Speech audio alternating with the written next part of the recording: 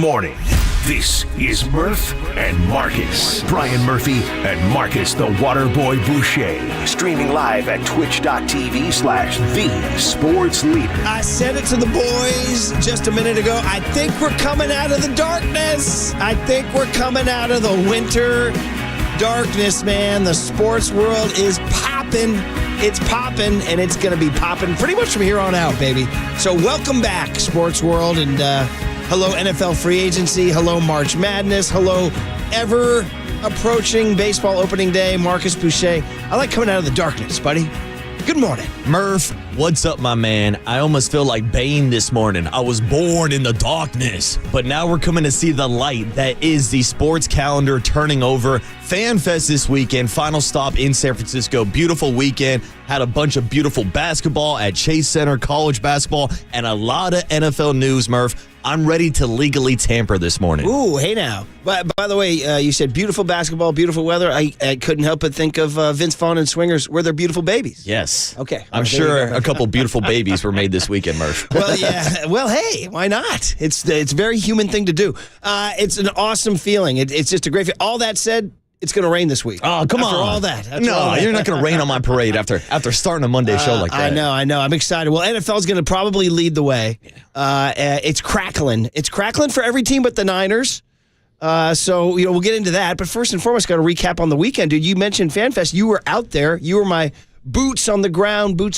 Everybody talking about your boots on the ground. Mm-hmm. And you're here to report Giants baseball is alive? Giants baseball is alive and well, Murph. Saturday at Oracle Ballpark. All right. I think it's on track. Is it 80 wins? I think it's on track to getting back to the goodness that was the Buster Posey era. And that's really the message and kind of the vibe that we've been talking about since we went down to Scottsdale for spring training. And kind of the energy we felt there. Well, you can feel that same energy at FanFest. Every time I mentioned Buster Posey's name on stage, I got an applause. Like, it was the easiest, applause sign ever. Buster Posey wants to win. They say that goes crazy. They say, you're a rock musician. You're in between songs. You just got to lean into the mic and go, hey, who likes beer? Yeah. You know what I mean? And so I was playing the hits. When in doubt, you're like, hey, everybody, Buster Posey's running the show.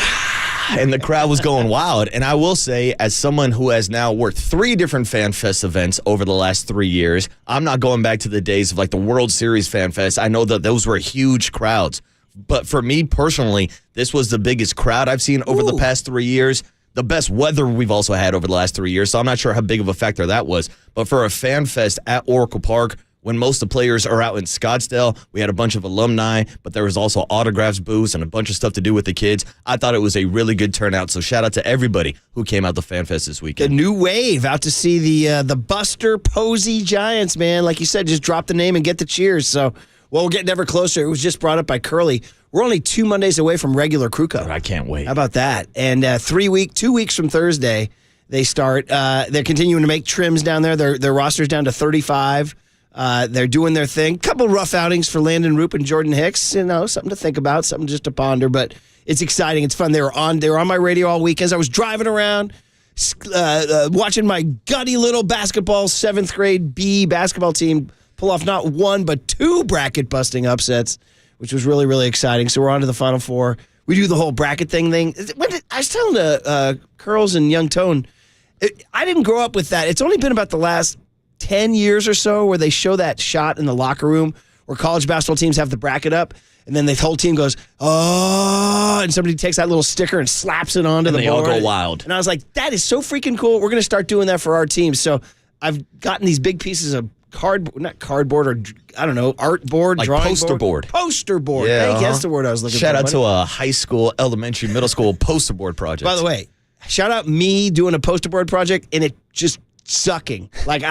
Even my bracket. So I made a bracket for the kids, and I had to read off the phone what the CYO bracket was, and then I had to draw the brackets. I looked at it, I was like, bro, that is C- work there. Hey, C's get degrees, Murph. Don't be too tough on yourself. That's right. We had a lot of fun because we got to celebrate. The kids run up and write the name, and then we shower the water down. So innocent fun, good fun for 7th graders. But I was driving around listening to Giants games and getting that vibe all over again. And I'm really starting, I don't know, maybe it's because the Bruins are back and playing good basketball. By the way, shout out to UCLA women beating SC yesterday for the Big Ten championship. But I don't know. I'm more into March Madness this year. I don't know, maybe because coaching 2 basketball teams, and I don't know. just more into it. So I'm like following it, watching Michigan State, Michigan yesterday. Tonight, I wrote it down, make sure we get it right. 3 local teams. St. Mary's plays Pepperdine at 6 o'clock tonight in the WCC semis. USF, 2 local teams. USF plays Gonzaga at 8:30 tonight. So that's exciting. That to me, like I came out, I told you guys, that to me like indicates I think we're getting back. March Madness, WCC climaxes, all the other tournaments will be going on this week. Selection Sunday will be Sunday. And of course, like we said, probably the biggest thing though, today, tomorrow, and the next day is the NFL. Yeah. And dude, we got to start with some of those big moves, including where do you want to start? You opened up you had a Christmas tree and you have a quarterback under a silver and black wrapping quarterback. Geno Smith. Pete Carroll got his guy. Vegas Geno. You know, they say some people never write back. Pete Carroll will always write back to his guy, Geno Smith. He doesn't leave him on red. Never leaves him on red. So, Waterboy, what do you think? To be honest with you, I was kind of uninspired by the move, which is never great when you're talking about getting a quarterback because I truly think he's going to be a stopgap quarterback. And I was kind of reading the tea leaves. Like Geno Smith was posting photos of him and Pete Carroll when Pete originally got hired by the Raiders.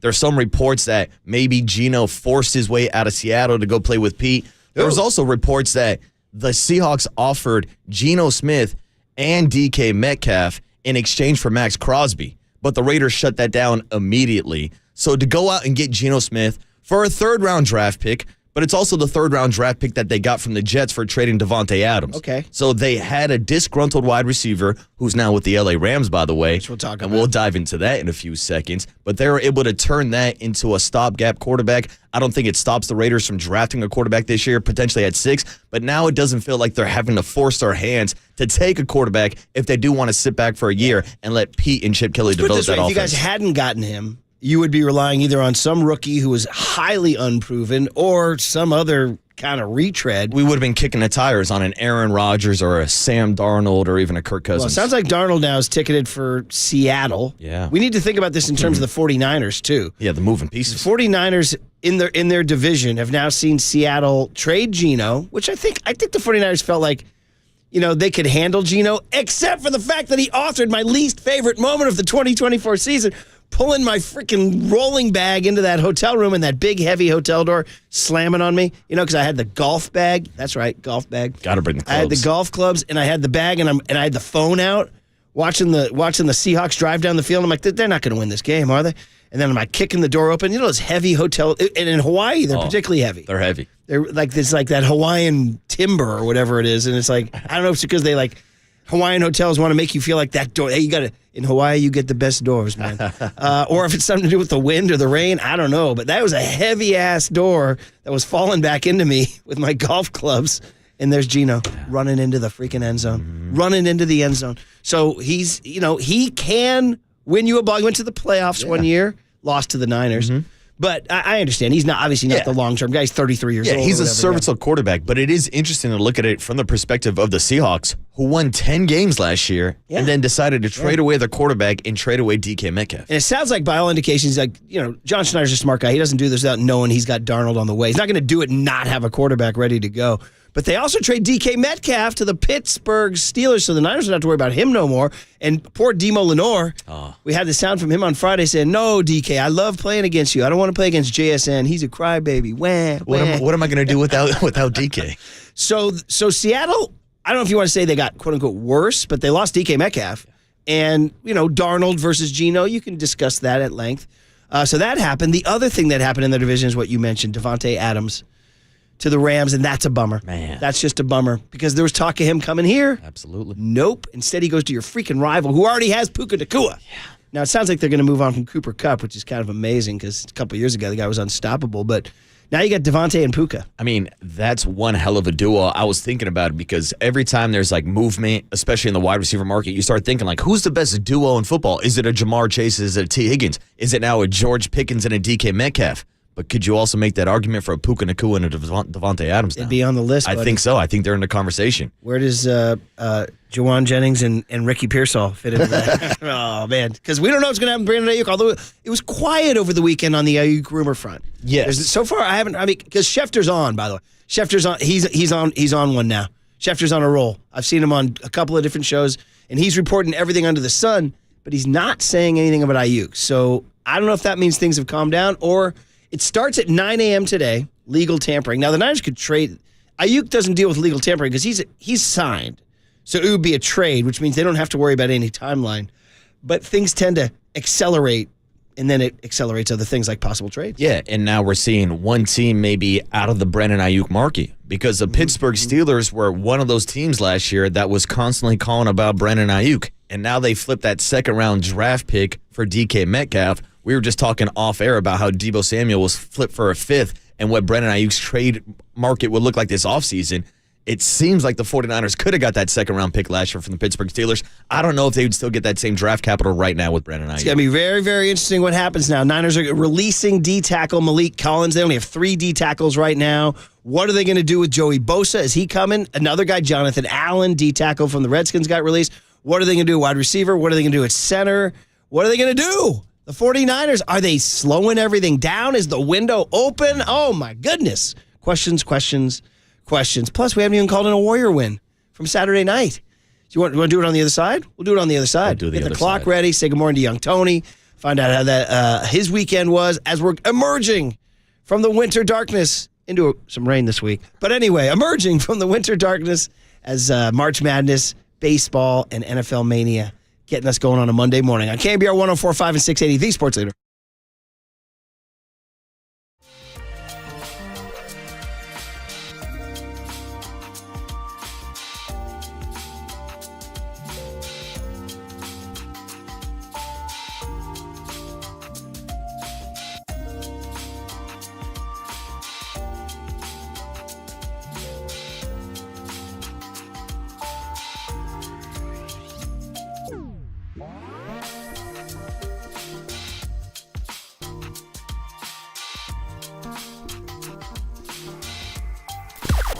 Now, from the O'Donnell Financial Group Sports Desk. Learn more at ODFIGroup.com. O'Donnell Financial Group, because planning is a process, not a product.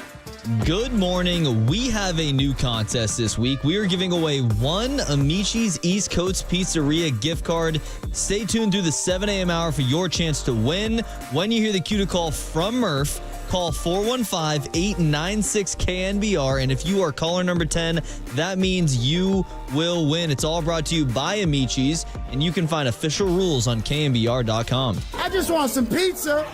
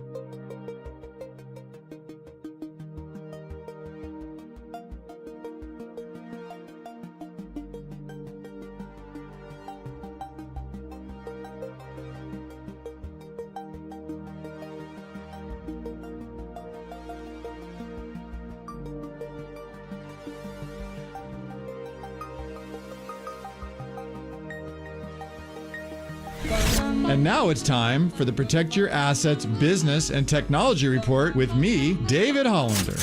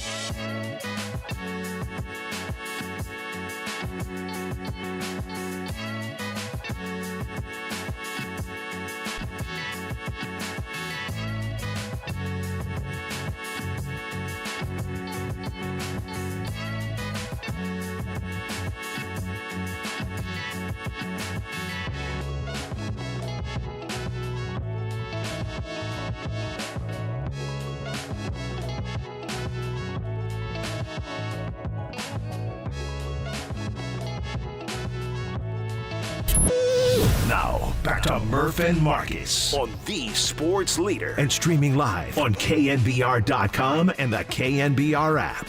Steph Curry pull it out. Rebound and finish. Santos going strong. Santos.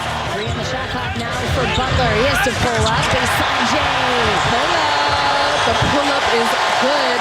6 on the shot clock.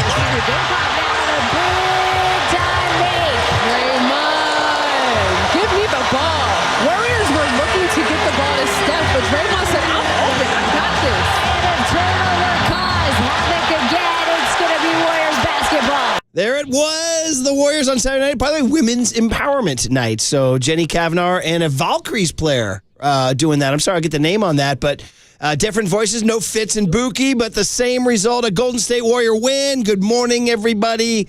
The Murph and Marcus Show. Brian Murphy, Marcus Boucher, young Tony Farias behind the glass, and of course John Joe Curley walking around tucked in slacks, doing his thing, and the Warriors get that win last night, or I should say Saturday night. They go tonight against the Portland Trailblazers. I was just talking to Marcus about when Draymond, I was watching that game, and when Draymond put that shot up, I said, no, what are you doing, Draymond? I don't. Yes, bottom of the net. I mean, I'm sure you must have been getting flashbacks to one of your middle schoolers throwing up a 3 and being the coach on the side saying, no, yes. I'll tell you a story from yesterday, and I'll give the kid credit because he made it. Reed was right in front of our bench, right in front of me, and he had an open 3, and I saw him toe the line, and I said out loud, he's going to take this, isn't he? I said, and then it's in the air. I go, well, Reed, it better go in. And it went in. And I was like, look at you, you lucky SOB. Yeah, and then he turned Now get around back like on D. Steph Curry and stared down the bench and threw up the 3 at Murph. Now get back on D. We still have that time when I was talking to Tim Wright about coaching 4th grade. He's like, you're out there, bro? You're coaching? Yeah, he's like, he goes, you're out there yelling, get back on D, bro. Back on D. And I was like, I said, well, yeah, more than that. I'm freaking Bobby Knight on steroids out there. But anyway, when Draymond left that, I was like, no, yes. Unbelievable. He made it, and boom, he likes to say, a huge 3. And I was just talking to Marcus about afterwards, the Warriors showed a cool thing afterwards in the clubhouse, or the locker room, I should say. Clubhouse in baseball, locker room in other sports. I understand.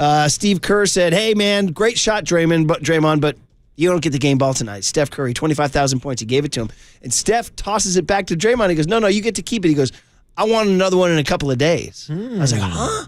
But Rory the Greek, who's getting a little too into this stuff, goes, yo, yeah, Dad, he's 7 threes away from 4,000. My guy's on it. Which I did not know. So I guess that's what Curry's referring to. He's looking forward to that game. That's it. Which could happen tonight. Yeah, because me and Rory the Greek have Steph over 5.5 3-pointers made tonight. No, but disturbingly enough, he told me, he goes, no, I've already picked the Kings game later this week. I was like, so you're already thinking about this? Yeah, he's already scoping it out, looking at those spreads down the road. When you read those prize pick things, and I read those underdog things, there's that part about Gamblers Anonymous and all that, 1-800. Yeah. 1-800 the numbers, kid. Can I have that number? That's it. I'll send it over to you. Can I have the number? I'll give it to you. Buddy, thank you. I got you, Murph. Does your prize picks read come with a discount on the Gamblers Anonymous thing? Yeah. I want Use code Waterboy for 20% off. I want a code. So anyway, well, young Tony, good morning to you, brother. How you doing on this fine Monday morning? Good morning. What's up, Tone? Great weekend? Great weekend. Are you kidding? Golf Beautiful. and sunshine? I did. A lot of golf, a lot of sunshine. No fan fest. Oh, Was he supposed to show? yeah, he was. He said it, not me. I wasn't going to throw you under the bus, young Tony. Tell us the story Young here now. Tone, what happened? Promises were made. Let's go get a beer. I'll go hang. We'll go get a beer. We'll go see what happens. It was a good time. There might be some beautiful babies. It was a good time, Yeah, Tony. fun. So Friday night was a late night. And Saturday morning, we work a long week. We got a great life. Don't get me wrong. Love what I do. But, I got to get some sleep here and there. So I woke up at like 9:30. I was like, fan fest. 9:30 is crazy late. Well, yeah, I mean, for me, 9:30 is For sleeping our in. schedule, yeah. 9:30 is like freaking middle of the afternoon for you. I know. And then it's like, thing starts at 10. I was like, it's probably going to go, because you guys are on stage for what, 2 hours? 3 hours. 3 Tone. hours. You did 3 hours on stage? Yeah. Are you serious? Mm-hmm. I hope you got.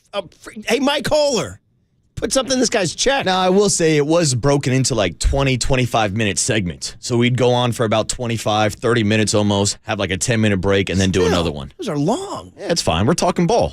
It's what we do. What a great attitude. Yeah, uh-huh. See me, I'm like, no, I need something from this. Call my agent. Yeah, no, it was Call my funny. agent. Copes even hit me up the night before. He goes, hey, man, you do any show prep or anything for this? I said, no. It's what we do. We talk ball. I dropped the Marty Lowry line on him. You're like, I show prep. My life is show prep. Yeah, dude, we're talking baseball. yeah. What do I got to prep for? So you were at that point where like Noah Lowry's on stage and you were doing the Sam Pless's show. What else? What else, That's a Noah? famous Tell us story. about the Junior Giants. I have a story about me having dinner with a bunch of buddies. We were up in Tahoe with our families, and a precocious 6th grader named Sam, just having the most adult conversation I've ever had. I was like, are you for real? You talking to me about politics, the economy, thoughts on life, the meaning of life? I'm like, this kid's in 6th grade. And at one point there was a pause in our thing, and he has this lisp. He goes, so what else?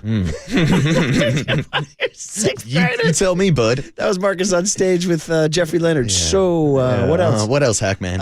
So great. So you made the decision. You made a business decision to stay. Yeah. Bad business decision because Well, I how told did you young react Tony to this this morning. decision? Well, I was upset because the number one question I got at FanFest all day long is, where is young Tony?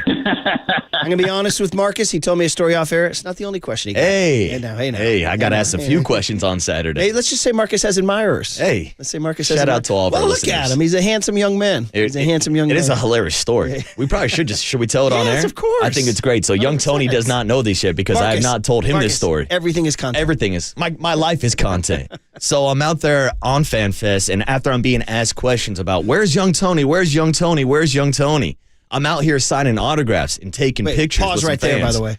I remember the very first time I got asked to sign an autograph. I was like, no, seriously, you don't want my autograph. Which, by the way, dude, You know. it's always a weird feeling when you go to autograph something that's like actually signed by a big leader. Yeah, you're signing right next to Yeah. freaking Jung Hoo Lee. And, like, I'm trying to Yeah. sign as small as possible, like maybe just give you the WB No, you're pissed initials. because Matt Chapman took the sweet spot. He deserves it. He for sure deserves a sweet spot. So anyways, I'm signing autographs for a few kids, couple listeners, and this kid comes down and he goes, Waterboy, I love the show. We listen every day. Also, just want to let you know, my mom thinks you're cute and wants to know if she can have your number.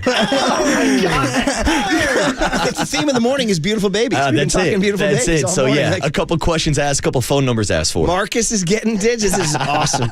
Did you just say to the kid, no, just why don't you have her slide into my DMs? That's it. Catch me on Instagram. My first thought was that Paul Skeens kid. Wasn't there a kid who goes, "Hey, Paul Skeens, my mom thinks you're cute" or something like I that? think you're right. Yeah, we have that sound in the Marcus cooler. is our Paul Skeens. That's it. I hope so. Hell, that's what I'm trying to live up to. Well, that's what we're here. Listen, we're going to get listeners any way we can, and if it's Marcus's sex appeal that gets us listeners, then That's it. we're going to exploit it. If I got to strip on stream, I Can will you wear do it. something more revealing tomorrow? I know. I got to buddy? take these hoodies off. Start showing off the guns and muscle come in, t-shirts. come in with muscle tees. Yeah, Come in with muscle a couple tees. V-necks, show off my chest there. It's always nice to get that little confidence buzz there. By the way, I did 20 Fan Fest. Never had my phone number asked for. Which also put me in a weird situation. Quarter zip nerds. Yeah, it's good. Because I started thinking to myself, I'm like, should I really give out my phone number in front of all these fans? And then everybody has my phone number. I can't do that. So instead, Murph, I wrote my number on the ball. What would Mickey Mantle do? Right? Exactly. Well, that's a great story. I like that story. It's a good story. And why don't we take the buzz of that story and call in the Warrior Wind, which we haven't done yet because it happened on Saturday night. And, dude, by the way, the Detroit Pistons, yeah. They were like, guess what? We're the blanking Detroit Pistons. They're good, and they were tough. And the Warriors damn near lost that game, and it wouldn't have been an embarrassing loss. Detroit got on a plane, flew up to Portland, and won last night. They're scrappy as hell. Dude, they had the same record as the Warriors. They were 35-28 in that game too. Damn. Now the Warriors are 36-28. Absolutely. But anyway, man, Bruce Frazier called Adam Silver. Silver said, well, yeah, it was the Pistons, of course. He goes, say that again, skinny boy. This one was tough. Put it in the books. Golden State Warriors 115, Detroit Pistons 110. Woo!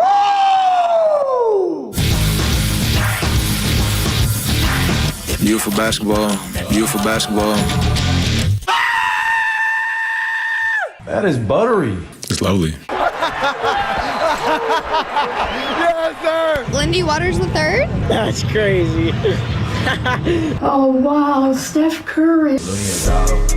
Only want to be with you. Golden vibes. Very entertaining. That was quite a show. Oh, I want to dance with Steph Curry. There it was. An 80s Friday. 80s Friday. Oh, man. All right. Well, sounding good. Young Tone, hit the horns because I believe we've got a guest list on a Monday, March 10. I'm declaring we've emerged from the darkness. Spring is what? Well, also, how'd you guys deal with time change? I'm not a fan of it. Who is? Can we just leave it this way? Well, will you be a fan tonight around 6 o'clock? I am a fan of you're the on your later roof? sunsets. When you're on your roof holding something that's burning? Oh, yeah. I love a late sunset in the summer. I just hate adjusting our schedules, especially because we wake up so damn early. Here I was again, waking up earlier, waking up later. I don't know if I'm losing sleep. I don't know if I'm gaining it. I don't know what the hell's I going think on. most Americans want to abolish this whole thing. Just and keep like, it on move with one Get rid of time the penny zone. and the time changes. Yeah, all right? time.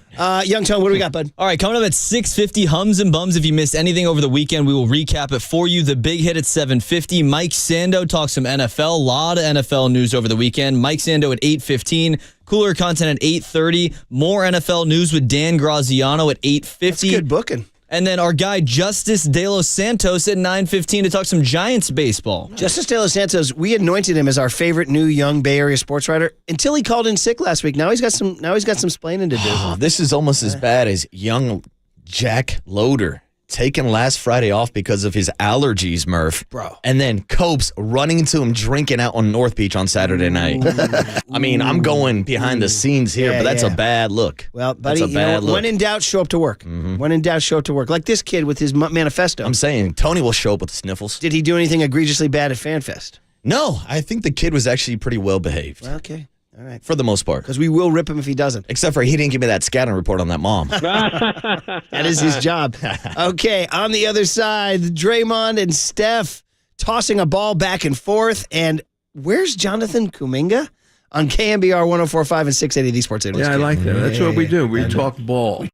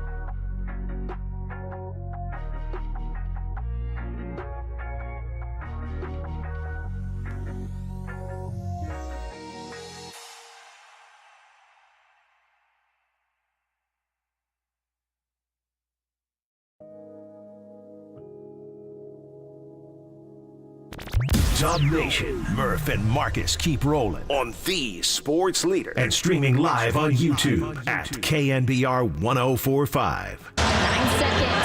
That should shoot for three. That's sure. Jimmy Butler with the rebound. Steph Curry with the ball. And dare I say, kiss it goodnight. Warriors securing the win, securing the bag. First game back home in a while. Got the crowd going. This was an exciting one. Yeah, Warriors doing their thing, women's empowerment broadcast, and man, oh man, did they need it? Because gosh, the Timberwolves are winning, and the Clippers, by the way, beat the Kings last night, late Sunday night, in overtime. Yeah, Kawhi hit a big bucket, huh? Yeah, and probably had more energy than I've ever seen Kawhi Leonard have in his life. His celebration after the game was awesome. The mysterious Kawhi Leonard. Mm-hmm. Yeah, when the mysterious Kawhi Leonard decides to engage, you see things like the 2019 NBA Finals, and all of a sudden you got a bunch of freaking hockey fans chanting "We the North" in Oakland, California. Can't believe it. How about that? I still can't believe it. Yeah. Oh, by the way, I forgot to tell you, kind of bleed barrel here. The lovely bride, Candy Sue, was down in Orange County with the big boys, 6'5.5", Declan Murphy at a water polo tournament. Of course, what else do you do in Orange County but go to a water polo tournament? So it's just me and Rory the Greek all weekend.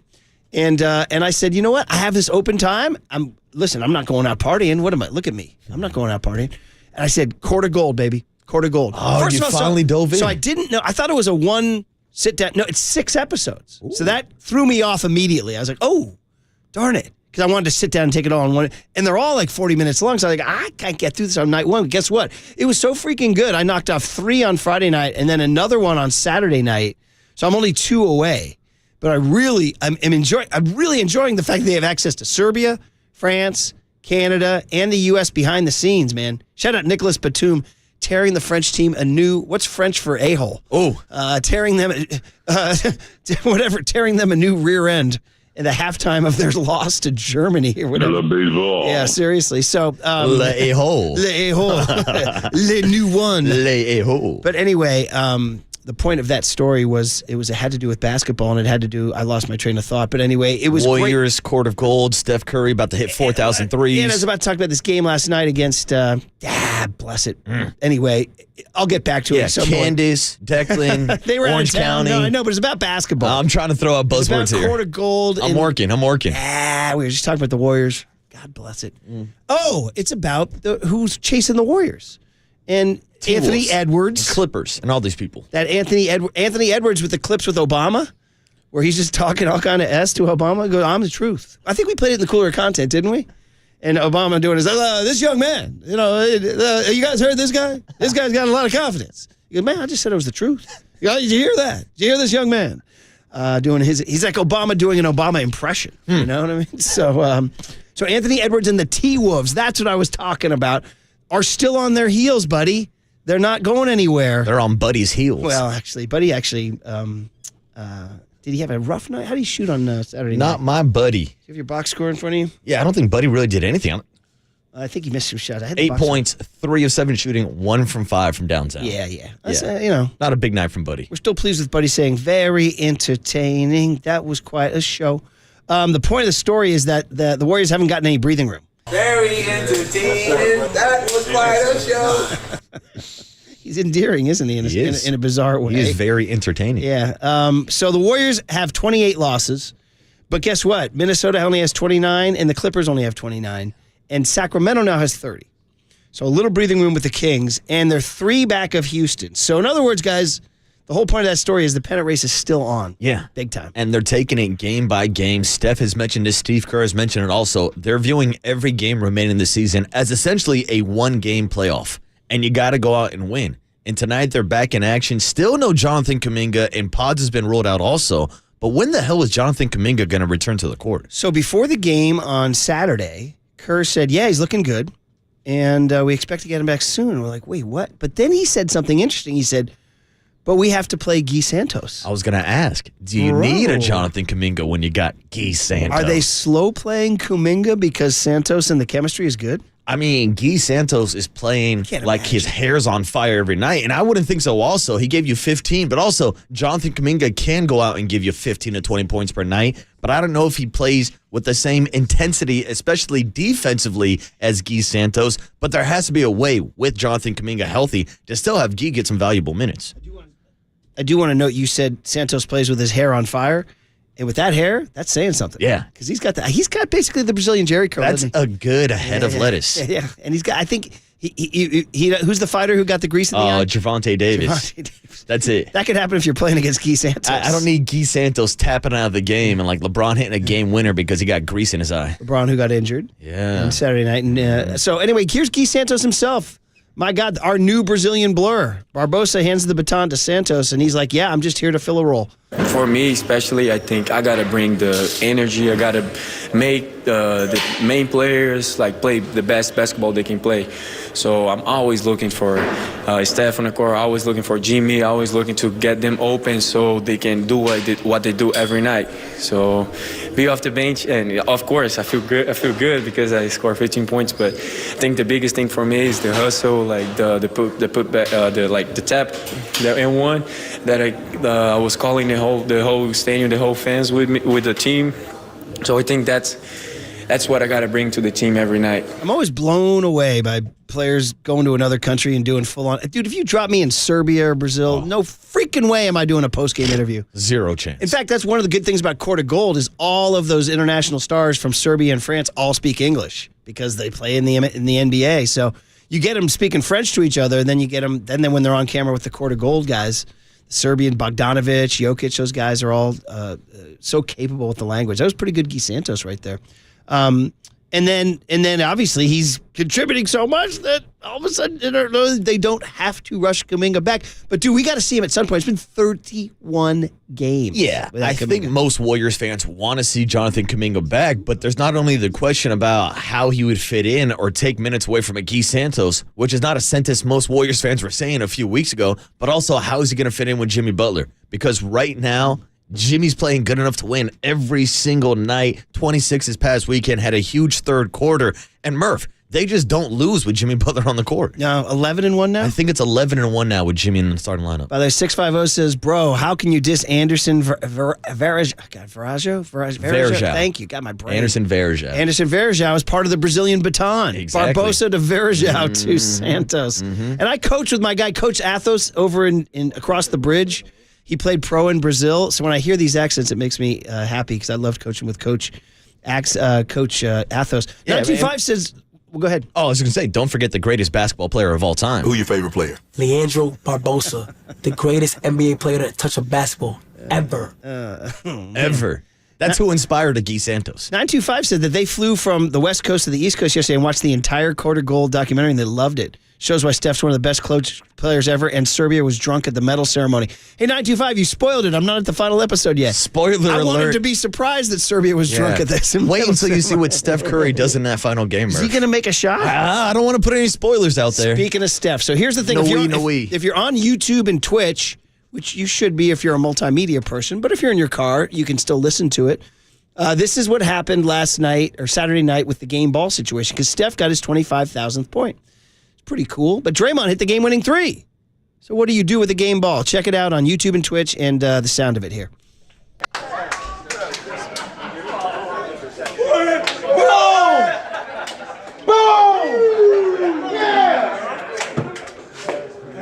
That's a hell of a fight.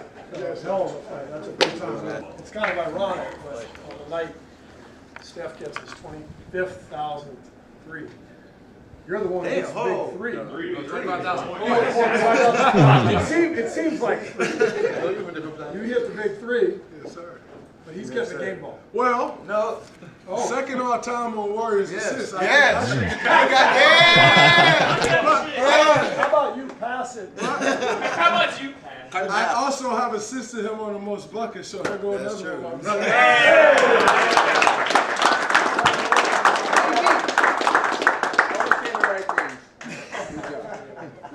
I hope to get another one in a couple of days, so now you can take that back. Oh, sign it for me.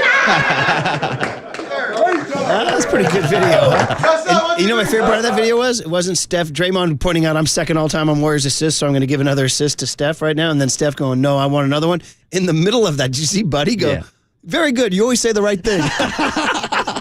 Buddy's starting to charm us, isn't he? Dude, I mean, he's With all not. the misses. I mean, yeah, he's got a better personality than his 3-point percentage because everybody loves Buddy, and Buddy's just never in a bad mood. Oh, man. So anyway, fun stuff, man. Fun stuff. Hey, we're still giving away all sorts of stuff. Not Stevie Nicks and Billy Joel this time. This time it's just flat out Amici's East Coast Pizzeria gift card. And oh, by the way, we had our year-end party. Even though our season isn't over, we're still playing Saturday in the Final Four. But we had scheduled our little party thanks to the Paynes, Josh and Landa, for hosting us. And Amici's catered it. So we had cheese pizza. We had pepperoni pizza. We had the New Haven white clam pizza, which divides the room, by the way. New Haven. Not everybody loves the New Haven white clam. I do. And then we had they call it the polo, the chicken and the garlic. We had wings. And we had pasta, penne with meat. Oh, those lemon wings, man. Yeah, delicious. One of my kids, I'll leave his name off it because I don't want to wing shame him. But he took like 8. Oh, and it was like it was a 50 count, and there was a lot of people in the room. I said, "Hey, you taking 8 wings?" He goes, "Yeah, coach." Oh, dude. I said, "All right, buddy." That's easy work, Murph. Keep my eye on you, buddy. If a middle school water boy walked into that party and I saw wings, I probably would have took a dozen. Okay. I used to destroy. I mean, I still do destroy wings all the time, but like I've taken down like a 30 count before. Nice. Yeah. I think I had 2 or 3. So we'll do that in the 7 a.m. hour. But of course, you guys know the deal. It's Monday morning, approaching 6:50. It is the routine and the tradition that sustains the Bay Area. Hum babies and bum babies. Next on the Sports Leader.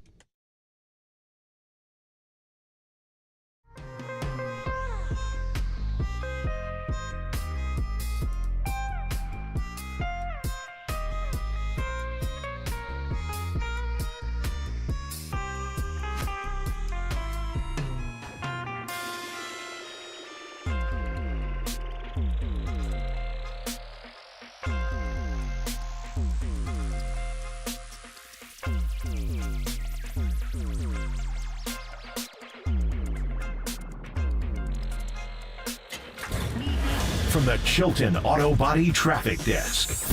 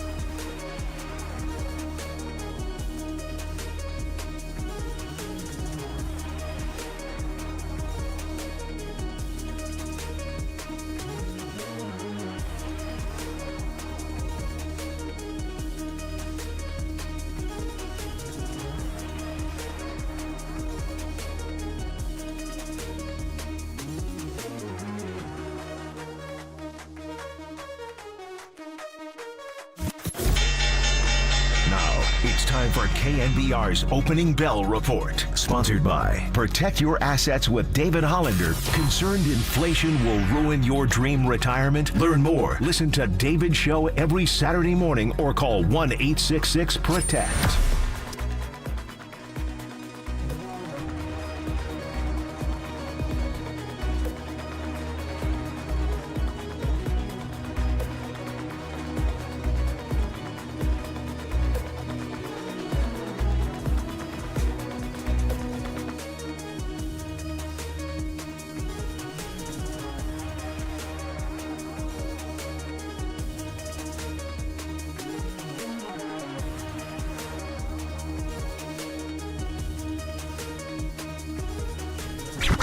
What do you want?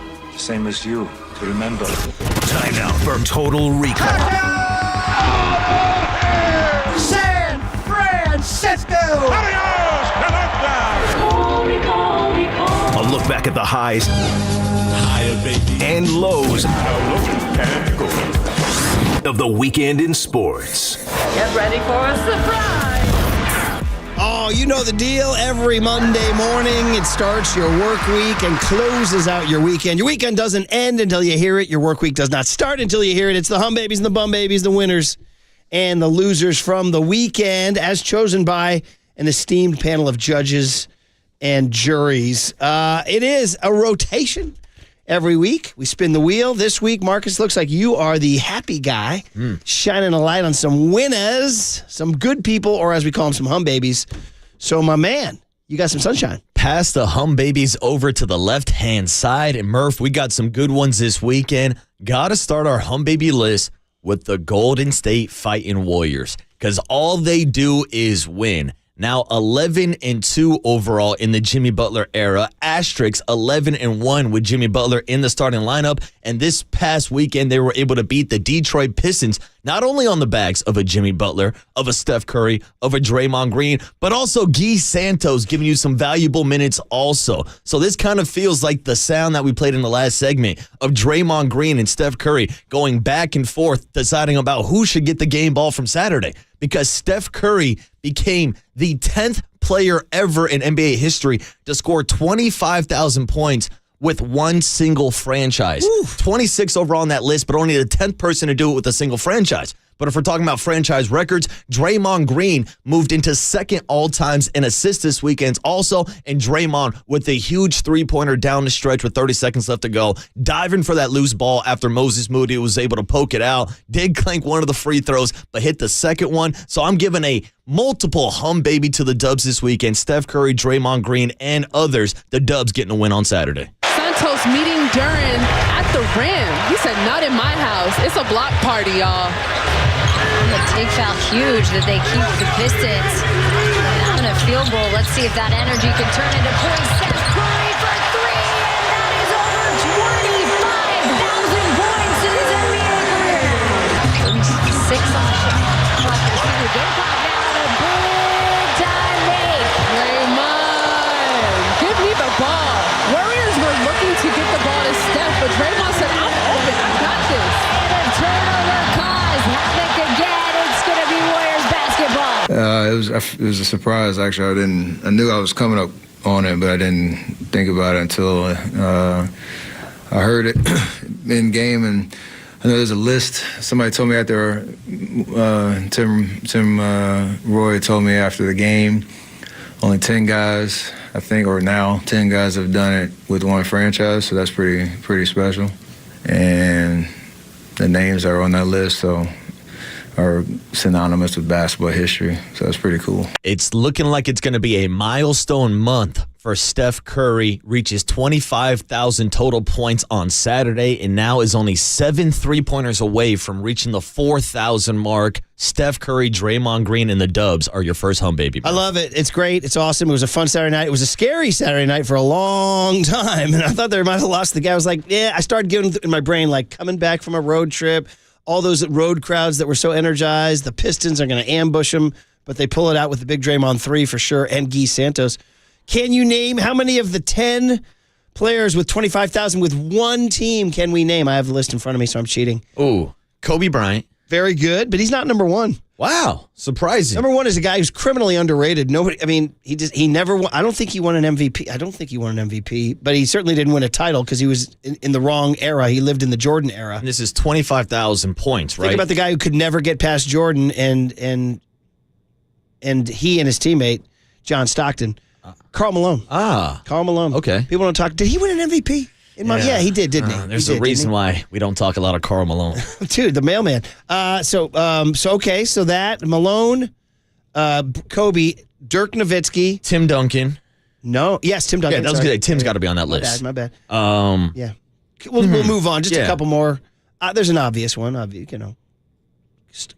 Don't go past Chicago, buddy. Oh, Michael Jordan played. Well, he played for the Wizards also, but obviously scored 25K with the Bulls. My guy, freaking Hakeem Olajuwon with the Houston Rockets, my favorite underrated basketball player. Baby Pods, John Havlicek, Reggie Miller, and Jerry West. I was going to ask, would LeBron have 25K between his 2 stints in Cleveland? He's not on here. Because he's at 50K now overall. There it is. So you're not on the list, LeBron. Very entertaining. That was quite a show from Steph Curry. Look for him to potentially put on a show tonight. Needs 7 more to get to that 4,000 3-point mark. Moving on to home baby number 2, Murph. We got people cashing in this weekend with a lot of NFL news. And so I'm going to give out a co-home baby award to the guys resetting the market on both sides of the ball. Myles Garrett with the Cleveland Browns and Josh Allen with the Buffalo Bills. And it's funny, Murph. They say money is the root of all evil. Money is also the solution to most of your problems, because it was just about a week ago where Myles Garrett was requesting a trade and talked about how he wanted to go to a winning franchise and no longer wanted to play for the Cleveland Browns. That was until they gave him a 4-year, $123.5 million extension. This comes a week after Max Crosby broke Nick Bosa's record for getting $35 million per year. Myles Garrett will now be racking in $40 million per year, easily the highest paid defensive player in the league. And then we go over to the other side of the ball where Josh Allen reset the quarterback market in terms of guaranteed money. Now, this is interesting because he received a record-setting 6-year, $330 million contract extension from the Buffalo Bills. That deal includes $250 million guaranteed, which is more than the $230 million guaranteed that Deshaun Watson got in his contract. Now, the big thing that stands out to me is Josh Allen is getting $55 million per year on the AAV, average annual value, which does not eclipse the $60 million mark set by Dak Prescott. I'm sure we'll react throughout the entire show how it's going to affect a Brock Purdy and his upcoming contract. But the 2 winners from the NFL this weekend are Josh Allen and Myles Garrett as co-home babies number 2. Breaking news here on HQ. Browns defensive end Myles Garrett has just become the highest paid non-QB in NFL history. That is according to our NFL insider Jonathan Jones. It's an extension to stay in Cleveland worth more than it's worth $40 million a year. 123.5 of that is guaranteed. Josh Allen for years has been, I would say, on a contract that probably didn't properly compensate the kind of play that he has put on the field. Now he has, when he gets a 6-year, $33 million deal, $55 million per year, making him the second highest paid quarterback in the NFL behind Dak Prescott. Usually you see quarterbacks get extensions, you just tack on a couple years, add money. This was more of a complete tear-up, just a new deal for Josh Allen. Gets a whopping $250 million guaranteed, locked in for years to come in Buffalo. They've taken care of a lot of their guys during this period. Myles Garrett gets the bags with the Browns, and the kid out of Fireball, California, Josh Allen, $250 million guaranteed. So hum babies, we're honoring rich hum babies. A lot of money in the hum babies this week. I heard that Myles Garrett said it was never about the money. Do we have Gene Simmons? Do we? Seems like it was a little bit about the money. Noted NFL general manager / pro personnel scouting director / assistant head coach / quality control coach Gene Simmons of KISS on whether or not Myles Garrett, was it about the money, Myles? And anybody that tells you that they want less money in life, be suspicious of this person. This is a liar. Everybody wants more money. I just want enough money. You're full of shit. It's never enough. You know when it's enough? When you're dead. That's when it's enough. Yeah. Myles Garrett was a little full of S. Myles Garrett, Gene Simmons' favorite player. And so we will talk about the Brock Purdy, but you got to move on. I know. Yeah, got to move on. Got to keep it moving here with hum baby number 3. We're going to check in with the Denver Nuggets. And the Joker himself, Nikola Jokic. Yeah. I mean, Murph, we always riff about how Friday night is the night where sports talk radio goes to die. But we got to give some love to the Joker, who became the first man ever in NBA history to have a 30-20-20 game. What? Like truly video game numbers. What? 31 points, 21 rebounds, 22 assists. He shot over 50%. He accounted for 55% of the Denver Nuggets rebounds throughout the game and also contributed 50% of the team total assist numbers on the night. Nikola Jokic, the Joker, hum baby number 3. Final play-in tournament spot. They go to Jokic spinning and scoring over Plumlee. Murray on the handoff, stops, pops, hits. 4-point Denver lead. This is a two-man action they love to run. A down screen for Murray. Go to Jokic and come right into that dribble handoff. And Murray gives it up to Jokic with the floater. A 30-20-18 performance by Jokic. That might have been the game, that offensive rebound right there, if they score here. And they will!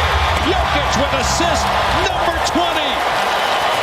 The first ever 30-20-20 game in the history of the NBA. Nikola Jokic continuing to show he's one of the greatest of all time. Nikola, years and years from now, when you're sitting on a couch, what will you tell your grandkids about tonight? I will lie. Never lie, definitely. I don't tell them. They will not look it up. I will lie, probably. They get 40 points, 30 rebounds, and 30 assists. I would say they didn't follow the stats. I had more. I love that Joker riffing about how he's going to lie to his kids and his grandkids that he had even more points on a night where he made NBA history. There are a few people complaining about the fact that he did do it in an overtime win over the Phoenix Suns, but this is a guy that had a triple-double with like 10 minutes left in the third quarter. Nikola Jokic on the track list to be one of the greatest of all time. He achieved a triple-double at some point late second or early third, and from that point on, achieved another triple-double in the game. I'll give you 2 triple-doubles. Two things we got to talk about. I know we're going to get going here, but number one, on Friday, I jock-blogged about Steph's place in the Pantheon. I came up with a silly formula about MVPs and all defense and stuff. And you know who I left out?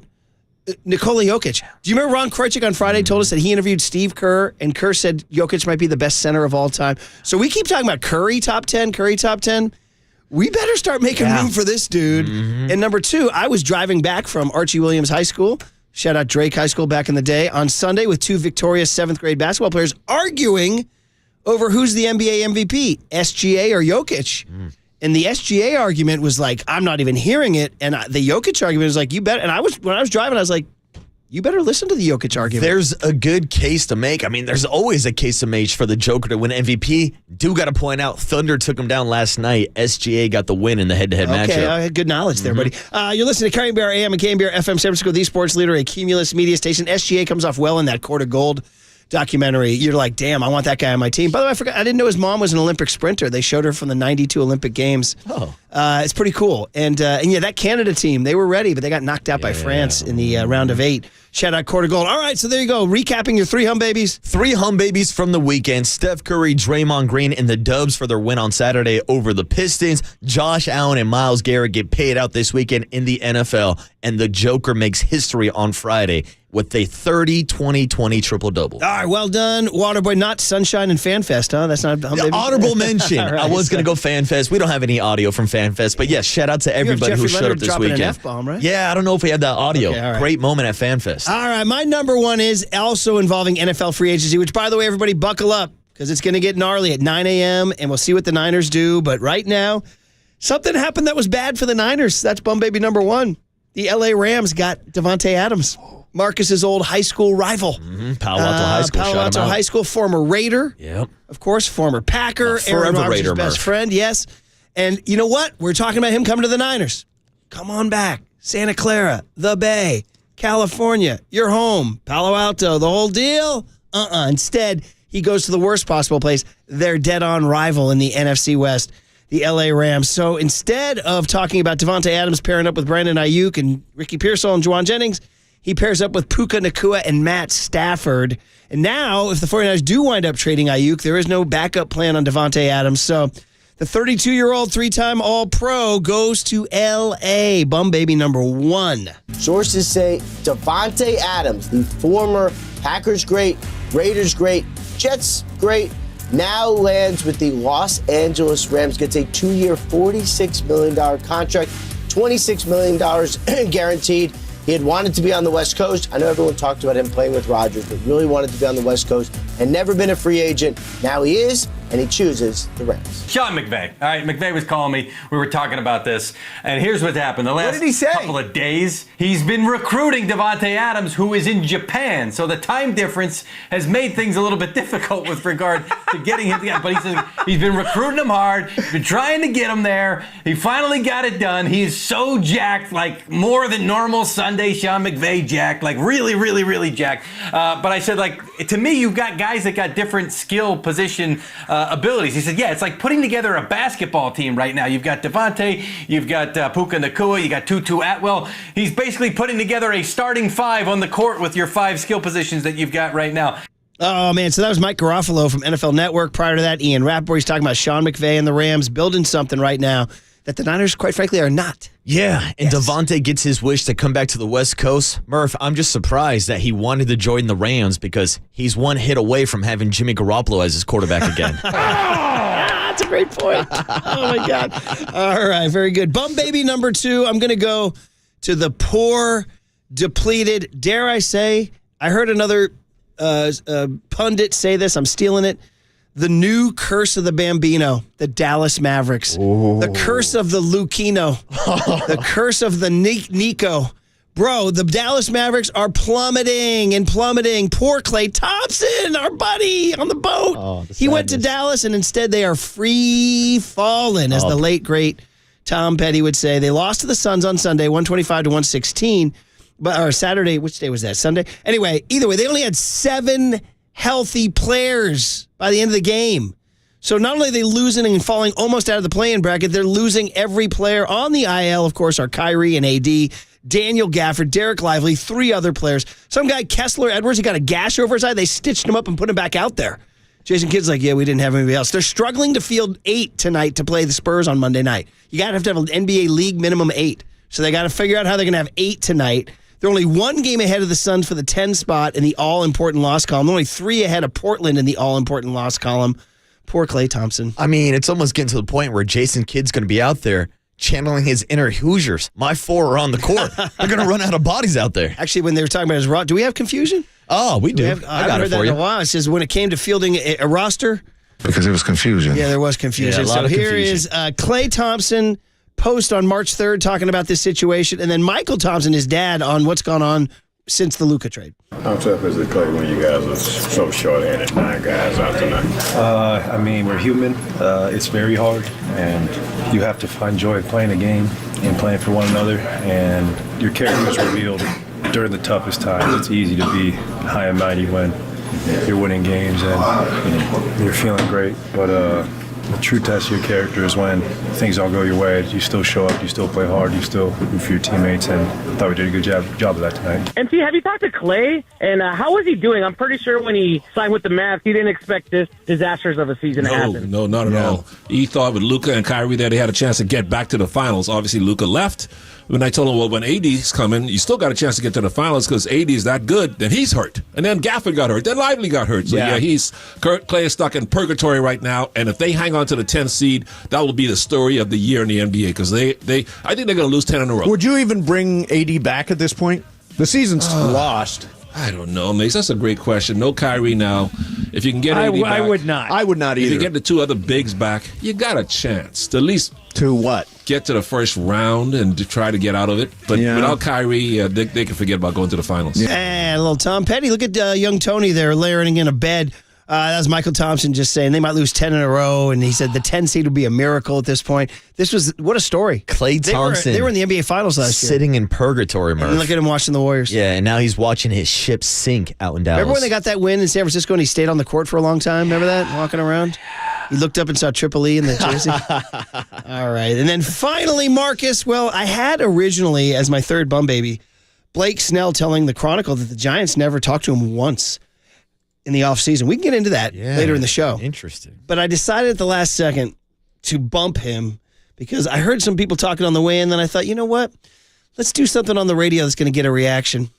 Because bum baby number 3, Garrett Cole. Wow. Garrett Cole is concerned about the state of his pitching elbow and the potential of surgery. I'm concerned. We have it. It says Garrett Cole. We have an initial idea, but we're going to wait to see exactly what everybody says before we come to our conclusion.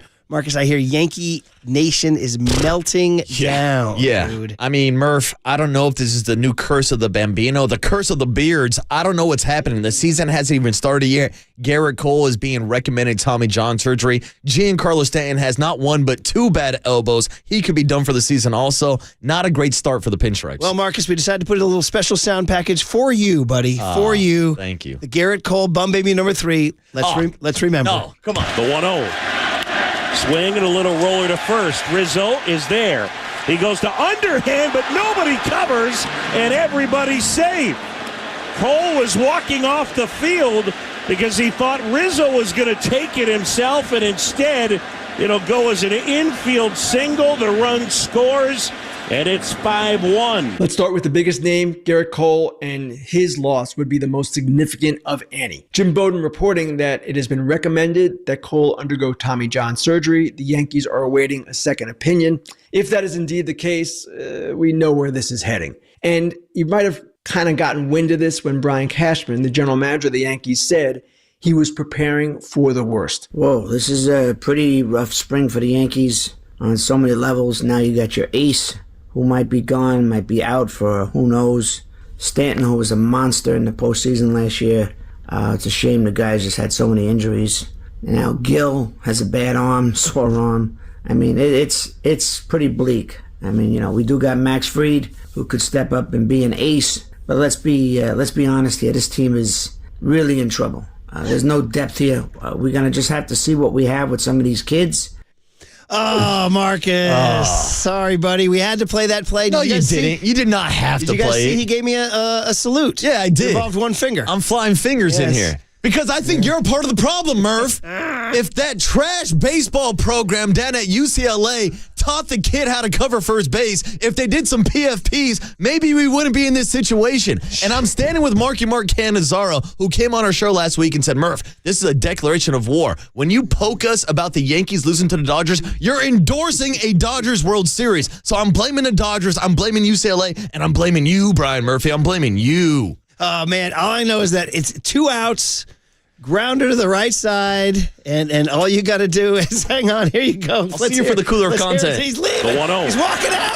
Swing and a little roller to first. Rizzo is there. Rizzo. He goes to underhand, but nobody covers, and everybody's safe. Oh, my God. All right, you have permission now to play some highlights from USC's 50-0 win over UCLA. All right, there's your bum. It is a bummer, though. It is. Garrett Cole. It is a bum, baby. I know you guys will still be good. Ah, man. You guys will still be good. I'm still sad about the World You got Series. 99, don't you? Yeah, 99, but so do Machado's gone. He's with the Mets. Oh, man. It's a disaster. Right. There's your bum babies. Davante Adams is a Ram. Of course, the story of the poor, sad Mavs and Marcus's Yankees. Garrett Cole may have season-ending surgery. I told you, Tony. I said, I changed the bum babies. I go, it's better to get a reaction from Marcus. And he didn't know it was coming. No, I had no idea. So, did it work out, Tone? What do you think? Oh, absolutely. Yeah, there you go. Yeah. All right, good job. I was happy to hear a sad Nicky T, though. That cheered me up a Yeah, little he wasn't bit. even fired up. No, dude, he's depressed. Yeah. All right. Hey, listen, we should get into this Blake Snell story on the other side. On KNBR 104.5 and 680, the Sports Leader. Whoa, this is a pretty rough spring for the Yankees.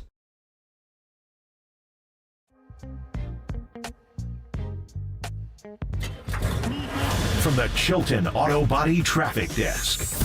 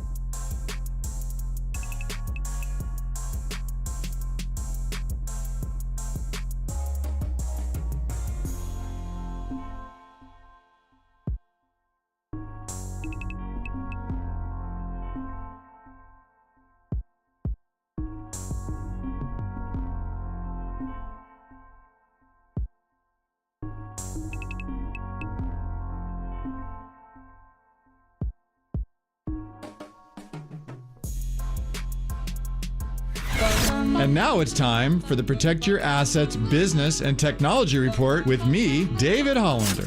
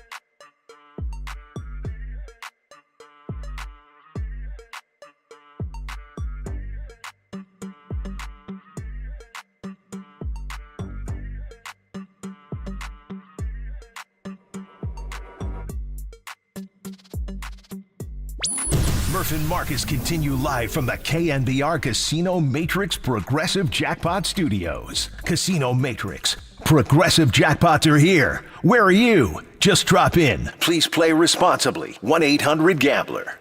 Ellie De La Cruz from the right side. First pitch, a swing. Fly ball right center. Moving over is Yastrzemski. He's there. He's got it. And Blake Snell has done it. Snell has thrown a no-hitter for the Giants tonight in Cincinnati. Getting mobbed by his teammates in front of the pitcher's mound. Blake Snell makes history. Oh, happier days when Blake Snell threw a freaking no-hitter for the Giants, and then it just didn't end well. When last weekend of the season they said, hey, Blake, it's your turn to start, and he's like, yeah, no, I'm good. I'm good. And everything changed because now, of course, he's a Dodger, and we all thought, Giants didn't make a move for him. They thought, is that because he didn't go take the ball last weekend of the season? We were like, wait, is Buster Posey saying something? And then you get to the San Francisco Chronicle this morning, and shout out Susan Slusser for doing the reporting. She goes to Glendale, Arizona, and talks to Blake Snell after the game, and here's what Blake Snell said, quote, on Sunday, Blake Snell told Susan Slusser of the Chronicle, the Giants didn't even talk to me. It was surprising. I thought they really liked me. Oh. Okay, there it is. On to the next one. Quote, I know Bob Melvin, I know Bob loves me, and I'm really close with Logan and Chappie. So I was shocked. I thought they'd come after me right away. I really liked it there. I was happy there. But they never even said anything to me. And then, you ready for this? I texted Bob, and he didn't reply. Oh, no. And Bob always replies to me, so I kind of had a feeling. Not this time, Blake. But it was weird, especially with all the other teams that were interested in me, and that is that. On he goes to the Dodgers, and man, be careful. Oh, and then finally, one more quote. There were a lot of teams after me. I just thought it was weird the Giants were not one of them. Whew. Wow. Yeah. First of all, shout out Blake Snell for some juicy quotes. And second of all, Slusser for getting it. And third of all, dude, this to me, now I haven't made any back channel conversations here. Maybe we should at some point. This to me has Buster Posey written all over it. Yeah. This to me has Buster Posey saying this is not the team we want to be. We're not, no. And there must have been some indication along the way, not just the skipping the last weekend start, but that he's not Buster's kind of gamer. Like we talk about deep into games. Yes. He's the opposite of that. Yeah, and that's why I think it's even more about him not taking the ball that last weekend, but it's more about him not taking the ball into the 6th or the 7th inning because Buster Posey wants his pitchers to work deep into the game. So I'm not surprised with the different type of pitcher that Blake Snell is, that Buster Posey would want to go in a different direction. But I am surprised hearing that they didn't even reach out. Well, dude, they didn't have any negotiations. That's a statement. First of all, let's get to the juiciest part. Bob Melvin ghosting him. Yeah.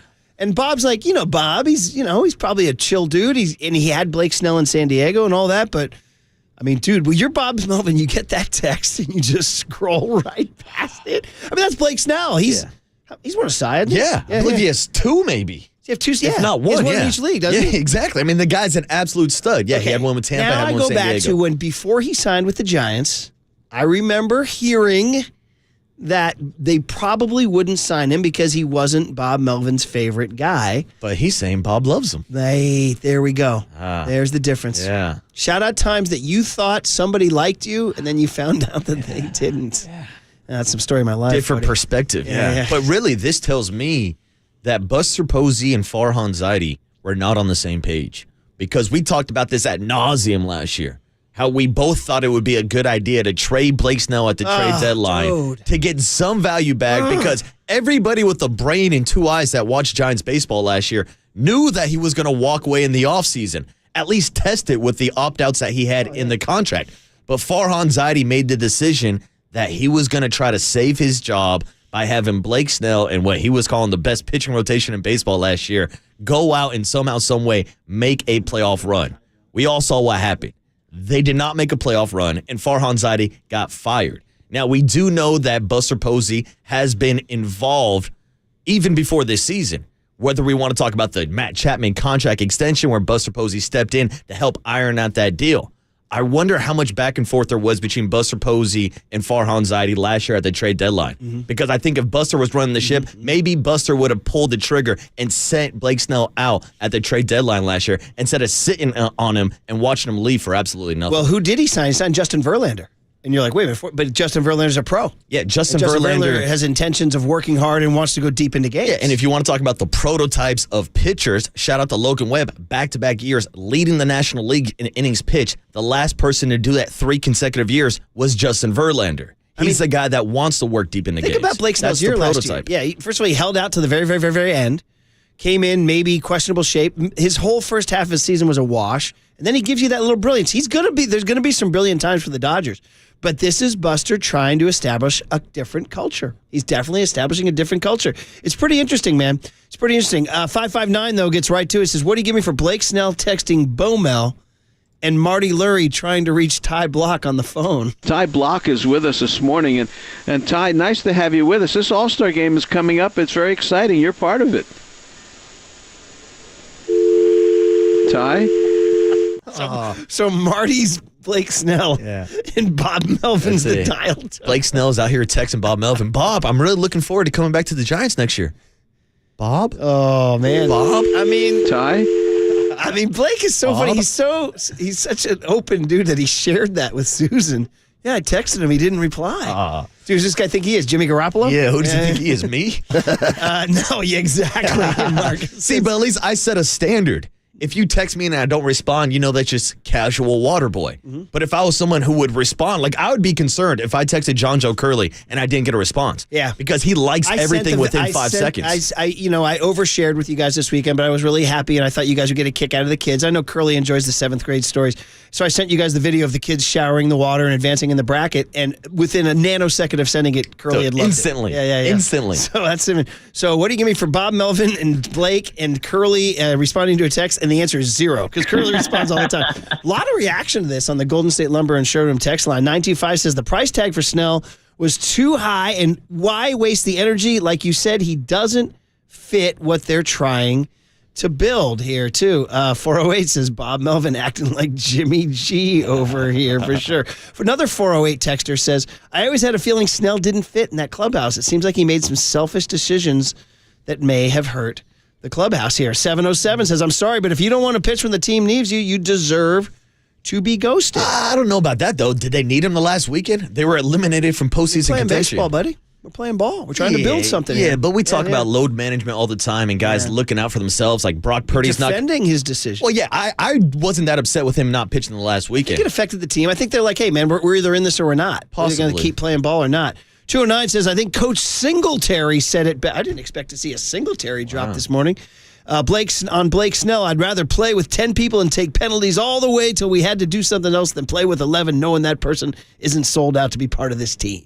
Felt like he never sold out to be a Giant. He was all about himself. Man, people are very ripping Blake Snell. Yeah, man. Did they forget that no-hitter out in Cincinnati? Yeah, 209 says the Giants didn't go after the dude who showed up to camp out of shape, cried to the media all year long, decided to skip his start on Fan Appreciation Day for his own personal needs. Good riddance, Blake Snell. I hope the traffic in L.A. is so much better. This person's getting really deep because remember he complained about traffic with Kruk and Kipe in the dugout. Wow, that's a deep cut. That is a deep cut. Are you surprised that there's this much anti-Snell stuff going on here? No, not really, because he joined the Dodgers. I think if he went anywhere else, maybe there wouldn't be this level of vitriol towards Blake Snell, but you literally went to the enemy. You went to the World Series champions who now have maybe the best rotation in baseball. I mean, the Dodgers didn't need any help, and it seemed like they were hand-gifted Blake Snell this offseason. Yeah, 209 texts in says, would Giants fans be ripping this off if he didn't go to L.A.? Well, maybe not. 408 says, I'm a little disappointed that a classy organization like the Giants wouldn't at least reach out and say, hey, thank you, but we're moving on.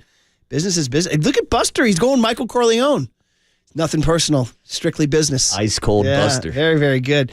And then 415 said, well, Farhan was looking for a lot in return for Snell. He was not going to just get rid of him just to get rid of him. Bro, this is a results-based business. He kept him and got nothing. Absolutely nothing. Yeah. I'll take a lower package of some type of prospects and getting nothing for him. And then 408 comes back with the best text of them all. It says, I guarantee Waterboy texts back to interested ladies right away. Wait, should we shout out moms at FanFest? There's a level of priority here, all right?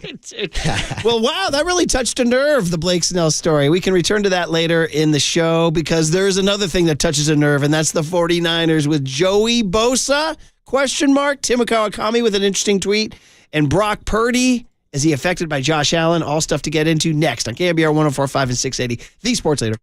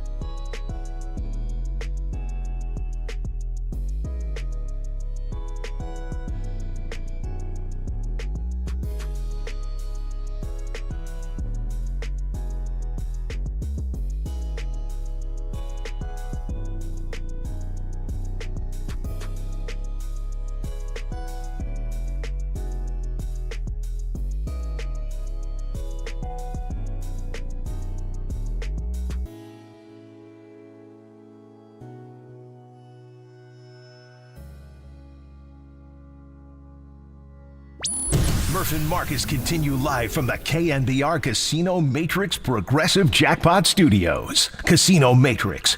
Progressive jackpots are here. Where are you? Just drop in. Please play responsibly. 1-800-GAMBLER. What do you want? You want Amici's Pizza? We got a gift card for you. Why don't you call John Joe Curley right now at 415-896-KNBR. Caller number 10. I told you guys, Amici's did a lavish delivery to our basketball team party yesterday, and everybody enjoyed it. I enjoyed it a lot, and love spreading the Amici's brand. So call John Joe, 415-896-KNBR, and we'll be doing this all week long. Amici's gift cards to you lucky listeners out there.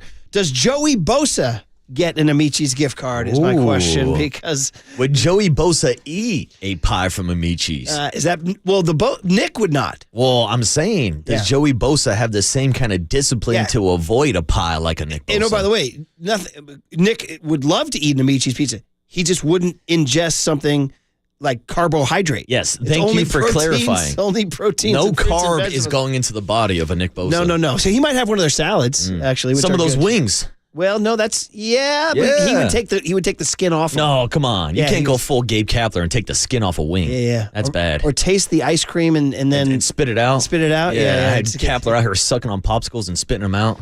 So to speak. Yeah, hey, now pause. So, oh, my goodness. Really? Is that what you imagined? I can't believe that just happened. Walk. Let's move on. So Joey Bosa, so it's Tim Kawakami, shout him out, SF Standard. By the way, speaking of the SF Standard, quick digression, you just told me during the break, John Shea, the new baseball writer at the SF Standard, had an interview with Barry Bonds. Yeah, shout out John Shea, an interview exclusive. I'm telling you, Barry Bonds is doing the interview rounds right now, and Barry had some juicy comments about who's running the ship from going from Farhan Zaidi and the computers to Buster Posey. Quick quote, and then we'll get back to Joey Bosa here. Let me see. I lost it, Murph, so I don't have it. I would be paraphrasing. Okay, well, you just said that basically the gist of it was that he's liking the Buster Posey deal. It's the honeymoon is on, guys. Here's a quote from Barry Bonds. He's saying right now, we are all speaking the same language. It's not some computer board telling them what to do anymore. Ooh. Man, oh man. When somebody gets ousted, the day I get booted from KNBR, you'd be like, whoa, thank God. Oh, I got stories. Oh, man. I got stories. You guys will be doing weekly stuff. Yeah, man, thank God when this guy was here and he was just suffocating all of us. And, this guy with his stupid ideas and da-da-da. It's cracking eggshells and his quarter zips. I hate him. Exactly. You guys would be like, no more eggs, no more quarter zips, the whole deal. No more coffee spills in the studio. Jeez, man. And once somebody leaves, they just get buried. Oh, it happens all the time. So Farhan's getting destroyed, man, right now. Are you going to talk that way about Aiden O'Connell? Is that how you're going to talk about it? Yeah, AOC. Well, I'll talk that way about a Jimmy Garoppolo. You were not a Jimmy guy. Forever Raider. You never were. I'm telling you, I'm always thankful that Jimmy played so bad that he got Josh McDaniels fired. So I am a Jimmy guy now. Okay, there you go, That's buddy. my guy. And don't forget, quarterback. Devontae Adams is one hit away from being back in the huddle with Jimmy G. And I watched that hilarious receiver. Is that? He was not a fan. He was not a Jimmy G fan. Joey Bosa, Tim Kawakami of the Standard tweets, I've heard Joey Bosa and the 49ers are having good conversations, and this feels like it's headed toward a deal. Whoa, Kawakami with a juicy tweet there. He says, nothing is done, but the Bosa brothers want to be together and probably will get there this year. Kawakami tweets, which likely means this will be a moderate deal plus incentives. Now, the question is, if they got him, would they be able to keep Leonard Floyd, who is under contract for this coming year and had a decent season? He flashed a little bit. Given what I'm hearing all about the 49ers cap situation, you would think it might mean parting ways with Leonard Floyd. I would assume so. Would you think Joey Bosa would be an upgrade on Leonard Floyd? I mean, listen, story-wise and energy-wise, it's a fun story. And for a team that's like kind of getting negative energy in terms of trading Deebo Samuel, having a contract situation with Brock Purdy right now, maybe going to lose Dre Greenlaw as soon as today. We haven't even talked about that. Legal tampering starts at 9 a.m. Maybe going to lose Talanoa Hufanga. Maybe going to lose guard Aaron Banks. All these people are possible to leave the team today with no guarantee that they're going to sign a whole lot of people, because we've heard Jed York and ownership are saying, yo, dude, I don't want to go to my checkbook too much here.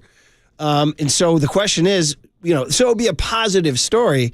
The question is, could he finally be that bookend piece? I mean, we went over it last week. There's ample evidence that he has trouble staying on the field. Yeah, and so to me, that's the biggest question when it comes to the Joey Bosa versus Leonard Floyd upgrade conversation. Because I think a healthy Joey Bosa is a better player than Leonard Floyd. He's also a couple years younger than Leonard Floyd. Now, also the question is, what kind of money does he want? If you can get Joey Bosa on a contract similar to Leonard Floyd's from last season, where it's about 2 years, around $20 million, $10 million AAV, I think that's good value for a Joey Bosa. But the argument to make for Leonard Floyd is he's kind of the model of consistency. Played all 17 games last year. Did have 8.5 sacks, but we talked about how consistently he is out on the field. He's actually able to stay healthy. That's the only question with Joey Bosa. Hell of a player, 29 going to his age 30 season. Former defensive player of the year, former rookie of the year. The guy's an absolute monster. And when it comes to his production on the field, I do think he's a better pass rusher. Could probably set the edge a little bit better than Leonard Floyd. My only problem with Floyd is it feels like a lot of the time he's kind of like cleaning up the garbage. Like he'll give you a pass rush and then kind of hang back in the pocket and get like the sack after he's been forced out by a Bosa or by somebody else. So I do think that Joey would be an upgrade. But it all comes down to availability, and it feels like there's more availability with Leonard Floyd than there is with the Joey Bosa. Right, and this would come down to could they keep them both? Yeah. If they could keep them both, that would be strong. Now, again, this gets into the cap and the craziness of the cap and all that stuff. Leonard Floyd right now has, let's see here, he signed a 2-year, $20 million deal with the 49ers. Right now, in 2025, his base salary would be $7.9 million. His cap hit is 10.1. If they cut him, it would be an $8 million cap saving, dead money caps. Don't get me going here. I'll be honest with you guys. It's our job to hopefully entertain you guys. I don't find dead money entertaining. No. All right, buddy. But the point is, it's not a crippling number that Leonard Floyd makes. Yeah, I think overall, in a perfect world, you're trying to get as many pass rushers as possible. I mean, look at the Eagles, the rotation of pass rushers that they have on their defensive line. That's how you're going to beat a good quarterback. You got to get pressure from the outside.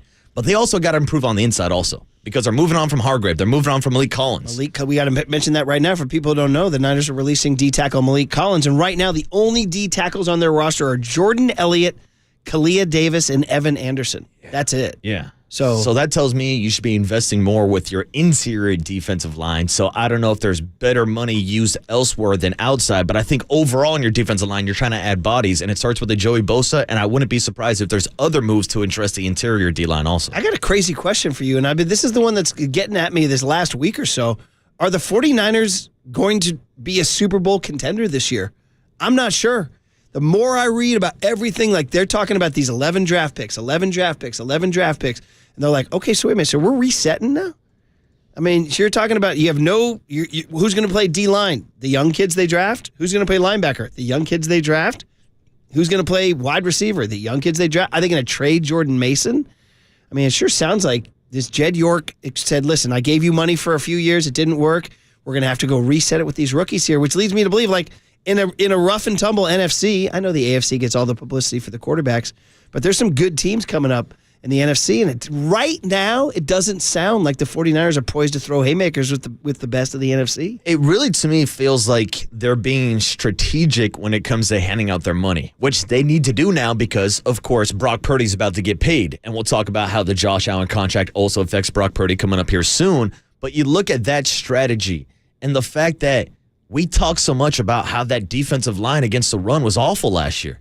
And so if you think they're that bad, when you look at the numbers, you look at the contract that Hargrave was getting, that's why they're moving on. Again, Malik Collins made some plays, had some flashes, but if we're talking about how bad that defensive line was against the run, then you got to cut some of those contracts, and you got to reset.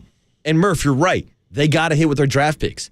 Once again, I'm going to give a shout out to the Philadelphia Eagles who just won a Super Bowl. A big reason why they did is because they hit on Jalen Carter and Quinyon Mitchell and Cooper DeJean. Like they had so many impact players early on a cheap contract. That's how the 49ers have to win now. They won't have the luxury of building this superstar all-star team around a rookie quarterback contract. Now you got to pay Brock Purdy, and now you have to find other ways to get more talent on your team. But if you're using the Eagles as a model there, dude, look at their interior lines on both sides of the ball. That's what I'm saying. I mean, they're just so different than the Niners. And then they had two premier wide receivers. The Niners, I mean, I don't know what you think about Ayuk. And first of all, we don't know Ayuk's health status. And by the way, again, is he going to get traded? My gosh. Yeah. McCaffrey, Barkley, you can kind of see that as a comp. Hurts, Purdy.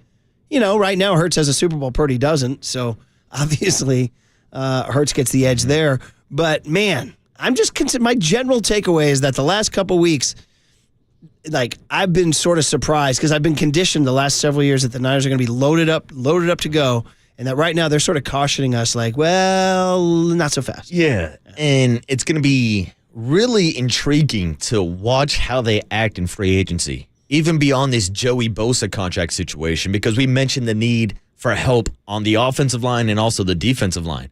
But to your point with Brandon Ayuk being injured, are they going to go into the season with Juwan Jennings as Ricky Pearsall and Jacob Cowing as their top three wide receivers? Like, I would assume that they would maybe hit up one of these veteran wide receivers, We've thrown out the names like an Amari Cooper or a Keenan Allen, who are getting up there a little bit in age, but are great route runners and I think could succeed in this Kyle Shanahan system. Then you look at quicker guys like a Rondell Moore or a Hollywood Brown. I think Marquise Hollywood Brown would be a great fit in this offense. But what's the price point? And at what point are the 49ers going to pull the trigger or just wait for the draft and maybe restock some of the talent there also? Well, that's our big hit, guys. 808-KNBR is the phone number. Monday morning commuters, give us a call from the Bay Bridge, Golden Gate Bridge, Dumbarton Bridge. 808-KNBR is the phone number. How you feeling with legal tampering starting at 9 a.m. right now?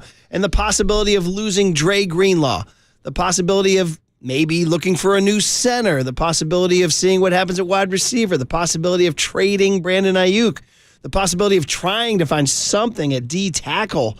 The possibility of losing perhaps Talanoa Hufanga and Mooney Ward and Dre Greenlaw. My gosh. All these questions. 808-KNBR is the phone number. 415-808-5627 is the Golden State Lumber and Showroom text line. Mike Sando will join us at 8:15. He's a great NFL writer. Dan Graziano, right in the thick of it, will join us at 8:50. So that'll be great. So big hit 49ers. Text line, Golden State Lumber and Showroom text line, 415-808-5627. And congrats. And 808-KNBR is the phone number. And congrats to Eric and Davis for winning the Amici's gift card. So Eric and Davis, not to be confused with former 49ers Super Bowl champ cornerback Eric Davis. Shout out ED. All right, buddy. Former morning radio host, ED. Yeah. Who used to tweet every Friday morning, "It's Friday, fool." I always enjoyed that. It's Friday, It was fool. like a little tradition. I said, it's Friday because Eric Davis just tweeted, "It's Friday, That's fool." it. It's Monday, fool. Well, as you know, I like to call it cheat day because although lately there's been a lot of cheat days for me. A lot of cheat days. All right, guys. A big hit, 49ers free agency, NFL free agency, and things happening all across the league. Next on the Sports Leader. Kapler out here sucking on popsicles and spitting them out. I like them in all shapes and sizes, and this one was thick and juicy.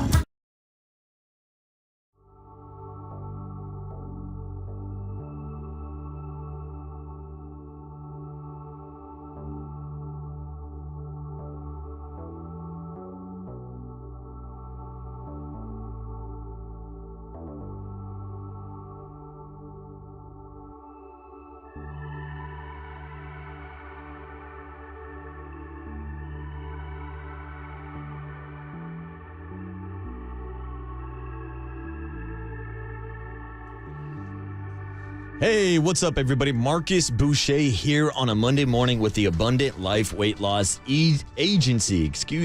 Have you been searching for the secret to losing weight and getting healthy the natural way with no drugs or injections? Yeah! Well, Nikki T, I got some good news for you. We could be dropping pounds like you're dropping pitchers from your rotation right now with the Abundant Life Weight Loss Agency. The team at Abundant Life Weight Loss has a secret to losing up to 1 pound of fat every day.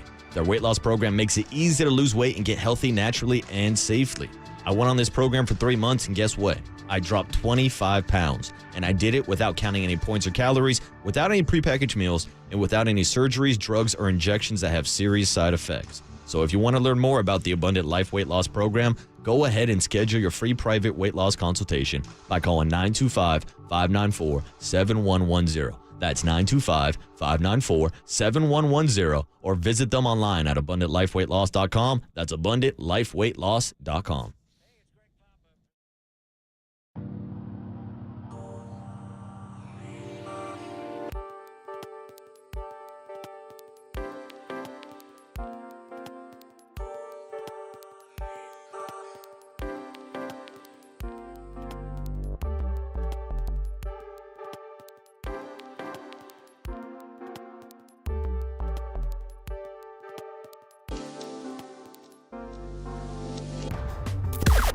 Now, from the O'Donnell Financial Group Sports Desk. Learn more at ODFIGroup.com. O'Donnell Financial Group, because planning is a process, not a product. Legal tampering for the NFL starts today. That means free agency basically starts today at 9:30. So keep it locked right here on KNBR for all your breaking news. You can hear it all live on the KNBR app and KNBR.com.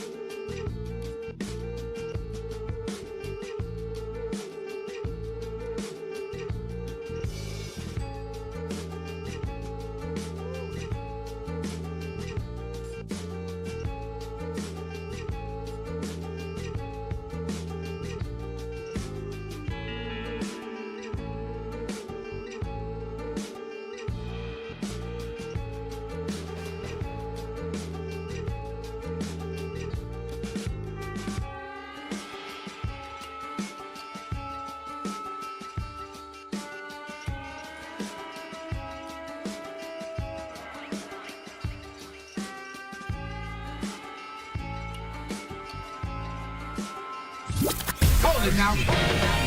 This is the Big Hit. Sponsored by Benjamin Moore Paints. Experience the Benjamin Moore retail difference at their independently owned authorized retailers today or at benjaminmoore.com. On KNBR 104.5 FM and 680 AM, sports leader. All right, Big Hit is big football. All NFL, all the time for the next segment. And, of course, for Mike Sando at 8:15 and Dan Graziano at 8:50. For as fun as the Warriors win was, and we called it in, and they play again tonight against the Portland Trailblazers. And as fun as the encroaching baseball season is, we'll talk to Justice De Los Santos from Scottsdale at 9:15. He's the new Giants beat writer for the Mercury News. As much as fun as that is, and as much fun as impending March Madness, WCC semifinals tonight, it's all about football. Because, man, we've been waiting since the Niners got really just ended that 6-11 lousy season and then hired Robert Saleh and they made parted ways with Nick Sorensen. And then hired Gus Bradley, and we're thinking, okay, things are going pretty well. Then you find out that there's trouble in paradise. They wind up saying, nope, there's going to be some belt tightening. There's going to be some reallocation of resources. They're going to be, quote unquote, prudent. Young Tony, George H.W. Bush, the first president, was famous for using the word prudent, which comedian Dana Carvey, Saturday Night Live, frequently used in his impressions of George H.W. Bush. Going to be prudent. Going to be prudent. It was very funny back in the 90s. Anyway, the Niners are going to be prudent about this whole thing. And all of a sudden, you're kind of recalibrating who the Niners are. Is Dre Greenlaw gone in this new prudent thing? Is Brandon Ayuk going to be traded in this new prudent Niners world? Is Talanoa Hufanga gone? All these questions. Who's going to be at D tackle? Legal tampering starts at 9 a.m. And if you wanted to get Khalil Mack, he's off the market. He just re-signed with per Adam Schefter, a 1-year, $18 million deal with the Chargers. And, oh, by the way, I didn't even mention the freaking elephant in the room, the quarterback. Yeah. Brock Purdy and his contract situation remains unresolved on March 10. Now, we all thought it was going to be a little Cub Scout, Boy Scout picnic. Oh, yes, I'd love to be here. I'll sign whatever number you offer. Nope. We're getting closer and closer to April and the draft and OTAs, and would he hold out and begin damaging the chemistry of this team for another bummer summer? Oh, my gosh. So, Marcus, out of all those things I said, which one is, to you, the most important? We are in the prudent Purdy era, Murph. And the reason why they have to be that way is because of the contract they're going to pay Brock Purdy, which we all saw coming. But we know that one of the best ways to win a Super Bowl in the NFL is to have a rookie quarterback, have that rookie contract, and be able to fill out your team, your rosters, with all-stars and all-pro players. Well, that was a nice window while it lasted. Now Brock Purdy's going to get paid, which is a reason why the Niners are moving on from other pieces this offseason, because they have to focus so much more money on the quarterback position. And Murph, this weekend, the quarterback market was reset, I should say, once again with Josh Allen, who got the most guaranteed money in NFL history, $250 million as part of this contract extension with the Buffalo Bills. And it's something we said a couple weeks ago. In an offseason where Brock Purdy is one of the biggest quarterback names talking about contract extensions, it's always a worry when you sit back and watch other players get paid. We saw the same situation last year, waiting to pay Brandon Ayuk, and Justin Jefferson gets paid, Amon-Ra St. Brown gets paid, and these other wide receivers increase the floor in the market for these contracts. It feels like Josh Allen did a similar thing this weekend, especially with the guaranteed money, but also only taking $55 million per year average annual value, which is not the highest in the league, I think also throws a wrench into the Brock Purdy negotiations. Well, but you mentioned the guaranteed money, and what we're learning is that Jed and Denise and John don't have endless cash. And so can they produce something like that for Brock Purdy? Do they have? They're talking about the checkbooks getting worn out. They're out of checks. You know that point when you get, by the way, young Tony, you ever written a check? You ever written a check, buddy? Oh, yeah. Okay. Actually took a class for it in college. You had to learn how to write checks? Well, like journaling, you know, there's a bunch of different things you need to do. Is that what they're doing down at Cal Poly? They're teaching you how to write checks? Well, it's a finance class. Okay. You're writing checks, your ass can't cash, kid. How about that? You write checks, buddy? I think you'll get a kick out of this. I think I've had the same checkbook my entire life. That's incredible. I told you, bro. I've been a Wells Fargo member since 1995, and my checkbook says the same exact thing. Marcus Boucher, 1995 on it. Oh, man. I remember I was collecting for the Marin IJ as a kid, and I collect, and you used to collect door to door, buddy. That's how you got money from people. You go out monthly collecting for the IJ. And a woman said to me, she said, do you know how to write a check, kid? And I was like, no. She's like, let me show you. So I was like, what? You got to write all these words out and all this and 100ths and all that? So anyway, the Niners are running out of those checks. Yeah. All right, that's the point. And they need that checkbook right now, not just for Brock Purdy, but for other pieces that we're talking about in free agency. So here's my deal on Brock Purdy. After I went from my Cub Scout, Boy Scout, he's going to be so excited to play for the Niners, he'll sign. And now you're telling me Josh Allen gets $250 million guaranteed. So if you're Brock's agent, Kyle Strongen, right? Just call and say, where's my $250? Where's my Josh Allen is? But and they would say, well, you're not the MVP of the league. To which I think if they said to Brock, you're not the MVP of the league, I think we would have to quote the great Jose from Oakland who calls us, young Tony, and Brock would say, Business bad, blank you pay me. Oh, you had a fire? Blank you pay me. Place got hit by lightning, huh? Blank you pay me. I mean, what are you going to do? Right? They don't even have a backup quarterback right now, by the way. They can't even say, well, you know what, Brock, we're going to go somewhere else. They don't have another plan. Look, and I thought about that from the perspective of not only Brock Purdy, but also from the 49ers. And my immediate thought was, outside of the guaranteed money, which feels crazy to say outside of the $250 million guaranteed, because I believe it was Jeff Kent who told us the money lies in the RBI. In the NFL, the money lies in the guaranteed contracts. So that's going to be the talking point when we're talking about Brock Purdy. But when I saw that Josh Allen was making $55 million per year, I said, why the hell is Dak Prescott making $60 million and Josh Allen only making $55 million? What's Dak's guarantee? Dak's at $231 million So Josh got more. in guarantee. So Josh got more money guaranteed. The AAV is more of like a, as they say, looks good in the shower, but not much else. Yeah, right? it's good to simplify and compare contracts. Like, we're not going the total overall number, Murph. I caught that. I'm quoting a guy who said that once. I got you. But the guarantee is obviously the more money you're going to get. I think when you simplify comparing players, you go to the AAV to say, hey, this guy's making this much, this guy's making this much. That's why when I saw Josh Allen would be making $55 per year, if I'm the 49ers, I'm saying, look, Brock, Josh Allen only wants $55 per year. Why would we give you more than that when it comes to an annual average value? Well, it's going to come down to the guarantee. But Brock Purdy's response would be, why the hell is Dak Prescott making $60 million? No, it's going to come down to the guarantee. And Dak gets $231 and Josh gets $250. So that's, Brock's somewhere in that. So are we going Brock Purdy $55 million per year with $240 guaranteed? Does Jed have that? Can you write that? Can you write a check that is A can cash? Or what is it? You write? Yeah, is that what it? Yeah. By the way, I want to tell you that all this speculation tells you you're listening to KNBR AM and KNBR FM San Francisco, the sports leader, a Cumulus media station. 808 KNBR is the phone number, but the Golden State Lumber and Sherwin text line is blowing up. And the first one, 650, says, well, as prudent as their free agency may be, the 49ers have a last place schedule. There you go, buddy. There you go. Can't buy that in free agency. 559 is one of our regular texters here. He says, Murph, the Niners may not have a backup quarterback, but they do have a last place schedule. So I love our listeners have really embraced that. Everybody's riffing on the last place schedule. Because we said to our listeners, I said, in life, you should say to people like, how was your weekend? Good. Niners have a last place schedule. Or what are you getting for lunch today? I don't know, maybe a sandal, but the Niners have a last place schedule. Yeah, how's the weather going to be this weekend? Doesn't matter. Niners have a last place schedule. Which could help, by the way. 408 says, John Lynch is a pro's pro. Sit back and trust the process. I trust him. Okay. There's others that would say that, maybe they shouldn't have signed Brandon Ayuk to that long deal. 408 says, what GM would trade for Ayuk, who's overpaid and coming off a major knee injury? That is not going to happen. 831 says, we had our first Little League game of the season yesterday. We got shellacked. Devontae Adams is now a Ram. Nikki T is sad. But the Niners have a last place schedule. Our texters are incredible on this whole thing. Theme of the day. 925 says the 49ers had their chances in a Super Bowl twice and didn't get it done, so a reset is fine.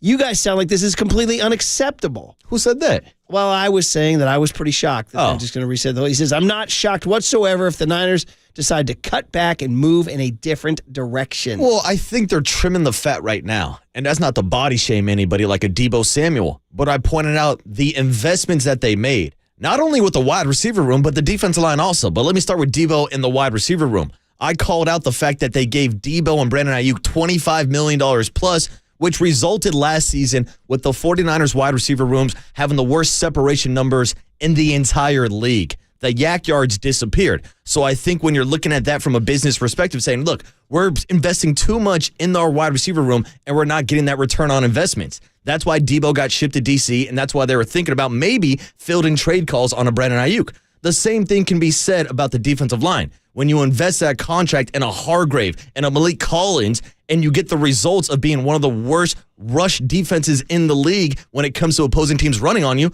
then you're going to have to reset. You're going to have to move some bodies and bring in some new pieces to try to fix some of those problems.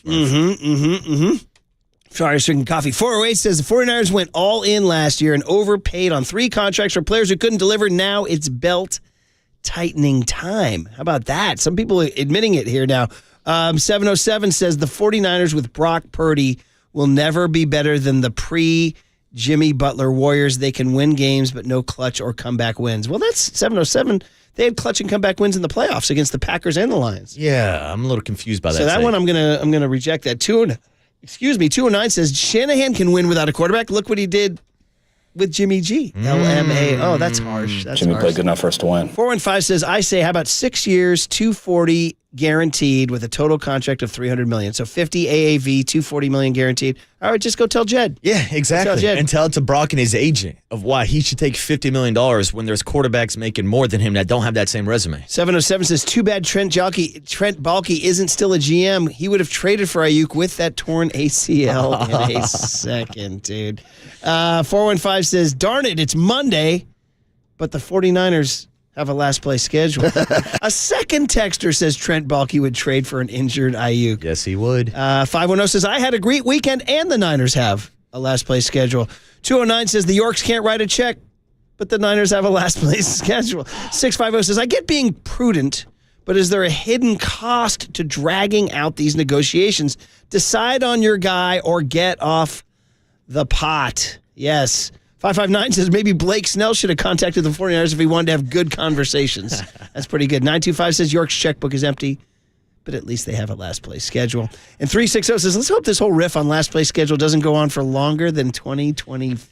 Yeah, the goal is to get out of the last place schedule. 831 asked a real question. Said, do you think the 49ers would be in on Drew Dahlman? So Chris Dahlman is his dad. I covered him on the Niners, Stanford guy. He was the center when I was covering the team in the 90s. His son Drew went to Stanford. Good player, played for the Falcons. And I know you are not an Alex Mack fan. Alex Mack, we're talking Jake Brendel. I was going to say, no disrespect, Alex Mack just went into the Cal Berkeley Hall of Fame. How about me confounding two UC guys, one in Berkeley and one in LA? No, I'll take You're not a Jake Brendel fan. I'll take the swamp A of an Alex Mack over Jake Brendel. You were particularly hard on Jake Brendel. Yeah, I don't think he's that great of a center. And when you have a problem, I don't think he was as bad as you guys all thought. I thought he was probably the worst offensive lineman on that line this season, and that says something when you have Colton McKivitz on that line. You're also just trying to provoke. Well, I think when you provoke and get a push up the middle of the pocket, left guard was a problem. Okay. Sounds like Aaron Banks might get some money this year, but to me, Jake Brendel, when you have the pressure up the middle, McKivitz was better in pass protection than I expect him to be this year. I still don't think he's your future right tackle, but when you have a quarterback hovering around 6 foot and you have a problem with guys batting balls up the middle, you need a better center than Jake Brendel, in my opinion. I think they should. I'm with you. Yeah. I'm all in on a new one, and Drew Dahlman is attractive, but he might be expensive, apparently, is the deal. But I just want to stand up for Brendel a little bit. I didn't think he was as bad as everybody thought Brendel he Army. was. Well, you got to ride with Lauren Betts and the Big Ten Women's Champions, dude. That was huge, by the way. They beat Juju and SC. That was pretty awesome. 415 says, if you're being smart, you control Brock for 3 years at $97 million, meaning make him play on his $5 million deal and then franchise him twice. Franchise. But again, there's a lot that goes on with that. There's bad vibes. Yeah. There's bad contract. And it's not good long-term financial planning either. It's like you're kicking a can down the road, the robbing Peter to pay Paul or whatever, because then at the end of 3 years, if you still want him, it's going to be astronomical. Yeah, we might be talking $75, $80 million per year with quarterbacks 3 years down the road. 408 says, can we let Doge review the 49ers financial situation? Come on, we got to do that. We got to go in there, dude. We got to go. 650 says, my wife turned me down for personal relations, but the Niners have a last place schedule. 408 says, Bob Melvin can't return a text, but the Niners have a last place schedule. Oh my God. You guys are amazing. 408 says the York curse on Super Bowls is real. Eddie's a better owner than Lacob, and the Niners are now in Buffalo Bills tribute era of Super Bowl losses. We never talk about Eddie's checkbook, right? No. It was endless. Well, he had checkbooks and briefcases. Yeah. Well, yeah. Gosh, God darn it. Eddie, we love you, buddy. 925 says, when you pay a quarterback, guys, you have to shift strategy and draft prudently. Listen, I'm not ruling it out because it's the NFL and anything can happen. And if they sign Purdy and Ayuk comes back and McCaffrey's healthy, and I don't know what they do on the defensive tackle situation or the linebacker situation, but listen, we joke about the last place schedule a lot, but it's a real thing that's going to help the team this year. It really is. So, I mean, am I saying that right away the Niners are not going to be in the contention for the playoffs? No, I'm not saying that. I'm just saying they went from being like the baddest dudes walking out with the boombox with Debo and Trent and everything, to a team that's in transition, kind of. I don't know. Shifting towards younger guys while trying to compete. Dare I say two timelines on these Niners? Yeah, it seems like they are trying to work it out, but I'm wondering with you whether or not the Super Bowl window is still open or closed. I'm still wondering if the path to winning the NFC West is still open. With the Devontae Adams trade to the LA Rams, Rams are a team that won 10 games last year. Do we believe the Seahawks are going to be demonstrably worse without DK Metcalf? I think without DK and without Geno Smith, there's a question mark right now. What if they get Darnold? Well, that's the question. But then who's he throwing to? JSN? Yeah. I mean, the K9 is still a great running back in that backfield. I do think that Mike McDonald will get that defense a little bit better eventually, but I would put the 49ers right now ahead of the Seahawks in the pecking order, but I don't know if I'm putting them ahead of the Rams yet. Yeah. And the Cardinals, by the way, doing nothing. So you guys got it. The Cardinals, by the way, 808 KNBR, Cardinals as the Rockies. Cardinals as the Rockies of the NFC West. It's like you never even think about it. Just like you don't think about the Rockies. Not at all. But Murph, I will say, I just went to go check out with our friends in the desert. And what if I told you the 49ers are the favorite to win the NFC West next year? Wow. Minus 110 odds, so nothing crazy. Essentially even money. And the LA Rams are plus 220, just to get that out there. Isn't that part of that, though, that Niners bettors in Vegas knows how to lure Niners bettors in? Like the Niners are a gigantic fan base. It's a huge fan base. And I know people have said that frequently spreads are meant to lure in excited 49ers fans. Yeah. Now, I've heard that take before, too, but I just thought it was interesting because I thought with the Devontae move that the Rams would be at least the odds-on favorite, but maybe they're looking for some value because we know the bookies set up the book to try to get you to bet. 310 says the Niners have 11 draft picks. It will work to pay Purdy if they can draft smart. Man, so much comes on this draft, and we know, like, let's be honest, as much as we enjoy our conversations with John Lynch, it's been good and bad. He hasn't been an outstanding drafter across the board. He's been a good drafter.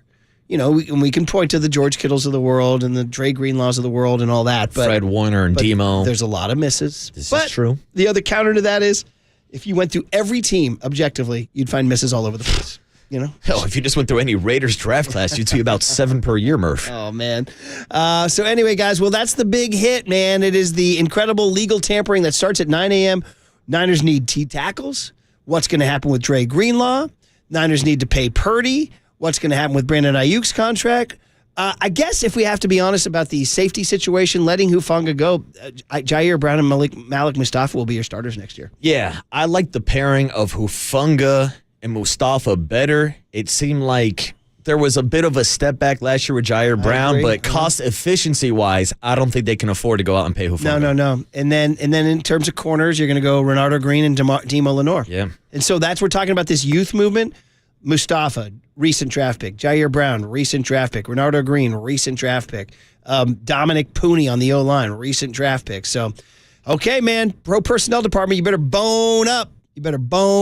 All right, guys, there you go. That was your big hit. Thanks for all those texts on the Golden State Lumber and Showroom text line. And yes, the Niners have a last place schedule. I get it. Mike Sando does a great job. He wrote some good stuff after the Combine about what he's hearing from executives. Plus, of course, he's up in Seattle where he can tell us what's going on with the post-Geno Smith Hawks and all that good stuff.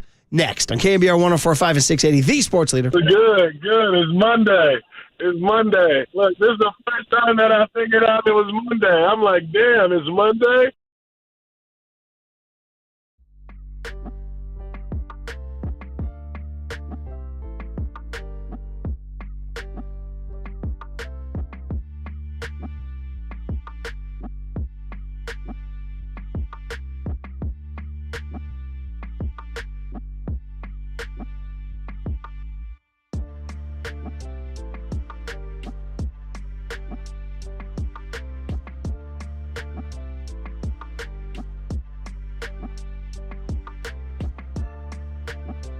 All right, it's that time of year. It's March 10. We're getting ever closer to tax day. We got our good friend Steve Moskowitz on the line. So good morning, Steve. Happy Monday. You want to talk to people about a real deal, what to do when you can't pay your taxes. Don't panic. Don't feel frustrated. Don't feel like there's no way out of here. Call us. We have a free consultation. We'll explain all your options. There are so many good options. Don't make the mistake of not filing the return because you don't have the money. And if you said, hey, you already did that mistake years ago, we can go ahead and we want to fix that for you. We'll file what we need to file. We'll make a deal. And even if you have filed your returns every year, there's a lot of good solutions, like just paying part and they forgive the rest, or getting the penalties forgiven. Now, sometimes the penalties and interest are more than the taxes.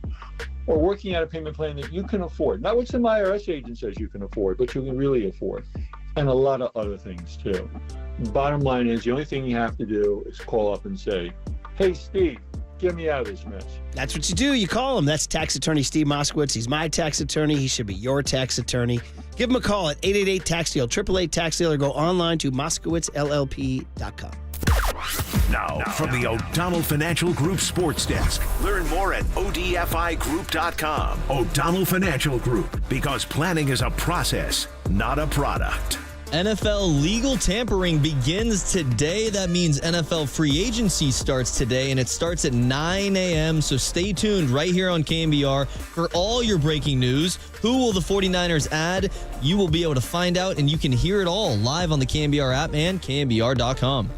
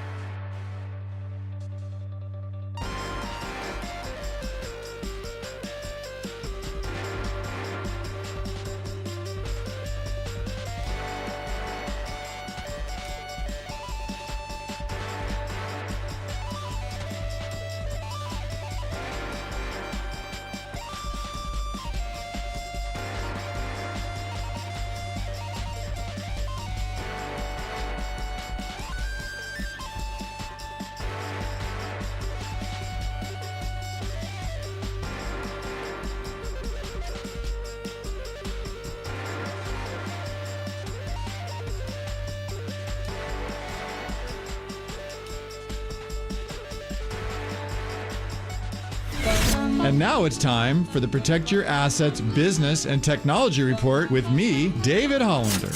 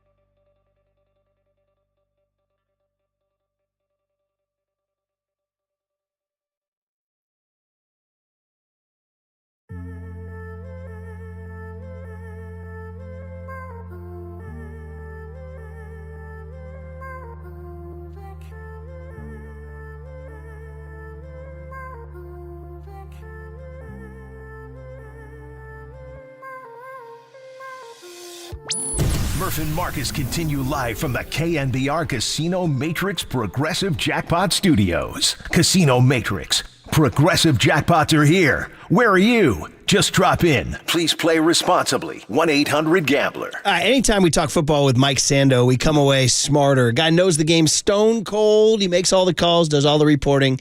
NFL senior writer for The Athletic. We always enjoy his QB tiers. Where will Brock Purdy land on that this summer? His Pick Six column every Monday morning. He's a Hall of Fame selector and, of course, an AP Awards voter. And here we are on the doorstep of legal tampering plus post-combine. So, Mike, this is it, man. It's like you're like an accountant in tax season, right? Good morning. Hey, morning, Mike. That's right. Everyone used to ask, hey, what do you do in the off season? You know, when you compare career notes, that used to be the question in the NFL, and now it's not because the off season is its own season. No, people. Now the question should be, what do you do during the season? You know? That's right. It's really become a full-time job. Well, I know you did a lot of good stuff after the combine, but I do want to start with the news, and that is what's going on up in Seattle. Just give us the perspective. I mean, Niners and the Seahawks are going to be jousting for the NFC West next year, and right now the Seahawks I would say, are in major transition, starting with the DK Metcalf trade and the Geno Smith trade and the possible acquisition of a QB. Tell us, what's the word in the PNW? So I think this is a continuation, maybe aftershocks of the change away from Pete Carroll a little bit. So if you go back to a year ago when they made the change, there was a story that came out that Geno Smith wanted a new contract, and the Seahawks were like, we're good.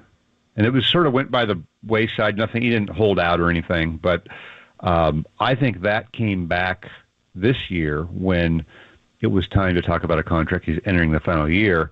I think he was only going to do an over-the-top deal with Seattle because of that.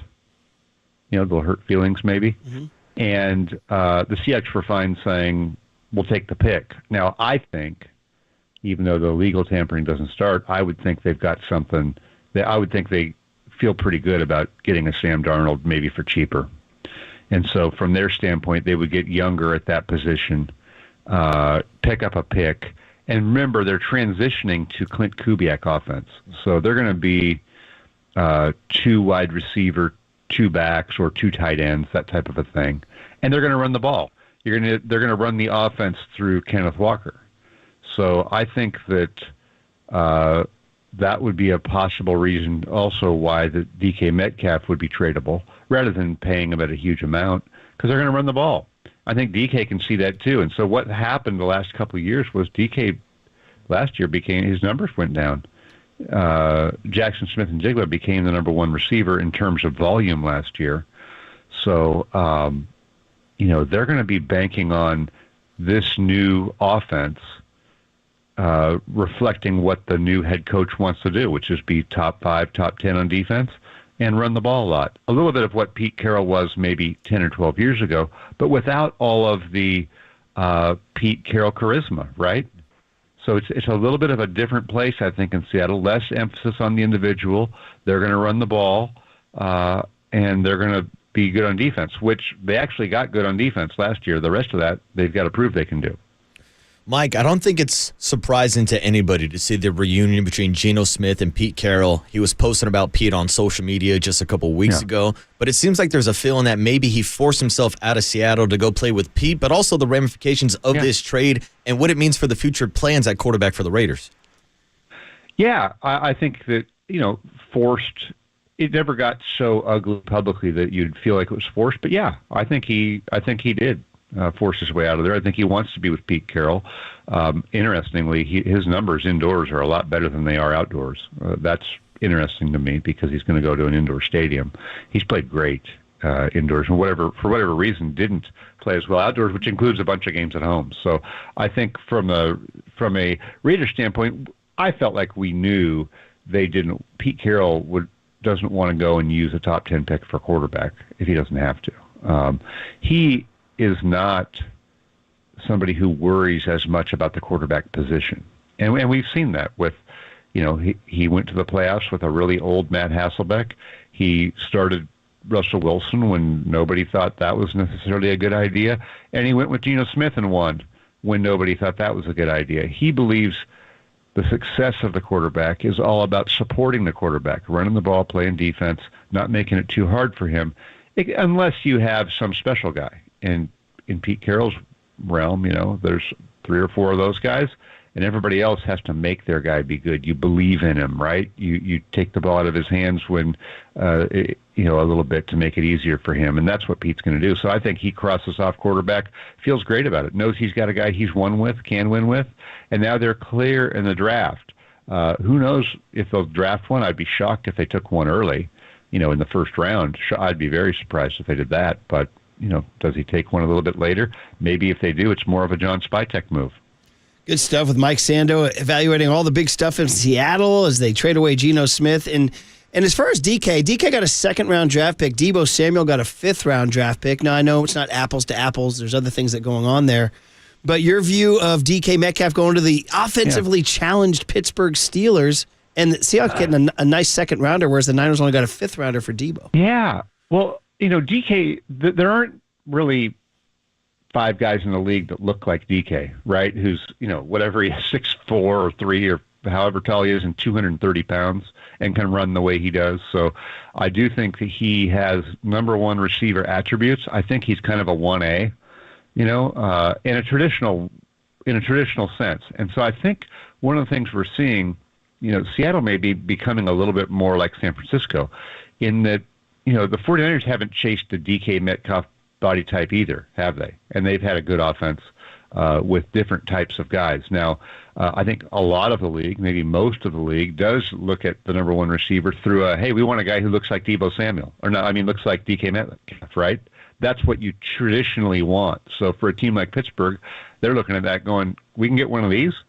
Love to have him. Now, I think it's a little bit curious. I don't think are they going to get Aaron Rodgers? Does that excite you? I guess, when we came out of last year, the criticism of Mike Tomlin was, are they just going to run it back and win 10 games? You got to try something. You got to move the needle here. So maybe this is them moving the needle, right?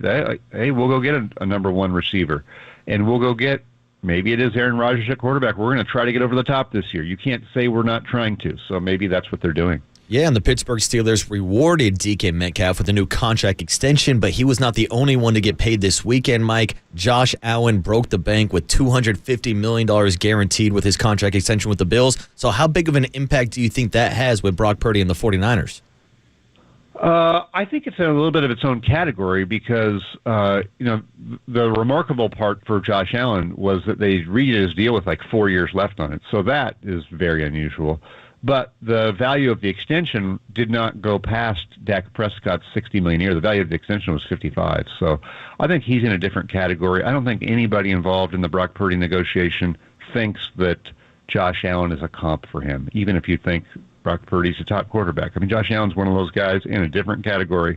He's, tier one every year and in a different situation, especially revisiting that early. So, I think the interesting thing on Brock Purdy is just, we've been reading a little bit here, Mike Silver, Tim Kawakami, all the guys who analyze and cover the team are talking about a little bit of a retrenchment here and a little bit more austerity or fiscal restraint. So I'm curious to see how much that possibly could impact. I thought it was notable that people have pushed back on the idea that the 49ers opened at $45 million a year. We've seen some people say maybe that wasn't true. So I've always thought it would probably get done and not go to the very top of the market. Something that the team could live with and plan around, and it would look great to Brock Purdy, but I don't think he's going to come in, in the higher 50s. I wouldn't think. It's really interesting. Mike Sando of The Athletic. We got to let him go, but not. I mean, originally when we were talking about you last week, is you did a lot of good stuff after the combine, and everybody, stocks change, and you talk to execs and everything. So, without getting too into the weeds, just the 49ers have the number 11 pick. They need interior D-line help. They also need offensive line help, but perhaps interior D-line might be more pressing. I don't know. I mean, Mason Graham is so attractive. Is there any chance he falls? No. And if not, who are some of when you talk to execs, and who are some of those D linemen, maybe even interior D linemen, who people are slotting in the top 15? Yeah, I don't think it's going to be him. I think you're going to have the Abdul Carters and Mason Grahams are going to come off. They're going to come off too early. So if you're looking for interior defensive tackle, it feels like they've been there before, hasn't it? Yeah, they've picked in that range before. So how they've been in that range before, and maybe we won't revisit that too much. So, I wish I had a clear answer for you. I mocked the top 10 with executives around the league. I'm not a do the whole draft and who's the third best corner and the fourth best D tackle. I'm not there. Maybe I will be as we get closer. If I knew you were going to ask that, maybe I would have dug something up. But no, don't worry. I'm not sure I'm not sure well, in that when range. you mock the top 10, sorry to interrupt you there, but when you mock the top 10, what D linemen are gone? Well, okay, so we had Abdul Carter coming off early. We had Mason Graham coming off early. And, there was a guy, I don't know if I had him in there. Stewart or no? Shamar's the guy, okay? That's the interesting guy. Now, I don't know if he's going to get past even like a New Orleans or somebody like that. I think New Orleans are they 8 or 9, somewhere in there. But that could be a name to watch of somebody to go in that range. Mike, it's always great, man, and it's about to get going, man, and you do such a great job. We look forward to your next drop in The Athletic, and we appreciate you hopping on with Murph and Marcus. Yeah, thanks, Mike. Appreciate it. That's it. Thanks. Mike Sando does a great job for The Athletic. Everybody keep reading them. So, yeah, it just seems like wherever you are in the draft, it's always like you wish you were one higher, unless you're number 1, of course, but it's like the Niners at 11. There's just going to be just these guys who are just out of reach and gone. That value of a top 10, or there could be a guy that drops out of the top 10 and falls down to 11. You never know. Shout out Laramie Tunsil in that gas mask. Yeah, right. Somebody still put gas mask to Mason Graham. That's or what I'm Abdul saying. Carter, right? Hey, my latest mock draft version 3.78, I have Mason Graham in the gas mask, and he falls down to number 11 to the 49ers. Say 3.78? Yeah, that's what I'm on. I was going to say, is that one of the GPAs that you got? Oh, bro, I wish I had a 3.78. Was that 2 semesters combined? No. Actually, that was my graduating GPA at Sonoma State. Yay! But hey, that ruins the bit. You can't tell anybody I'm smart. Film history. You watching Casablanca, right? That's it. You know me. Yeah, look at Marcus. That's why the ladies love the intellectual That's Marcus. also a reason why I had a 3.8, because I was a communications major. Gotta take those easy classes, right? All right. Well, listen, Cooler of Content has a ton of stuff from over the weekend, including some home movies. Some home movies coming your way, too. And then Dan Graziano, who's like right in the thick of it with Schefter and the boys, man, covering that stuff at 8:50. And then if you want some baseball, we got Justice De Los Santos, our favorite young beat writer who just got the job for the Giants at the Mercury News. We'll talk to him at 9:15. So lots of good stuff coming your way on KNBR 104.5 and 680, the sports leader.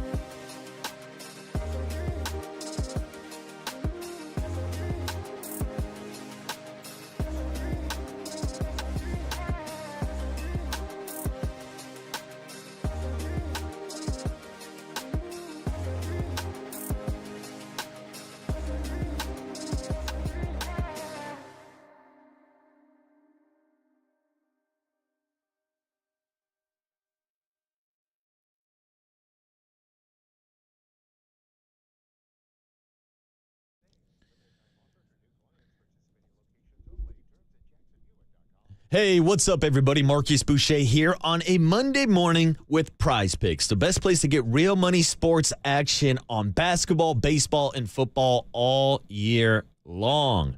All you need to do is pick more or less on at least 2 players for a shot to win up to 1,000 times your money in straight cash, homie. And tonight, I'll be cashing in on Steph Curry. We saw him on Saturday reach 25,000 points as a career, but it might be another milestone night for Steph, as he is 7 3-pointers away from reaching the 4,000 mark for 3-pointers made in his NBA career. So I'll be taking Steph Curry to have more than 5.5 3-pointers tonight. And here's the thing, Prize Picks has options. You can take him to have more than 3.5, more than 5.5, or maybe even 6.5 with better odds if you think he's going to make 7 tonight and reach 4,000. I think he does it, so join me on Prize Picks and add Steph into your lineup.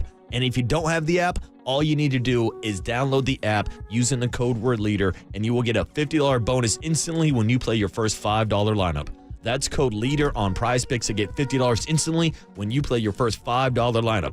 And the best part about it is you don't even need to win to receive the $50 bonus. It's guaranteed, and it's only on Prize Picks. Run your game.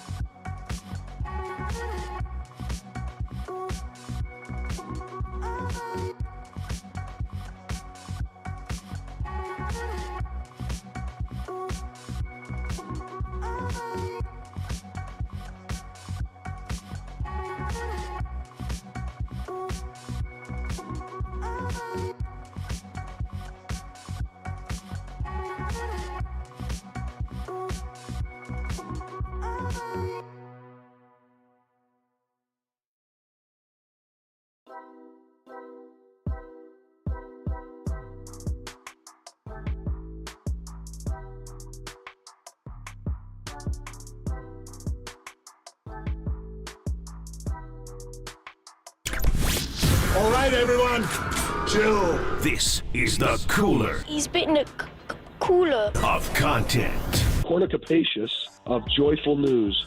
Yeah, baby! On the sports leader. It always makes me laugh to go from Steve's highfalutin stuff to Nick Turturro's lowfalutin stuff there. Yes! The cooler of Sad Nick, by the way. Sad Nick. Depressed Nicky. You might hear him in the cooler today. We pressed a button on Marcus, if you missed it. We ambushed him and got him upset. That was the idea. We're trying to create content. We made Garrett Cole a bum baby and played him not covering first. Ouch. Yeah, shout out UCLA baseball not teaching our pitchers PFPs. Well, I can't complain. I can't dispute that. Cooler of Content is sponsored by Mancini Sleep World. Get the rest easy promise only at Mancini Sleep World. Visit sleepworld.com. It's also sponsored by Marin Health Medical Center, and Marin Health Medical Network. World-class care closer than you think. Football fans, Dan Graziano will join us at 8:50 with all the latest and greatest. Man, legal tampering starts at 9. It's going to get gnarly. What will the Niners do? We'll talk to Graziano about that. But always fun stuff from over the weekend. We want to start with the Warriors. Let's start with the Warriors. They got the win Saturday. We called it in. They had to grind for it. The Pistons were a little... The post-James Wiseman Pistons? Dude, the scrappy Detroit Pistons. Cade And Murph, Cunningham? I don't need Isaiah Stewart putting his hands anywhere near the body of a Steph Curry. And then doing a little you're too small. Yeah, come on, thing. dude. Yeah. You should be lucky that you're breathing the same air as Steph Curry. Exactly. Yeah, cherish the fact that you're on the court with Steph. Yeah. Keep your hands off of Steph. I would agree with you on all that. But this is different. This is after the win, which, by the way, was fueled by a Draymond Green three-pointer with the game on the line. I said, no. And then I said, yes, when it went in. Draymond put the backpack on. Not too often that Draymond's going to hit that game winner for you. In fact, I saw the stat. It's only happened 3 times in his career that he's hit a go-ahead 3 with less than a minute to go. Well, good, because he shouldn't be shooting them. It should be Steph. It should have been Clay in the past. It should be Jimmy over him. I bet he's missed a few, too. I'm sure he has. By the way, don't trust Jimmy from 3. Don't trust him. Jimmy, his game is going to the paint and get to the free throw line. Although he made 1 or 2 on Saturday. There's money in the paint. Well, here's the video. If you guys have YouTube or Twitch, come on in and watch it on YouTube and Twitch, and you'll see Steph Curry coming down the hallway, high-fiving or slapping hands. He had just achieved 25,000 points with one franchise, only 10 players ever. We went through the list. It was quite surprising to so many people. We can do that again. But then you had a moment where Draymond Green thought he had the game ball because he hit the game-winning 3. But Kerr tells him, you got to give it to Curry. But Curry had a different twist. So here it is right here. Check your video and listen up.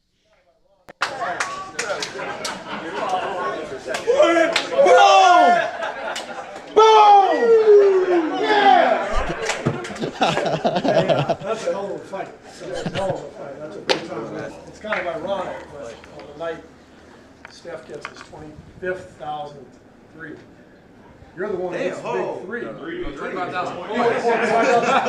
It seems like you hit the big 3. Yes, sir. But he's getting the game ball. Well, no. Second all time on Warriors assists. Yes. How about you pass it? How about you pass? I also have assisted him on the most buckets, so he'll go another one.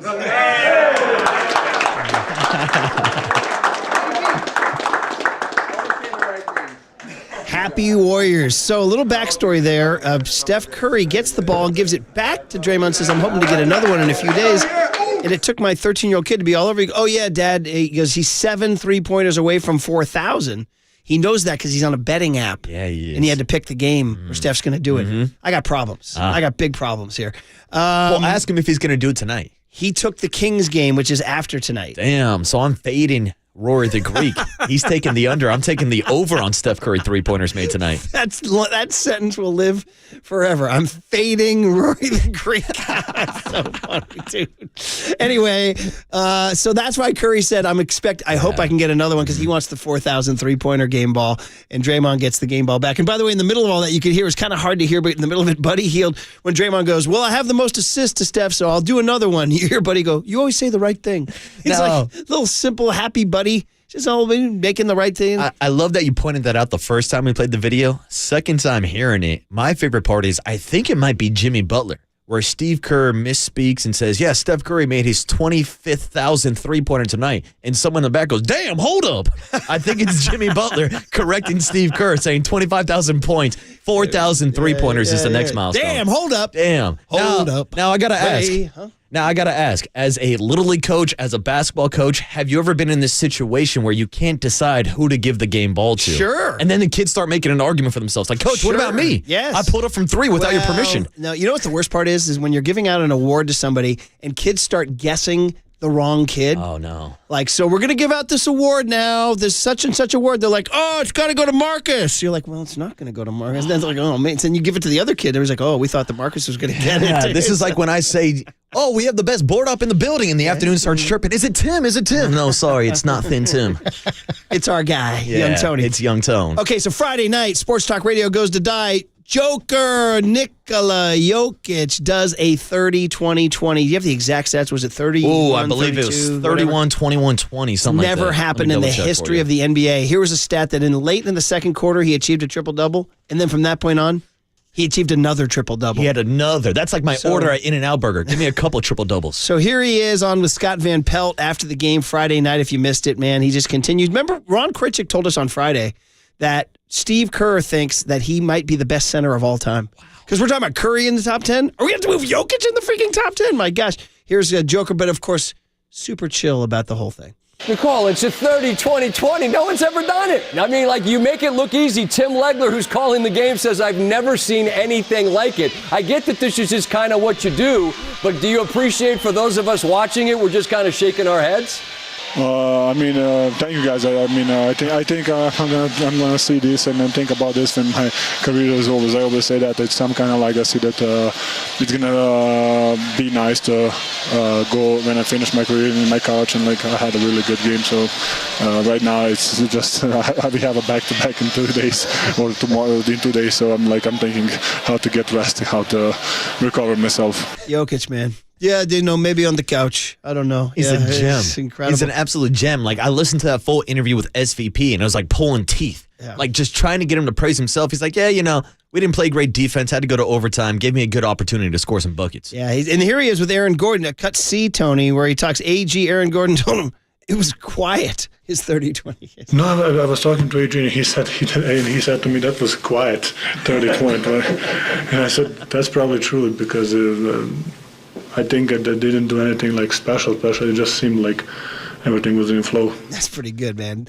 That's Jokic, a quiet 30-20-20. A quiet 30-30 in a game where he accounted for more than 55% of the Nuggets' rebounds, 50% of the team assists, and also shot over 50% from the field. Man, oh man. All right, Dan Graziano's coming up for legal tampering real soon, but we got to get to finally the home movie portion of the evening. So you guys know the deal. You just asked me about coaching youth sports. And so that's all I do, right? I coach all these kids, everything. We try to do our best. Sometimes I'm a little crazy on the basketball court. And I thanked the parents last night at our little party. I'm like, thank you guys for letting me be a lunatic. They've never complained once. I said, you guys might talk in the hallways or on text, but you never bring it to me. So I appreciate that, because I want the kids to play hard. Yeah. And sometimes you got to kind of say, you got to play harder. You got to play hard. Whereas in baseball, we're very chill. We do breathing exercises. We're very poised. Next pitch. But basketball, you better play like your freaking hair is on fire, right? And guess what? My guys did. By the way, I've never even told you our team name this year. It's very unusual and controversial. Ooh. We are called the Sizzlin' Bacon. Sizzlin' Bacon? We're the Sizzlin' Bacon. I'm a fan. Okay, Dude. all right. Dude. All right. This team is sizzling. It was controversial because we have a tradition of silly names. In fourth grade, we were the Dozers, the Bulldozers, Otto Porter. Did we ever find that, the Otto Porter set? Oh, it's in the system. Look it up, Tony. And then one year we were the Swarm, which was a little more normal, like an indoor soccer team. But this year, one of the kids was wearing bacon socks. Socks said bacon, and then the next day he didn't wear them. And somebody said, hey, where are your bacon socks? I said, you guys like bacon? They said, yeah. I said, well, why don't we call ourselves the Bacon? Now we're the Sizzlin' Bacon, and we break huddles by saying sizzle, right? So it's like running Rebels, Sizzlin' Bacon. That's it. So there's the Savannah Bananas, and there's the Mill Valley Sizzlin' Bacon. So our 7B, it's B basketball. It's not A basketball, but they're grinders, and they play hard. And we made the playoffs. Not every team, you know what's great? Not every team makes the playoffs. It's not participation trophy. Half the league gets cut. Only the top 12 advance. Good. Let them kids know. So making the playoffs was badge number one. I was very proud of the kids for making the playoffs. And then we had a really tough game against our in-town rival, the other team from our parish, Mount Carmel, to make the playoffs. It was an emotional game, and we won. Now, what we're doing now, just for you guys for the home video portion. So, in the tournament now, when teams advance and they all jump up and down and scream and they advance on the bracket, we started doing it on our team. So I made a really lousy homemade cardboard poster board of the bracket. Awesome. And we do a tradition now of the kids go write it and we jump up and down. And I sent it to you guys on the thread just for a laugh. And you guys wanted to put it in the cooler of content. Tony, this was you. You said Casino. Absolutely. It's a great local story. Well, here it is on Saturday, our big win over our in-town rival in the round of 12. So I asked Thomas to go up there and write bacon on the next bracket. Here it is on your YouTube and Twitch. Here it is here. He's writing it down right now on the bracket. And there comes the water. There the celebration. There it is. Okay. That's awesome. There's Rory in the background, the Crocs. Dude, I love it. So in the Crocs. So we won on Saturday. You guys thought that was it? Great. Well, that advanced us to the Elite Eight. And now we're the underdogs playing a higher seed yesterday in the afternoon. And I was like, well, to be honest, I didn't tell the kids this, but I was like, it's kind of gravy. It was a big win. Elite Eight's really good. Well, guess what? They went and won the next freaking game, too. They played out of their minds. I was so proud of them. So this is yesterday at Archie Williams High School. We're doing it again. This time we're in the road jerseys because we're the underdog here. Check it out on YouTube and Twitch here. This is Uggy. Uggy's going to write this here.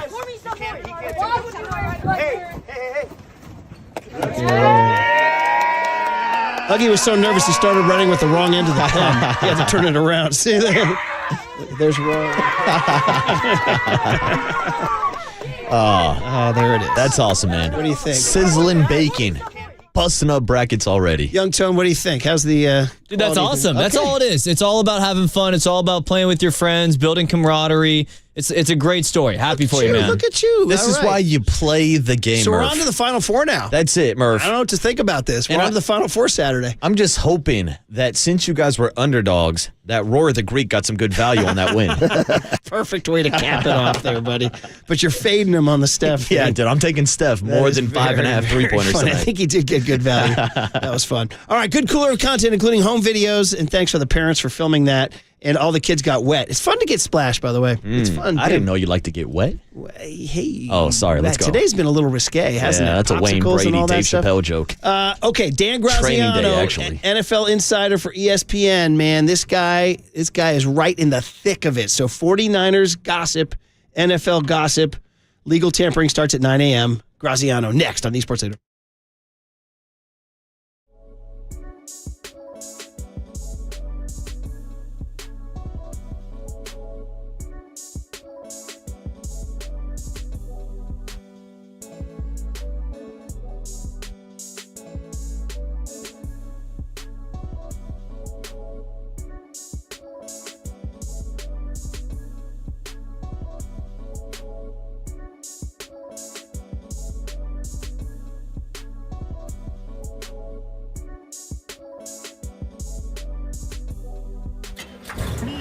From the Chilton Auto Body Traffic Desk.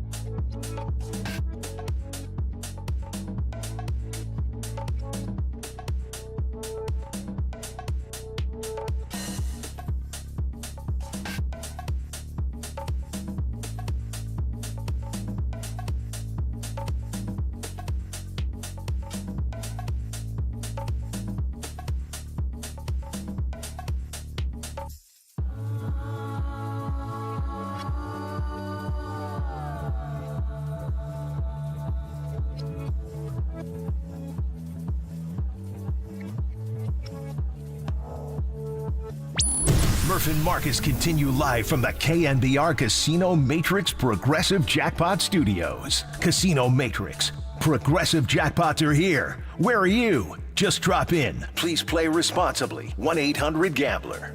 All right, every morning when I drive in, pre-5 a.m., right up at 5 a.m., I'm on Sirius XM, and I have my ESPN connection, and I hear First Take.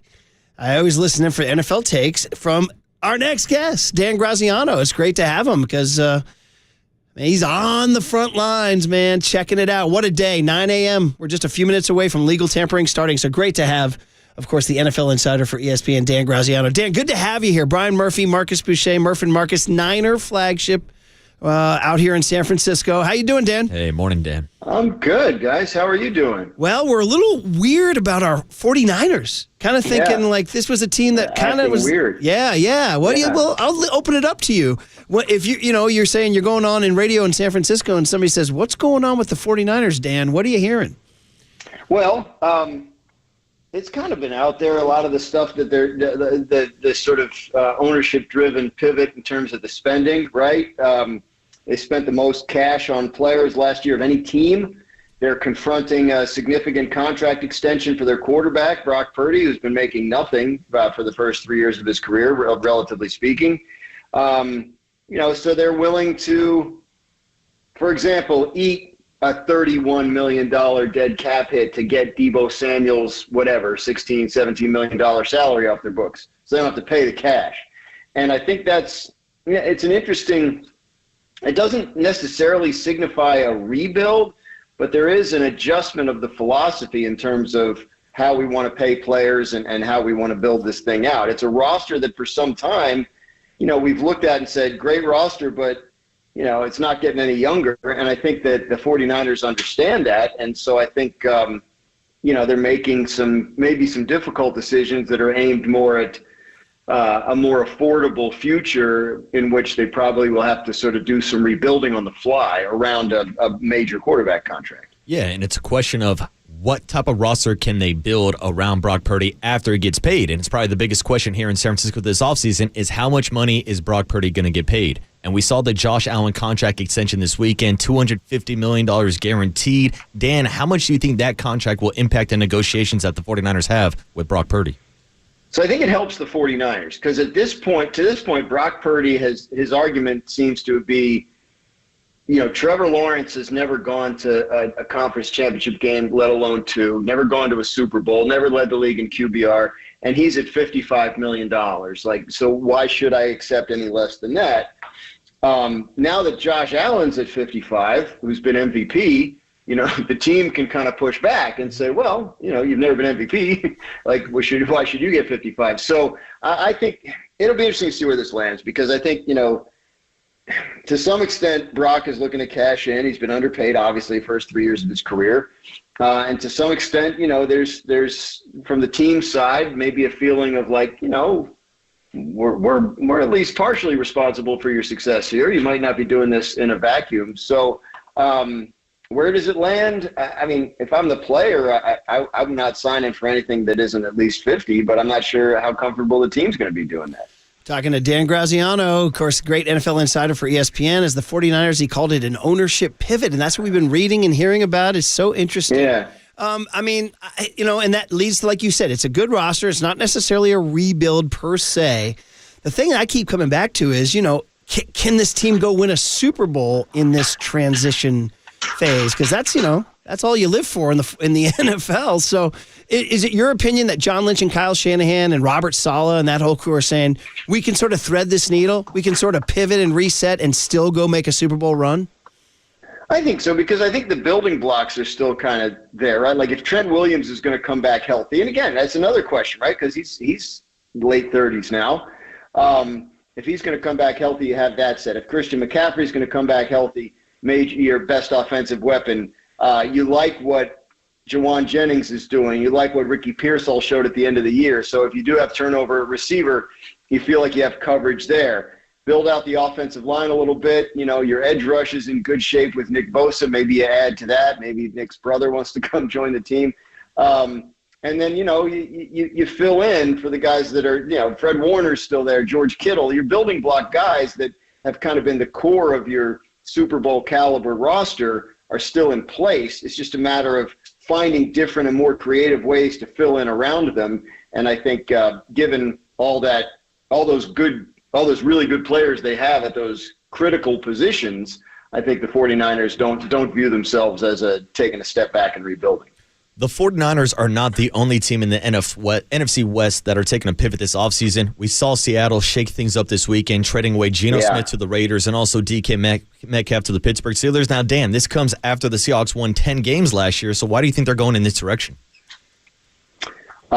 They wanted to sign Geno Smith to an extension, but Geno Smith and the Seahawks did not see eye to eye on what that extension would look like, and it reached the point, from what I've been told, where Geno Smith was more comfortable just sort of playing out one more year on his deal. He had $31 million coming, and looking elsewhere in free agency. So once that became evident to the Seahawks, hey, we might as well pivot now and get something for him, much like they did once upon a time with Russell Wilson when they realized they didn't want to pay him what he was going to be asking for. So they end up getting the third-round pick and pivoting to what everybody seems to believe is Sam Darnold, although I guess there's a chance we'll find that out here in a couple of minutes. And then, the DK Metcalf thing was a matter of him wanting out and wanting a bigger contract than they were willing to give. He gets $30 million a year from the Steelers. I don't think the Seahawks see him as that kind of player. I think, he's a guy that averages 77 catches a year and, does some great things, but, production not irreplaceable, especially at that price. So we'll see what happens at quarterback if it's Darnold. I think you'll see them active in free agency, especially on the offensive line. I think they'll build out especially the interior of their offensive line in free agency. And now they have, they would happily tell you 5 draft picks in the first 92 of this year's draft. So they feel like that's something they can work with and move around with and address needs in the draft as well at a high level. It's all happening, man. Dan Graziano, the voice you hear, NFL Insider for ESPN, sharing some time here on the Niner flagship on the Murph and Marcus show. It's going to start in just a couple minutes, like we said. So actually, just for people that aren't NFL experts in terms of the news flow, do you expect starting at 9 a.m. Pacific time, noon Eastern, that it's just going to start, tweets just start flying? Is that what's going to happen? It's going to happen right away?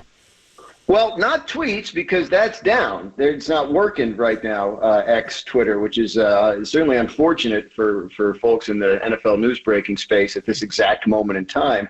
But yes, I do believe you're going to start seeing reports. I'll plug ESPN's free agency tracker. If you go on ESPN.com, you'll get live updates from all our reporters on what's going on. That's better than Twitter anyway. So maybe it's a big day. Maybe it's a huge day in history where we all realize we don't need Twitter as much as we thought we did. Now you're getting deep. Maybe sociologically deep. We could look back on this day, guys, and really feel like it was a big turning point in human history. You know what, Dan? Honestly, if I offered you a life without an iPhone, would you take it? I got to stay in touch with my kids. They're in college. I need to know what kind of shenanigans they're up to. So no, you can't have my phone, but I could live without the socials. And I'll do without instant replay, by the way. How you feel about that? Dude, now you're goading me. You must know where I come down on instant replay to ask me that question. Well, I follow you pretty closely. I mean, I listen to you every morning, but I might have missed one of your rants. Did you go off on a rant? Yeah, no. I think instant replay in sports should be abolished and takes away the enjoyment of the whole thing. Dude, that's my opinion. You know what, dude? I mean, we're talking like NBA games. They're trying to figure out if a ball went off somebody's finger. They stopped the game for about 15 minutes. Oh, no kidding. I mean, it's supposed to be for obvious stuff, but we all knew at the time that it was a slippery slope. And it sure was. Absolutely. It's like a Crisco slope, man. We're sliding down that thing. Okay, back to the NFL. The big story, obviously, the Rams get Devontae Adams from our perspective. Ouch. Yeah. 49ers fans thought maybe he'd be coming, the Palo Alto kid would be coming home. But, I mean, the Rams now they're going to be getting rid of Cooper Kupp. And what are you hearing on that? I mean, I think Cooper Kupp's a goner. I mean, they're not going to sign Devontae Adams and then bring back Cooper Kupp. No, and they re-signed Tutu Atwell, right? And obviously Puka Nacua coming up for an extension here probably this time next year. So, I think they're moving on from Cooper Kupp. I think they've tried to trade him. The money is an impediment, especially as teams look and say, well, they're probably going to have to cut him eventually. Maybe we'll just sign him then. So, I think he'll be elsewhere. And Devontae Adams is he's a good guy for a Matthew Stafford quarterbacked team. You know, Stafford is a quarterback that really values receivers that can kind of see the game along with him. We all know about Cooper Kupp and Matthew Stafford and their like breakfast club meetings, and how Puka Nacua kind of jumped in on those as a rookie, and that's why he became such a big part of things so quickly. So, you know, Odell Beckham was a big hit when he went there at the end of 2021, and I think it was because like he and Stafford had a similar ability to kind of diagnose and adjust. And I think Devontae Adams fits that description as a veteran wide receiver who's always been good at getting open and has seen everything. So I think it's a great ad for the Rams, unfortunately for the 49ers, who are in a position of chasing them. Yeah, and we know that there were some conversations this past this past offseason about maybe the Rams moving on from Matthew Stafford. They give him the contract extension, but one of the potential options to replace Matthew Stafford was Aaron Rodgers. And now we're hearing his name being linked to the Steelers, maybe even the Seattle Seahawks. So what are you hearing right now on the future of Aaron Rodgers? So he's a player that the Giants have their eye on, but without being mean, I think it's fair to say the Giants don't represent the greatest opportunity to win these days. So I think he has his eye on some other potential spots, such as Pittsburgh, such as Minnesota, such as Seattle. Now, if Seattle's going with Darnold and Minnesota wants to go with Daniel Jones and Pittsburgh wants to bring back Justin Fields, then maybe Rodgers looks at the Giants and goes, all right, you know, this is the best I'm going to do if I want to keep playing. But if Fields signs with the Jets, then maybe Rodgers looks at the Steelers and goes, you know, or maybe the Steelers get a little more interested in Aaron, and then he ends up there, where it's a place I think makes a lot of sense for him if he wants to continue his career.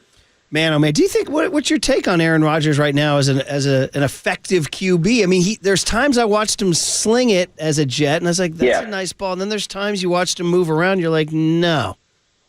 Yeah, I mean, he's 41, right? So in terms of high-level athletic performance, that's an age where inconsistency is going to be a factor. And sometimes guys just can't do it at all anymore at that age. So good for him for being able to mix in those vintage games. But I think mixing in is about what you're going to expect. I think if you sign Aaron Rodgers, you have to have good infrastructure around, which the Jets thought they did 2 years ago when they brought him in. Then he got hurt, so we'll never know. But you have to be able – I mean, the Steelers are going to need to build out a run game. Najee Harris is a free agent. They need work on their offensive line. So if you're going to sign Aaron Rodgers, you got to make sure the run game is on point, because you can't rely on the arm of a 41-year-old quarterback, no matter how brilliant a career he's had. And Aaron's had as brilliant a career as anybody.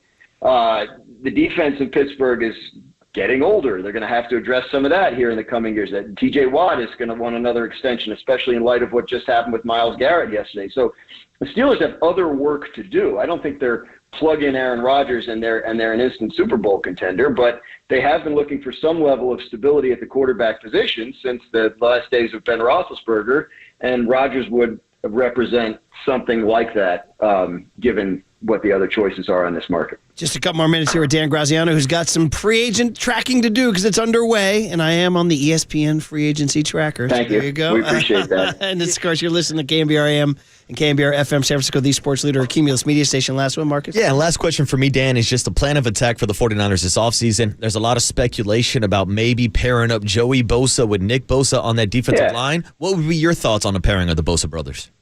Well, I think it's an automatic. I mean, like that makes a ton of sense. It would make them both very happy. I'm sure they're close. And, you know, Joey Bosa is a guy that has had trouble staying on the field. And if you bring him in a situation where he doesn't have to be sort of the big, you know, war daddy where you can regulate his snaps, where, you know, you have a rotation where you can mix in other guys, I think that's probably what you want. So if the 49ers feel like they have a superstar in Nick and depth at the edge rush positions, then I think it makes a lot of sense, and I think there's a lot of people around the league that are kind of expecting that to happen.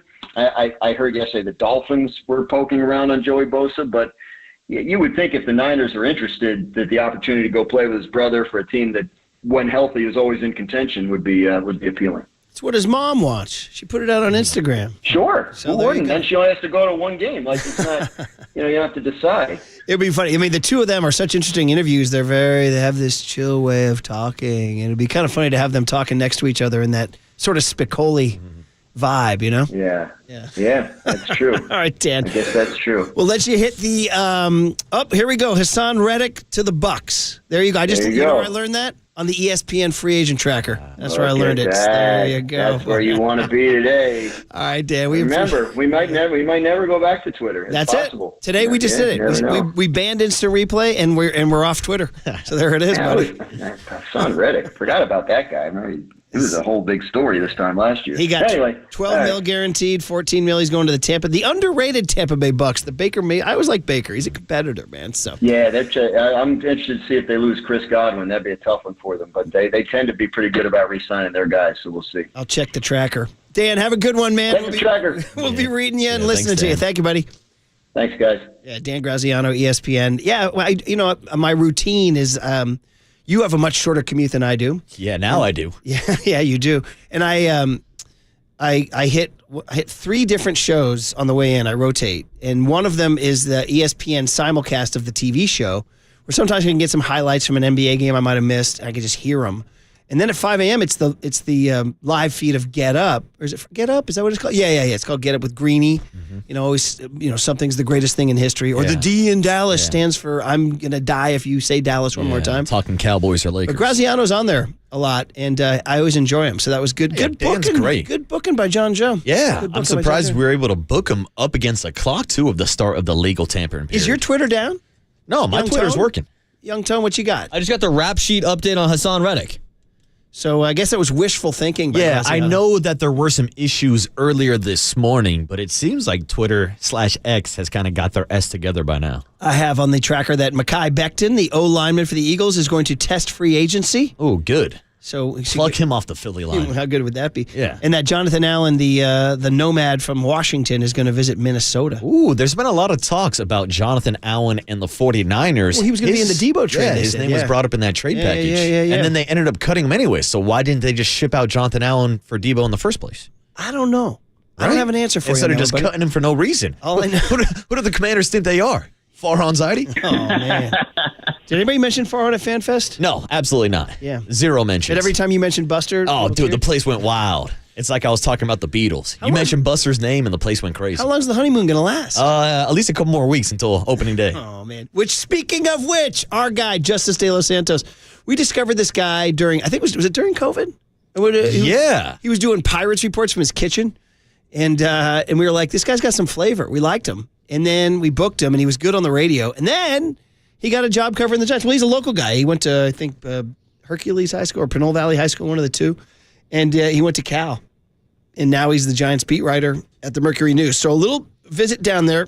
Blake Snell with some interesting stuff to Susan Slessor of the Chronicle, saying the Giants didn't contact him once, and Bob Melvin didn't reply to his text. Damn. Dude, I'm reading that as the Buster Posey era. Buster's like, yeah, no. Yeah. Buster was like, hey, Bob, leave his ass on red. Seriously? Yeah. He went full Michael Corleone. Buster calling the shots. We're solid. Blake Snell, he's dead to me. Sal Tessio says to him, can you get me off the hook, Mike, for old time's sake? And he says, can't. And Tommy Higgins says, can't do it, Sally. That's what they said to Blake Snell. Can't do it, Blake. So all the life lessons are in The Godfather, kid. They're all there. Okay, here's the deal. A little Justice De Los Santos, and we'll continue to monitor the free agent tracker. And if anything happens in the middle of Justice, we'll hit you with the Fox Bang, News Chris alert. Godwin back to the Bucks, 3 years, $66 million. Bucks do reside Chris Godwin. I kind of have a low-key small crush on the Bucks because I've had Baker twice on in fantasy, and he's delivered the goods. And by the way, if you have Baker in fantasy, don't get upset the first 3 quarters. The guy's a monster in the fourth quarter. Oh, those fourth quarter garbage time points. He'll be chugging along at like 5 points in fantasy, and you're going crazy. And then you look up, and he's got like 27 points. You're like, what?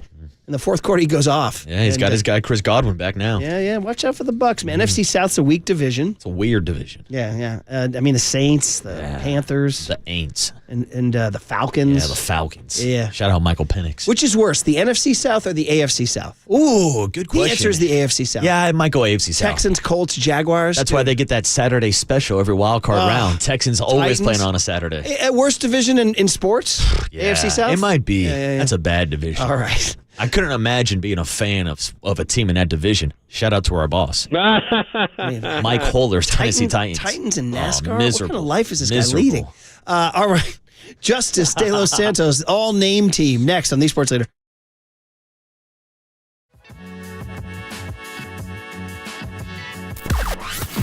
from the O'Donnell Financial Group Sports Desk. Learn more at odfigroup.com. O'Donnell Financial Group, because planning is a process, not a product. NFL legal tampering is underway. Free agency is here. So stay tuned right here on KNBR for all your breaking news. You just heard Marcus say Chris Godwin back to the Bucs. Hassan Reddick going to the Bucs as well. They're making a lot of moves down in Tampa Bay. Who will the 49ers add?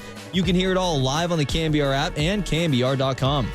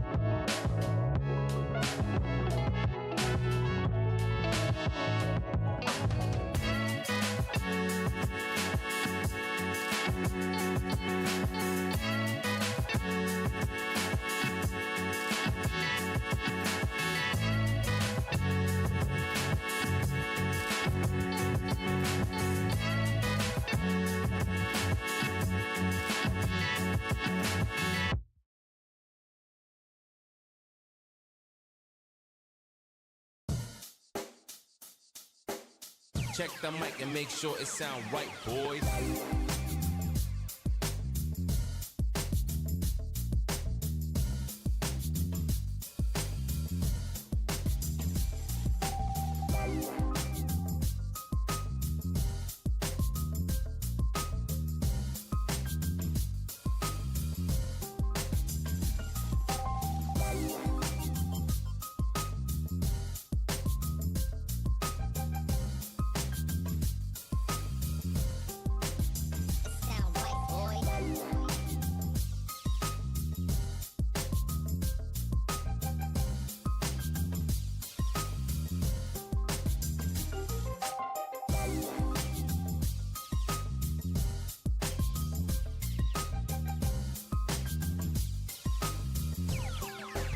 It sound right, boys.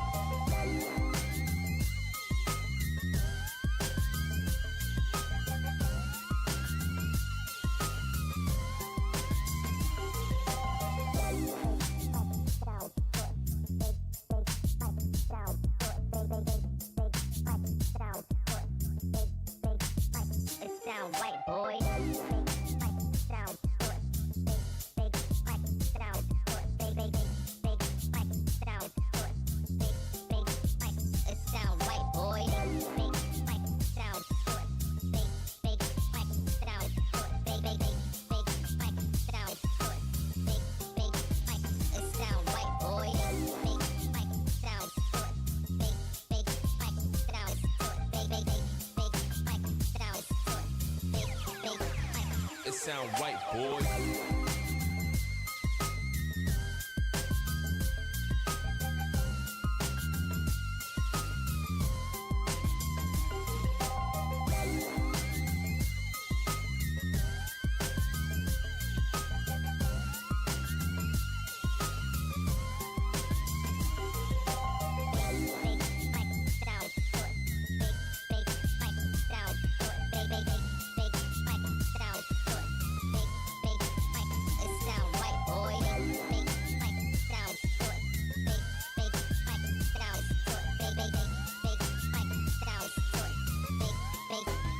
It sound right, boy.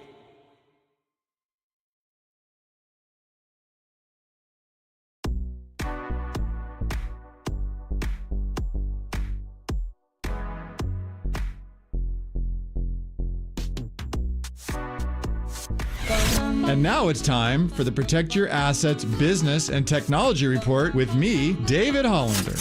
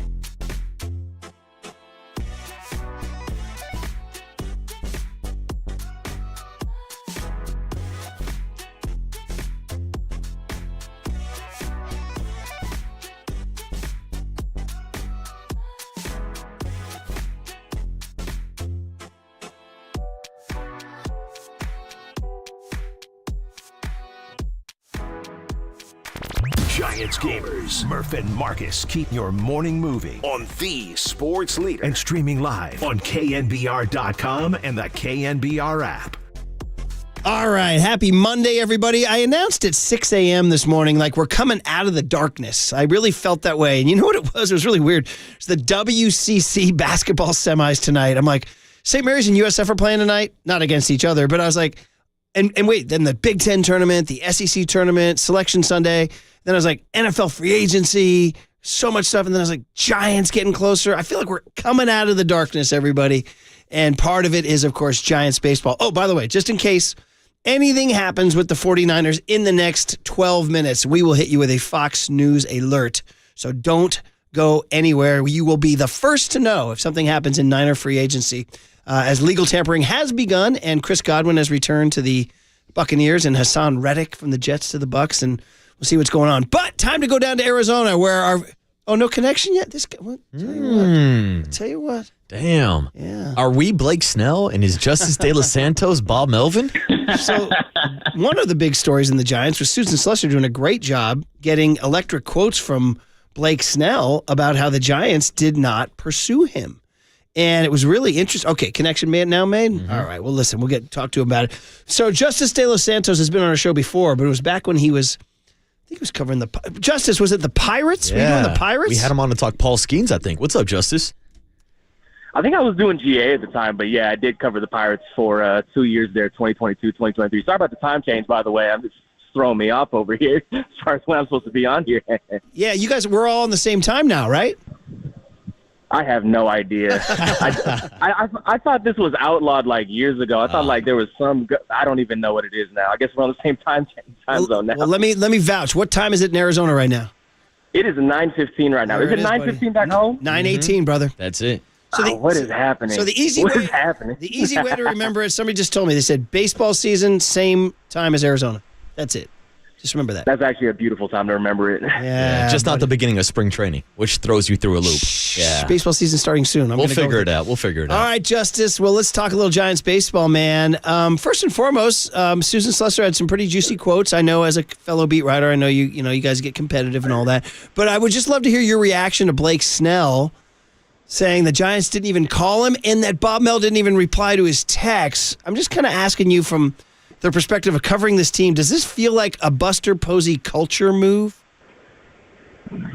I wouldn't say so that. I'm going to say with the caveat that I wasn't covering the team last year. Obviously, this is my first year on the beat. But I think with Snell, I think there's obviously going to be like a very big portion of this fan base. It's funny, I was talking about it to someone this morning that I think he just has an inherently kind of polarizing personality where, like, if you don't know him and you don't talk to him on a day-to-day basis, he can kind of throw some people the wrong way. I've actually had an opportunity to talk with him on a couple occasions, dating back to 2021 when he was on the Padres, because I filled in a little bit over there. And I think the one thing to know is that he is kind of one of those guys. He's not going to really appeal to everybody. But, getting back to the crux of the question, I don't necessarily think it's a culture setting thing. I just think that, given the contract that Snell had, given that he didn't pitch that final game of the year, I think they kind of knew that this wasn't going to be possible. A return wasn't in the cards, and maybe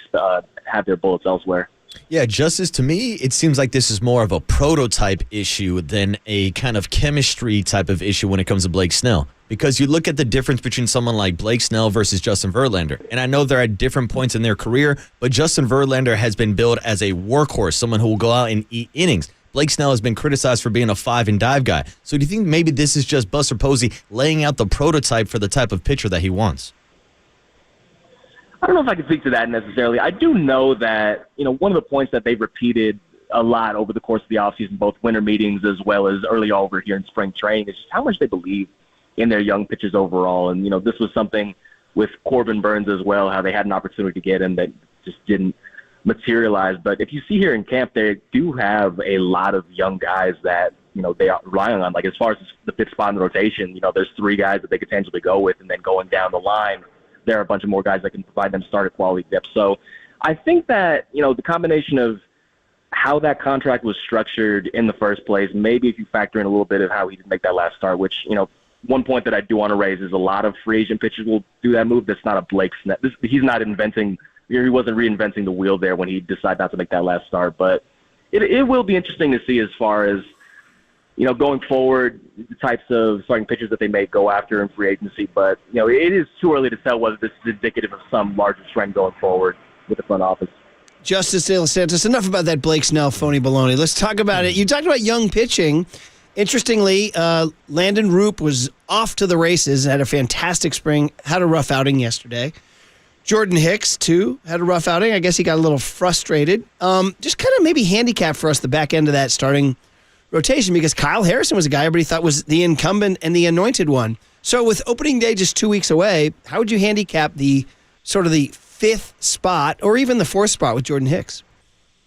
So I think the fourth spot is going to continue to go to Jordan. They were pretty dead set coming into camp that was going to be his spot. And Hicks has talked a lot about how he's put on a lot of weight. He thinks he's going to be able to consistently be in that 95, 96 mile per hour range over the course of the season. And that's obviously something we're going to have to see as the season goes on. But, he did have a little bit of frustration yesterday. He, allowed 2 kind of fluke singles and then it ends up rearing back for 100. So not exactly the greatest way to manage that outing, but it is encouraging that he can still tap into that 100 at least when he wants.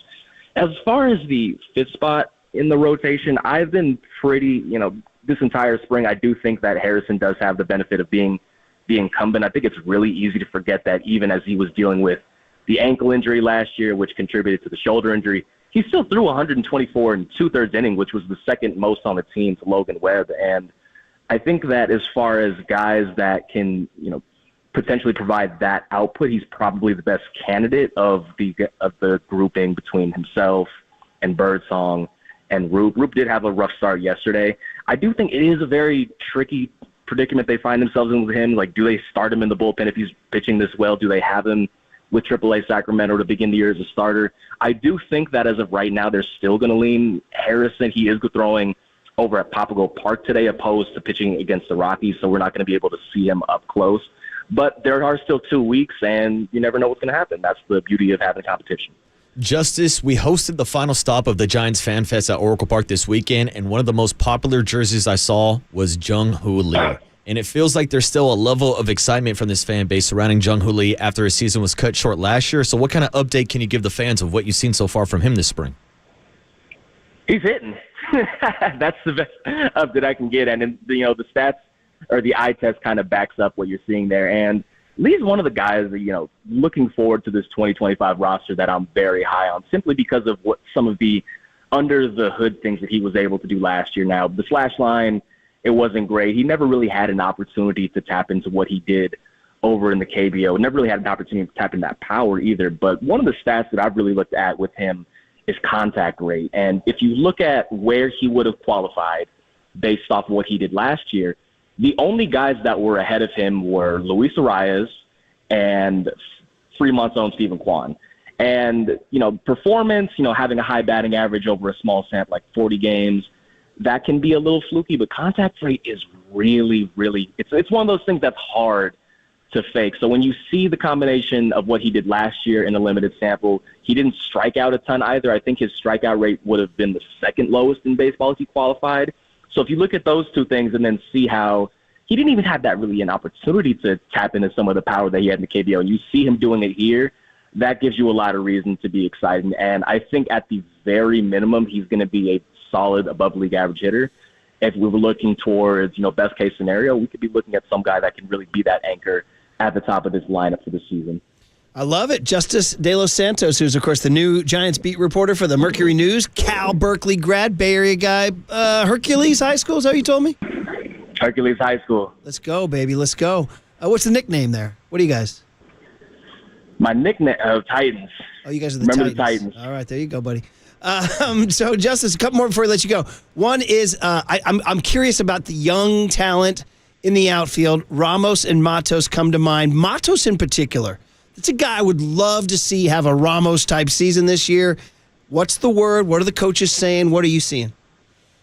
He's been having a good spring so far. I think his OPS is somewhere in the mid-800s, and he did have the benefit of playing winter ball this past year where he was the rookie of the year in the Venezuelan Winter League. I think he was one vote away from being unanimous. And if you look at the competition for the fourth spot in their outfield, as of right now, it's going to be down pretty much to him as well as Grant McCray. Gerard Encarnacion is technically in that competition, but he's more kind of in that designated hitter / first base / corner outfield role, kind of a different role entirely. But he's performed well this spring. I do think they lean towards having Matos as the fourth outfielder, and it's tough because he is 23 and he's not going to get that steady mix of playing time. But they could potentially roll with a platoon with him and Mike Yastrzemski. Yastrzemski's obviously going to get the bulk of reps over there in right field, but on days where the opposing team maybe has a lefty, they would have Matos as that right-handed guy. But he's performed well this spring. Last year we did see that one stretch where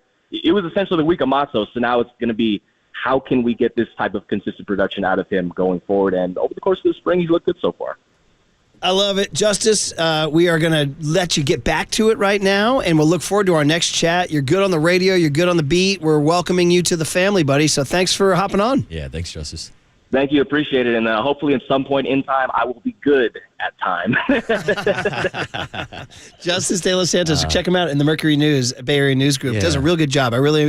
I'm high on this kid. And it's a good reminder for everybody to reset their clock after the change with daylight savings this weekend. All right, Young Tone, we got some fun. Here we go. You got them right in front of you, buddy. Give us the news. In the 10 minutes we talked to him, we have more NFL. Yeah, so Jaylon Moore is going to the Chiefs, according to Adam Schefter. 2-year deal worth $30 million. I also just saw Jordan Schultz is reporting Elijah Mitchell also joining the Chiefs, a deal worth $3.5 million. Number one reaction, blank the Chiefs. Yes. Okay, blank the Chiefs. For life. Get your freaking paws off my 49ers. All right, number two, Jalen Moore started 5 games last year. Yeah. He's been a pretty decent, so they're losing talent on the O-line. Yeah, I got to say, I was actually pleasantly surprised with him for filling in for Trent Williams last year, almost to the point where I was questioning why Moore wasn't getting more playing time at right tackle versus McKivitz, but now he's getting paid by the Chiefs. Sure seems like he got a lot of money, too. Yeah, and I was not expecting to talk Jalen Moore in the first 15, 20 minutes of free agency. I don't like it. Now, Elijah Mitchell, who we all love, did miss the entire year last year. So it's like, let's be real about this now. In 2023, he, 75 carries, 281 yards. His breakout year was 2021, way back when. He really hasn't had anything since then. So listen, we liked him, but it's not a crippling blow. No, right? not at all. I'd say there's actually one name that we should mention, a name we mentioned earlier, Drew Dahlman. He's going to the Atlanta Falcons to become to the Bears. Going to the Bears to become the second highest paid center in the league. That's a big one, too. That's enough. So 2 offensive line pieces of news are not good for the Niners. They lost Jalen Moore, and a guy, Drew Dahlman, who some thought they would target, signed with the Bears. Yeah. Other than that, let's go. Yeah, everybody. but Murph, wait, you forgot to mention that the 49ers have a last place schedule. Yeah. Plus, Luis Matos looks good in spring. Yeah. So does Jung-Hoo Lee. Yeah. All right, well, we'll continue to track this for you. 49ers tracker, free agency tracker, and already a couple of misses, but we'll see. It's early. On KNBR 104.5 and 680, the Sports Leader.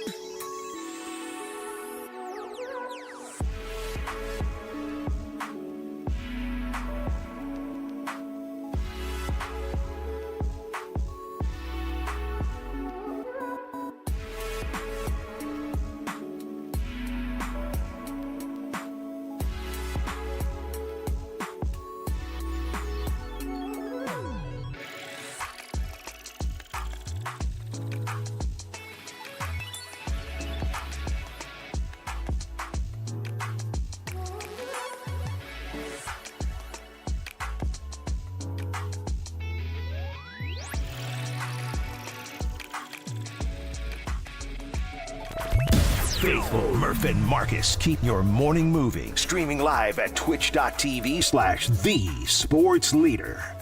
All right, we are underway. NFL legal tampering has begun, and the 49ers have not added anybody as of yet. Oh, young Tony, you're my guy. Well, this is not breaking news on the 49ers, but breaking news including a former 49er, Javon Kinlaw, or is it Javon Kinlaw? It's Javon. Javon Kinlaw will be signing a 3-year deal to join Deebo Samuel and the Washington Commanders. Well, okay. God, it's happening fast and furious. By the way, we were riffing on Jalen Moore versus Jalon Moore, and Javon Kinlaw versus Javon Kinlaw, and Javon Hargrave versus Javon Hargrave, and how about Marcus Boucher versus Marcus Boucher, or whatever. I don't know. Either way, the bottom line is, well, Javon Kinlaw, we just talked to Mike Sando of The Athletic, and we talked to him a little bit ago, and I said, Mike, you went to the combine and you you talked to all the people, or I should say he didn't go to the combine, but he talked to all the people at the combine. I said, the Niners are looking for interior D-line, and he laughed. He goes, I've heard that story before. Yeah, we've done this song and dance. There's a guy, Javon Kinlaw. Yeah. That was one of the guys who was supposed to replace. And so that's when we talk about the John Lynch drafts. Kinlaw's getting $15 million per year? Bro, you need bodies in the NFL, man. Wow, dude. You need bodies in the NFL. 3 for 45, 30 guaranteed. It's a violent game, and if a guy's willing to show up with his size and strength and just, put his helmet on and go, he's going to get paid. He's got to drop that leverage. Got to drop that pad level. But, that's an example of, we talk about these 11 draft picks coming up. And, it was, George Kittle or whatever. Yeah, well, also Javon Kinlaw. Yeah. And, that goes to, I think it serves as an example that the draft is not guaranteed. The 49ers moved on from DeForest Buckner and thought Kinlaw could be the guy to replace some of that production on a cheaper deal. It did not go that way. And that's why there's no guarantees when it comes to the NFL, whether we're talking quarterbacks or defensive linemen. If you have a guy, you got to pay him. Yeah, and so, obviously the 49ers are going to be under scrutiny for these 11 draft picks. And we talked to Dan Graziano just last segment or earlier this show, and he called it the ownership pivot. The ownership pivot. Now, I like when my kids pivot, they come to a jump stop and pivot. I like that. Got to keep that pivot foot down. But in terms of ownership pivoting, the 49ers are sounds like they're going to try to do 2 timelines, brother. The dreaded 2 timelines. Trying to win a Super Bowl while going young at the same time. Because it sounds like, so far, no spending. Now, it's early. It's only been open for 35 minutes. Any more news? Literally, it's happening minute by minute, guys. The fact that, Mekhi Becton may test the market from the Eagles. The Bears signed the center Drew Dahlman with $28 million guaranteed that the Niners were looking at. The Chiefs signing Niner tackle Jalen Moore, who was not a bad player, and he got 2 years, $30 million from the Kansas City Chiefs. So, I don't expect the Niners to be huge spenders in this whole deal, and it kind of leaves you wondering, where the roster is going to be when the dust settles in the next couple days. Yeah, I think a lot of people are kind of waiting patiently to see if the Joey Bosa news is going to drop, if he does sign with the San Francisco 49ers, or if he is intrigued by the offer from the Miami Dolphins, and maybe he wants to go back home to Florida to play with the Dolphins or come back to the Bay and play with his brother. But you're looking at names like Khalil Mack, now off the market, re-signed with the Chargers. We talked about Hassan Reddick going to the Tampa Bay Buccaneers. So if you're in the market for a bookend pass rusher, there are 2 of the names off the board already. By the way, in terms of audio content, good stuff, guys. The fact that Javon Kinlaw is going to Washington to be with Deebo, isn't that that was our thing? Yes, this is where it originated. Well, my dissolve. Dude. That is Deebo Samuel when Javon Kinlaw got drafted by the Niners. Well, my Dizzogs. Yes. The Dizzogs are reunited in DC. They're back together. The 2 Gamecocks are back together, man. That's kind of funny, man. So, all right, well, listen, we'll continue to track this thing. Guys we're looking at, you mentioned Joey Bosa. Dre Greenlaw is a name we'll be looking at right now. Talanoa Hufanga, Aaron Banks, Mooney Ward. These are all people that they could very well be losing. In fact, most people fully expect Mooney Ward to be gone, and probably Aaron Banks too, and probably You're looking at a Ben Barch over at left guard, perhaps? Yeah, but how crazy is it that we're talking about the 49ers needing to improve the trenches, especially on the offensive line, and then Jalen Moore gets paid by the Chiefs, and it sounds like Aaron Banks might get starter money around the league. Nothing official yet, but it sounds like there is some interest on Aaron Banks. Yeah, and so obviously you're looking at Barch, and this is an offensive line that needs to beef up. There had been talk of them getting the center Drew Dahlman, the son of Chris Dahlman, former 49er from the Stanford days in the 90s, and Drew Dahlman's a well-regarded center, and instead he slipped away to the Chicago Bears. So there's talk about, so right now the Niner D-tackle situation, it's strictly Jordan Elliott, Kalia Davis, and Evan Anderson. Those are the only ones With right the there. news that Malik Collins would be released this weekend. So we'll continue to track this. Papa and Silver will obviously be all over it at 10 a.m., and we'll have Matt Barrows actually this morning at 10:52. But people are checking in on the early developments on the Golden State Lumber and Showroom text line. 408 says, I thought Malik Collins was a bright spot. I think he thought he was a pretty good player too, but this is what's happening with this. Yeah, like I said ownership. earlier, it's hard to invest that type of money, not just with him, but also with Hargrave on your defensive line, and then look at the numbers of how they played against the rush last year. They need to improve in the trenches, and so if you don't like the ingredients you have, the chef has to find different ingredients to cook with. Got another do-do-do here. There we go. Jerry Dulac of Pittsburgh Post-Gazette reports Aaron Rodgers is close to signing a deal with the Steelers. Pittsburgh Steelers. Dude, I do not see him as a Pittsburgh Steeler kind of guy. Not at all. Way too much ayahuasca and meditation for the Steel City. I mean, that seems like it could be a bit of a culture clash, but also he played in Green Bay. So outdoor, same type of fan base. At that time, we didn't know what a freak he was. He's only become more of a freak later in his career. Yeah, he's always been an interesting fellow. By the way, congratulations to Aaron Rodgers, Steeler douche, now on Netflix. Oh, it's not a bad landing spot for him, way. though. I mean, Mike Tomlin routinely has that team competing for a playoff spot, has never had a losing record, and now he has the opportunity to throw the ball to not only George Pickens, but DK Metcalf. And I hate to do this because I like the Steelers, the Rooney family, the great Rooneys of Ireland. Now they got to subject him on Ireland because they're going to go play in Ireland. Now you got to turn your back on your Curly, Steelers. we don't want Rodgers walking around, this Guinness doesn't taste very good.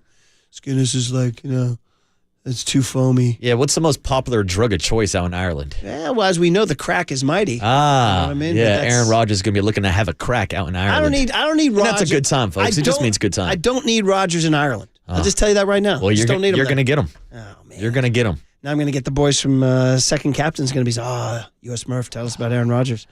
Here we go. 408 says, hey, Aaron Rodgers beat the Steelers when he won his only Super Bowl. Good knowledge. Forgot about that, This too. is true. 917 says, let's be realistic. The Niners don't have the money because we missed those 3 number ones with Trey Lance. It is what it is. That definitely set you back a little bit. 510 says, Nick Bosa is definitely going to have to step it up this year. He has not been good lately. Hey, 415 says, 408 says, pardon me, there's no more. The people are coming in here all over the place on the text line. It's coming too fast and furious. Slot machine. Yeah, too fast and furious. And here's 510 saying, this is Ninerhead Rick says, I hate to say it, but this may be the year the Niners have a 4th place finish again unless they do something great in the draft. No, we only want the last place schedule for 1 year. I don't think the Seahawks right now, who knows if they go out and sign Sam Darnold, but the Seahawks won 10 games last year and said, yeah, you know what? We're going to move on from Geno Smith and we're going to trade our wide receiver number 1. They also cut Tyler Lockett, so they're cleaning shop up in Seattle right now. Yep. And but the Rams are a problem now with Devontae. And if you're just joining us, Elijah Mitchell has joined the Chiefs. Now, he didn't play all last year, but Jalen Morris joined the Chiefs too as a tackle, and the 49ers losing O-lineman instead of not gaining O-line. But again, only 41 minutes in here, too. 831 says, wake me up when they sign a kicker. I don't think they will. Yeah, going with Jake I don't Moody. know about that. 707 says, just pay Purdy $50 million and get it done. Get it done. And, of course, 209 says the Niners are semi-resetting to take a run for a 2027 home Super Bowl. Isn't it this year? Yeah, so it would have to be a 2026 run. Wait, it's this year, the 2025 season. Yeah, 2025 into 2026. Next February in 2026, Super Bowl at Levi Stadium. Yeah, it's but do you always refer to that as like for me, I know it's been a while for you since the Raiders won one, but for me, like the 83 Raiders, but it was an 84 Super Bowl. Yeah, I think you have 81 Niners, 82 Super Bowl. You describe it as when the season started. That's what I do. Yeah. But some people will throw a curveball at you and go with the year of the bowl. And I'm like, don't do that. Yeah, see, but I don't want to be here and be like, yeah, you see the 2025 49ers finished in last place in their division? I'm like, no, the 2025 season hasn't even started yet. But now the regular season does spill over That's into. what I'm saying. Yet NBA championships are referred to the finishing year, the June. Like the Warriors won it in June 2015. See, this is why baseball's the best. Exactly. They just play their season in the same calendar year. I actually, no joke, like growing up, I used to honestly think that was one of the really good things about baseball. Was if I said the 78 Red Sox, I knew exactly what I was talking about. Exactly who you're talking about. But if I say, well, the 78-79 Washington Bullets or the 77-78 Washington Bullets, right? Yeah, now we got confusion. All right, guys. Well, that's the deal. We've laid it out for you. The 49ers, quote-unquote, ownership pivot. And yes, we see the people checking in with their Ross from Friends text. Pivot! Pivot! That's what they've done here on the checkbook front. Ooh. So we'll see what they sign. All eyes on Dre Greenlaw. All eyes on Joey Bosa. All eyes on what they do with Brock Purdy, too. And, of course, we started the show talking about all the big news, the Seattle Seahawks trading DK Metcalf to the Pittsburgh Steelers, where, according to Jerry Dulac, he's close to signing with the Steelers. Remember, I thought he was going to retire. You know? I don't think Aaron is going to want to end his career like he did in New York. I mean, talk about the QB carousel, whether we're talking about Seattle, Las Vegas was a possibility for Aaron Rodgers, Pittsburgh, the New York Giants. He still has a market, and so that's why he's going to keep playing. What do you think? What kind of year do you think he would have in Pittsburgh with DK Metcalf and George Pickens? Well, that's interesting because Pittsburgh Steelers, they want to win by running the ball and playing defense. So I think he'll fit in pretty damn well. Now, that's one of the toughest divisions in football with the Baltimore Ravens, when you throw in the Cincinnati Bengals, when you throw in that entire division, Cleveland Browns, whatever. It's going to be tough, but I would put them in the playoff conversation with Aaron Rodgers. Hell, they just went to the playoffs last year with Russell Wilson. Yeah, man. / Justin Fields. I hate to root against the Steelers. We're going to have to do it. I got no problem rooting against them. What them. are the Rooneys doing? They're such a sound family. Why are they bringing this guy in? It's not totally official. It's just a report speculation, from Jerry but Dulac it sounds here. like it could happen. And here's more just if you care. The Jaguars are making Jordan Lewis the NFL's highest paid nickel corner. Ooh, and for all my silver and black fans out there, Robert Spillane signing with the New England Patriots. That's a bummer. Is that a bummer for you? Spillane's a good effort guy. He just plays like his hair's on fire, even though he doesn't have any hair. And then 707 says, guys, you do know the Warriors are at home tonight against the Blazers. This is true. Bro, we talked. And I'm taking Steph Curry more than 5.5 3-pointers tonight to reach 4,000. You're fading the Greek, huh? I'm fading the Greek. All right. So, well, this is fun, man. This is fun. And so by the time we sign off, cut to a break right now. And by the time we return, could be more Fox News chimes coming your way. Legal tampering. So stay on the radio, rip off the knob, and it's all coming your way, all the news. Plus, Greg Papa will have his thoughts on Elijah Mitchell and Jalen Moore departing and Aaron Rodgers likely going to Pittsburgh. Not totally official yet. I'll say this as a former beat writer, like Schefter and Rap Sheet have become such frickin' 800-pound gorillas, King Kong, that if somebody reports something other than them, you're like, yeah. I mean, Jerry Dulac's been doing it forever. I think he was doing it when I was covering the Niners. I think Jerry Dulac was covering the Steelers for the Pittsburgh Post-Gazette. So I got to go with, I got to imagine the Rooneys are telling Dulac, yeah, you can go ahead with that. But you never know. You never know. It just said he was close. Close. It was close. How close? All right, guys, here's the deal. We'll hand it over to Papa and Silver. We got to find out what Yoke Tony learned today. And, of course, we'll see what happens at legal tampering. Next on The Sports Leader. I have no problem with Ian Rappaport, Schefter. I think they're really good at their jobs. When it comes to me, they don't know. They really don't.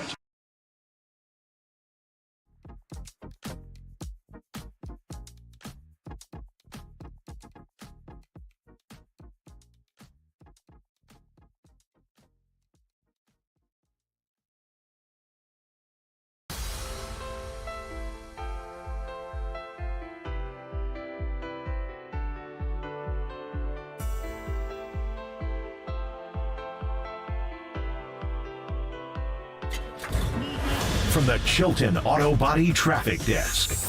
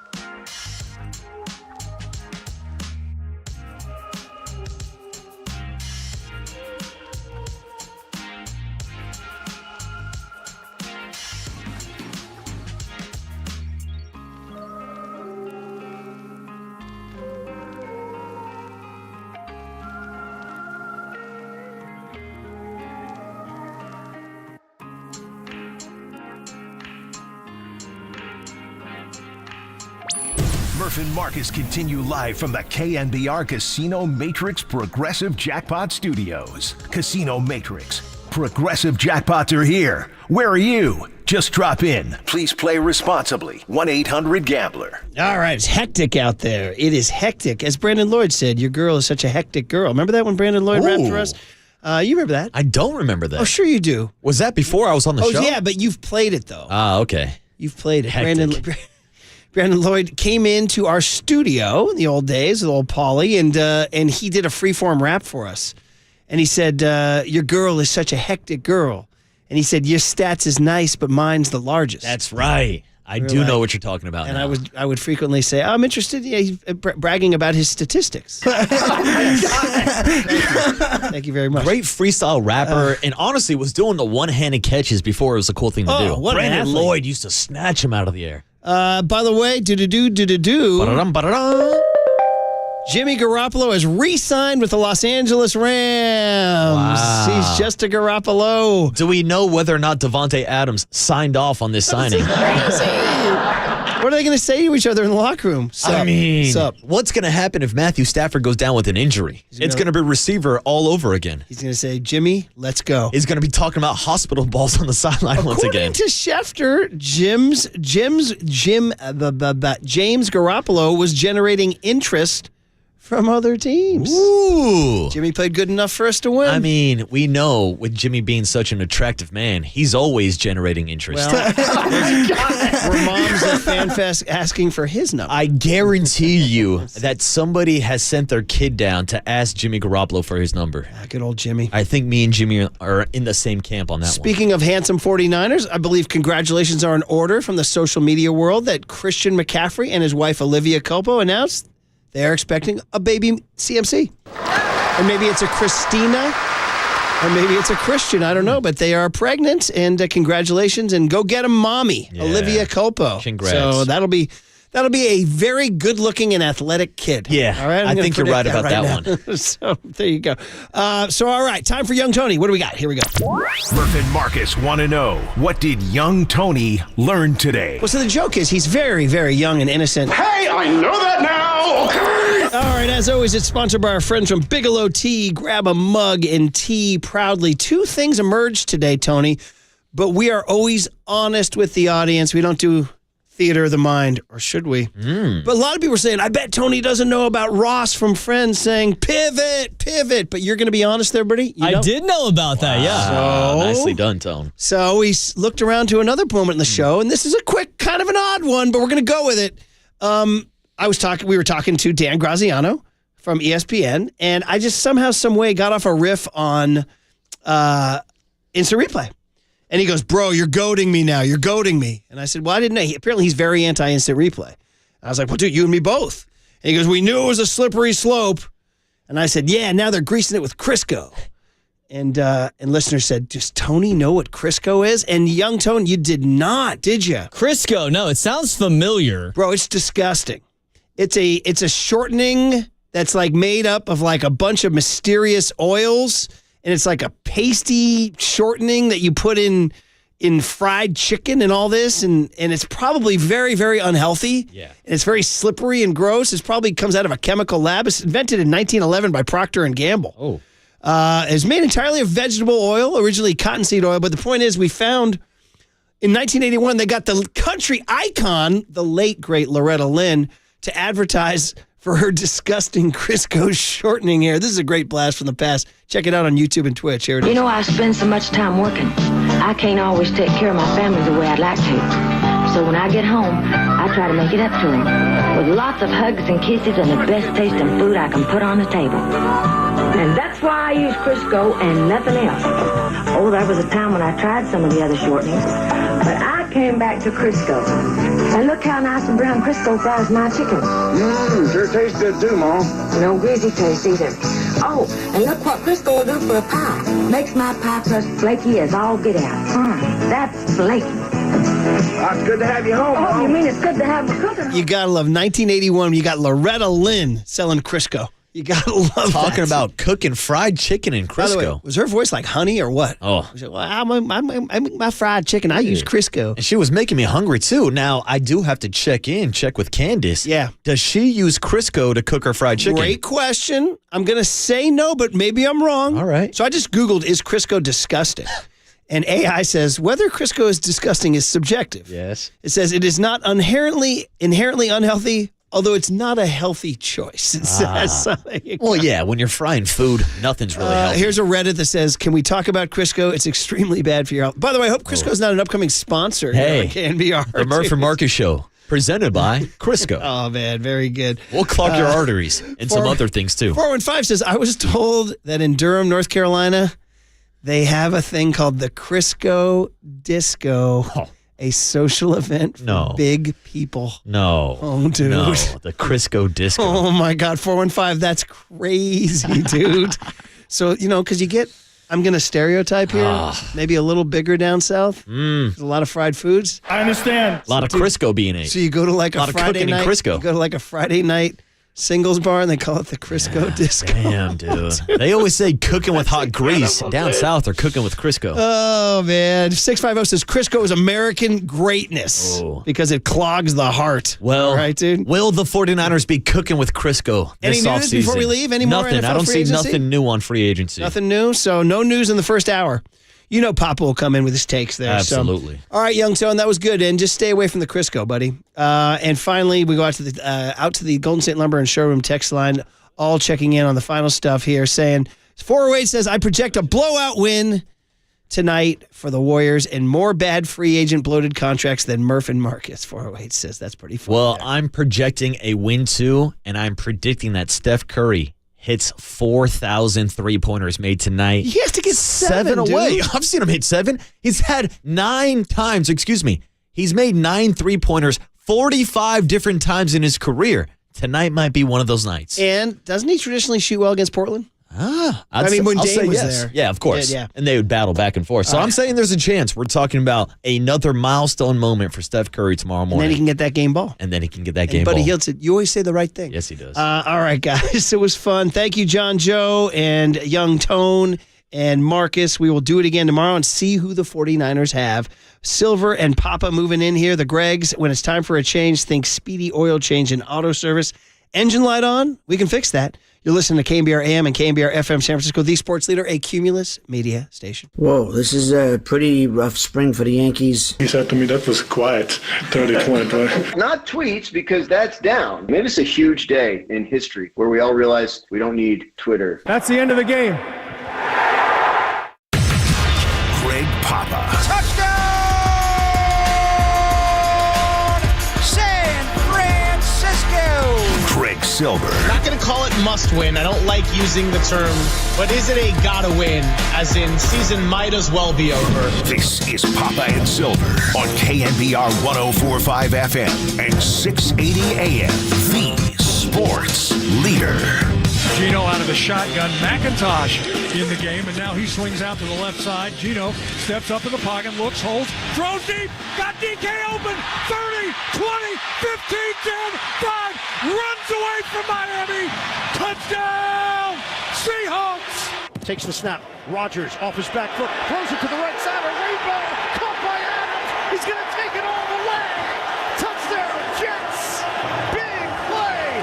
And that connection, Rodgers to Adams, does the trick on Halloween. Allen waits, gets the snap. Allen keeps it up the middle, powering to the goal line, into the end zone. Touchdown, Bills. The second touchdown run of the first half for Allen. Snap back, drops into his end zone. Backpedaling. Hit. Ball came loose. Garrett knocked it down. There's a scramble and a pile in the middle of the end zone. Touchdown. And the officials are calling touchdown. Recovered by Cleveland in the end zone. Tony Fields comes up with it after Garrett knocked it loose. Yep. Happy Monday, everybody. The frenzy is on. We need a Tim Ryan double bang to start the week here. Geno Smith, DK Metcalf, Myles Garrett, Khalil Mack, Jalen Moore, Elijah Mitchell, possibly Aaron Rodgers officially to the Steelers. I could go on and on and on as young Tony's coming in here with the Hard Knocks theme. Very well done, my friend. And Greg Papa, here's the deal. Kind of hard to prep on a frenzy, but that said, these next 4 hours are going to write themselves. Thanks for hanging out with us. The Gregs from 10 to 2, and yeah, legal tampering opened up 62 minutes and 10 seconds ago, so that's exactly where we're going with the show. I almost thought about spending 4 hours talking about Mo Bamba's new 10-day contract with the New Orleans Pelicans, but then I thought differently. Papa, good morning. Well, is it a good morning? I don't like the way the frenzy has started, to be sure, and there are a lot of moving pieces here we'll get to, but Hassan Riddick, 2 minutes into the free agency frenzy, the legal tampering period. Amazing how that happened. Signs a deal to go to Tampa Bay, Hassan Chop, but we didn't have to wait till 9 o'clock our time this morning for the frenzy. It started on Friday. It was a frenzied Friday. We were 2 hours off the show on Friday. Why does all the news break during the Insider show on NFL Network? Happened on Friday. Right when they got on the air, Geno Smith is traded to the Las Vegas Raiders. You just wonder. We were at the Combine a couple of weeks ago. It looked like Matthew Stafford may go to the Raiders in Vegas. He didn't do that. He signed a deal there. So we'll talk to our friend Greg Bell, who's been covering the Seahawks for a long, long time. What is John Schneider exactly up to? I think we know what he's up to. He trades Geno Smith to the Vegas Raiders and Pete Carroll, and then he goes ahead and trades DK Metcalf yesterday. Again, 4 o'clock on a Sunday, day before the start of the frenzy. They dropped that on the Insider show. So we'll get to the bottom of what Pittsburgh is up to. Our friend Paul Allen, the voice of the Vikings, will also drop by. I think there's a domino here that's not good in my mind, and we all can see what's happening here, is that the Minnesota Vikings are going to install J.J. McCarthy as their new quarterback. That's fine for them. And then Sam I Am is going to be a free agent. That's the big one out there. We're 63 minutes into this. Is he going to reunite with Clint Kubiak as the new quarterback of the Seattle Seahawks? It certainly appears that way. Clint Kubiak was the 49er passing game coordinator and quarterback coach in 2023, the 1 year that Sam Darnold was a 49er. He was with him in the meeting room, knows who he is, and after a great year in Minnesota, it appears as though Sam is going to cash in, unless he goes to Pittsburgh. But you're saying that there's some connect the dots that Aaron Rodgers may wind up now in Western Pennsylvania, Greg? Yeah, so Murph and Marcus, in the last 10 minutes of their show, it wasn't an official report that it's happened, but Aaron Rodgers is reportedly nearing a deal with the Pittsburgh Steelers. So I don't know what's going to happen with Justin Fields in the long-term future there. Russell Wilson still out there, so we are just swimming in the midst of this frenzy here. But Aaron Rodgers, had a lot of eyes on him when we were out in the Combine in Indianapolis. We weren't sure what was going to happen with Matthew Stafford. Aaron Rodgers possibly go to the Rams if Stafford ended up leaving. Then that was off the table. Now Devontae Adams is over in L.A., or he will be after signing a 2-year deal. So much to get into. And, of course, a lot of eyes are on Talanoa Hufanga, Dre Greenlaw as big 49er names, and Jalen Moore signed to the Kansas City Chiefs after Ronnie Stanley stayed with the Baltimore Ravens as far as left tackle. So we're going crazy here. And also Elijah Mitchell is going to apparently agree to a deal to go to Kansas City. And then as far as Talanoa Hufanga, we're hearing that Dove Valley and the Payton place may get him done today. George Payton, their GM, and, of course, Sean Payton, their head coach. So obviously, Geno was a surprise. Geno's a good quarterback. He beat us at the end of the year. But the real domino that would hurt is if Sam Darnold winds up in Seattle. So we'll find out exactly what they're going to do. Tyler Lockett is a street free agent now. They have traded DK out of the Emerald City. We'll talk to our friend Greg Bell. But the bigger piece of news was Devontae yesterday in that 4 o'clock happy hour on the NFL Insider show, well before the start of the frenzy this morning, has agreed to a deal with the LA Rams. And you put Puka Nacua and Devontae on the same team. And Devontae was up and down. We watched them all. With the Raiders, he started well. They had some uneven quarterback performances. I'll be kind just by saying it that. And then he went to Florham Park to reunite with A-Rod, and they were disconnected. Even guys that have been together for a while. You need training camp together. Later in the year, he had a couple of games in Florida where he balled out. That game in Jacksonville looked like the old Devontae. just for the Rams to get their hands on Devontae Adams, wow, and put him with Puka Nacua, the re-signed Tutu Atwell, Tyler Higbee. They got the running back and Kyron Williams, and they kept Stafford. So a couple of weeks ago when we were in Indianapolis on that Friday, we thought, Stafford may wind up going to the Raiders. Damn, he stays with the Rams. They add him a real target in Devontae. And then the 49ers side of it, and we'll try not to overreact here a little bit. We knew Jalen Moore was going to leave. We didn't know it would be that kind of money. We didn't know it would be in Kansas City. But a few years ago, Brett Veach and Andy tried to get Trent Williams. So they couldn't get Trent, obviously, but they got Trent's backup. And Jalen Moore was a good Niner for 5 years at Western Michigan, a fifth-round draft pick, number 155 overall. He played a little bit here and there as a rookie, and in 2022 when Trent was out, made 7 starts. And this past year, his fourth and final year with the Niners, he played well. He is good in pass pro. He improved in run blocking. He proved to be worthy of a starting job. The Niners viewed him as a swing tackle, McKivitz on one side and Trent on the other. But Kansas City, we thought they were going after Ronnie Stanley, but he's just too expensive, and he winds up going to staying home in Baltimore, and they bring Moore to Kansas City along with Elijah Mitchell. We're going to be on pins and needles today about Jordan Mason, J.P. Mason. We kind of knew Eli had to leave after the injury last year and just his running style. So not a big loss to lose Jalen Moore and Elijah Mitchell. You kind of thought it was coming. Talanoa Hufanga, we thought it was a real possibility he would leave, and now it sounds like he may go to Denver. What do you do with safety? Jair Brown had some uneven snaps last year, some poor run fits. Obviously, Malik Mustafa's a baller. Do you need to do something else? I think in the draft for sure, and then maybe a veteran. But the real, big guy now will be Dre Greenlaw. Sherwood wound up re-signing in New York. We thought the Niners would be play for him, but he got a 3-year deal for $45 million. Other names are now out there. It looks like, and we'll talk to our friend Paul Allen when he gets off his radio show, The Voice of the Vikings.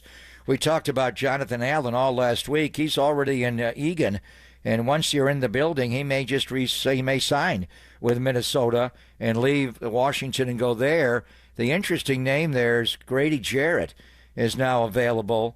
Kyle loves Grady Jarrett going back to their Atlanta days. We played Atlanta a number of years in a row, not this past year, but we go on and on. He's probably the most underrated 3 technique in football. How much will it cost to get him? But I think the other thing is with Devontae, and that's the crusher, is Devontae going to the Rams. What kind of money is Cooper Kupp gonna demand on the open market? And they have a roster clause with him where they're going to have to give him a deal. He's due a $7.5 million roster bonus this coming weekend. They did re-sign Tutu Atwell to a 1-year deal for $10 million. So they're going to have to decide on Cooper Kupp in the coming days. It doesn't seem like anybody's going to trade for him now, and the Rams are going to be forced to release him. It is interesting to me, and Kupp's had a lot of injuries, and the Rams and their doctor, Elatrosh, knows much better.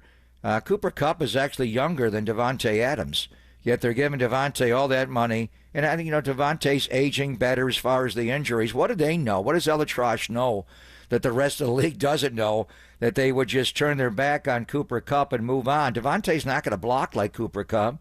Cooper Kupp is so selfless with, raising Puka Nacua. I do wonder if the 49ers could get their hands on Cooper Kupp. But so far, it has been a wild, wild west. The Rams get Devontae Adams. Seattle gets rid of Tyler Lockett, DK Metcalf, and Geno Smith. And in the end game, are they going to get the guy that I wanted to be the Niners quarterback? Even going back a couple of years ago, I understood Brock was coming off of UCL, but you just saw it in Sam.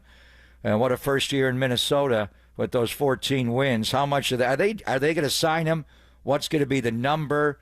And what does it mean that Clint Kubiak reunites with Sam Darnold, this time in the NFC West and in Seattle? Damn. So keep it locked and loaded right here, 104.5 FM and 680 AM. You can also catch us on YouTube at KNBR 104.5 and twitch.tv/thesportsleader or KNBR.com, listen live, or the KNBR app. That's all my way of saying Papa and Silver, your place to hang out all the way up until 2 o'clock with all the free agency breaking headlines. So to just do a quick little recap before we take a timeout. Deebo Samuel traded from Washington. Jalen Moore and Elijah Mitchell, unrestricted free agents to Kansas City. John Feliciano retired.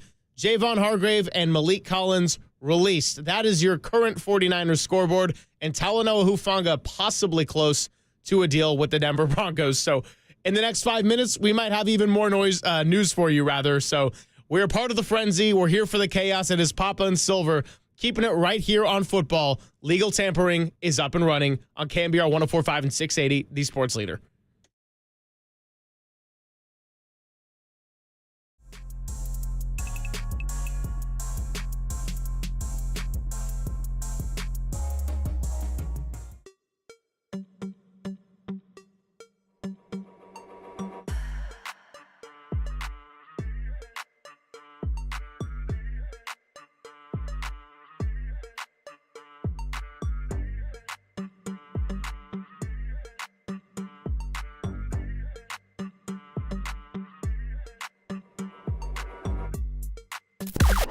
Now, from the O'Donnell Financial Group Sports Desk. Learn more at odfigroup.com. O'Donnell Financial Group, because planning is a process, not a product. The legal tampering period is underway, and the headlines continue to roll in. Jalen Moore and Elijah Mitchell go from the 49ers to the Chiefs. Aaron Rodgers is close to a deal with the Steelers. What else is on the table? Well, we'll be talking about it right here from 10 to 2. Papa and Silver, KNBR, your place for breaking news.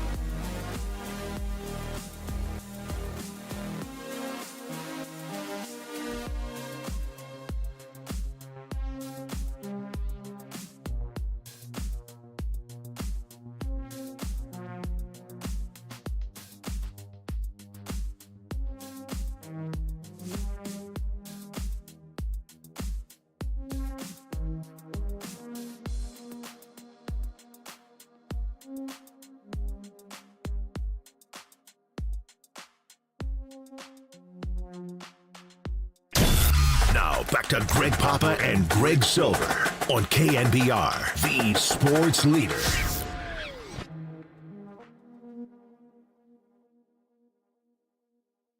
They ride the mesh point to Hurts, to DeAndre Swift. He wants him to go on a scramble drill to the back of the end zone. A.J. Brown. Hurts fell down. He got sacked.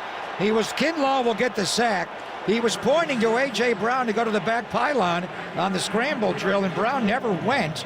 And then Hurts, as he was looking, just fell down. That's a 16-yard sack for Kinlaw.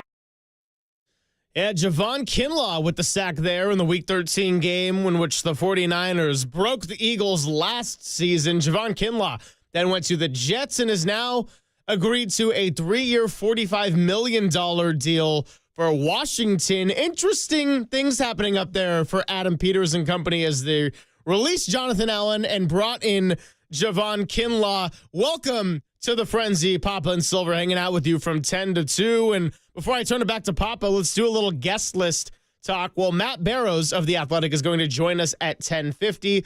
Of course, if any big 49ers news drops, that's all subject to change. We'll have Greg Bell from Seattle joining us at 12:30. Albert Breer of Sports Illustrated will be stopping by at 1:30. And hopefully we'll get to hear from the voice of the Minnesota Vikings, Paul Allen, although we have yet to nail down a time with him. So it's Frenzy all around. It's a Monday. And Papa, we're just taking it all in as it comes. Yeah, Paul Allen, what a night last night. First time ever in his great career. He did an NBA game. He did the Minnesota Timberwolves home against the San Antonio Spurs. And you know who his color commentator was in the second quarter of the game last night? The head coach of the Minnesota Vikings, Kevin O'Connell, dropped by. So I don't think we're going to get Kyle to do a cameo on our show today, but that is the personality of KOC, as they call him there. So we'll talk to Paul Allen. The thing that's interesting is, Kwesi Adolfo-Mensah and Kevin O'Connell had quite a quarterback decision to make this offseason. In reality, I think it was made last offseason how much they love the young quarterback, J.J. McCarthy, out of Michigan. We did see him in the preseason ever so briefly in one game, and he played well. Came in at Sam Darnold in that same game against the Raiders, let him right down the field, low red zone. They wound up settling for a field goal, and then JJ had some rookie moments initially, then a couple of bomb shots later, and then I didn't see where he hurt his knee, torn meniscus. I know when they were going for a joint practice the next week, he was going to get a lot of the one reps, but I think Sam would have beat him out anyway last year to be the starting quarterback, and they would have nurtured him a lot like Alex Smith did Patrick Mahomes, but he got hurt. So he didn't play. Mahomes played in the preseason that rookie year. He was there in the building and took all the reps in practice. He started that last game against Denver. What a leap of faith this is to go to J.J. McCarthy and understand economics drive a lot of what you do, certainly in all of sports, but in the NFL where you have a hard cap. I just wonder why they didn't tag Sam Darnold and trade Sam Darnold, just let him out of the building in Egan with no compensation, but that appears to be where it's going, and damn. Oh, Clint Kubiak, a quiet guy, but that's Gary's son, and his brother Clay is on the staff, and it looks like he's going to Seattle, so I do not like that transformation. Geno had some good moments against the Niners, the night touchdown run, but by and large, he never beat the Niners. He was 0-for in his career going into that game in November, and he wound up finding a way to win that game with his legs. He made big throws. Guy's got a big arm. There's no doubt. He's got a huge throwing arm. But, to get him out of the building and to trade Geno to the Raiders, and we'll see what they do around him, obviously. But the real thing is Sam Darnold coming to the NFC West is a possibility. It does appear as though that's where it's going. We'll get Paul's intel on Sam. Sam's got all the ability. It's just he makes poor choices with the ball sometimes, but very rarely. I mean, he lost 4 games last year, 2 to Detroit and 2 to the Rams. And they just overpowered him. He had a lot of good snaps, but how do we feel about that? Geno Smith, I didn't write back. They wrote me off. I didn't write back late in his career. Geno going to the Raiders, wow. And then Sam Darnold winding up in Seattle, possibly later today. And then, the big one is Devontae. And I just wonder, Greg, are the 49ers going to be able to do anything today? I'm just looking at re-signing your own. Yeah. We didn't think they'd re-sign Jalen Moore. Kansas City wants to make him a starter. He's not going to be a starter here. He'd be if you traded Colton, but they're not going to do that. So he's a starting tackle. They gave him good money. Elijah Mitchell, Talanoa with the injuries. We'll see about other guys if they're able to retain them or not. I think the big one, as I said before, is Ponches, J.P. Mason. You got to find a re-sign that guy. Dre Greenlaw is the big one, obviously, and Curtis Robinson. But outside, I mean, what are we hoping for in the frenzy? Are the Niners just going to be frozen out of the frenzy? Are they going to be able to sign anybody with the situation where they're at financially today, tomorrow? Again, you're just agreeing to deals today. They become official. And some of these guys, I wonder about some of them passing a physical, frankly. But Wednesday at 1 o'clock, their doctors will look at them and they can stamp it and say and initial the release. But what are we expecting the Niners to do today? Just hopefully re-sign Curtis Robinson, J.P. Mason, restricted free agents, put a tender on them, or get them to sign a multi-year deal, bring back Dre Greenlaw. The money Sherwood got was not that obscene, although it was, 15, 3 years, $45 million. Spillane just left the Raiders. Got to look at the linebacker. He got a 3-year deal, 20.6 guaranteed to go to New England. New England signed Carlton Davis III, Harold Landry. They got him as well. But I don't even know what to. And again, you win the offseason, great. Last year, Philadelphia did win the offseason. They signed more money in free agent contract than any team in football. Yeah. And they got the Lombardi. So a lot of times winning the offseason means you screwed up a lot of draft days before and your team crumbled from 10-1. But so what are we hoping for? Just to re-sign? What's realistic? I don't even know. Normally with the frenzy, let's buy them all. Let's get the gravedigger on our lap 90 minutes into free agency. Are our minds even going there at all? What would be a good couple of days here? Re-sign Dre, find out a way to bring JP back and Curtis Robinson back. What else do you want to get done here realistically? Well, Drew Dahlman going to the Bears was something that I was hoping to not see. I would have liked to have Drew Dahlman wearing some red and gold. That's over and done with now. He's with Ben Johnson in Chicago. A good free agency, in my opinion, Papa. I would say Dre Greenlaw and Jordan Mason would be at the top of my priority list because you know what they are when healthy. And Christian McCaffrey, obviously, if he's back to full health, he's going to be getting a whole lot of snaps. But that doesn't mean that you can't use J.P. Mason in the rotation as a back. And we saw that he was capable of carrying the load of a true number one running back. For Joey Bosa, that's another one I'm looking at. And I would say if Joey Bosa is willing to take the kind of discount that Tim Kawakami was putting out there, a little bit of a lesser deal with incentives built in, that would be a win for the 49ers as well. Leonard Floyd didn't play a whole bunch of snaps last year, had some solid moments in there, but got off to a little bit of a slow start. Joey Bosa was not playing a bunch of snaps, even though he played 14 games last year in the regular season. So if you can get Joey Bosa without breaking the bank, have him willingly come to go and play with his brother, I think that would be a win to help provide a little bit of extra on the defensive line. It's not filling a hole. You can't expect Joey Bosa to play the kind of snaps that he would if he was fully healthy or like he was when he was a rookie going all pro.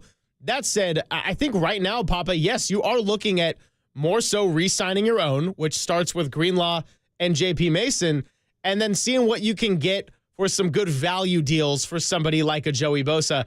I don't know what the market would be for a Grady Jarrett out there, but I have to imagine that it might be something that the 49ers aren't willing to pay in the long term, as they have been public about kind of doing a little bit of a reset, not a rebuild, and not wanting to not be competitive, but just kind of being a little bit more deliberate with how they spend their money after paying premium to so many contracts for guys that either didn't work out or more so in this last year paid a lot of money to guys who just couldn't really be on the field at a rate that you would expect when you're paying premium. And we call the frenzy free agency. It's anything but free. I mean, the players are free, but the money is not. I mean, when we had Matt Money Smith on last week, we were, dreaming about getting Khalil Mack here, and he dropped $20 million, and we went, next, we're not doing that. And then he didn't quite get 20, but he did re-sign with the Chargers and Harbaugh today, 1 year, $18 million. How much did Javon Kinlaw make today from Adam Peters to go to Washington? $45 million. Yeah, so you understand, why would they bring him in and let Jonathan Allen walk? When you see things like that, their doctors know more about Jonathan Allen. And we know Javon Kinlaw. Javon Kinlaw came to the Niners with knee issues. He had that in college. And I remember him, with a tackle against Andy Dalton the pandemic year against the Cowboys in Arlington, slamming his knee to the ground in that game. He battled knee problems all the while he was here. It's almost bone on bone. I think it is. But he had his best year as a Niner. The last year he was here, he had his best game as a Niner in the Super Bowl against Mahomes in Kansas City and Vegas, Super Bowl 58. But they had to let him go. And then, he had a good year. We thought about, with Robert Saleh, knowing him there, bringing him here. But you can't pay him that kind of money. Let's just be really realistic where you are. But those are the guys that you thought about. By the way, DJ Reed is gone. He is re-signed in Denver. He's not coming here. Pardon me, DJ Jones. DJ Jones. I was like, what happened to DJ Reed? No, but DJ Reed, I thought DJ Jones would be more affordable, and it wasn't a huge, they give him 3 years, $39 million? Yeah. DJ Reed is probably going to make more there at corner, and I do listen to the Mayoko last week. Maybe, Renardo Green at outside corner and Demo, you're looking for more, just a third corner, move Demo inside. I think things changed a little bit. I mean, you always had to deal with Puka and Cooper Kupp, but Devontae Adams is just such a great route runner. He isn't fast. Puka's not fast at all, but Puka needs no separation to catch the ball. You put those two guys together with Matthew Stafford and his ability to drop the ball on a dot, it's really difficult to deal with. So I just wonder what the Niners are going to – I mean, going into it, we dreamed, keeping all the guys – Joey Bosa, we'll see what his market is. It's going to be a medical situation with him. I think he's got to be in your building before you agree to anything with him. And he's a street free agent from last week, but your doctors have got to look at him and then look at all the history of the medicals. They got to send it all to you to know exactly what you're looking at.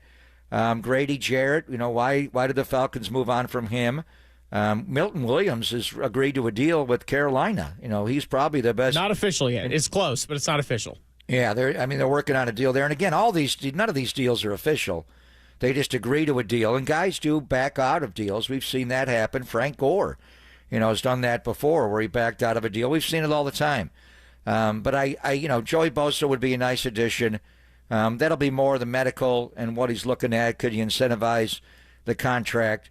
But I think the big thing we're looking at, we'll talk to Matt Barrows, and Paul Allen, the voice of the Vikings, has agreed to prop on. He'll be in at 11:50 our time, as he calls it, 1:50 cornfields time in Minnesota in the upper Midwest. By the way, in the Timberwolves broadcast last night, his first ever in the NBA, he had a tribute to Chick Hearn at the end. So we do want to do that. And the Lakers did start in Minneapolis, where they won their first handful of championships, the great George Mikan. But I don't know. I mean, it's a little bit... You don't want to overreact. We're 91 minutes into the frenzy. It's just started. But Seattle gets Sam Darnold. The Rams get Devontae Adams. Not starting out well there. Arizona's holding steady as far as we know, and you're not going to get DJ Jones. You may lose Ufunga on top of Jalen Moore and Elijah Mitchell. These are all workable items, but I do want to hear from Barrows. What should we be hoping for? I don't even know. I didn't want Sam Darnold going to the NFC West. That's for damn sure. And it looks Paul will enlighten us on what that means and if that's going to get done there. But what realistically, getting Joey Bosa is the big move they're going to make here? Or I don't even know what Grady Jarrett would cost you. We'd have to look at the tape to see. He was one of the most dominating, underrated three techniques in football. Where is he at financially? And in light of Javon Kinlaw getting all that money, is Grady Jarrett not going to get a reasonable sum of money? Who can they afford that is a different? When they got rid of Malik Collins, so when you saw that, you thought they're going to move on somebody else.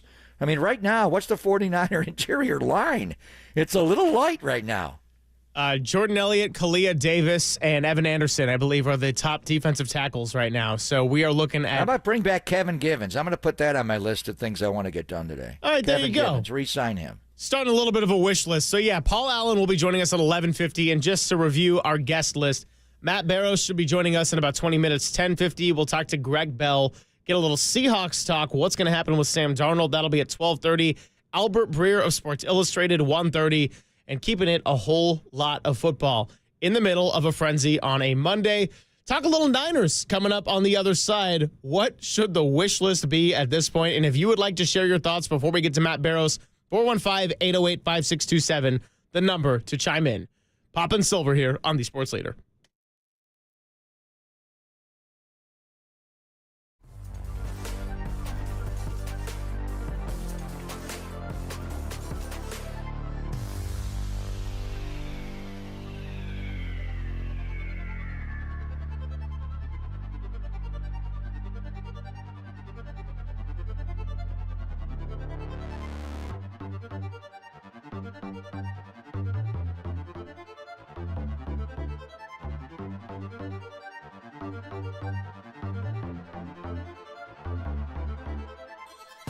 Hey, it's Greg Papa here. The faithful knows all too well. Sometimes the season doesn't go the way we want it to. Injuries, setbacks, tough breaks. It's a reminder that life doesn't always go as planned.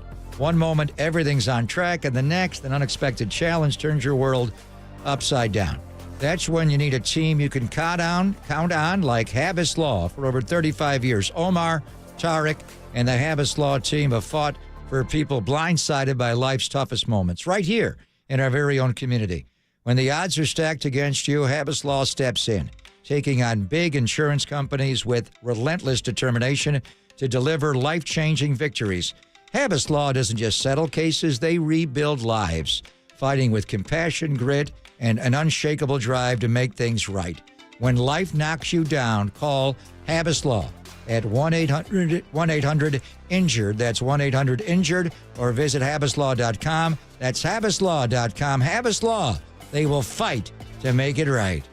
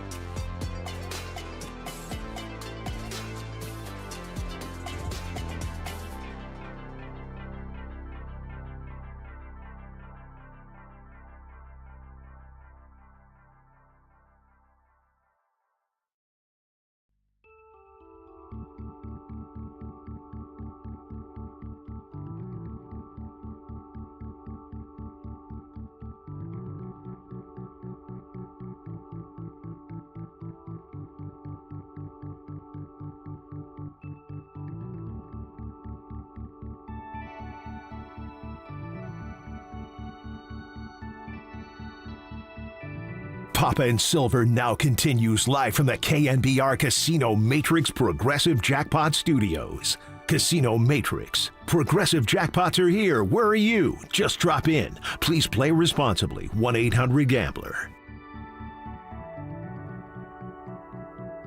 Line. 1st and 10, Niners on their 34-yard line. Brock Oskaringer canning the play at the line. It's so loud in here. Toss. J.P. Mason coming left. Good hole. Runs out for a first down. Breaks a tackle. To midfield. Gets wide right. Turns the corner. Witherspoon will throw him back inside, but J.P. Mason still won't go down. Finally, he's dropped on the Seattle 28-yard line after a run of 38 yards. What a run for J.P. Mason. That's what I was talking about. Think 4 and get 40, and it was almost that. He just cut right off the block of Trent Williams absolutely perfectly. It looked like Seattle had him wrapped up in the box, and he pulls away from their defenders. Jordan Mason with a physical, angry 38-yard run. What will his future be in San Francisco as we are watching all these free agents go elsewhere in the NFL frenzy? Thanks for hanging out, Papa and Silver. We're going to have Matt Barrows join us 10:50 at the bottom of the hour, so you won't want to miss that. Stick around. And just a quick review of the 49ers scorecard here in the offseason as of late. Deebo Samuel traded to Washington. Jalen Moore and Elijah Mitchell, unrestricted free agents, now headed to the enemy, Kansas City. Javon Hargrave and Malik Collins released from the defensive line. John Feliciano retired. And they got Trey Tomlinson off of waivers at the corner position. We found that out at the very end of our show on Friday. And then a whole lot of news happened from there. Geno Smith was traded to the Raiders to reunite with Pete Carroll. Seahawks traded away DK Metcalf to the Steelers. Is Aaron Rodgers going to now be the quarterback for Mike Tomlin to throw to George Pickens and DK Metcalf? What's going to happen with Seattle? Will Sam Darnold go back to the NFC West, only this time to compete against the 49ers? Oh, man, the head is spinning. And yeah, Papa, we're going to talk to Matt Barrows, but you laid it out nicely last segment. At this point, what's the 49ers wish list, and what is a victory here in the frenzy? Well, hey, Mr. DJs. And I know Matt Barrows wrote about this like a month ago, and I've been thinking it. We already told you that DJ Jones is going to re-sign. That's the word, right? In Denver, he agreed to a deal, I believe is the wording of it, and we'll find out officially to go back to Dove Valley. Now we're getting the word that DJ Reed plans to sign with the Detroit Lions. 3-year deal, $48 million, $32 million fully guaranteed. So they upgraded. They just lost Carlton Davis today to New England. And he had a broken jaw. You know, we didn't see him at the end of the year when they came in very late in the year, the next to last game of the year. But they upgraded at corner. That was the one major weakness when the Niners beat them in the NFC Championship game. You could attack their corners. But they've upgraded. Amik Robertson, what a player he turned out to be. We saw him with the Raiders. He was a good player. Mainly a nickelback, but he played about as well as you could possibly play. I mean, look at the game. We'll talk to Paul Allen, the voice of the Vikings, about Sam Darnold. You know, that next to that last game of the year, it was Robertson that just took Justin Jefferson away and manned up on him, and they didn't get Carlton Davis back. But they obviously drafted very well, and Terrion Arnold, and Brian Branch has been a beast, whether he's playing nickel or safety, Melifonwu, and I do wonder about Emmanuel Mosley for the Niners now. He is an unrestricted free agent. Didn't play a whole lot last year after tearing the ACL. He had a bunch of major injuries with the Niners. That game in Carolina in October of 21, the pick six, then he got hurt right after it. And then he was hurt again when he went to the Lions. But we'll see where he's at physically. But we were hoping, to possibly land one of the DJs that were former Niners that just such great scheme fits. DJ Jones, he's the model. When they talk about how we want you to play inside as a 3 technique for Robert Saleh and Chris Kasarik, they put up DJ Jones video. Well, DJ Jones is not leaving Dove Valley. And we thought DJ Reed, who the Niners never wanted to lose. He had an injury. They waived him. Didn't think he would be taken away. It was Seattle and John Schneider and Pete that stole him. He had an interception against Jimmy Garoppolo. By the way, Jimmy re-signing with the Rams now. Anyway, then he went to play for Saleh in New York and Florham Park, and he played well. But, 3 years, $48 million, $32 million fully guaranteed. It's just these numbers are just a little pricey. So we'll talk to Barrows. What exactly should be our sights here? And I do wonder about Cooper Kupp. And I know everybody's saying, oh, they want to get younger. And, hell, you don't want Cooper Kupp? And what would it cost Cooper Kupp to get here? He would fit in so well here, even if you kept Ayuk and didn't move Ayuk. So we'll see where it goes. But I know beginning of the day, I thought we'd have some DJs playing us some hits. Jones ain't coming. Reed ain't coming. They're going to staying in Denver and going to the Lions. Damn. Yeah, that's a tough one to see him go to an NFC rival and a team that, in theory would take a step back from where they were at in the regular season last year. That said, I wouldn't say the Detroit Lions are all of a sudden no longer in contention. The Patriots, you mentioned Carlton Davis, they have spent $165 million in free agency thus far. Morgan Moses, $24 million. Carlton Davis, $60 million. Harold Landry, 43.5, and Robert Spillane at 37.5. So Mike Vrabel's new team trying to stack up, and understandable when you have a rookie quarterback who performed as well as Drake May did with a terrible offensive line. And now we're seeing this, and we lived it on the good side the last couple of years. When you have a rookie quarterback who's playing really well, that's a good time to stack up on the roster. Now it's a little different for the 49ers. They got a little bit older. Guys got expensive. Brock Purdy's now trying to work on his own contract situation, and if he gets paid, there's some money that gets allotted. So right now, it's kind of a whole lot of freezing out here in the Bay for the 49ers. It's not the frozen tundra of Green Bay, but sort of feels like it here on a Monday. Frozen frenzy. I mean, I don't know what's going to happen. You know, we should get the assistant general manager at Davidson University in charge of basketball to sing Frozen for us. The Niners did things more in bulk, more in quantity than quality last year. They got Leonard Floyd, although I think Floyd came early in day one to get him away from Buffalo as a free agent. But Malik Collins, Jordan Elliott, Yetur Gross-Matos, they made reasonable money. It's not like they're not doing well, but you know the kind of money they're not getting Myles Garrett money. I mean, how about that deal? We talked about the insiders, and we didn't have to wait for the frenzy to start. And I mean, they were pretty clear. Andrew Berry in Cleveland, and the owner Jimmy Haslam wouldn't even meet with him. I guess he met with him to do the contract. And what does that mean for? I mean, even a guy like Joey Bosa, Greg, and Myles Garrett, you know, is a defensive player of the year. Some people think he should have won that award this year. But to get the kind of money that he's going to get, Myles Garrett, I mean, it's just total value of almost $205 million, $122.8 million guaranteed, to the average annual salary of $40 million. Now, Joey Bosa is not going to get that kind of money, but we saw it with Max Crosby. Now you see it with Myles Garrett. It just elevates the entire position. If you're Joey Bosa, are you going to take a one-year prove-it deal? I don't know, $5 million a year, and then give him per-game roster bonuses? You know, what if he plays, 15 games, what is Joey Bosa thinks he should make? $15 million a year? That's not unreasonable. So how do you do the per-game roster bonuses? Give him $750,000 every game he suits up for? I don't know, but when you get into this, it's free agency, but it's expensive as hell. I mean, when you get, Max Crosby getting the money that he got, and then Myles Garrett, what's realistic for Joey Bosa? I mean, we're looking at that as though, Joey's not going to be cheap. He's not going to be insulted. He has the best agency working for him. I mean, we're thinking, we'll get him on the cheap, and it'll be a one-year make-it deal. Really?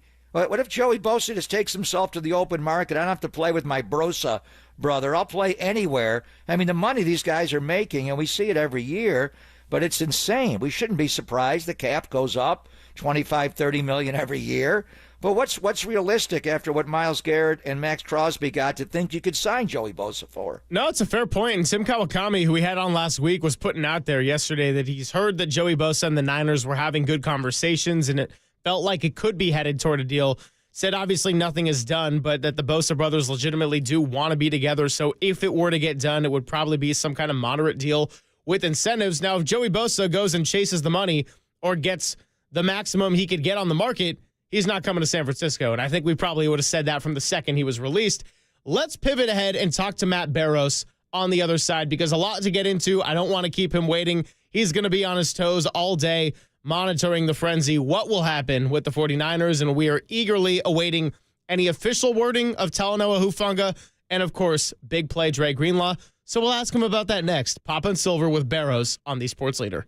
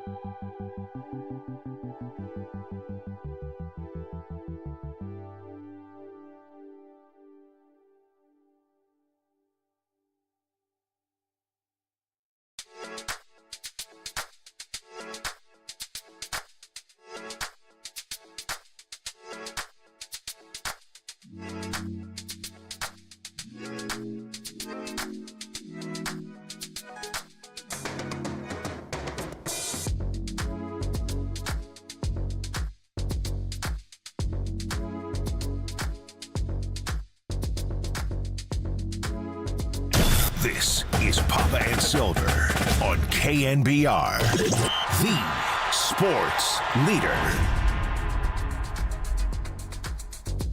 What's happening, everybody? Greg Papa, Greg Silver. Thanks for hanging out with us to start your week. News keeps coming at us in all sorts of directions, but the good news is we have a guest to help us process all of this, and it is someone who knows the 49ers very well, Matt Barrows of The Athletic. Of course, I'm talking about. Matt, good to be with you. It's been a while since we had you on Papa and Silver, but I'm glad that amid all this off-season frenzy, we get to do a little bit of reconnecting here. How's it going? It's going well. How are you guys?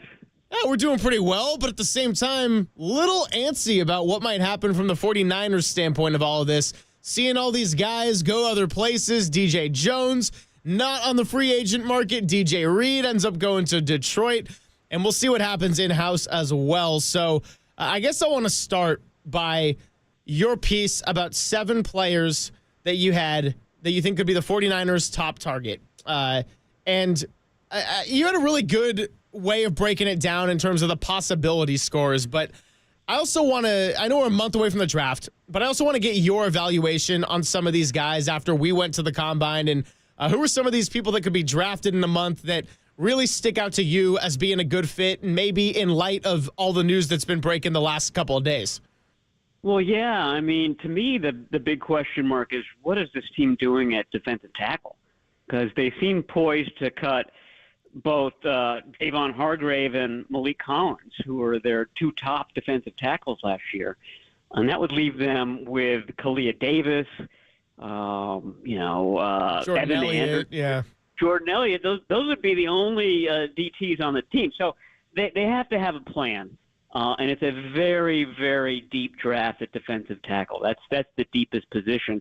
So, right off the bat, a guy like Derek Harmon, big-bodied guy, played at Oregon, really good at penetrating. That's something that Chris Kasurik likes the most of his defensive linemen.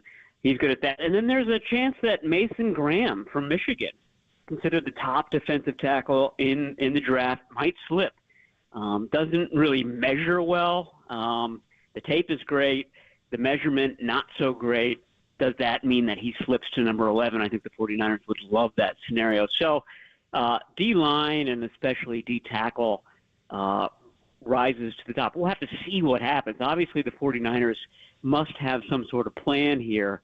But we do know that Jonathan Allen, a guy that they were interested in trading for with the Deebo Samuel situation, he's in Minnesota today.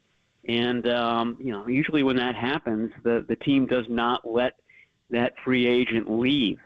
So, he could be heading to the Vikings. I just don't know what the plan is as far as adding a veteran to that group. Yeah, and the draft is 6.5 weeks away. They got a lot of evaluating to do, and that's why free agency goes first, and we're almost a couple of hours in. I know you were thinking like I was thinking about the DJs. That's not going to happen. DJ Jones, DJ Reed are not coming here. But let's just start with a pullback, because I don't know what level of expectation we have for the Niners to do anything bold financially. So Brandon Ayuk is still on this roster. We know about what's coming in the month of March and the April 1st out clause, and a couple of options kick in. They'll pay him almost $48 million. How do you read it? To me, if you were going to trade Ayuk, you would have done it this weekend. And now DK Metcalf winds up going to Omar Khan in Pittsburgh, and he could have been a spot there. The ACL, the MCL, does complicate things, Matt. But you would think if the Niners were going to trade Ayuk, between now and April 1, they would have done it already to be set to be players, you would think, in the first couple of hours in free agency. So am I reading that correctly? Do you view this as though they are now more unlikely to trade Ayuk this month? Yeah, I think so. I mean, the ACL just complicates things so much. I don't think any team is eager to, trade a top pick for somebody who's coming off that injury, although I think that the early indications are that he's coming back from that well, but he's only still in the kind of the first half of that recovery. And what did the Seahawks get for DK Metcalf? A second round pick. Second round pick. So I don't think 52 overall is what they get. Yeah, so I don't think the 49ers would get anything close to that for somebody with that injury. That's probably not going to happen. The 49ers don't have a lot of depth at that position anyway. Don't know exactly when Brandon Ayuk is coming back, but they're going to be leaning obviously on Jordan Jennings and Ricky Pearsall, and then somebody else has to step up. I do think that is a position that the 49ers will look at in free agency. It's not a great draft for wide receivers. It usually is. That's usually a position that you can depend on in this day and age in college football. It's not this year. There are a lot of older veterans who are going to be available. It's a long list. So I feel like the 49ers are confident. If it's Amari Cooper, if it's Keenan Allen, there's a lot of guys in that vein that they could add. So I don't think they're going to be champing at the bit to sign any of those guys. It's not going to be a big money deal, but that's what I foresee at that spot. An older guy who can sort of hold things down until Ayuk is back and ready to play. Talking to Matt Barrows here of The Athletic as we try to process this whole frenzy. Matt, I know you just did a podcast with Tim Kawakami, and before you came on, we referenced Kawakami putting out there that heard there was some good conversations going between Joey Bosa and the 49ers. Obviously, that does not mean that anything is a done deal, but do you get a sense on what Joey Bosa's market would be out there and how much money he might have to sacrifice in order to make a trip and a destination to San Francisco ultimately work? Yeah, I mean, I think it's a good market. I mean, he's got a good track record, a lot of injuries recently.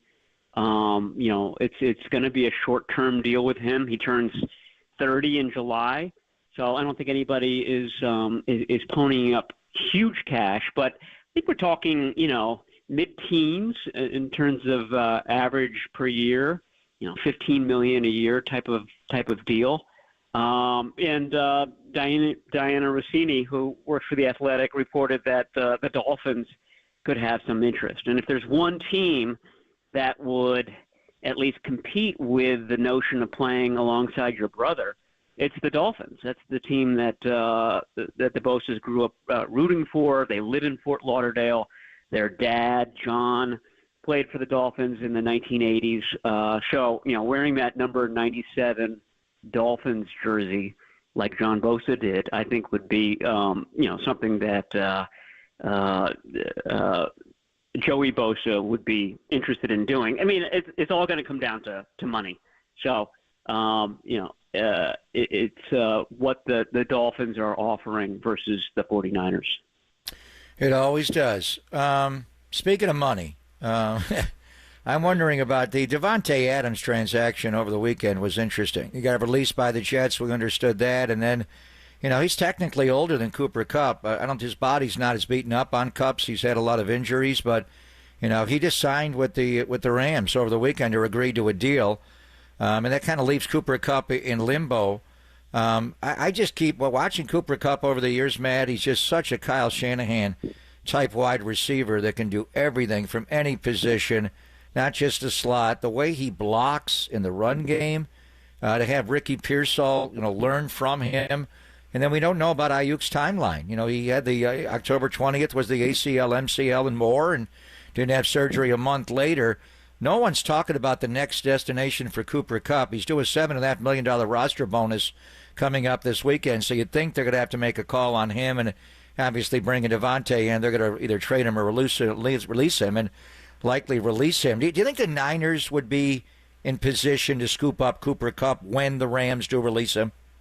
Yeah, I mean, that's exactly the type of receiver I think that they're in the market for. And they're very familiar with him. And he's got something to prove. My joke a few weeks ago when it was clear that the 49ers were shopping Deebo Samuel is that they should just swap one receiver who peaked in 2021 for another and do a deal with the Rams for Kupp, who also played out of his mind in 2021, the year that they won the Super Bowl. But you're right. I mean, he's a well-rounded receiver. Not as explosive as he used to be, perhaps, but he would be perfect in that position. He's familiar with the offense. There wouldn't be any sort of runway that he would need to get up to speed. He can do lots of different things. He's savvy. I think he'd be a very quick connection with Brock Purdy. It's a great call. There's just a lot of guys that sort of fit that mold. I mean, I like Keenan Allen for that as well. You're not expecting to get 17 games out of him, but the games that he does play, he's going to be, really good at separating another guy that Brock Purdy would have a quick connection with. You're listening to KNBR and KNBR FM, San Francisco, the sports leader, a Cumulus media station. Heading into hour number 2 with Matt Barros on the UMA guest line. All right, the big domino we're waiting to fall at this point, Matt, is Dre Greenlaw.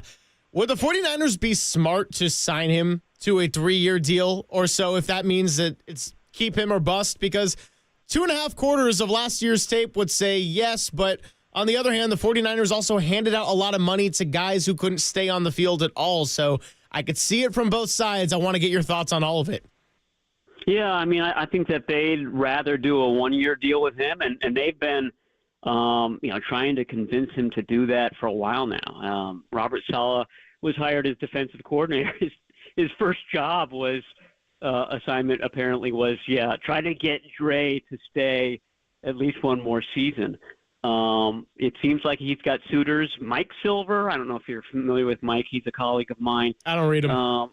He's not that great, but he did write that the Falcons, Texans, and Broncos are in the mix for Dre Greenlaw. So there's a market out there. The Texans, to me, is interesting because it would reunite him with Azeez Al-Shire. They're very good friends, came into the league the same year. The Broncos, they're reportedly close to a deal with Talanoa Hufanga. They've obviously been watching a lot of 49ers film. Falcons, if I'm Dre Greenlaw, I'd rather not play on artificial turf. But if the money's great and he's got a starring role there, that would be a good fit as well. So we'll have to see. Greenlaw's whole thing this whole time has been he thinks that he can get more and, as to your point, a longer deal than maybe what the 49ers are offering. I've said this before, but there's also a sense that he knows that if he remains in San Francisco, he's playing second fiddle to Fred Warner, and he loves Fred Warner. Fred Warner, Al Shire, and Greenlaw are best buds. They're all around the same age. But, if you want to go strike out on your own and make a bigger name for yourself, I'm not sure that you can do that on a team that has Fred Warner. Yeah, certainly. Big play Dre, the law, is the big name on the unrestricted free agent list. Just give me a thought on, I think Kevin Givens is someone they want to retain. You've talked about, Malik Collins is off the roster. We're waiting for interior linemen here. They got Jordan Elliott, Evan Anderson, Kalia Davis, and then Givens is a UFA. I know they like him a lot. What do you think the chances are bringing him back? And then 2 RFA guys. I think Curtis Robinson has a chance to be in the base defense, even if Dre comes back. And if Dre does leave, re-signing him as a restricted free agent would have been one of the top priorities. But he played well this year, got hurt. That ACL was unfortunate. And then, Elijah Mitchell left with Jalen Moore. They're both agreeing to deals in Kansas City. But J.P. Mason is an interesting name. Restricted free agent. Could they sign into a multi-year deal like they did with Third and Juwan? So your thoughts on J.P. Mason, Curtis Robinson as restricted free agents, and can they retain a UFA in the coming days here, Kevin Givens, Matt? Yeah, well, like we said, they're so short on defensive tackles that Givens would be a good re-sign. I think that would be, a couple of days into free agency that they might do that. Givens will get a sense of the market and see what's out there for him. I think it's going to be a veteran plus a rookie at that position. We just don't know what that is. J.P. Mason, I've been asking about that. They have not tendered him at this point. All of the tenders are pretty high. I think they'd rather do a longer-term deal or trade him. The big thing about J.P. Mason is that he plays a position that's abnormally deep in the draft this year. So I don't know what the market for running backs is going to be like. It's never really good.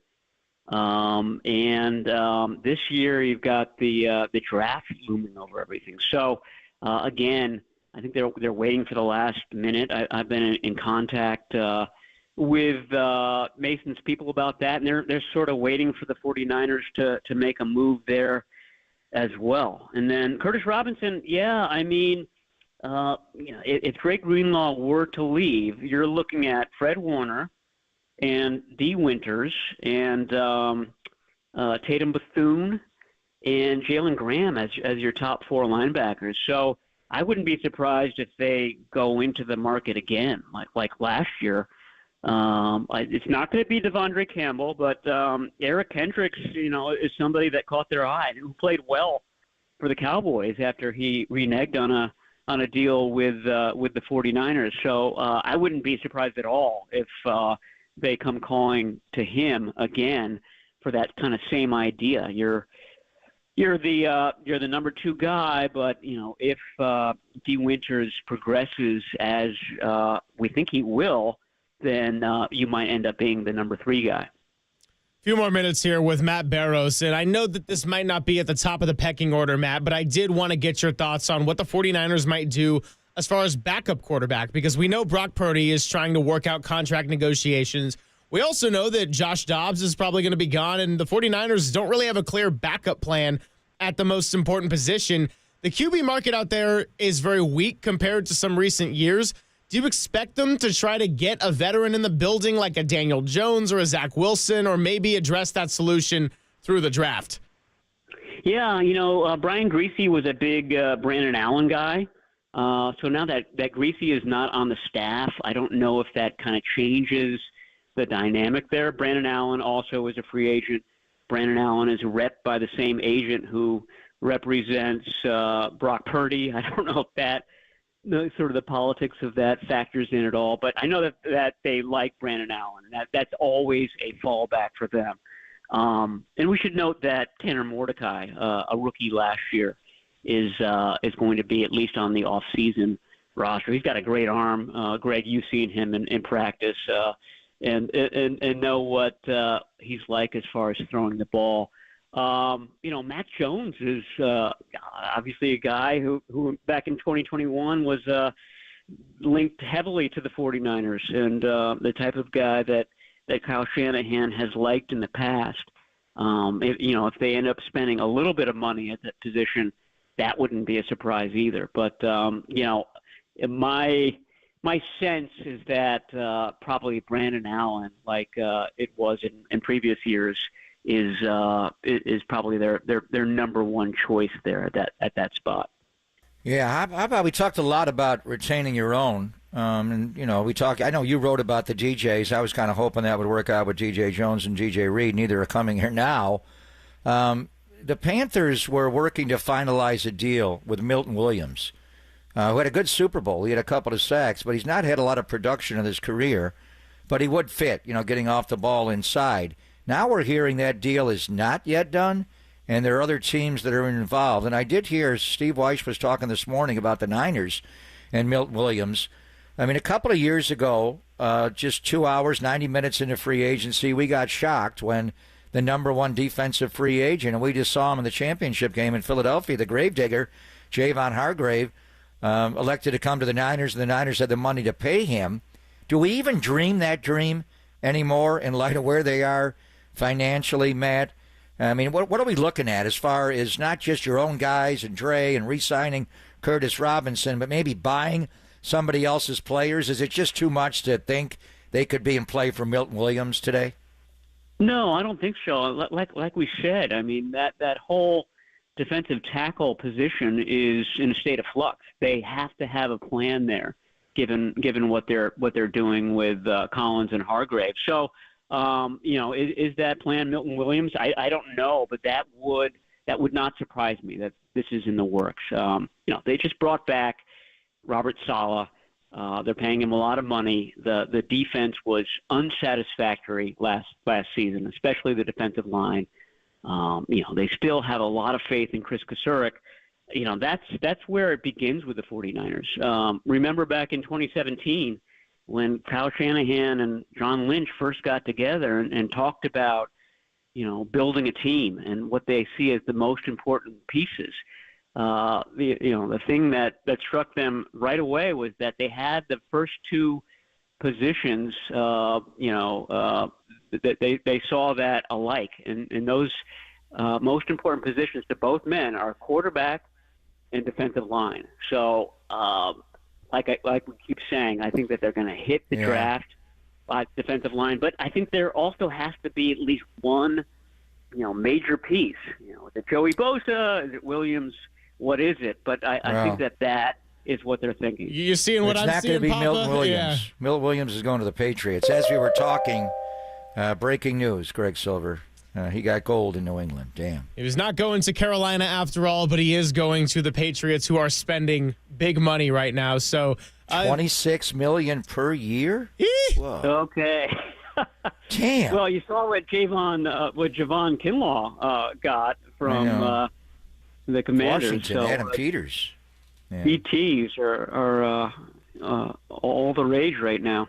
We'll see what happens with Grady Jarrett's market as well after his 10 seasons in Atlanta. I can't imagine that after these two deals, it's anything all that cheap for the 49ers. But, lost to monitor. And, hey, Matt, we appreciate you coming by with us. I'm glad that we didn't have any massive breaking news on the 49ers front while you were with us, so we'll let you get back to it. We'll do this again soon. Have a great rest of your Monday, and good luck with the frenzy. All right. Thanks for having me on, guys. Thank you, Matty. He is Matt Barrows of The Athletic, who, of course, can read all of his stuff there, or you can follow him on Twitter if it's still up and running at this point at his name, Matt Barrows. Let's go ahead. How much did the Patriots spend today? Patriots are spending crazy money. So we got to get the full details on Milton Williams' contract. It is $165 million plus whatever they're going to give Milton Williams in full. My goodness. Mike Vrabel's Patriots starting anew today. That's Elliott Wolf. This is not Bill Belichick's team anymore. No, it is not.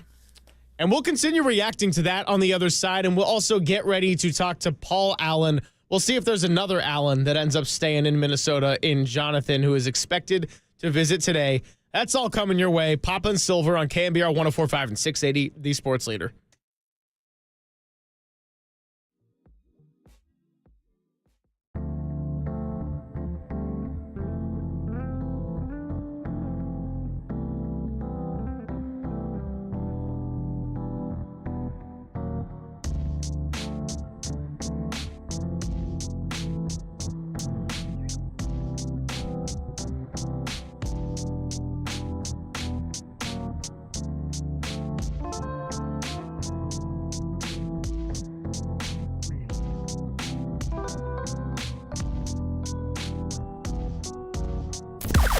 Now, from the O'Donnell Financial Group Sports Desk. Learn more at odfigroup.com. O'Donnell Financial Group, because planning is a process, not a product.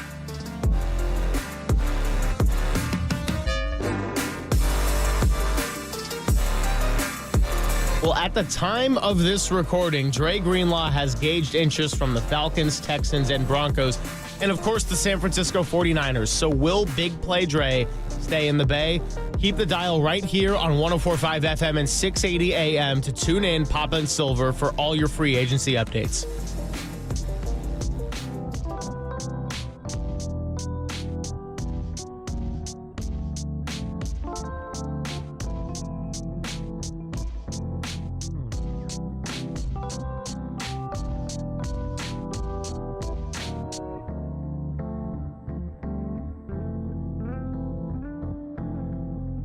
Declare your retirement independence today with a call to O'Donnell Financial Group. Having the proper investment strategy in place may allow you the freedom to do what you want and when you want, potentially for the rest of your life. You've worked hard, you've saved hard, and the folks at O'Donnell Financial Group are here to help you avoid common mistakes in retirement. Having the right investment strategy for the future could make all the difference. Reduce what you owe to the government and keep hundreds of thousands more in your pocket, especially for those who have saved a lot. So don't wait. Declare your retirement independence and call O'Donnell Financial Group today, 866-496-2300, and learn what it means to truly achieve retirement independence. Again, 866-496-2300. Learn more online at o'donnellfinancialgroup.com. That's 866-496-2300 or odfigroup.com to learn more. O'Donnell Financial Group. Let us help you retire confidently.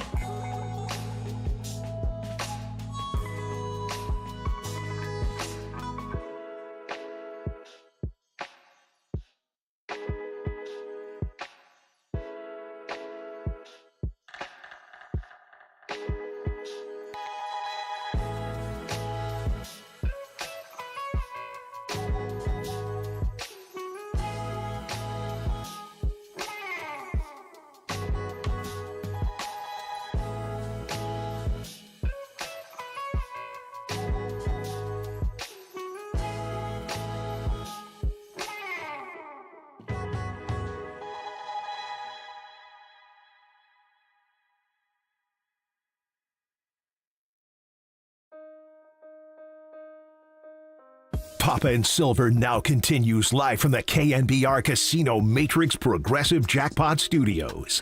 Casino Matrix. Progressive jackpots are here. Where are you? Just drop in. Please play responsibly. 1-800-GAMBLER.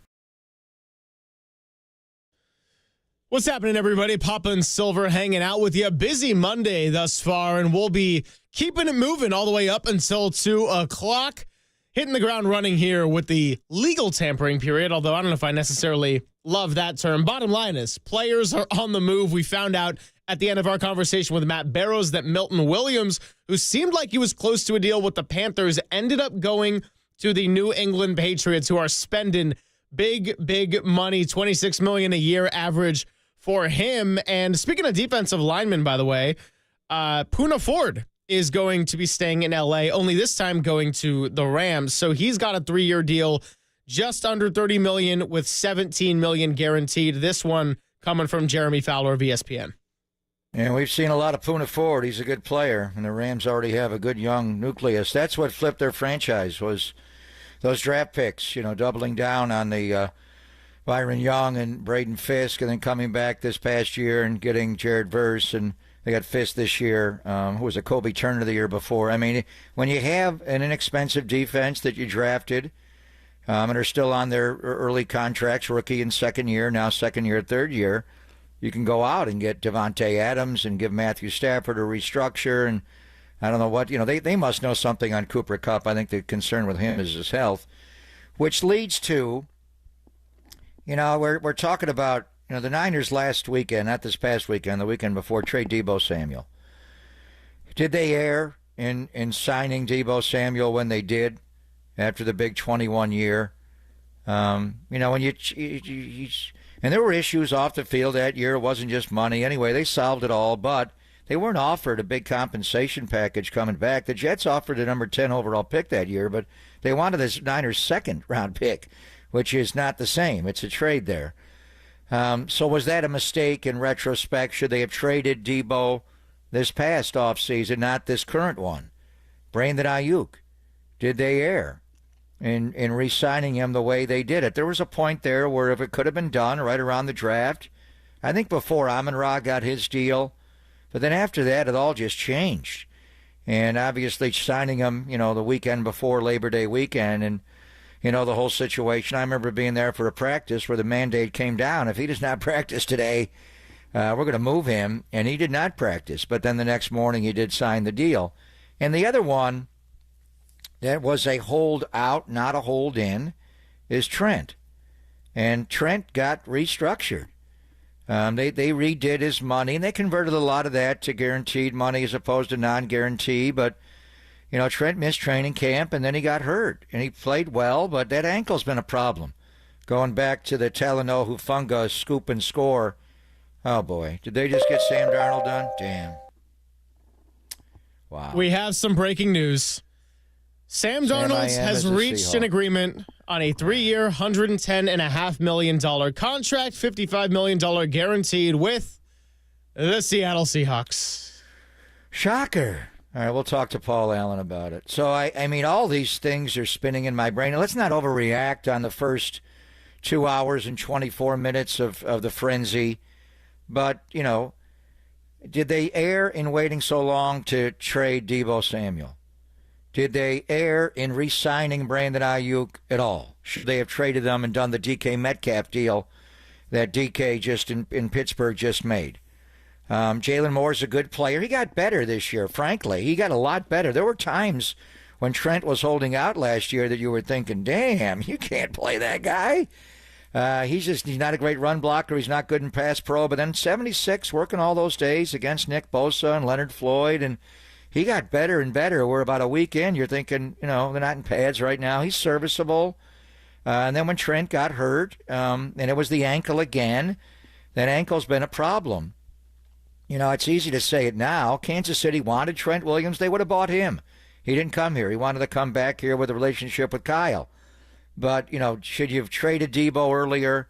Should you have not re-signed Ayuk? Was there ever a moment where you thought, we're not going to give Trent Williams the extension? We got a young guy that we drafted in the 5th round. It's just the circle of life. in football. I don't know. And let's not overreact. Trent's a better player, but Jalen Moore's making good money, but not Trent Williams' money. He's not driving around a Phantom electric Rolls Royce. But he got good money, and Kansas City was willing to make him their starting left tackle and protect their prized possession in the history of the franchise, the blind side of Patrick Mahomes. That's why they lost the Super Bowl. And then the Sam deal, and we'll talk to Paul Allen about it. They got a 3-year deal with the Seahawks worth nearly $100 million. We'll get the details on it. It's not a surprise. Certainly, when they traded Geno over the weekend, it certainly opened it up. We didn't know where Sam was going to go. But we'll talk to Paul Allen about having him in the NFC West. You know my thoughts on it. Again, it's a little bit revisionist history because no one was thinking of it me.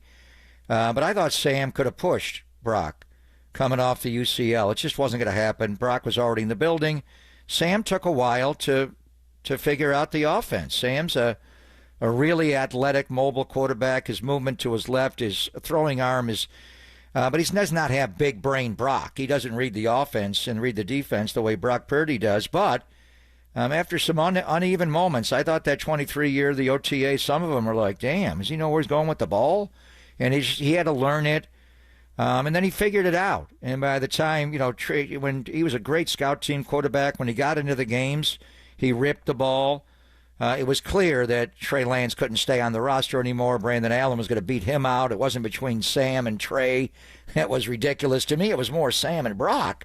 But they didn't go there, and Brock played well, and he got you all the way to the Super Bowl. But the one game that Sam played, that half of a game against the Rams last week of the year, he balled out. His first half was as good as anybody's. I was not surprised that he would get the money he got. And it was a 1-year prove-it deal, and now he's got a 3-year deal, which is, what are we looking at, average annual value? I mean, it's not a lot of money for a starting quarterback in the NFL. 3 years worth nearly $100 million. What are the particulars? So it's 110.5 per Schefter, and then confirmed by Rossini. That is 36.8 AAV. Wow, that's not a lot at all. So I mean, you look at some of this. Debo waited a year too long. Ayuk, maybe you don't sign at all. Trent Williams, you had to do the restructure with Trent. What are you going to do there? Blow up the year? But, Jalen Moore, the league just told you he's a starting left tackle. You didn't have to bring him back. So you're a little top-heavy here, obviously. And then, we'll get into it with Paul Allen. I'm not saying Sam's better than Brock Purdy, but Sam's a starting quarterback in the NFL. He's been. He was a high pick. There were reasons why he didn't play as well in New York, and I watched every snap in Carolina before we got him, and he played great at the end. They had won the last game of the year, was not good. He outplayed Tampa and Tom Brady. They just didn't win the game. And that's the one that cost him the NFC South. In any event, Sam's not backing up Brock. He's not competing with Brock. He is. Twice a year. And if you have to deal with him in the playoffs in the NFC West, if they make it, and Seattle was nearly a playoff team. What, they win 10 games last year, 9 or 10? They were right there. So in any event, you look back on some of these moves, and it's a little of the reason why you got a straitjacket on today. You can't make any moves. But, a lot of times these teams make moves that had failures in the draft. But you do make choices to pay players. And we're talking about, they had the highest paid running back, McCaffrey, fullback, and Juszczyk. What's going to happen with him? Kittle, you're going to have to redo him. The wide receiver room. Debo was a high-paid guy there for a short term, and Ayuk at X. And then you had the highest-paid left tackle in football, in Trent. There were other choices that you drafted internally that were cheaper alternatives. You're going to have to go that way sometime in the NFL, but you decided to pay, the guys a lot of money, and they got hurt, or they just weren't as effective. So with Sam Darnold going to the Seahawks, and if you're just joining us, yes, it is reported that it is a 3-year deal, $55 million guaranteed, up to $110.5 million. One thing is, I'm curious what Geno Smith's contract with the Raiders ultimately ends up being when they sign that extension. Seattle certainly had a rough O-line, and I wonder how that's going to impact Sam Darnold. He's also going to a defensive head coach, but reuniting with Clint Kubiak as his offensive coordinator. Going to look a little bit different. He's got Jackson Smith and Jigba. Outside of that, kind of not sure what Seattle's weapon situation is ultimately going to be. So a lot of changes going on in Seattle. Meanwhile, the Rams keep Matthew Stafford. They signed Devontae Adams. So we're sort of looking at the landscape of the NFC West shaping up. no big splashes or headlines from the Arizona Cardinals, who are a team that has continued to get better with Jonathan Gannon, and they're going into year 3, but we'll see what ends up happening as far as their roster goes. And we got Paul Allen, who watched a whole lot of Sam Darnold win 14 games, to be specific, joining us coming up in about 20 minutes. Quick note on the San Francisco Giants, and we'll talk a lot more Giants and Warriors a little bit later in the week as the news on the frenzy calms down a little bit. The Giants game tomorrow on KNBR has been moved up to 4:05 first pitch with a 3:50 Pacific pregame. And yes, we are all on the same time zone now as Arizona, so you don't have to do any extra backdoor calculations. 3:50 p.m. pregame starts right here on KNBR. 4:05 your first pitch for the San Francisco Giants. So there you have it. Rain is moving into the desert. They had a rain out on Friday. It was sunshine, but the weather was clearly, they wanted to play a night game and have it on TV. They're playing the A's, and it's on TV as well. I was kind of hoping they'd move it to like 1 o'clock and we'd be No, we're not, because we're in the middle of a frenzy and we got to check it all out. But we are a little concerned about the state of the 49ers in the NFC West. I mean, the frenzy started over the weekend. Devontae Adams is a Ram. Damn, what's going on there? And then, we'll talk to Greg Bell, our friend in Seattle, about what they're going to do moving Geno out. But we know what we thought they were going to do, and that was Clint Kubiak and his ties to this Niner year in 23 would sign Sam. So we'll find out from Greg Bell, what Seattle's going to do around Sam, as you were saying. But we want to hear from Paul Allen exactly what and what a call that Minnesota had here to go to J.J. McCarthy after missing the entire year last year with a torn meniscus, and I loved him coming out of school. He was the 10th overall pick in the draft. I wonder, why didn't they just tag Sam and then trade him to somebody else? I don't know why they allowed him to get out of the building without any compensation. Was there ever thought of playing Sam Darnold, signing him to this contract, which is not that ridiculous? But you got J.J. I have an McCarthy update in a for you, rookie Papa. contract. I got an update. It actually has been corrected to $100.5 million for 3 years, so that's $33.5 AAV. Yeah, that's what I saw was 100 plus, not the 110. So, that's not a lot of money for the way Sam Darnold played. I mean, if you tagged him, it would have been 40 plus. So we'll see what the future years were. Did the league just say, if you tag Sam Darnold, we're not going to trade for him? And that you think that's the starter price would be 40 a year, where they got him for 100 for 3. So, what's that? 33, 34. I don't know. I love Sam. I think we have to look at it, though. The Seahawks upgraded at quarterback and moving on from Geno Smith and bringing in Sam Darnold. To me, that's a no-brainer. And then financially, to your point, they signed Geno to a 3-year, $75 million deal. They moved off, and Greg Bell will give us the intel on this. They moved off of Geno because they didn't want to sign him to the long-term deal. They signed Sam to a very workable deal, and they moved off of DK Metcalf. DK has to be traded, but they weren't going to give him the kind of money that obviously DK got in Pittsburgh. The other part of the shell game is Pittsburgh and Omar Khan, they are running their team nothing like Kevin Colbert. Ran it for the Rooneys forever. He was in on Ayuk last year, and now he makes the trade, give up a pick. And it wasn't a high pick, but still 52 overall to give DK the money. You kind of thought, who's going to be the quarterback there? Do they have Sam Darnold on the hook? They don't have Sam now. He's going to Seattle. Who is Pittsburgh going to hire to throw the ball to DK Metcalf and George Pickens? Those guys are not route runners. They're terrible route runners. They're just big-bodied guys. And if they don't get the ball in the right place, they're going to act a fool a little bit here and there. Is Aaron Rodgers going to wind up in Pittsburgh? What's going on there? All I know is that if it's Aaron Rodgers or not, that is going to be the most physical wide receiver tandem. And I mean, when the ball is on the other side of the field, DK Metcalf and George Pickens have no shortage. They're not shy about getting into it with opposing corners. So we'll go ahead, keep this conversation moving, get ready to talk to Paul Allen at 11:50.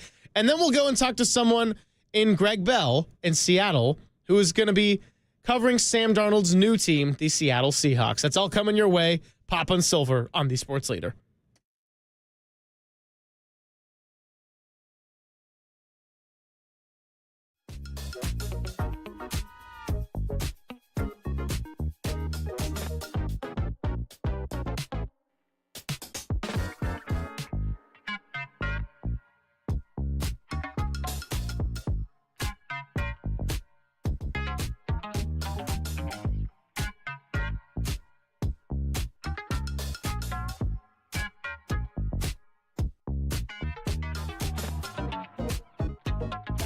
Good morning to you. Greg Papa here for Golden State Lumber and Building Materials. You will soon notice they have redesigned their logo and shortened their name to Golden State Lumber and Showroom.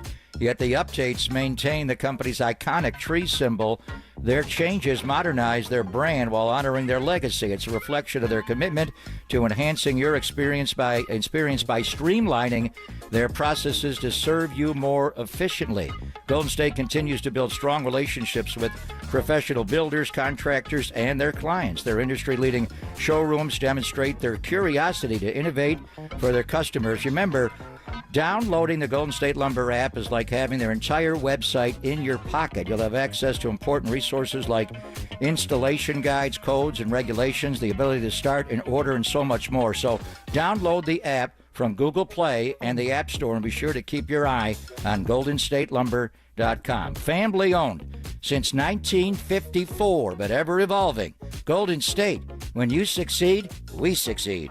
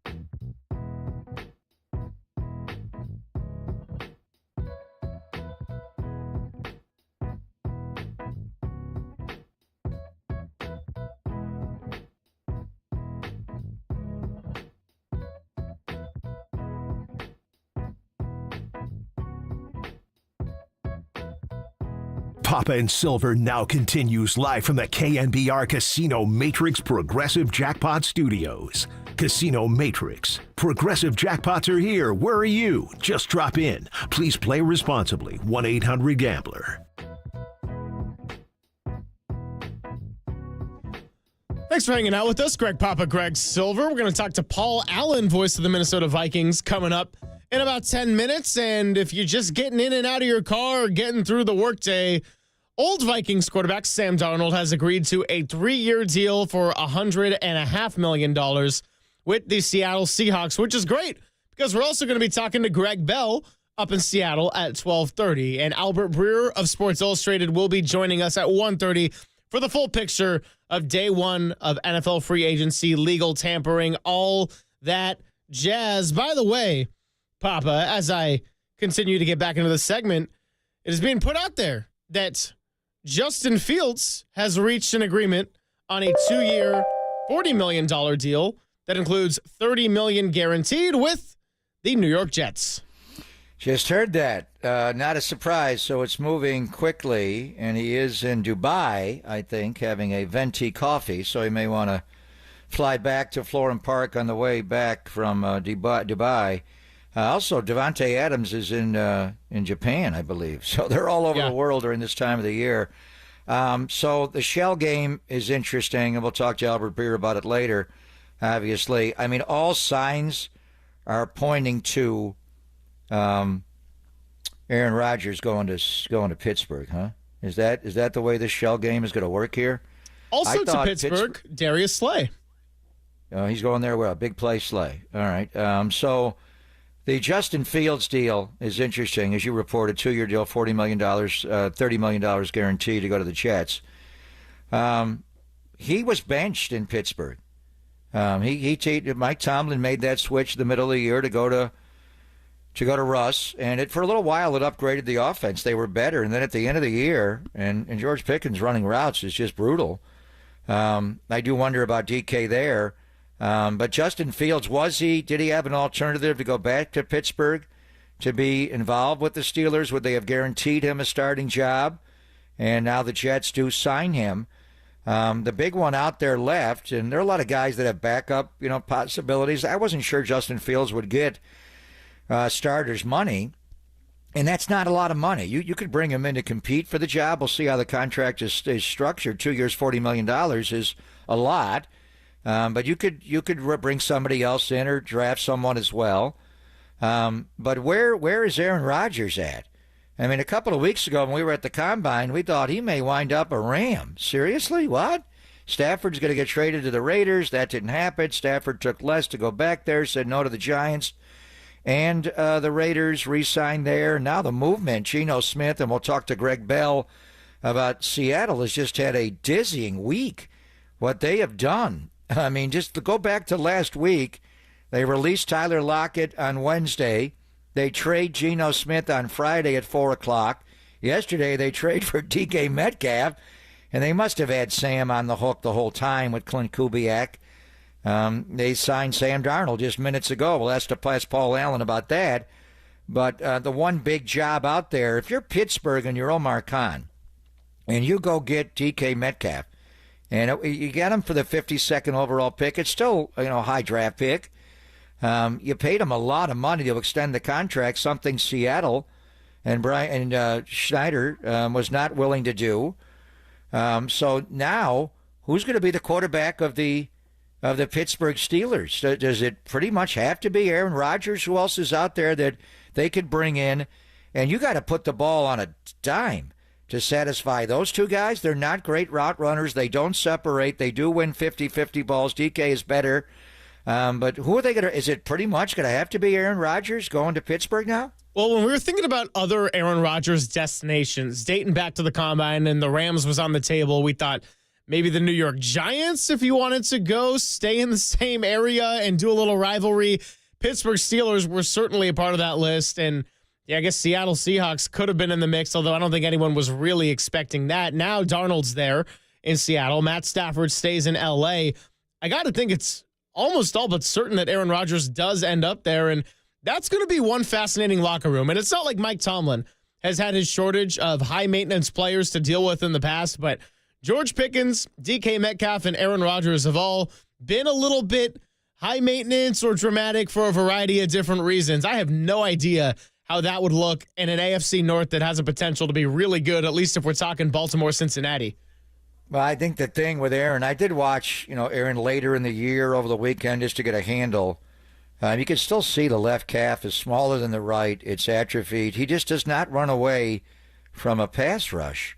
And there were many times last year where he'd step up in the pocket, get caught from behind, either get a sack or barely get the ball out of his arm. They didn't score much when he was there. Some of the numbers, touchdown to interception ratio was okay. But not just his mobility. You put him behind that Steeler offensive line, I'm not sure that's the way you want to go. So we'll see. I mean, does he want to come back and play? If you're Pittsburgh, though, and you wonder about what you know before you trade for DK Metcalf, I'd want a quarterback in place. And you're thinking, maybe I can get Sam Darnold. I didn't know where Sam was going to go. I was hoping he'd go to Western Pennsylvania, not to Seattle. But we knew the Kubiak angle there, and they've got George Pickens. They got DK. Freiermuth's a good tight end. They did tag Jalen Warren, the restricted free agent. They're going to probably let Najee leave. We'll see. I just don't know if they have the offensive line to protect Aaron Rodgers. They didn't have it last year. And that it's just the Pittsburgh Steelers that we've known forever when Kevin Colbert ran their front office. They are so far removed from that team. They are not the ones that are giving up draft picks and then signing wide receivers to lucrative $30 million a year contract. They don't even have a quarterback on the roster. Omar Khan is running it completely differently. But the other side of it is, we'll talk to Greg Bell about Seattle. How does this change? Seattle's got a similar issue with the offensive line.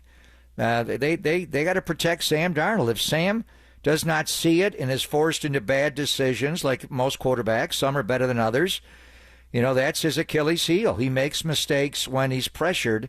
That's why Detroit blitzed him so much, and the Rams, with their natural four-man front in the wild card game, got all over him, and he just made bad choice after bad choice. So, we'll talk to Paul Allen coming up directly about, Sam in the NFC West. Why did Minnesota not franchise tag him? And now we're being, the number's not out there. But really, what is Sam going to do in Seattle? So our next two guests that we lined up, days ago, are going to turn out so beautiful. Sam Darnold, we saw him as a Niner, but then Paul Allen saw every snap of his play last year.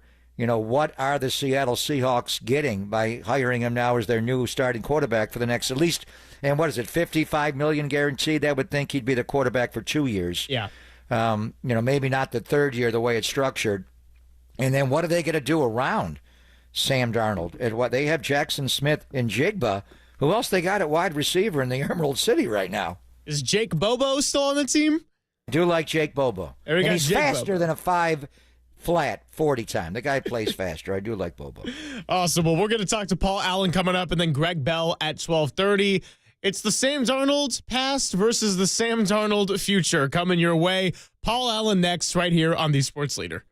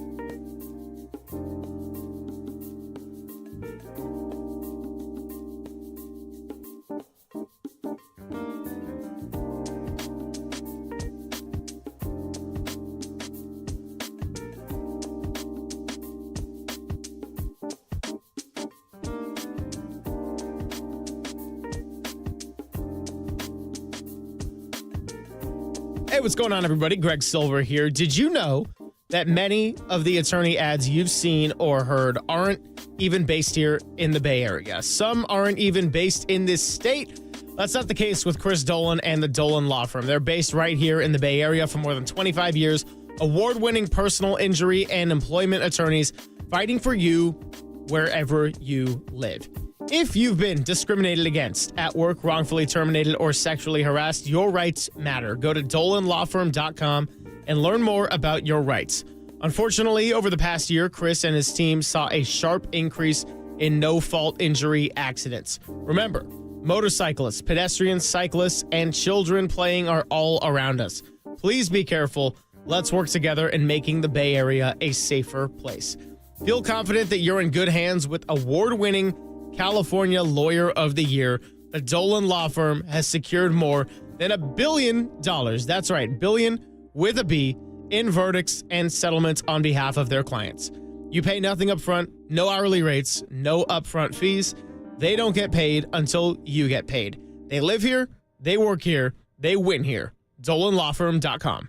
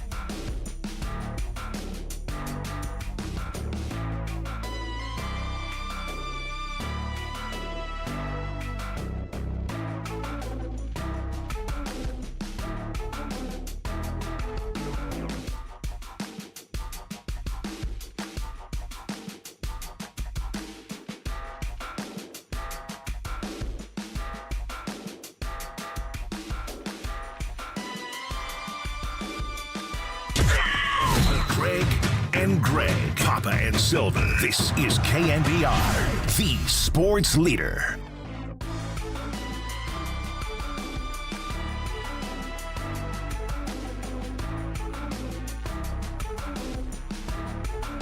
Play action by Darnold back in the end zone. Sam going to throw a deep one down the field. He's wide open. Justin Jefferson inside the 49 and 30. Reverses field 20, 15, 10, 5.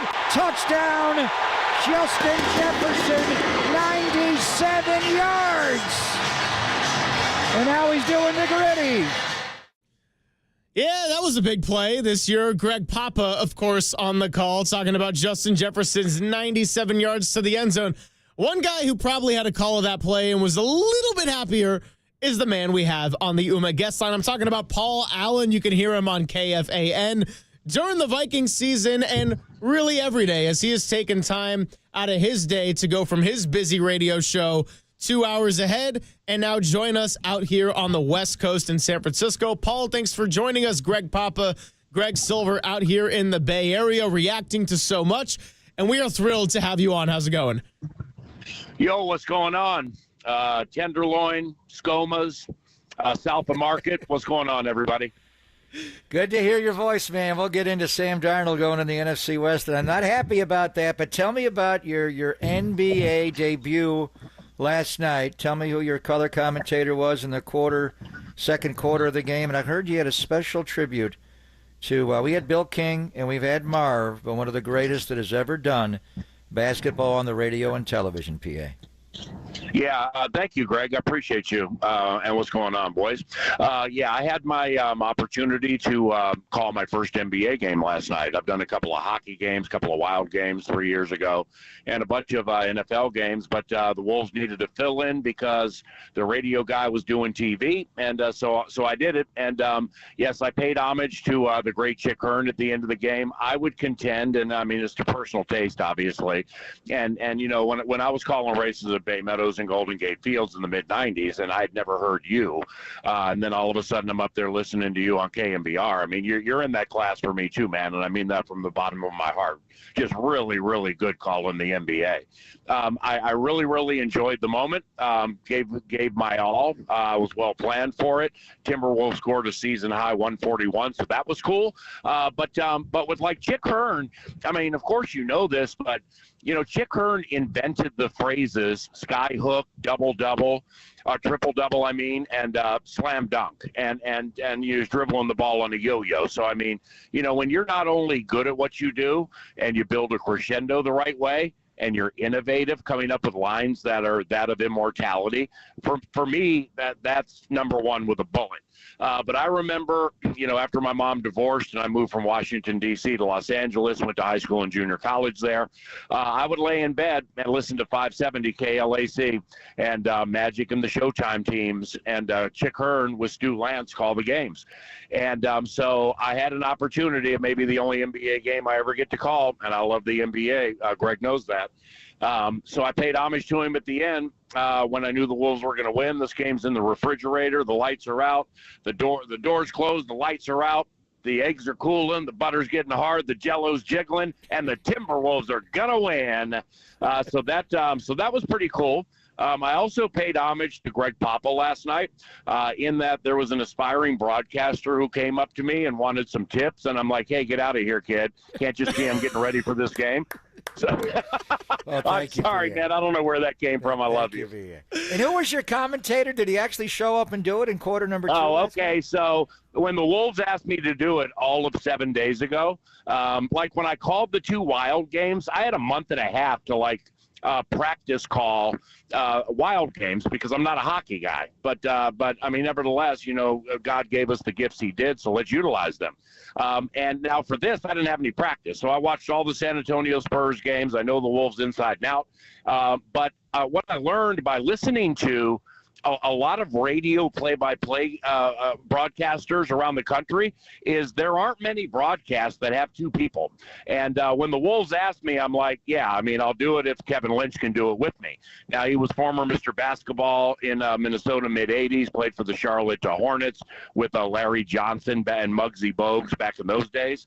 For I think 5 years. So Kevin was the analyst. And then when I caught wind that Kevin O'Connell, coach of the Vikings, was coming to the game, I threw caution to the wind. I'm like, all I can say is no. So I sent him a text, and he said, that sounds fun. And Kevin O'Connell joined us pretty much for the entire second quarter. Talking to Paul Allen here, KFAN, Minnesota Vikings Radio Network. And you're listening to KNBR and KNBR FM San Francisco, the sports leader, a Cumulus media station. So, Paul, before we get into the future, I want to just get into last season a little bit and watching Sam Darnold win 14 out of 16 games. Obviously, he's going to Seattle now. J.J. McCarthy is poised to go and take this step and be the starter in his first real season after he missed it all with the MCL tear. But those last 2 weeks of the season changed a lot for Sam Darnold. During the 14 out of 16 stretch, when he was just stacking win after win after win, was the J.J. McCarthy noise equally as loud, or was it almost buried as in he might have to wait another year, or would they even trade him? Let's continue the Greg Papa celebratory fan line, and this is all authentic and from the heart. So the Vikings signed him to a 1-year, $10 million deal last year. It took Greg all of 9 seconds to text me and say, you're going to love him, and you got a good one. You know, so I'm not going to be foolish like a lot of people were and look back at Darnold at Carolina and the Jets and be, okay, he's a complete stone cold bust. You know, I mean, if you think Robbie Anderson and Ian Thomas running double moves are like Justin Jefferson and TJ Hawkinson, then you're a fool. So I didn't buy into that, but Greg had a big opinion on who Sam was and how smart he was. And obviously, if you're taking third overall in the draft, man, you're gifted. It just didn't work out other places. So with Sam, it was fascinating last year. Greg was right. He came out of the gate and looked like an organized quarterback. When you get with a group like Kevin O'Connell and his staff, like Kyle Shanahan and his staff, they're going to bring the best out of the best. And that's what O'Connell and the crew here did with Darnold. Now, middle of the season, that's where the rubber met the road. We had 3 in a row on the road, went to Jacksonville. He threw 3 of the worst picks in that game that I've seen in a long time. And the Vikings might have won the game like 10-7 or 9-6. It was some weird game, but they won the game. That's the key. The age-old cliche is the good teams win when they perform poorly. Next week against Tennessee, he threw 2 bad passes again. Now, they weren't picked, but they were bad. Okay, after that, whatever was happening there, he figured out. And he went lights out, man. He went lights out for a month and a half. Then we get to that Lions game. You know, the Rams game with the 9 sacks, the playoff game. Sam could have been better for sure. He's holding the ball too long a little bit. But the Lions game is something I could not get out of my mind. And even on my radio show on KFan, I'm not going to bang my fist down and say that, we got to get rid of this guy because of that game. But I staunchly disagreed, even with general manager Kwesi Adofo-Mensah when we chatted at the Combine a couple of weeks ago. It's that game against the Lions, the standalone for the 1 seed. When they all run the right routes, the right plays are called, the execution is perfect, and the protection's good, and he misses 5 touchdowns, that's utterly, completely unacceptable. And I'm not going to be the one that's like, I looked into his eyes and guess what? He can't handle pressure. I'm just saying he couldn't handle the pressure of that moment for whatever the reason. And I ain't talking 1 or 2 touchdowns against the Lions team that was begging to get beat, man. And he missed them all. So it bugged the bleep out of me, really. I didn't think he was going to come back because of McCarthy and maybe Daniel Jones. But I thought that game outweighed several things that we all saw during the season. Kwesi disagreed, but that's okay because now Sam's in Seattle. And Kwesi did not franchise tag him. And I understand what you're saying. And watching that Lion last game of the year, they pressured him, obviously, Aaron Glenn. It was the low red zone. His choices with the ball repeatedly. There were guys open. He was trying to fit the ball to Justin Jefferson over and over. Nailed it. The Rams were all over him. He couldn't breathe, but he did hold the ball too long. I understand going to J.J. McCarthy, but why didn't they? And maybe I got my answer in the price tag he got in Seattle. It's a very affordable number for Sam. 3 years, 100.5, 55 guaranteed. Was there? My thought was, why just let Sam leave Egan without getting anything back? Was there ever a thought from Kwesi to tag him and sign him? I don't think so. No, I don't think so because, it's – and this is not to knock the previous regime. They did it the way they did it. We got to the NFC title game after the Minneapolis Miracle year, 2009 with Favre. But nevertheless, there's some catching lightning in a bottle with both those runs. Like Case Keenum, we caught lightning in a bottle, all right? And in 2017. 2009, we had Favre. That's lightning in a bottle. So with that said, I was a fan of, if Darnold's going to come back, the talented ones in their second time around are supposed to be even better than the first. So now that he knows all the plays, he's very familiar with the whole thing. It was wonderful seeing him really come into his own and become comfortable in his skin. And I can't even imagine what he was like in San Francisco after Carolina and the Jets, because it's like with Daniel Jones and Sam Darnold, those guys have been ripped and hit on so hard from so many different public opinion angles that it was almost like we got like abused animals, and you just got to turn them out for a little while and let them become animals again, then bring them back in the house and let's all love each other. So what the work Shanny and that group did with Darnold really, really paved the way for what the Vikings got last year, but not at $40 million, man. I mean, the previous regime, we were always searching for nickels and dimes in free agency just to bring in third-tier offensive linemen. With Kwesi Adofo-Mensah, it's been an arduous task with some really hard cuts made, man, to get the Vikings in a position where they had the 6th most money in free agency under the cap, and they had a fair amount last year. So Kwesi's good at that. He's good at organizing. He's good at figuring out how to save the money at the right time, gauge the market. Hey, if Carlton Davis is getting $3 and $60 and DJ Reed's getting less, well, then what's Byron Murphy Jr. going to want? He's just really good at stuff like that. So it's just taken too long to get this team in financial flexibility to do something like that when you have a first-round pick who's kicking down the barn door looking to run. Talking to Paul Allen here, Minnesota Vikings play-by-play on KFan. And, Paul, we are now looking at backup quarterbacks here in San Francisco. Nick Mullins went to the Jaguars, so we're like maybe Mac Jones to San Francisco in a weird twist. Jameis Winston supposedly engaged in conversations there. Your backup quarterback right now, Daniel Jones, the abused animal analogy was a really fascinating one. Do you have a sense of what Kevin O'Connell's thoughts are on Daniel Jones and if that's a project he'd like to continue working with moving forward here? All right. Well, I mean, if I miss something, because A, Twitter's down, as everybody knows, and B, I've been driving. If did Daniel sign anywhere or with the Vikings? Because at last check, he's still a free agent. So I'm going to move in on that. Yeah. Now, Daniel Jones, when things fell apart with the New York Giants, Daniel is not a member of the Minnesota Vikings unless Kevin O'Connell's the coach. And you could it's like when Greg told me after we got Darnold, he flew in the face of everything everybody was saying, and he was right. So there's no official report on that. There's no official report on this. I'm just telling you, Daniel Jones is not in Minnesota if Kevin O'Connell's not the coach. And the same thing would be for like L.A. with McVay or San Francisco with Shanahan and stuff like that. And Ben Johnson with these plays he's making in Chicago right now. I mean, he's doing a really good job. But with Daniel Jones, just to put him on the practice squad for a month and change and just watch him run around and frolic and forget everything that took place in the Big Apple and start to talk to people and, not be so covert and quiet and stuff. I saw that process start. Same thing I saw with Darnold, man. He was like that too. And then middle of the season, he kind of busted out with his personality. And the on-field play reaped the benefits. The fans reaped the benefits of the on-field play. So I'm kind of seeing the same thing with Jones. Personally speaking, I can argue Daniel Jones is more accomplished than Sam Darnold was when he got here.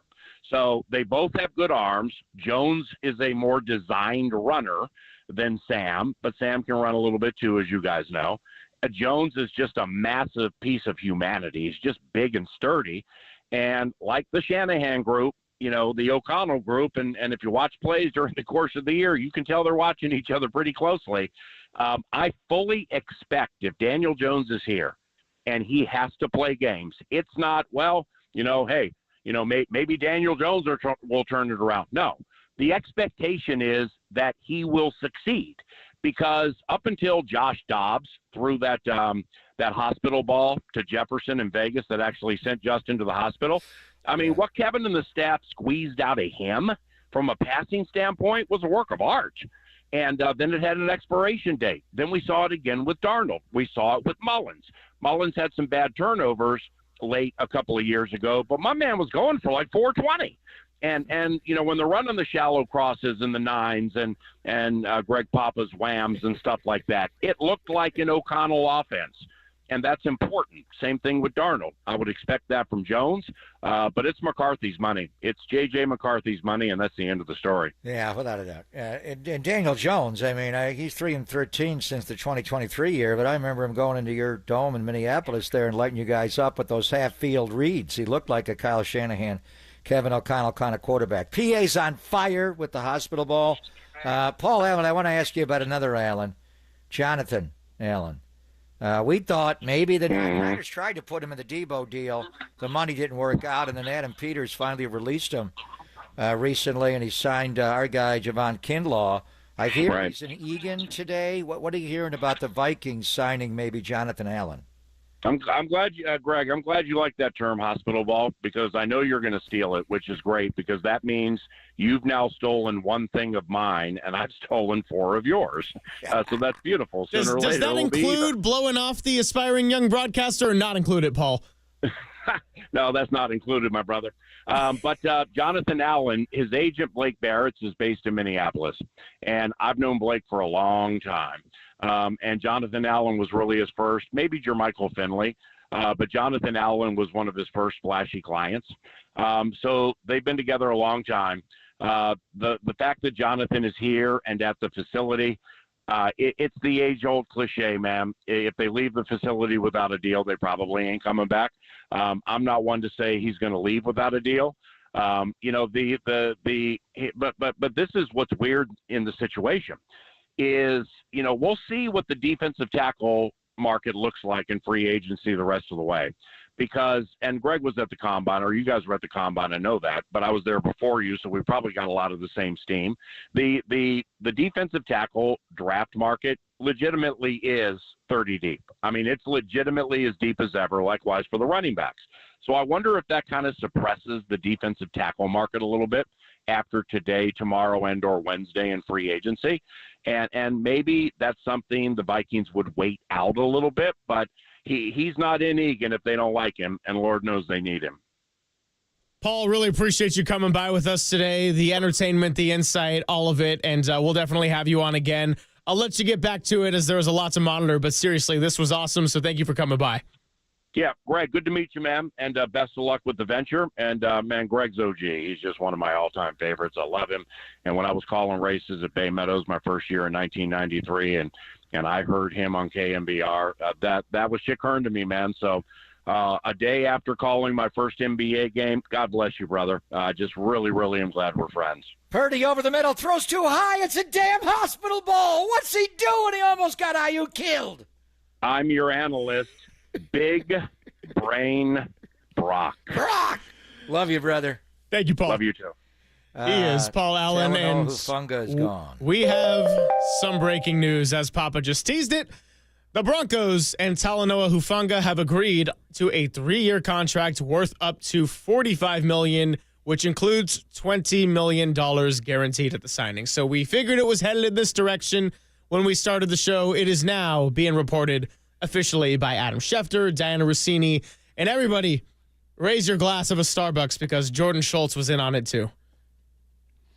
Yeah, we'll get into it. I mean, I think it's time for the big bad wolf to move on. That pick six he had on Monday Night Football against Matthew Stafford got him first team All-Pro, and he didn't play as well. Then he got hurt. The ACL was an issue. Then obviously the wrist injury this year. I think they got to look to upgrade, though, in the secondary. I mean, Malik Mustafa is a hitter, but Jair Brown had some misfits on the run fits, so they got to do that as well. The Niners have signed a guy, a tight end. Luke Farrell, formerly of Jacksonville, has agreed to terms of the Niners on a 3-year contract worth up to $20.25 million, $11 million guaranteed.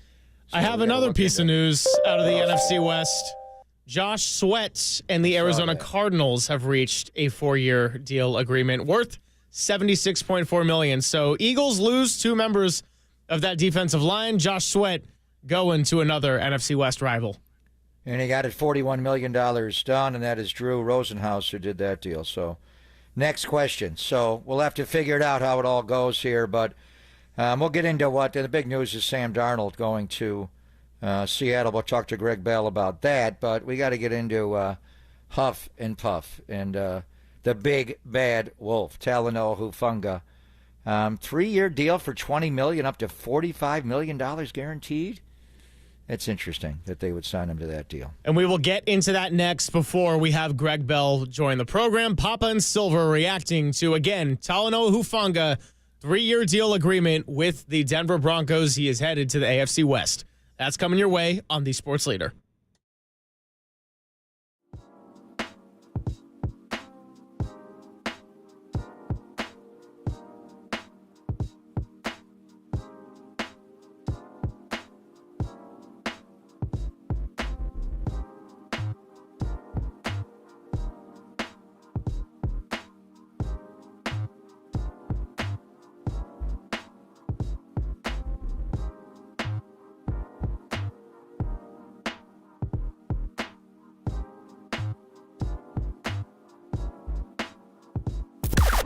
Now, from the O'Donnell Financial Group Sports Desk. Learn more at ODFIGroup.com. O'Donnell Financial Group, because planning is a process, not a product. The 49ers released veteran defensive tackle Malik Collins, saving them $10 million in cap space. So right now, Jordan Elliott, Kalia Davis, and Evan Anderson are the top defensive tackles for your red and gold. What does this mean for free agency and share your thoughts if they should go out and sign someone, draft one at pick number 11, or do both. 415-808-5627, the number to sound off.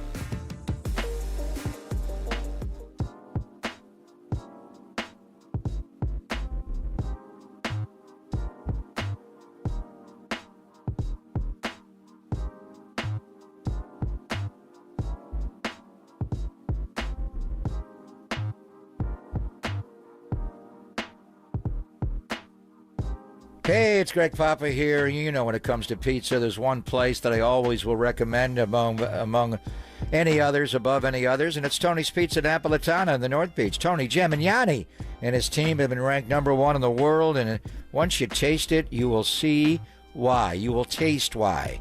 From Neapolitan to New York, Detroit, Sicilian, and Grandma-style pizzas, every slice is crafted with the finest ingredients and baked to perfection. But Tony's is more than just pizza. Their fresh pastas are out of this world, and I encourage you to try their spicy bucatini, one of my all-time favorites. And while you're in the North Beach, don't miss Capo's for deep dish pizza lovers and Toscano Brothers Bakery for their luscious breads. Plus, Tony has Slice House locations throughout the Bay Area, including at Chase Center and at Levi Stadium.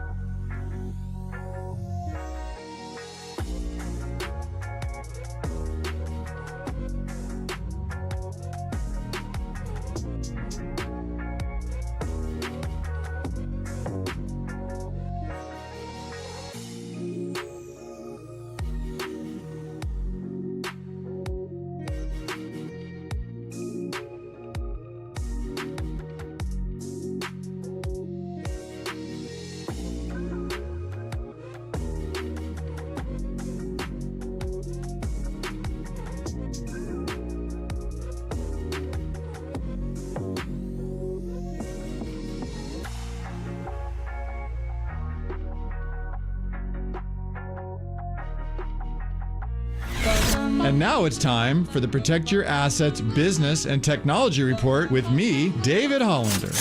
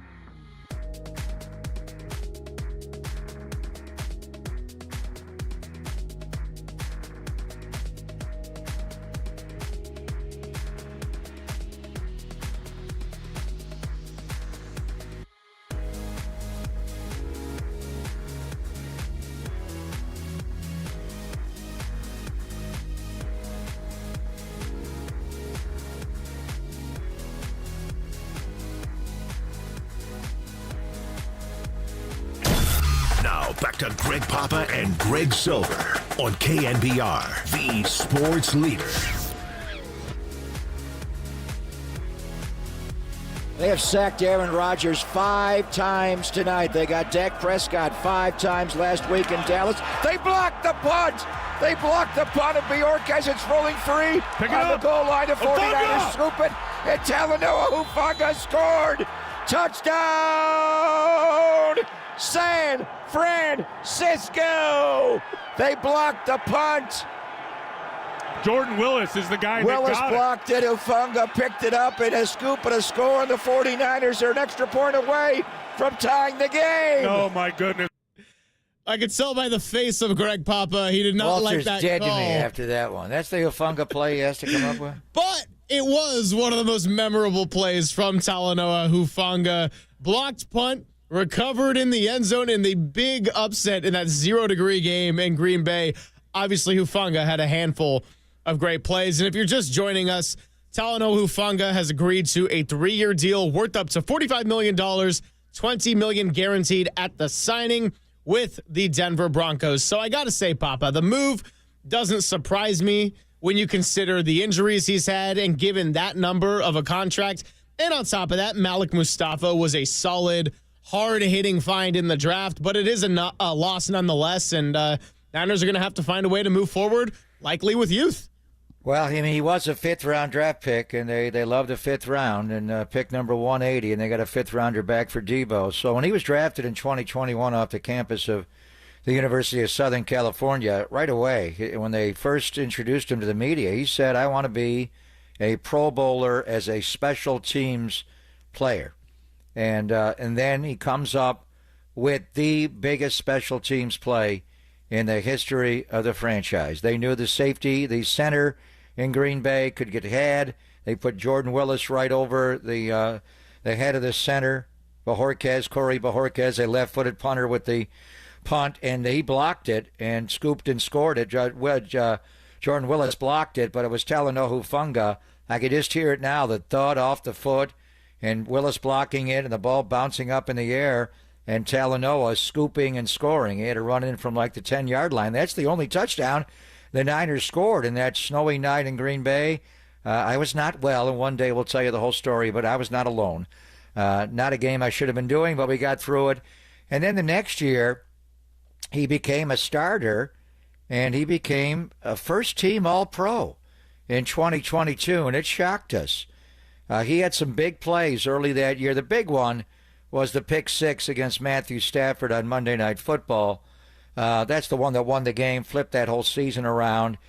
And, should he have been first-team All-Pro? I think it was because of the Monday Night Football pick 6. Derwin James, the Chargers, was not happy about it. But in any event, and then maybe why Talanoa got paid a lot of money to go to Dove Valley today.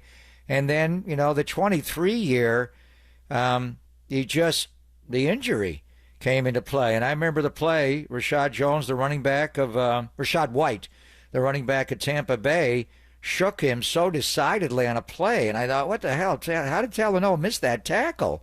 Well, he tore his anterior cruciate ligament November the 19th in that game, late in 23. And right after that, the Niner run defense was never the same. And Talanoa was a chancy player, did not run a great 40 time. He played more on instincts. And sometimes he would, he was raised by the great Troy Polamalu. Troy made bad mistakes every once in a while. Ryan Clark always picked up for him from behind. But a lot of times the instincts for Polamalu were right on point, where Talanoa had some great plays and broke on balls and busted up runs and came in forcefully, but a lot of times he was in the wrong gap or he got misaligned, so his play did come down a little bit, even before he tore the ACL, but they missed him. Do the 49ers win Super Bowl 58 if Talanoa Hufanga's healthy? If Dre Greenlaw is healthy in that game? Maybe. And then this past year, he worked so hard to come back, and then right away the wrist injury. He just never really got his footing. He tried at the end. But they drafted safeties in back-to-back years. First Jair Brown out of Penn State, Malik Mustafa. Malik's a player. They got to clean up Jair a little bit.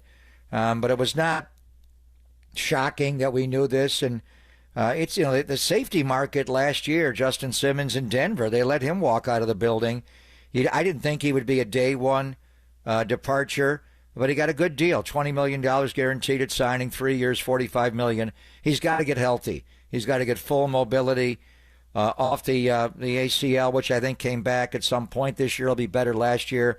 He had to play with that club on his hand. The pick six that he missed, too. Stafford hit him right in the chest on that Thursday night game. He couldn't pull it in. So it is what it is. So they lose Talanoa Hufanga. We kind of thought it was going to go that way. Jalen Moore and Elijah Mitchell both wind up in Kansas City.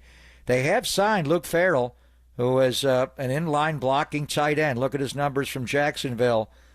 4 years there, was targeted 47 times, only caught 36 passes, 12 last year, 13 the year before. Never got in the end zone. He is your Charlie Warner, I would think, who wound up leaving in free agency last year and going to Atlanta. Ross Dwelly is out there still. We'll see what happens with him. But Austin's, the guy they had last year was a really good tight end, Austin Saubert. Eric Saubert. Eric was a good, I'm thinking of Austin Hooper, they tried to get a couple of years ago, the Stanford Cardinal. But Eric, he caught some balls. He also, had one go off his chest plate. I remember sliding in the end zone. A good inline blocker. I don't think this is step one in letting Juszczyk go, but Kyle loves to play double tights. He loves to play two running backs.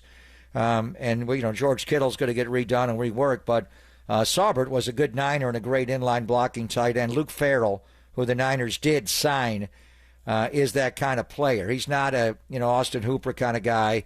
He'd more be in your double tight ends, more of an inline Y if you want to detach George. But they gave him a 3-year contract worth up to $20.25, and $11 million is guaranteed. And that's a pretty pricey price tag for a tight end, especially a second tight end. So we'll watch video of him tonight, give you more of a breakdown on him in Jacksonville. But the word is he's a really good inline blocking tight end. Yeah, we'll do some more evaluation on him. Don't want to keep Greg Bell waiting too long. By the way, Paul Allen, who we had on just about a half hour ago, safety from his team and formerly of Cal out here in the Bay Area, Cam Bynum has agreed to a deal with the Colts, 4 years, $60 million. So a little bit of movement going on in the safety position. We'll get back into the NFC West talk with Greg Bell up in Seattle. Geno Smith out, DK Metcalf out, Sam Darnold in. We'll get his thoughts on all of it next right here on the Sports Leader.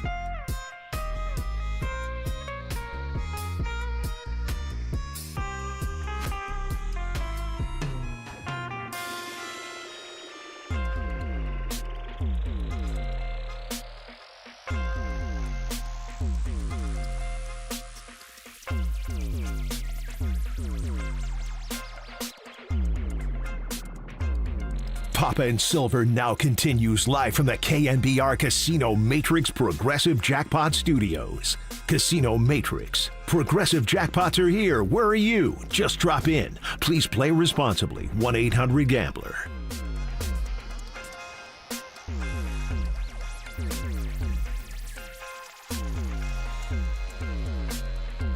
.20 seconds to play in the game. 2nd and 2, 13-yard line. Geno Smith now 2-by-2. Hits his back foot, steps up. He's going to run out left. 10, 5, touchdown Seattle. Geno Smith runs in the end zone for a go-ahead touchdown. With 12 seconds to go in the game. Yeah, I unfortunately remember that one well because the day after that play, Papa, was our first show together here with Papa and Silver. Geno Smith scrambling in. That was the last time the 49ers and Seahawks faced each other.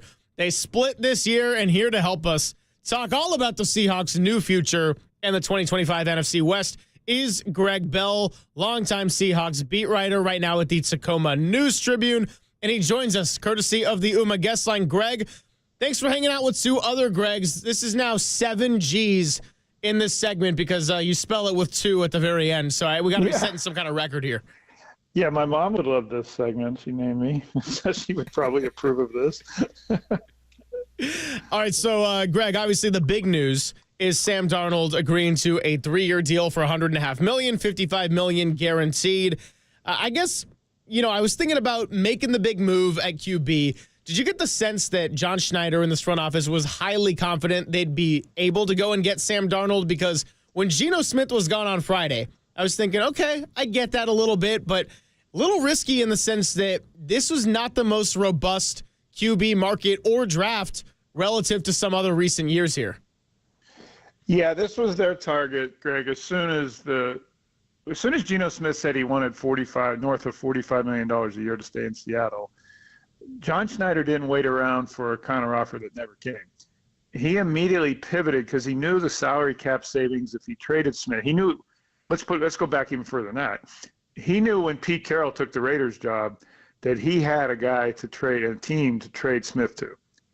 Carroll, of course, the coach who resurrected Geno Smith's career, gave him his second chance to be a starter and ended up making him $75 million because of that decision in 2022 after the Seahawks traded Russell Wilson to the Broncos.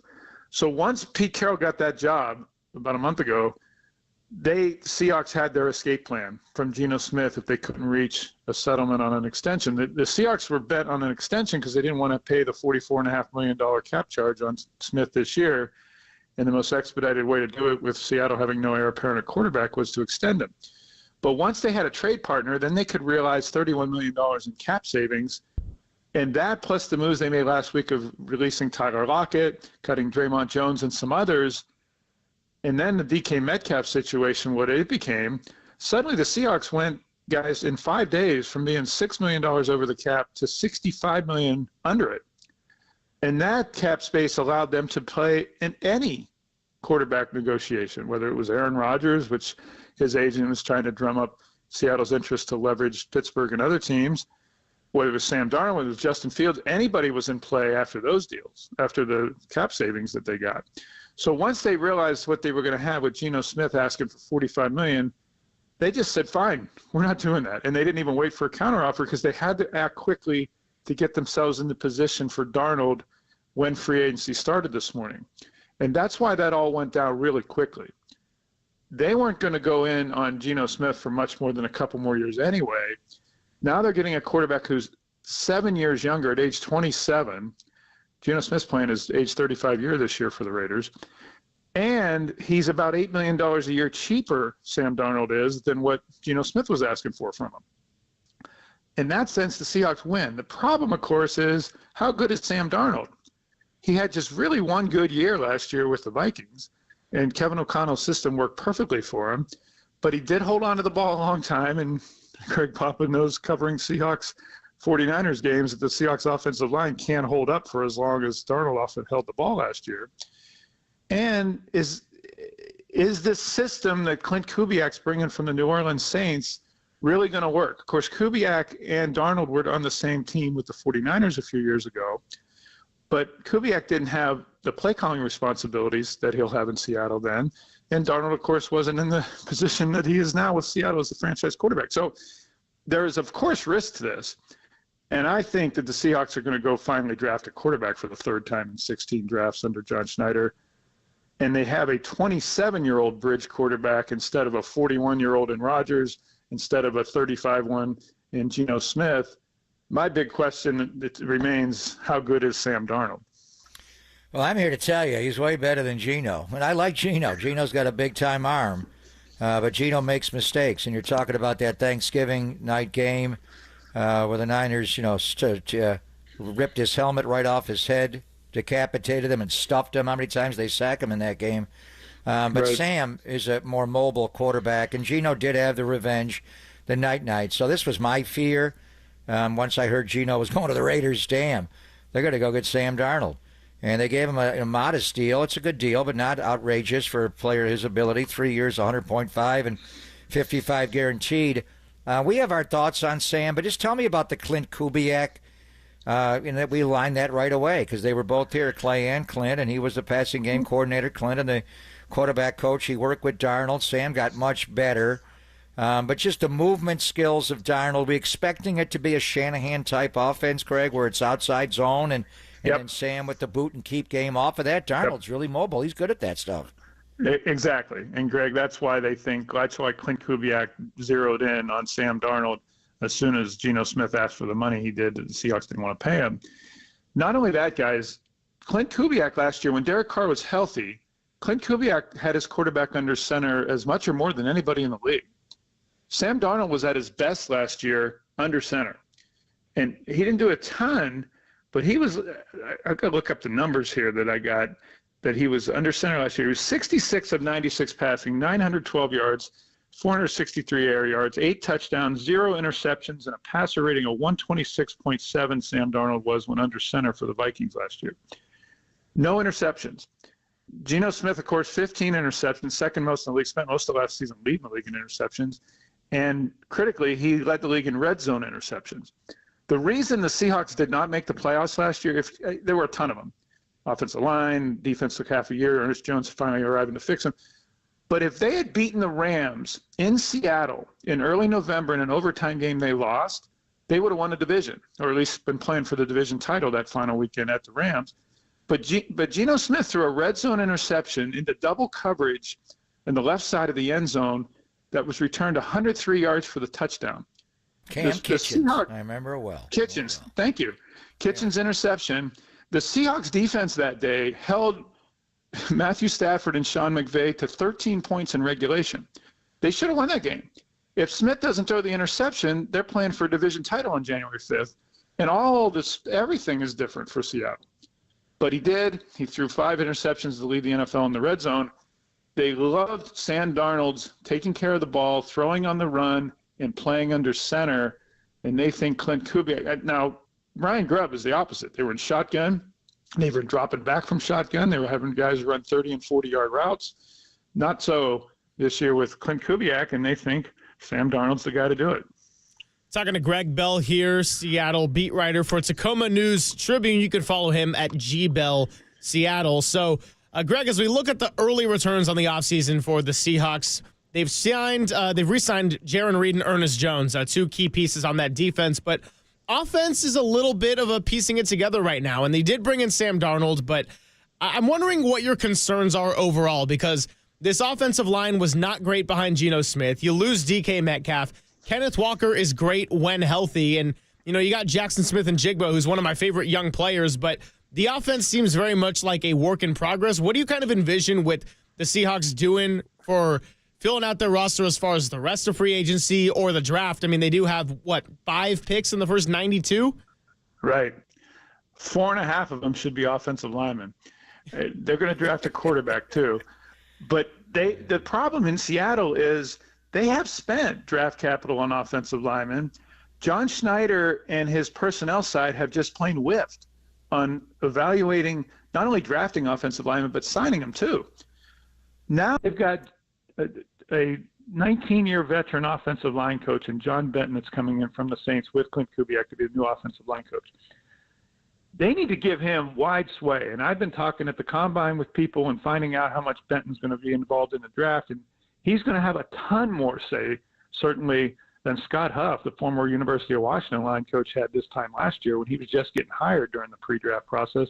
The Seahawks coaches didn't even go to the combine. I know the 49ers coaches often don't go either, and the Rams, McVay staff doesn't go. But for Seattle, it was the first time anyone could remember not going to the combine. Well, now Mike McDonald and his new line coach, John Benton, they were front and center in Indianapolis last week when I was there. And Benton is going to have the say now in evaluating, drafting, and signing offensive linemen. They have to change their approach to that. It's not enough to just draft them. They have to change who's making the decisions on drafting. And now they have a guy in Benton to do that, who's been an offensive line and run game coordinator in many stops in his NFL career. But John Schneider has got to yield that personnel decision on offensive line to his line coach, because if he keeps doing the same thing and evaluating and picking, they're going to get the same results, which is one of the league's worst offensive lines. You could make the argument, Greg, you could make, I know you could make the argument calling the games that Geno Smith sometimes was Hercules doing what he did behind that offensive line the Seahawks had. He's got a big arm. John Benton, we know well. He was with the Niners, and Chris Furster took over, and he went to the Jets, and Saleh brought him there. He's quality, and he plays a mean guitar, so he's a good guy. You love John Benton. But the wide receiver room, I mean, Geno on Friday was a huge transaction, but 2 days before you released Tyler Lockett, the second leading receiver behind Largent in the history of the franchise, and then the DK trade yesterday, not a surprise. We heard rumblings at the Combine. JSN is all that, Jackson Smith and Jigba. What else are they going to do in the wide receiver room? And I'm just bracing. The Rams are going to have to cut Cooper Kupp at some point here. Right. I'm hoping he becomes a Niner, but he does have Eastern Washington ties up there. If he does become available, would they jump on Cooper Kupp? And just what are your thoughts on what they do around JSN in the wide receiver room? Yeah, they need to draft and sign at wide receiver, and I think Kupp is going to be in their targets. You mentioned he's from born and raised and went to high school in Yakima, broke all kinds of records, and the Walter Payton Award winner at Eastern Washington University for FCS. His dad has played at Pacific Lutheran here on this side of the mountains in Tacoma, so he has relatives and growing up came back to the Seattle-Tacoma area quite a bit. I could see that as being an attraction for Kupp at this point in his career in his early 30s after the injuries he's had. And I could see the Seahawks going for a veteran now that they've traded Metcalf. Smith and Jigba is now clearly the number one, as you said, 100 catches, tied Lockett's team record for receptions in the season last year. Lockett knew he was leaving. He thanked everybody down to the janitor and the cooks at the end of the season, knowing he was going to be cut to save $17 million at age 32. I wouldn't be surprised if Pete Carroll signs him as well. He wants to play an 11th NFL season. But yeah, Jake Bobo, the former UCLA Duke wide receiver, is on the roster. Derek Young is a big physical wide receiver from Lower Division Lower Rhine, who's on the roster. They've got work to do now at wide receiver, and I think they're going to draft and sign one, and Kupp is certainly on their radar for what the Rams do with him. Greg, I know there's a long way to go in the offseason, but how do you evaluate the Seahawks in the light of the last 4 days relative to the rest of the NFC West heading into 2025 at this moment? Well, there's no doubt. What was true last year was true the year before and the year before that. They are still quantumly behind the 49ers and the Rams in the line of scrimmage, both on the offense and defensive lines. They've gotten better on the defensive front. Mike McDonald's first priority was to fix that when he came here. And then they bring in Ernest Jones, re-signed him yesterday. They reached an agreement to re-sign Jaron Reed at defensive tackle yesterday. They think they're going to get Byron Murphy more snaps than he got. His first-round pick only played 49% of snaps last year. They'll use him at nose, at three-tech, out at end. They think they're on their way to fixing that defensive front. But the offensive line, as we already mentioned, they are so far behind what they need to be to compete with San Francisco and the Rams on the offensive line. That's the problem here. You bring in a new coordinator, you have a new quarterback, you've changed and traded your wide receiver, but what are they going to do up front? All these moves, guys, spells this. For 15 years, Pete Carroll was loyal to his players. He was relationship-based. He got to know all of them. He was on a personal level and had friendships and relationships with players that he often stuck with, and that's why players signed for their second and third contracts here. Of course, it didn't hurt that they had the Legion of Boom at their prime and the best defense in the league. and they went to back-to-back Super Bowls, and Pete Carroll kept that all together, often by force of personality in his relationships. Mike Macdonald, the new coach, has none of that. He doesn't know any of these guys. He didn't draft them. He largely didn't sign them. He doesn't have any of the relationships, and he's a far more cold, calculated, bottom-line guy than the personality-driven Pete and very intensely personal Pete Carroll. And I think that's some of the background to why these moves have happened as quickly as they have the last 5 days. He didn't have any loyalty to Geno Smith. Pete Carroll sure did. Saved Smith's career. He didn't have any loyalty to DK Metcalf other than knowing he was a great asset for the team. So when Metcalf asked if he could be traded, McDonald said, I don't want guys who don't want to be here. Get rid of them. See ya. And they traded him. Pete Carroll would have sent DK Metcalf out to his home in Hawaii and with drinking Mai Tais, talking about the great days. Remember we took our shirts off at the combine together, and they would have struck a deal to stay. Not so with Mike Macdonald. And now that John Schneider has the keys to the franchise for the first time, he has got a coach who's happy to do the bottom line cold business of the NFL that I think Pete Carroll often did not want to do. Yeah, I mean, Papa and I also took our shirts off together at the combine when we were there a couple of weeks ago. That was exciting. Yeah, it was a great time. Didn't have a choice because the bags were taken and the rooms weren't open yet. But I'll save you that another time, and we'll do it over beers sometime up in the Pacific Northwest. Greg, thanks so much for coming by with us. I know this was a little bit of a Greg overload, but seems like all went well. It did. I'm happy to talk to Greg and Greg. I always happy to talk to you guys. Greg, it's good. Papa, it's good to talk to you as well. Great, man. Give me an update on Sam. I'm a big Sam Darnold fan. You're going to love him. I will be. Thank you. I'll let you know. Talk to you soon. Be good, Bill. Have a good one, Greg. He is Greg Bell, Seahawks beat writer for the Tacoma News Tribune. You can follow him at GBellSeattle, where he posts a lot of his work. Coming up on the other side, we have another 49er going another place. I'll tell you what that is, where it is, and how much money for that is. All coming up. Papa and Silver on Legal Tampering Monday on the Sports Leader.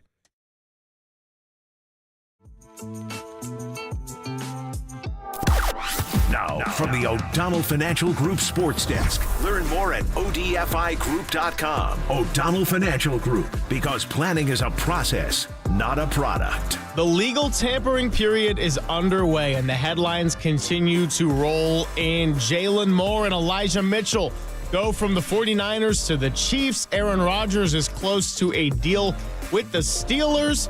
What else is on the table? Well, we'll be talking about it right here from 10 to 2. Papa and Silver, KNBR, your place for breaking news.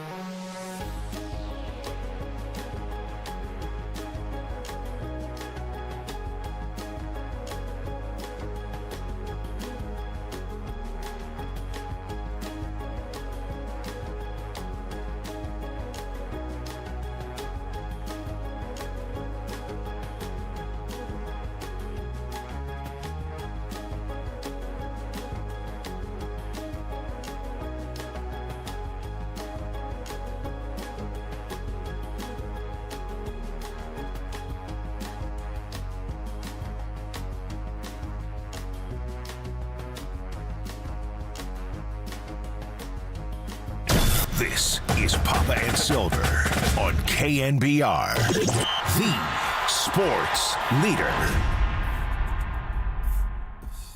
What's happening, everybody? Greg Papa, Greg Silver. Got Albert Breer joining us still to come at 1:30. And if you missed any of our interviews from earlier in the day with Matt Barros or Paul Allen or Greg Bell, you can catch those when we publish them on the KNBR podcast page or on the KNBR app. I told you before the break we had another 49er going elsewhere. I will now share, if you haven't already seen it, that guard Aaron Banks is expected to sign with the Green Bay Packers. 4 years, $77 million. The other NFC teams have been stacking up today, and we are waiting to see what's going to happen with the San Francisco 49ers. But it has been a frozen frenzy out here, Papa, and Aaron Banks, another domino to fall.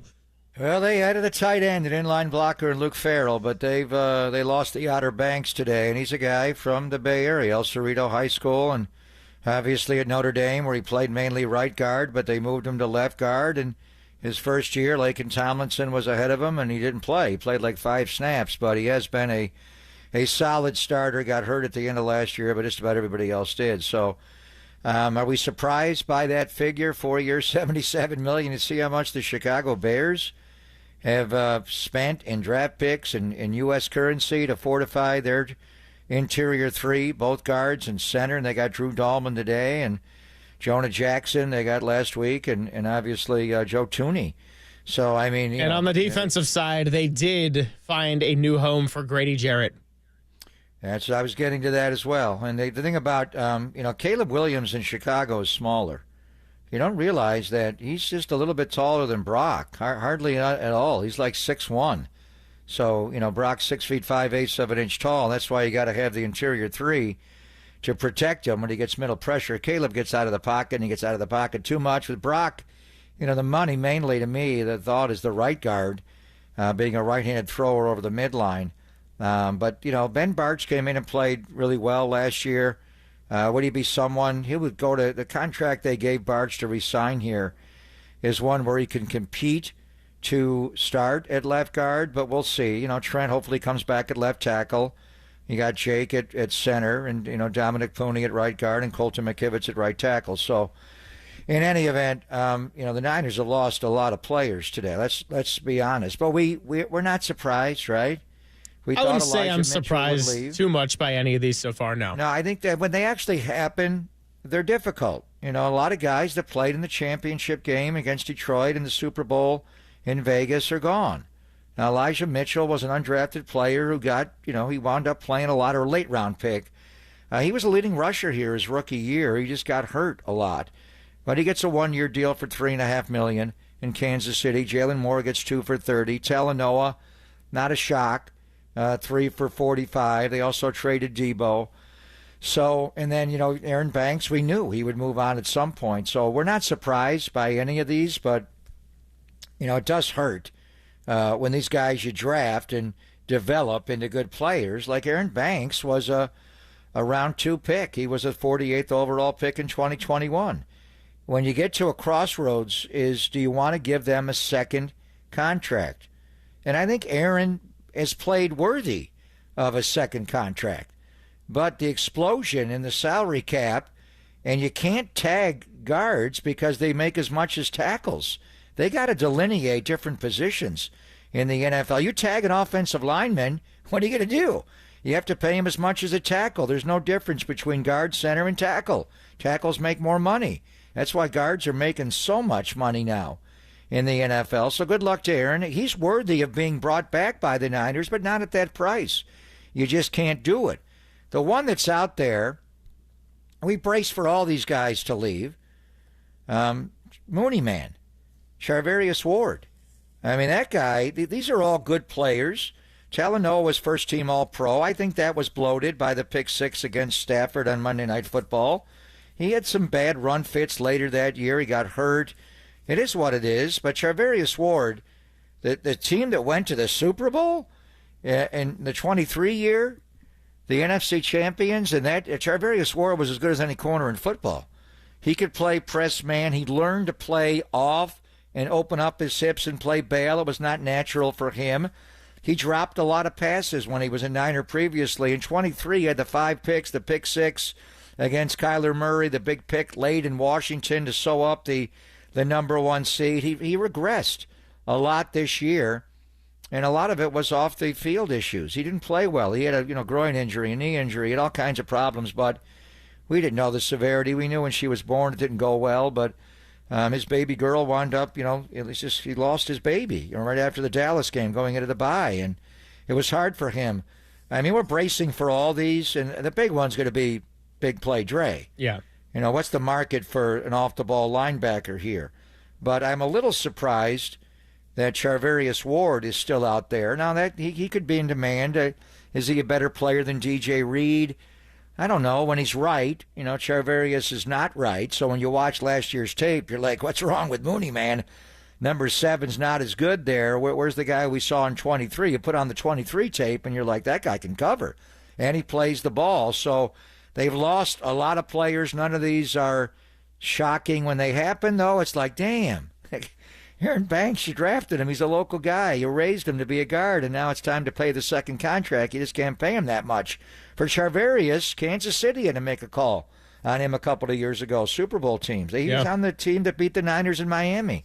Super Bowl 54, but I am wondering about him. I think he'll get paid, but will it be later today and even when we're off the air in the next hour or so during our show? Yeah, it's going to be really a nonstop monitoring over the next couple of days. Already so much news, and I'll tell you that you're listening to KNBR and KNBR FM San Francisco, the sports leader, a Cumulus media station. We'll do a little reset here and a day in review because people have probably been starting off their week, maybe tuning in and out of lunch. Who knows how the Monday has gone for everybody to this point. So Talanoa Hufanga has agreed to a deal with the Denver Broncos for 3 years.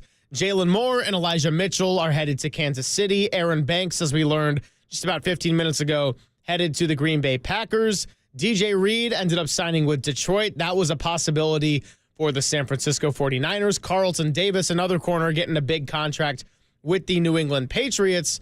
And Sam Darnold, the big one of the day, going to the Seattle Seahawks from Minnesota. 3 years, $100.5 million, $55 million guaranteed. And we also had another move just a couple of moments ago, not a signing, but a trade by Adam Peters and the Washington Commanders. Laramie Tunsil is headed to Washington for a package of picks. Full details to come here, but the 5-time Pro Bowl tackle is going to the nation's capital to help protect Jaden Daniels. They're all in, and they were last year, even before they got Jaden Daniels, they were very aggressive in free agency and signed a lot of veteran guys. Austin Eckler, for one, on offense, and Bobby Wagner on defense, but a lot of guys. They re-signed Zach Ertz, today. They've been doing it not just with the number 2 overall pick in Jaden Daniels, but the Washington Commanders have been doing it with shrewd veteran signings. A lot of times when you overpay in one off season, and what Adam is doing is righting the wrongs of all the previous drafts, going back to Daniel Snyder and Bruce Allen. And it's a lot of wrongs to right. Yeah, they did. They had a lot of mistakes there, not just on the field, but off the field. So he had to buy, and you think, you can't buy all these guys, but he bought smart veteran players. Now he's got Debo in the room. I'm sure Debo going into a contract year will show up, skinny Debo. How long will it last? And then we'll see. They got rid of Jonathan Allen. Paul Allen, the voice of the Vikings. They heard that he's in Egan. That's the thing. If he leaves Egan without a contract today, then you can buy him. If he doesn't, he's staying there. And they get him in that room, and Brian Flores shows him the defense and what they do in the A-gap behind him. We'll see. The other one that was out there was Grady Jarrett. I just know how much Kyle likes Grady Jarrett. We didn't play Atlanta this past year, but we played him a lot of years, and I that was a guy that, if you have to trade for him, it's going to be a bit of a problem, but, he was available there for a brief part of time, but Grady Jarrett is now no longer available. So there's some that we kind of thought, a lot of players on the roster would leave. I think Dre Greenlaw's a huge one. Jordan Mason is a huge one. And Curtis Robinson, to me, is a big... even if you bring Dre Greenlaw back, I want Curtis Robinson back. He's a great special teams player. He is healing well off the ACL. the day that he tore that ACL, he was going to be a starter. They were going to bench Devondre Campbell and give the job to Curtis Robinson, and he wound up at the first drill of practice. They went special teams first that day, which they never do. He runs down to cover a kick and tears his anterior cruciate ligament. It's like, what's going on? And then later that day, Jordan Elliott also got carted off the field, but he wound up staying for a while. Anyway, Malik Collins is gone. You wonder about the interior of the defense. They've lost a lot of guys. That's why when we started the day, usually, and Derek loves the frenzy, we all do. It's a fun time of the year, even more so than maybe the draft, because you know these guys. But when they hit free agency and they're unfettered, there are reasons for it. The good ones don't get to free agency. They tag them or they figure out a way. But it is fun to buy all these players. The other side of it is the compensatory picks. We got to make a list here of all the players they are losing.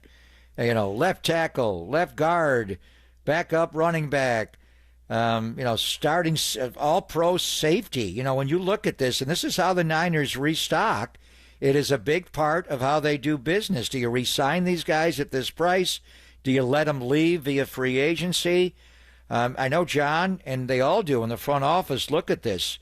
And a lot of it will be based on how they play in coming years in the cities they go to. But they've only signed one guy right now, Luke Farrell, and I've lost track. Make it two, running back, not J.P. Mason, but they have agreed to a one-year extension with Patrick Taylor Jr. Oh, good, the former Green Bay Packers. So, and honestly, that last game in Arizona, I didn't think he was capable of playing that well. He seemed more like a thumper to me. He's got to improve catching the ball out of the backfield. But that's your own. You didn't buy anybody else off. Farrell came from Jacksonville's roster, so depending on how many snaps he plays, the compensatory package is kind of hard to figure out. But how many guys have the Niners lost today? I've lost track. 5, 6 guys have left.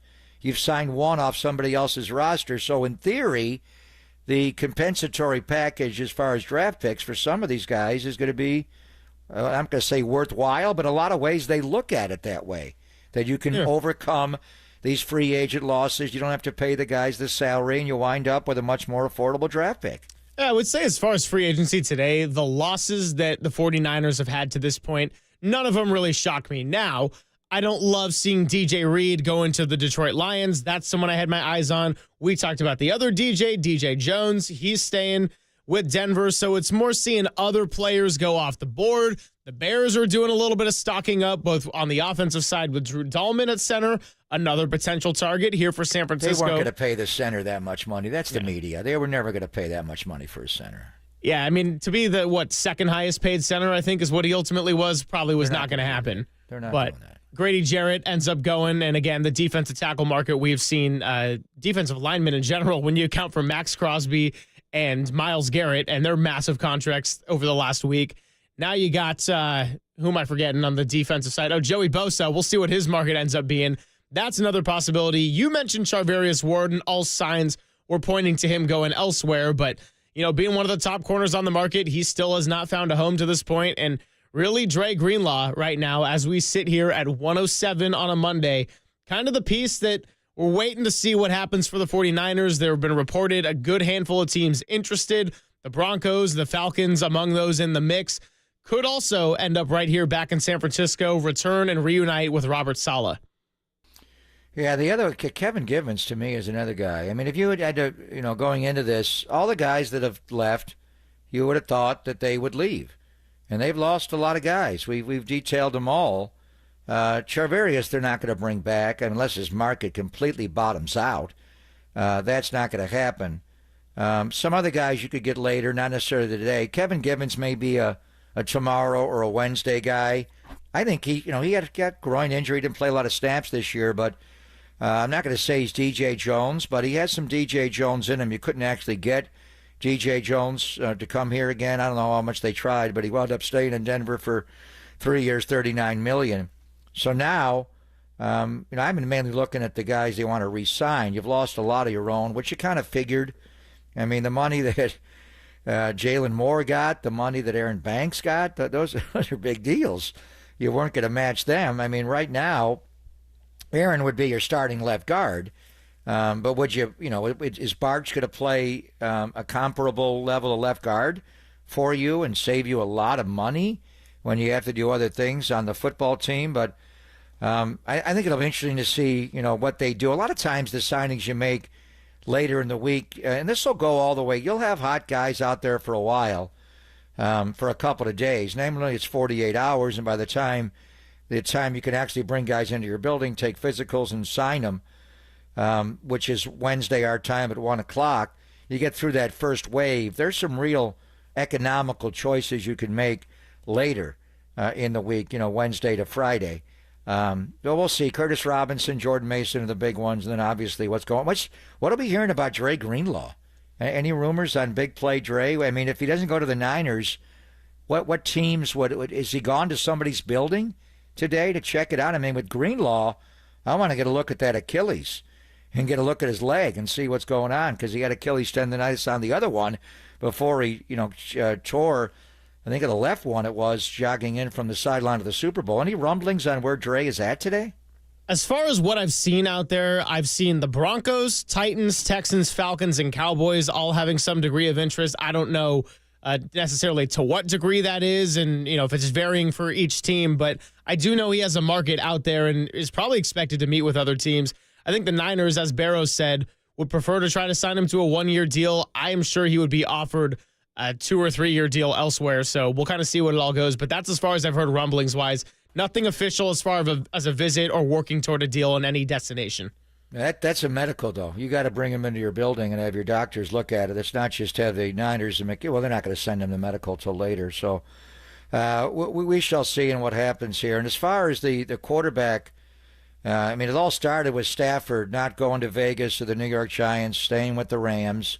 Geno Smith getting traded. We were there at the Combine and saw a lot of these quarterbacks that are going to be drafted reasonably high. But the Raiders have found their quarterback. The Rams have kept their quarterback. Seattle has got Sam Darnold as their quarterback. The New York Jets, I imagine with Justin Fields, not quite starter money, but certainly you would think going into it. The one name out there, and there's some other quarterbacks that are intriguing, and we'll talk to Albert Breer about it because he's wired with the league as well as anybody. What's up with Aaron Rodgers? Is he going to play football this year? And the Pittsburgh Steelers made a bold move, very un-Steeler-like, to trade for a wide receiver, give up the 52nd overall pick in the draft. But they tried to do it with Ayuk and Moore last year. Then they signed DK Metcalf is the last quarterback out there. And there are others that are involved, but as far as a starting job, it's got to be Aaron Rodgers. Does he wind up in Western Pennsylvania with DK and Pickens? Well, we will get a chance to speak with Albert Breer coming up at 1:30. Been a football-heavy day right here on the Sports Leader. Papa, we have not, and we will later in the week, get a little bit more into the Giants and the Warriors, but the bottom line is they both gave us a little bit to cheer about over the weekend. So today's Silver Linings playlist will be coming up, and it will pertain to those two teams. Then we'll catch up with Albert Breer, keep it on football, and send it off to Dirty Work with Dieter Kurtenbach filling in for Copes today. So Kurtenbach, D-Pop, and Tim Webb coming your way in about 50 minutes. Silver Linings playlist up next right here on the Sports Leader.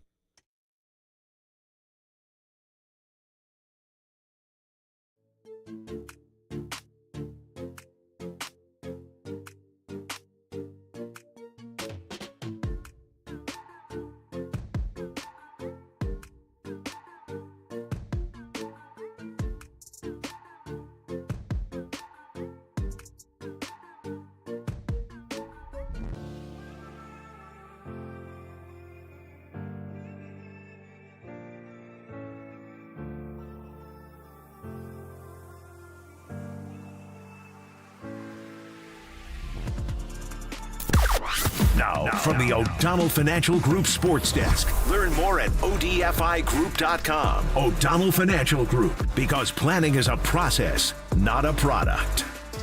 Well, at the time of this recording, Dre Greenlaw has gauged interest from the Falcons, Texans, and Broncos, and of course the San Francisco 49ers. So will Big Play Dre stay in the Bay? Keep the dial right here on 104.5 FM and 680 AM to tune in Papa and Silver for all your free agency updates.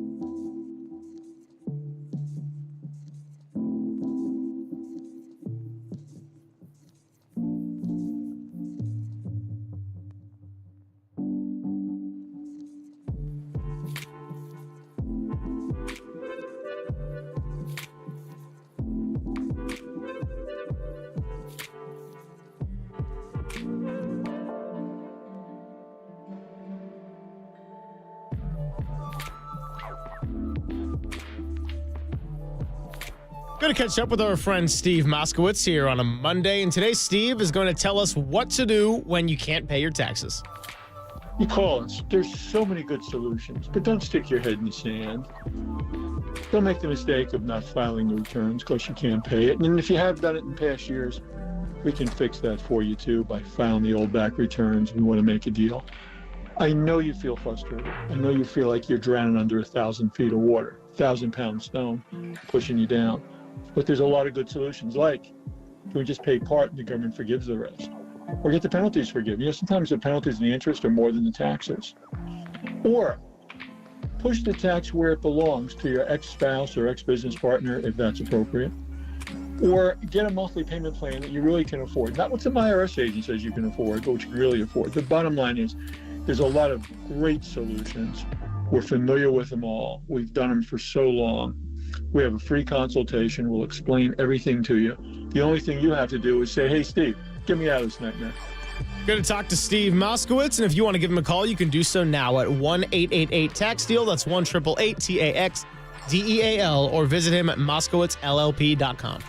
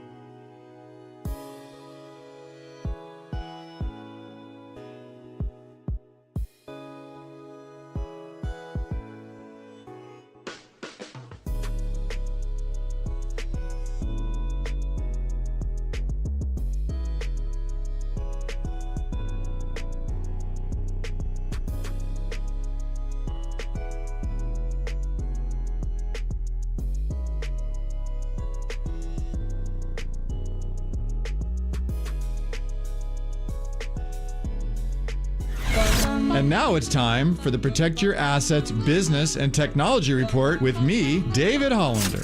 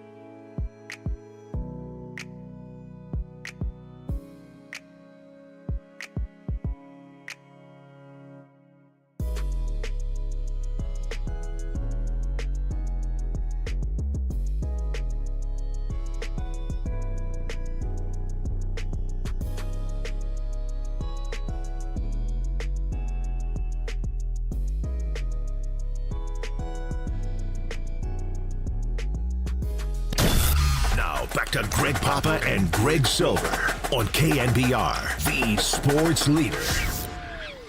Silver Linings Playlist with Greg Papa and Greg Silver.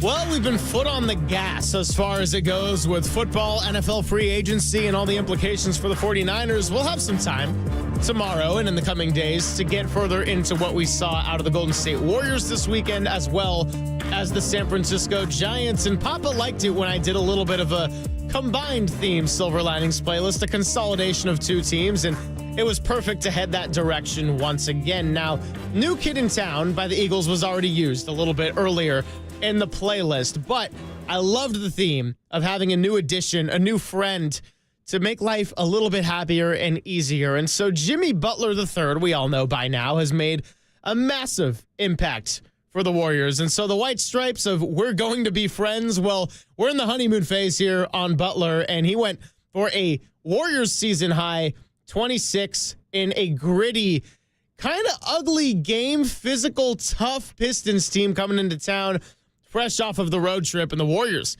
found a way to get it done when they got raced out to a 9-0 lead. Pistons scored 8 in a row, and from there it felt like it never really got closer than 5. I know it was about 7 at one point, but the bottom line is we're talking 22 lead changes and 22 ties. This was wire-to-wire tough. Jimmy Butler was fantastic. Now on the Giants side of it, well, Saturday was a great day to stay home, get caught up on all my post-combine tasks, and pop on NBC Sports Bay Area to tune into Dwayne Kuiper and John Miller, watch a little Cactus League, and watching Matt Chapman run through the infield, barehanding some choppers, throwing guys out at first, covering so much width on the infield, and seeing Willie Adames' reaction to having a new mate on the left side of the infield. Kuminga said it to the beat writers when Butler arrived, said, I like that guy. Willie Adames must be thinking, who's this new guy with Matt Chapman? I like him. We're going to be friends. That is the theme of today. Without a doubt, and he looked good, and he got off to a really slow start last year, and he signed late. He didn't sign until around this time a year ago, as memory serves, and he got going, and then he carried the team for a while. He's streaky. The barehand play, he does it all the time. That guy plays the deepest third base we've ever seen, and he cuts across the entire diamond. It's an easy play for him. If you didn't have to, have two infielders on each side of second, you could have Chapman take the whole left side and move Adames over.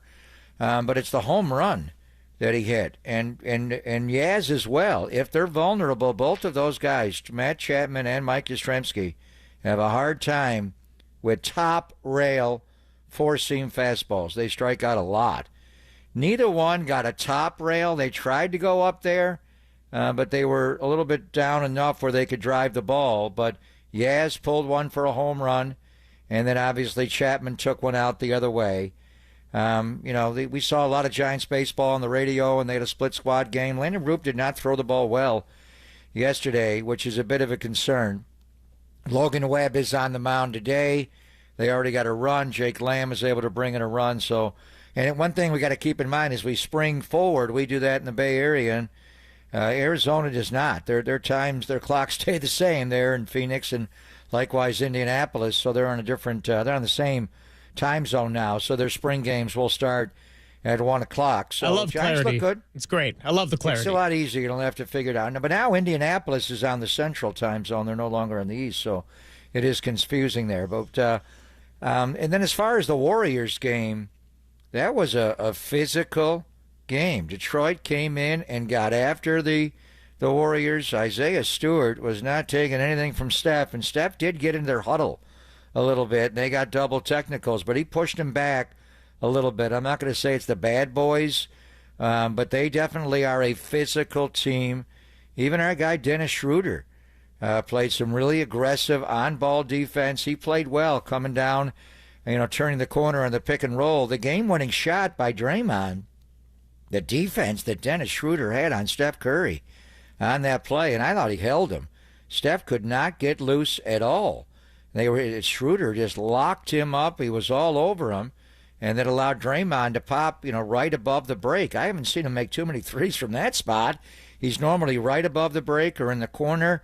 He's left open, but Draymond with the big splash, and that was a beautiful shot to rise up there. They had time on the clock. I wondered if he would move the ball a little bit more and try to get Steph on the second action to uncover, but Schroeder just locked him up, wouldn't let him go.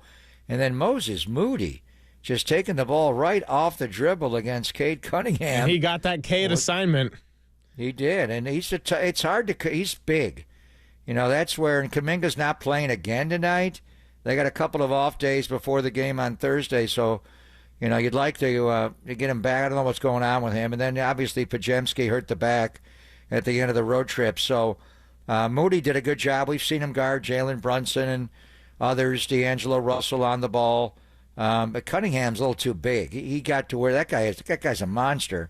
But he did pick him clean off the dribble at the end of the game. So that was they asked Jimmy about it being a playoff game. He's like, no. Everybody else was saying, yeah, that's not playoff Jimmy. That was a physical regular season game you're going to get into.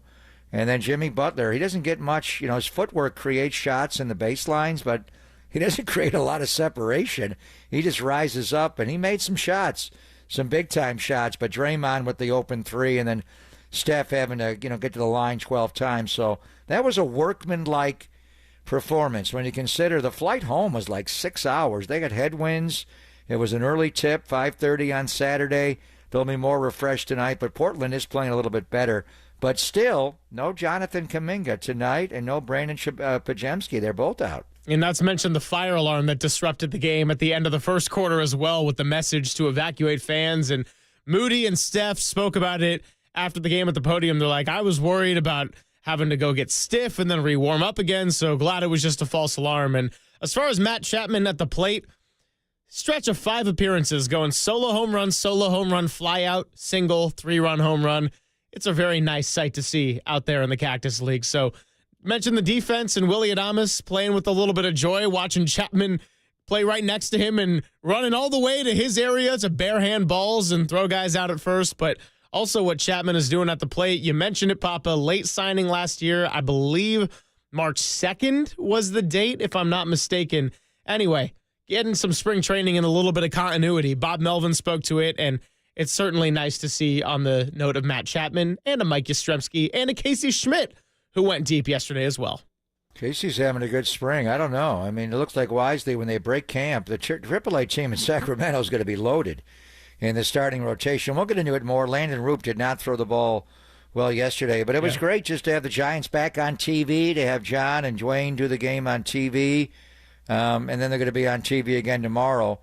Again, the game has been moved up because of the rain moving into the Arizona area. It's not going to be a 6:05. It'll be a 4:05. And then, listening to Frank Paul, FP Santangelo, and Joe Rizzo on Saturday. We'll get FP on at some point after we get through this frenzy of football. But FP likes what he sees, and he knows good ball. They're just playing solid, fundamental baseball. I mean, just get back to the basics of who you are. And make the proper route, throw to the right base. Don't miss cutoff men. Try to be aggressive, running the bases. We'll see. There's a big talent deficit, obviously, with the Dodgers and probably Arizona. I'm not sure about San Diego yet. You may be able to run them down. But one thing, it's not always perfect, but they've had a good record in spring training, and they just are playing Buster kind of baseball. And, does it really matter who the president of baseball operations is? Hell, it does. It sets Buster's talking more like he's behind the plate catching. They made, the Adames pickup and the Verlander, but more subtle moves, and I think just playing sharper baseball, and you can hear it in Kipe's voice. I'll be anxious to see when Mike starts doing games as well. But FP, just the way they play the game is a lot more reminiscent to the team that Buster last played on, and that team won 107 games. I'm not saying they're going to do that, but could they win 87 games? If you get to 87, improve by 7 games from last year, you could make it as a wild card. Yeah, no doubt about it. And they're going to have to fight through a tough division to get there. But, hey, that's why we play the games, and it all starts coming up in 17 days in Cincinnati. There's your Silver Linings playlist for today. White Stripes 2002, We're Going to Be Friends, because the new kids on the block, for Willy Adames, Matt Chapman is a new teammate, and, of course, Jimmy Butler. We have seen that continue to pay dividends. 11-1 with him in the lineup. They'll look to make it 12-1 tonight. Coming up, let's get back into football with Albert Breer of Sports Illustrated. Process all the news that we have ingested today and what's going to happen with Aaron Rodgers. We'll do that next. Pop and Silver on the Sports Leader.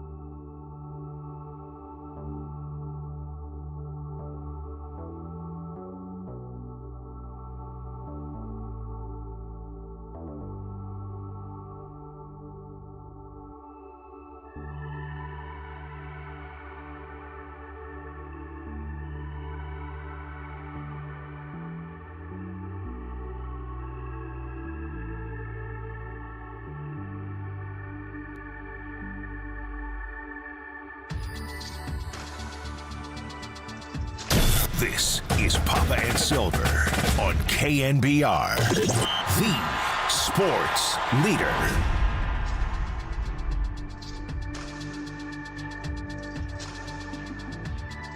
What's happening, everybody? Thanks for hanging out with the Gregs. Another half hour or so before Dirty Work. We'll hand it off to Dieter Kurtenbach, D-Pop, and Tim Webb.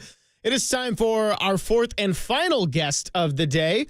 Sports Illustrated's very own Albert Breer, incredibly well-connected, was also out at the NFL Combine, and he joins us courtesy of the UMA guest line. Albert, I know it is a chaotic time in NFL circles, but I appreciate you being with us. How's it going today? No problem. I do it for your family, Greg, so all good. I don't even like the other people in my family. No, I'm just kidding. But in all seriousness, just kind of a big picture day in review. I mean, what's your reaction to a lot of these deals that have gone down? Has anything surprised you based on your conversations you've had over the past few weeks? I mean, I don't know if anything surprised me. The one curveball is probably the Laramie Tunsil trade, but I think, what you saw over the weekend sort of reflects where most teams are, where you saw, some of the top guys getting taken off the market, some teams spending on their own. And I think this really kind of reflective of where everything is, where there's so much cap space now, and the cap has gone up in such a monumental way over the last 4 years that if you want to keep your own, you can keep your own 9 times out of 10. And so, that's the Ravens re-signing Ronnie Stanley. Again, it's some more guys getting extended. I think most teams, get through their free agent meetings over the last few weeks and came to the conclusion that the market was going to be really inefficient. Based on the conditions of it, the amount of cap space out there, the spending that could go on, and I think that's what you saw today is a lot of good players getting paid great money, and I think the teams that have solid rosters and have guys of their own to pay did that instead and sat out a lot of the day. Yeah, you mentioned what our friend Adam Peters did today in Washington, Albert, and getting Laramie Tunsil is a bold move. Crazy, yeah. Explain what they did, and then, obviously Debo, the Saturday of the Combine, we were watching the wide receivers work out. They get him. Jonathan Allen's no longer on the roster, and they gave Javon Kinlaw, a guy that Adam was involved in drafting when he was here with the Niners with John, a lot of money today. So where do you see Washington? I mean, it's a team that went to the NFC title game last year, Albert. Yeah, well, very clearly they think they're close, and I kind of look at it like, over the course of the last 5-6 months, starting with the trade for Marshawn Lattimore, which was really a move for 2025 more than it was for 2024, because they knew they'd have him under contract for a couple more years. And so they trade for Debo, they trade for Laramie Tunsil. They're clearly taking advantage of the window that they're in now and having a quarterback on a rookie contract. And, I think a huge part of this is, is feeling like Jaden Daniels is ready to compete at the highest level. And they're going to be, an attractive destination for players going forward, because when you gut yourself a draft picks this way, you're going to have to do what they did during their last offseason, which is be really smart as far as getting mid-level signings in there and finding the right guys. I think very clearly they're looking to build on the momentum that they're coming off of last year with, and and obviously pushing all in on having a quarterback that they think is ready to push it to even another level from the one he was at as a rookie. Talking to Albert Breer here, and another one of the big dominoes we're waiting to fall is Aaron Rodgers. So Pittsburgh is behaving unlike they have in past years with a little bit of aggression here. They got DK Metcalf now, George Pickens already there, Justin Fields is now a Jet. I mean, you think Pittsburgh is the ultimate destination for Aaron Rodgers here? Probably. I know they feel good about where they're at with him. Now the Giants are still in it. So it'll be interesting to see. I do think it's going to wind up being one of those two teams. And, with the Vikings sort of lingering on the periphery there, I just see it as, a team that really, Greg knows where it is, and you look at the age of TJ Watt, he's turning 31, Minkah Fitzpatrick turning 29. They finally look like they've got their offensive line right with a couple of the draft picks. Zach Frazier looks like he's going to be one of the best centers in football. They'll have their first-round pick from last year, Troy Fautanu, coming back. They've got a lot of the elements in place. And, with some of their best players, again, guys like Watt and Fitzpatrick and Freiermuth on offense, square in the heart of the prime of their careers, or in the back end of the prime. Cam Hayward would fit into that category. I think it was sort of either go after it now or start to retool. And very clearly we're seeing what path they took with how they went after DK Metcalf, and now what they're doing to go and get Aaron Rodgers. What was your take on what Seattle did? Trading Geno on Friday to the Raiders. They weren't going to pay him that kind of money, but the quick pivot, and it must have already been in place for them to go get Sam Darnold there in Seattle. Just how do you think that changes the NFC West, going from Geno to Sam, and then also what the Rams have done bringing in Devontae Adams? Well, I think a lot of the decision making in Seattle comes down to money, and that. They were pretty far apart in the contract negotiation with Geno. So they saw an opportunity to get younger, to get cheaper at quarterback, and, also bring back a pick for Geno. So essentially they get, and I think Geno did a great job up there, but they essentially got 7 years younger, maybe $10 million cheaper, and they got a third-round pick in the deal. Now, will Sam play at Geno's level and the level that Geno's played the last 3 years? That remains to be seen. But you can sort of see what they did there. And then, DK, I think they were in a spot where they probably weren't going to give him the number that he wanted. So they get ahead of that a year in advance and get a second-round pick. So now they go into this with 5 top 100 picks, and a younger quarterback that they feel like can very least be like what Alex Smith was for Andy Reid in Kansas City, where you're able to win with the guy, and you get him at a relatively affordable rate, and he buys you time to find the next guy. As for the Rams, I think the minute they get Matthew Stafford to agree to return, then it becomes go time for them. So they re-sign Alaric Jackson, which is a big deal for them. It's not going to get the headlines, but to get their left tackle line locked down was a big deal. And then I think it's reasonable to look at it and say they swapped out Cooper Kupp for Devontae Adams, and so they see a guy in Cooper Kupp who had a real problem staying healthy the last 3 years, coming off of the Triple Crown year in 21. And they bring back a guy who's at least been more durable than that. Now, I don't think he is what he was 5 years ago, but he can still give you a pretty good level of play. And so, I don't think the Rams are done yet. I think the Rams probably have a move or two left in them. And, they've got more cap space, more resources from a draft pick standpoint than they've had in a while. So I think they feel like they're in a good position to strike again if another opportunity comes along. And make their team better than it was last year. Talking to Albert Breer here, senior NFL reporter at Sports Illustrated and also insider for NFL on Amazon Prime. I know you spent a lot of time in Boston in your career, Albert, so just wanted to get your gauge on the Patriots and how they have spent big money today. It seems like this rebuild in the post-Bill Belichick era has been a short-lived thing, and Mike Vrabel trying to instantly change the culture, front office now trying to instantly change the personnel with it. Yeah, and I think you can see the culture piece of it you mentioned there, Greg. A lot of the guys they're bringing in have experience and background with the coaches there. Harold Landry played for Mike Vrabel in Tennessee. It's Robert Spillane played for Josh McDaniels in Vegas. He was a captain for him there. Terrell Williams had Carlton Davis in Detroit last year, and Todd Downing was with Morgan Moses in New York. And then you add Milton Williams, who by all accounts is like an A-plus pro for Philly. Now, do they have to overpay? Yes. But that's the position that they're in, and I think in a lot of ways it is similar. We just talked about the Commanders there. It's sort of similar to what the Commanders did. Trying to get yourself back to level ground where maybe you can be a 500 team, with a young quarterback and put yourself in position to really compete the year after. That's where I think they are right now. Now, the Commanders were able to take them to another level last year just because the quarterback played so well and they got some breaks along the way.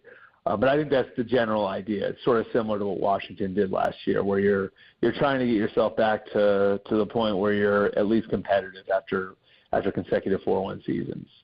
Yeah, Robert Spillane, good player, got a 3-year deal, $37 million. And then looking at the off-the-ball linebacker market, Jamie and Sherwood, who played with Robert Saleh, obviously, in New York, re-signed with the Jets today. Albert, as you know, 3 years, $45. So, yep. $15 million annually, which leads to Dre Greenlaw.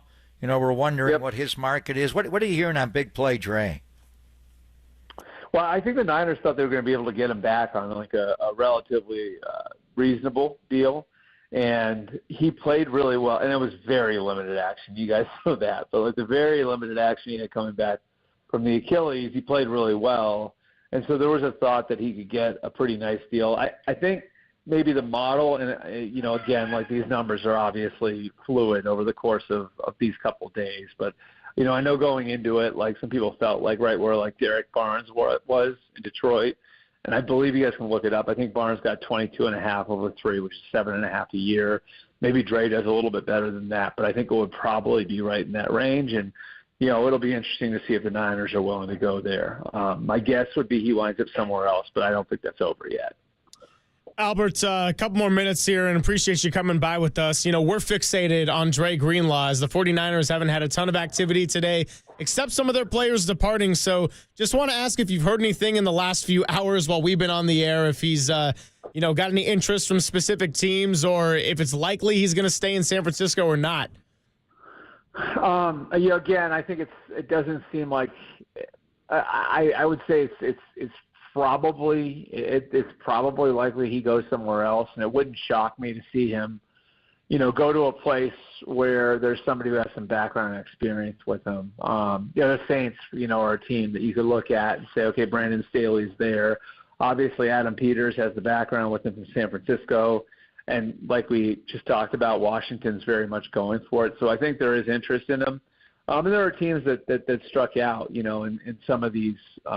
In some of these negotiations, the Raiders, the Broncos came into this looking for linebackers. The Patriots came in looking for linebackers.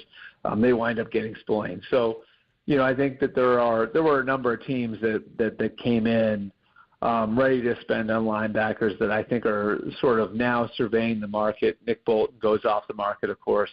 One of those guys that re-signs with his own team over the weekend. Sherwood, same thing. I think that'll probably shake out over the next day or so. And then what are you hearing about Charvarius Ward, Mooney Man? Some of these corners have gotten pretty good pay. Yeah. We saw DJ Reed work out the deal with the Lions. Carlton Davis leaves the Lions. 3 years, $60 million deal to go to New England. Charvarius had some issues off the field, obviously losing his baby girl. He had a hip injury, a groin, a knee. What's the market? Because when I'm looking at the best available corners left on the market, Charvarius is right at the top, I would say. Yeah, I would. I'd keep an eye on the Chiefs for him. I know the Chiefs have shown some interest in bringing him back, and I think that sort of speaks to the sort of player and person he is. That's one of the teams that had him would want him back. Now his tape wasn't like his best last year, but like you kind of detailed there, Greg. Like I think it's very understandable. Why he might have been a little bit off last year. So, you're going on a little bit of a leap of faith, but I do think from a character standpoint, he's got all of it, from a football character standpoint, and how loved he was in Kansas City and in San Francisco too. So, I think he winds up getting a deal not that far off from where Reed and Carlton Davis wound up. Like those two and Byron Murphy are probably the three guys that were right there with Ward among the top guys going into the market. So I think he either winds up right in that range or failing that, maybe does a 1-year deal and tries to hit the market again next year.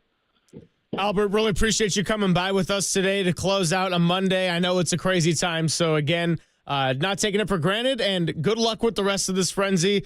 I know you'll do some great work, and we'll keep checking it out.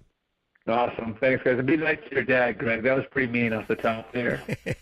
All right. I'll try to make up for it here in the next 12 minutes or so. He is Albert Breer. You can check out his work on Sports Illustrated. You can follow him at his name, Albert Breer. That's Breer. And NFL Insider for Amazon Prime as well. On the other side, we'll wrap up the show, get ready to hand things off to Dirty Work, and discuss a little day in review for NFL Free Agency Day 1. Pop and Silver closing up shop on Monday on the Sports Leader.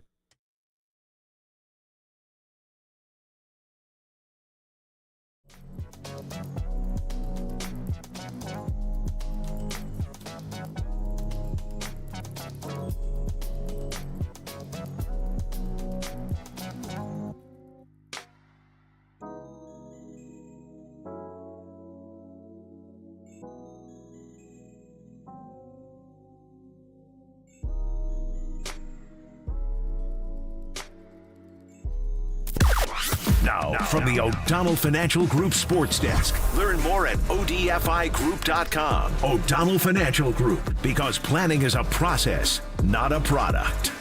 The 49ers released veteran defensive tackle Malik Collins, saving them $10 million in cap space. So right now, Jordan Elliott, Kalia Davis, and Evan Anderson are the top defensive tackles for your red and gold. What does this mean for free agency? And share your thoughts if they should go out and sign someone, draft one at pick number 11, or do both. 415-808-5627, the number to sound off.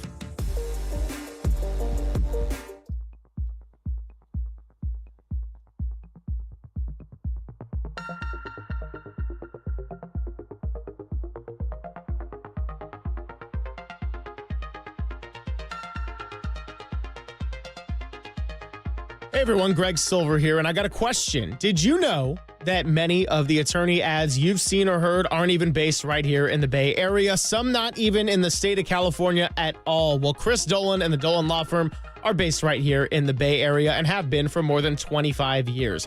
Award-winning personal injury and employment attorneys fighting for you where you live. So if you've been discriminated against at work, wrongfully terminated, or sexually harassed, just know that your rights matter. Go to DolanLawFirm.com and learn more about your rights. Unfortunately, over the past year, Chris and his team saw a sharp increase in no-fault injury accidents. So remember, when you're out there, that motorcyclists, pedestrians, cyclists, children playing, they're all around us. So please be careful. Let's work together in making the Bay Area a safer place. Feel confident that you're in good hands with award-winning California Lawyer of the Year. The Dolan Law Firm has secured more than $1 billion. That's right, billion with a B in verdicts on settlements on behalf of their clients. You pay nothing up front, no hourly rates, no upfront fees. They don't get paid until you get paid. They live here, they work here, they win here. DolanLawFirm.com.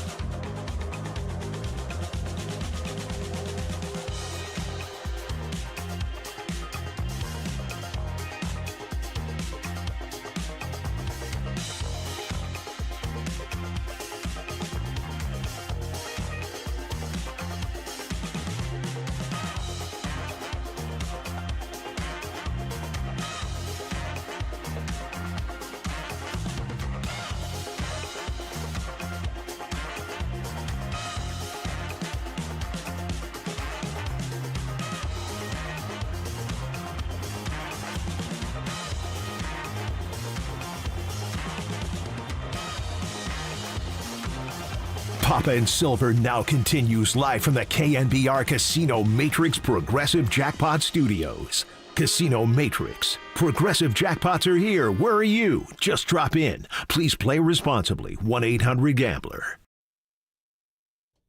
Just wrapping things up here. Greg Papa, Greg Silver. Thanks for hanging out on a Monday. Busy day here at the Leader with a lot of football news. We'll be getting more into your San Francisco Giants and Golden State Warriors as the week progresses. We'll see what happens, if not today, at some point with Charvarius Ward, with Dre Greenlaw. A whole lot to monitor, and the Warriors are back at it tonight. The Giants going right now, so we do not stop, Papa. No, and today was honestly kind of a day we braced for. We knew it was coming.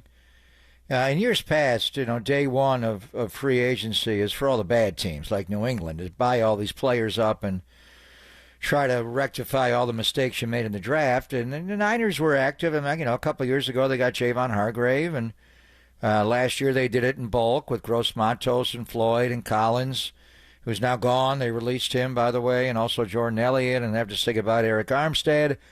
But it was easy when you're going to the championship game every year or the Super Bowl to just say, let all the bad teams take part in free agency. it's hard when you lost 11 games and you're picking 11th and you finished dead last in your division. The reality is the reality, and you didn't take part in this today. You got to get your finances in order. We knew it was coming. None of the players that left is a major surprise. Some of the money they got, we knew Aaron Banks would make a lot of money. We didn't know it'd be that much, and Jalen Moore. But, I mean, Talanoa, they're going to have to figure it out. So the one thing is, the loss of Charlie Warner was profound. I know people just look at the ability to catch the ball or not, and Charlie did not catch the ball hardly at all. There was one game in Atlanta a few years ago where he dropped one, and I think after that Kyle lost faith in throwing the ball to him. But he was a really good inline blocking tight end. Eric Saubert was good, but Eric had some games where he missed some big blocks in big situations. So we'll study Luke Farrell, get a look and see what he was in Jacksonville and what the Niners can use him. But it was a day we knew was coming. You drafted a lot of these guys, you developed them, and it's just you can't give them the second contract. They got to move on.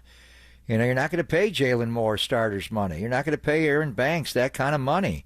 Talanoa got hurt. You know, it's time to move on and go with the younger. But it is also a harsh reality when you're looking at free agency and you got so many areas of the football team you do want to improve. Let's be real. They didn't go to the Super Bowl last year. They didn't go to the championship game. They weren't close. They were dead last. They won one game, coming out of the bye, the game in Tampa Bay and the game against Chicago. Otherwise, they're a long way from getting better.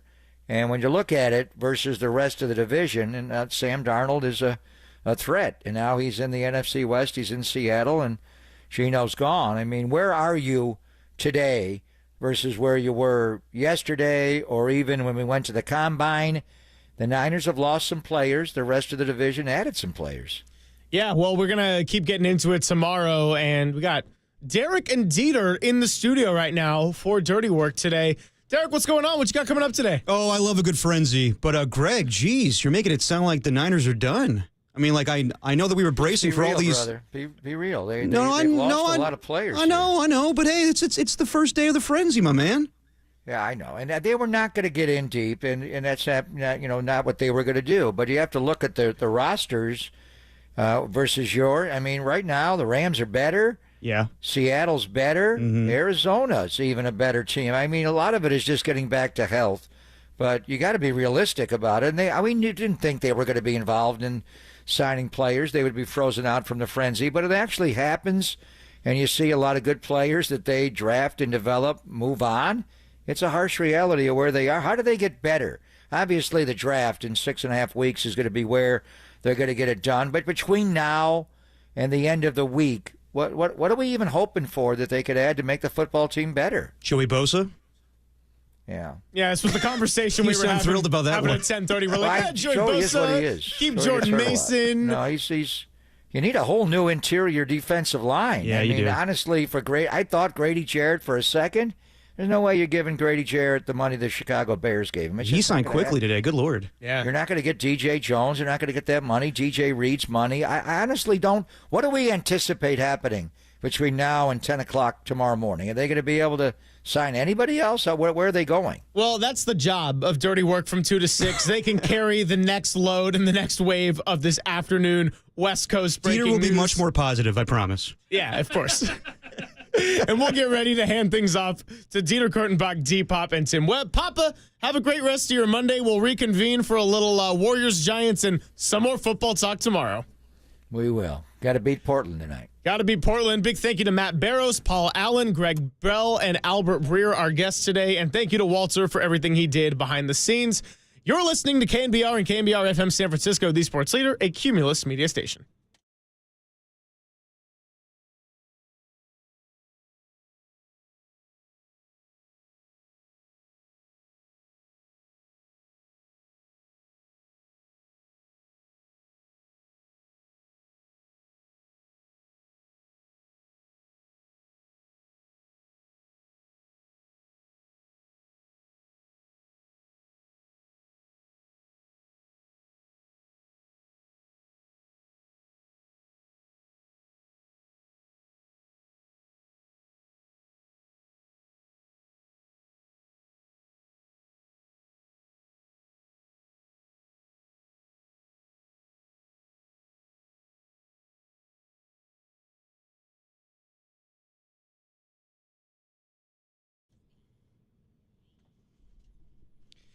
Merry New Year. I know technically the new league year starts on Wednesday, but the frenzy is afoot. We got contracts, we got trades, we're tampering people. We are legal tampering. And that's what we're going to talk about today. Pretty much most of the show, but we'll get into some Warriors as they extend their win streak to 4 wins in a row. Can't stop them. Can't stop them against the Detroit Pistons last Saturday night, and the Giants were actually on TV this past weekend. How about that? What year is it? I don't even know half the time, man. 1992? It might be. Wow. Actually, if it is, I'm just 1 year old. It's all coming up on Dirty Work today. Adam Copeland is out.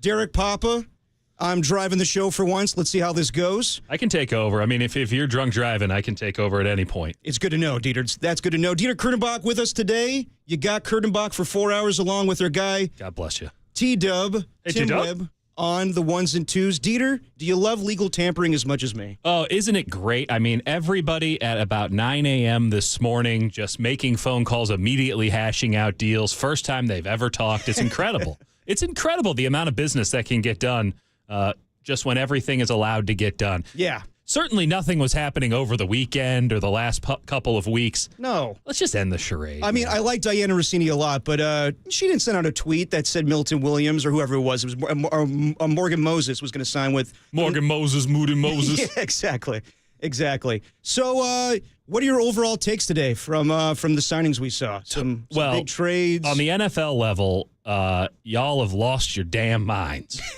Insanity. Now, should we have seen this coming? Absolutely. We've lived this before. We've seen this. 2016 NBA offseason. Everyone got a big old pile of money, and everyone's like, what if the Lakers, what if we go spend it on Timothy Mozgov and Luol Deng? Ooh, yeah. Oh, the Washington Wizards. You know, Ian Mahimi, who averaged 8 points per game last year? Let's go give him $64 million. That's like the Aaron Banks signing today. Or Javon Kinlaw getting $15 million a year. Or Justin Fields being a $20 million quarterback. I wish I could fail up the way that Justin Fields keeps failing up. Hey, you know how you got ran out of Chicago because you weren't good enough, and then you lost your job in Pittsburgh after a couple of weeks, and it was pretty obvious that was the right decision? What if we just give you more money to be our starting quarterback? Hey, Jets, that's why you keep losing. Wild concept. It was insanity. I'm happy that the Niners in many ways sat out the vast majority of it because there was no good deals to be made in the first wave. Then they did sign a backup tight end. Pretty negligible, all things considered. I'm just interested to see what they do now on the second and the third waves because over the weekend and last week or so, we've been hearing that a new era of austerity was in place down at 49-49, that we're not going to be spending money like it's going out of style, even though it clearly is. And you cannot be cheap when there are actually good deals to be made. This team has too many holes on its roster. Okay, you're going to let your guys go. That's fine. I have no problem with anyone who has left leaving. I really don't. And I have no problem with sitting out the first wave of free agency. If that's what you're going to give Aaron Banks, bless your heart, we'll see you later. Yeah. But if you're in a market now that has come to its senses and guys are getting, listen, it's going to be a bit inflated, right? More money, it's going to get tossed around. But if you're in an area where numbers make sense and the 49ers still are sitting it out, that's a huge problem because I really don't see that big of a gap between the Niners and a lot of other teams, the top teams, frankly, in the NFC. I know a lot of people are really down on the Niners after 6 wins, totally get it. But they were in the Super Bowl 2 years ago. They were the cream of the crop for the last 5 years. Like, they have the quarterback. They have George Kittle. They have Fred Warner. They have Nick Bosa. They have damn good players. They don't have the full roster right now, and they certainly don't have it as we stand here right now and talk, but they can get there. But you can't just do it with 11 picks in the draft. Like, there's no way that that's going to fill every gap. So they need to flash some cash around here a little bit on day 2 and 3 and maybe this afternoon because it does feel like this first wave is over. So as far as guys that you could see them signing, I mean, the big one is Joey Bosa. Yeah. I mean, yeah, and that's my reaction, too. With a guy that's been injury-prone for most of his career, I think he only had 3 healthy seasons or 3 seasons where he played a full 16 or 17 games. Yeah. We hear other guys like Jonathan Allen. Is there anybody out there that really like you see being having an impact on this team going forward?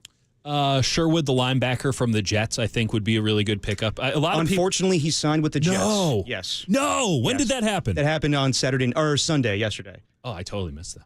Well, then what the hell am I talking about? Okay, how about Jeremiah Ledbetter, defensive tackle for the Jaguars? There you go. How about that? How about I like the concept of an Allen. And I like the concept of a Bosa, but you cannot be spending big money. Like Khalil Mack re-signs with the Chargers, right? Yeah. At 20-something million. Fully guaranteed. Like, what are we doing here? Yeah. Right? There's a reason that he was on the free agent market. He was overpaid and underproducing, and yet somehow got like a quasi-raise out of the whole situation. So if Joey Bosa is expecting that, and I would imagine that he's going to have a market that is more than San Francisco, the Niners can't do that, even though he would absolutely do what they need someone to do, which is set a damn edge opposite of Nick. They need someone to set the edge. They need someone who can hold the line, but you can't pay 15, 17, 19. I mean, you can't pay big money for that after you just wasted a bunch of money on Leonard Floyd. You wasted money, though we'll fully see maybe next year on Yetur Gross-Matos. You've been throwing bad money around in free agency for years. I got no problem sitting this one out, but there are good players who might not be household names, like a Sherwood, who's such not a household name. I didn't even know he re-signed. There are good players out there that can fill gaps and can be starters on this team, and it doesn't take away from that, this 49ers aspirations of being a good team. There's a lot of really good NFL players, but you cannot be overpaying them. They did it for so many years. They need to reset. It's not a rebuild, it's a reset. I got no problem sitting out this first wave. We'll get into some more of the names that are still out there and what they could maybe pull for the 49ers later. But I think that this is where they got to start being aggressive now, because I think there's some deals to be made. Yeah, just to be clear, Jamie Sherwood, the linebacker for the New York Jets, re-signed with the Jets for 3 years, $45 million, 30 guaranteed. They were not going to match that. Not at all. He's a good player. Yeah. I heard you on Friday, and this is how sick I am. I was listening to you on Friday night. That's dumb. And you threw out Derek Barnett, who did sign back. Signed with the Texans. Yeah. He would have been a nice option as like a big, just edge-setting defensive end, right? And just on a one-year deal. Niners can't be afraid of a one-year deal here. There's no such thing as a bad one-year deal. They've made some bad decisions on their contracts in the past.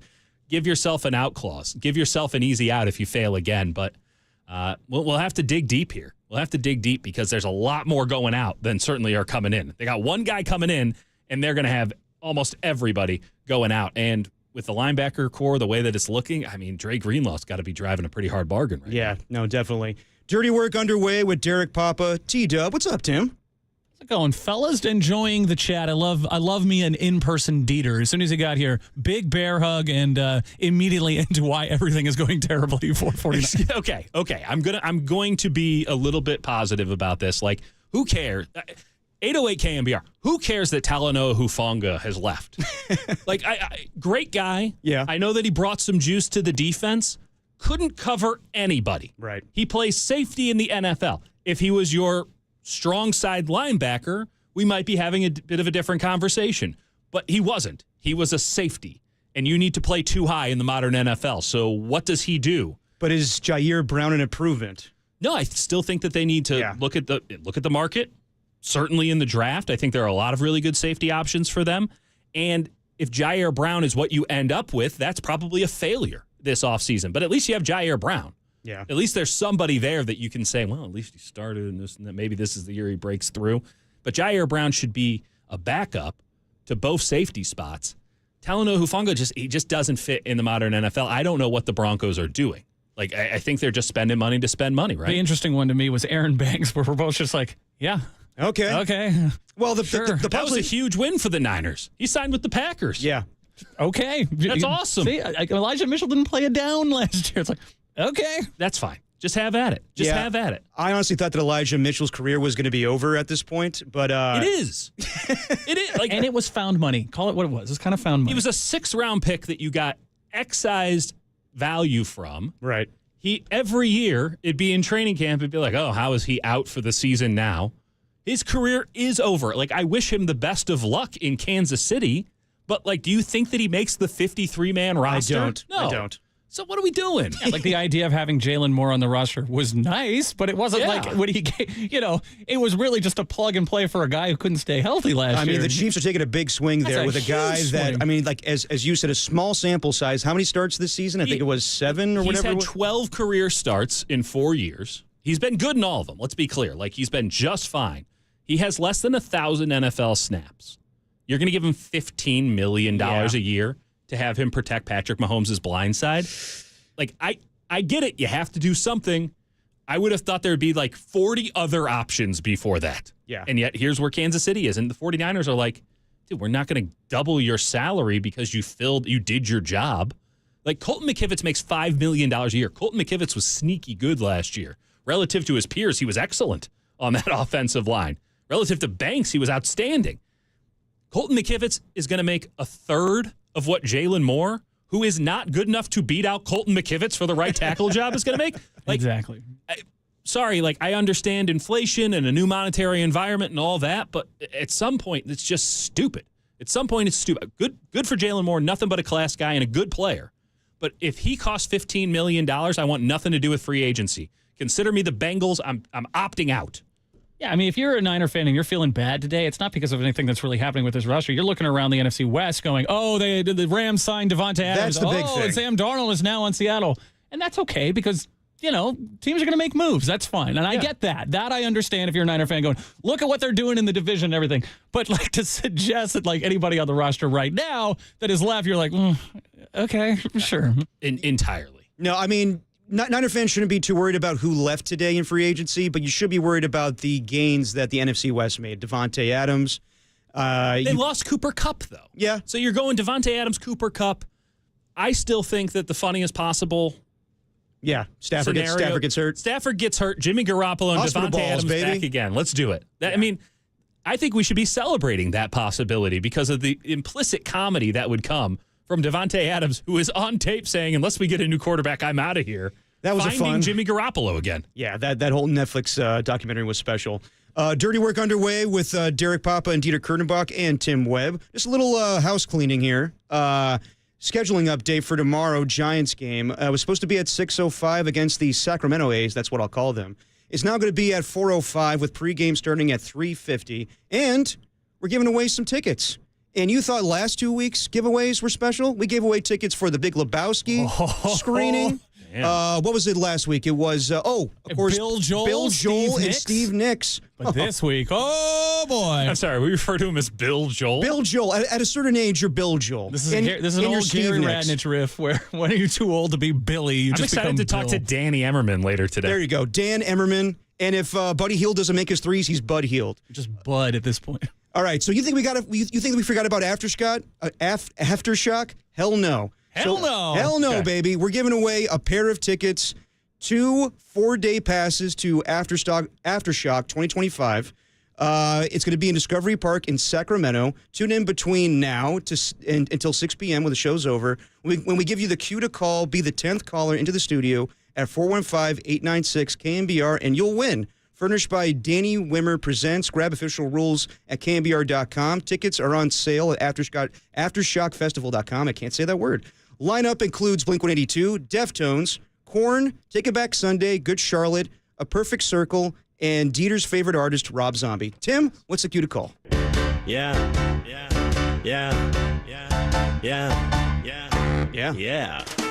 More human than human, more human than human, more human than human, more human than human, more human than human, more human than human, more human than human. Dieter, are you a Richard Cheese guy? Richard Cheese, right? Yeah, oh yeah. I was trying to name it because I haven't heard that since I was 13 years old. Richard Cheese in Lounge Against the Machine. Is that right? Love a good Richard Cheese album. I think this album is Toxicity, but yes, same idea. No, I mean, I believe his backing band is Lounge Against the Machine. Yeah. No. So when you hear that was awesome on my iPod Classic back in the day. We're back, baby.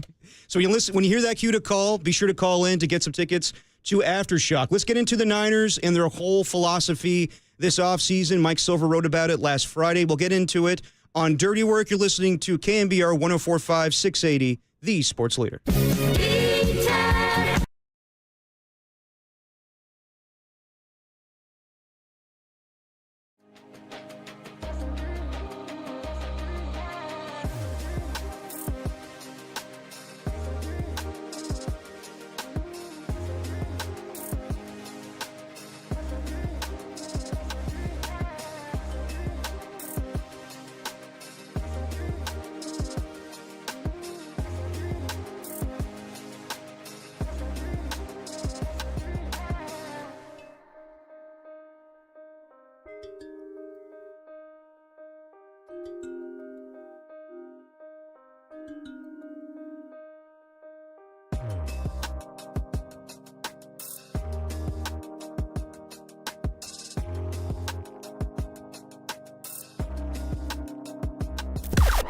Now, from the O'Donnell Financial Group Sports Desk. Learn more at odfigroup.com. O'Donnell Financial Group, because planning is a process, not a product. Talanoa Hufanga is headed to the Broncos. Aaron Banks is going to the Packers. Jalen Moore and Elijah Mitchell are headed to the Chiefs. But the Niners signed a tight end, Luke Farrell, to a 3-year deal. Keep it locked to KNBR and try to keep up because we are tampering, baby.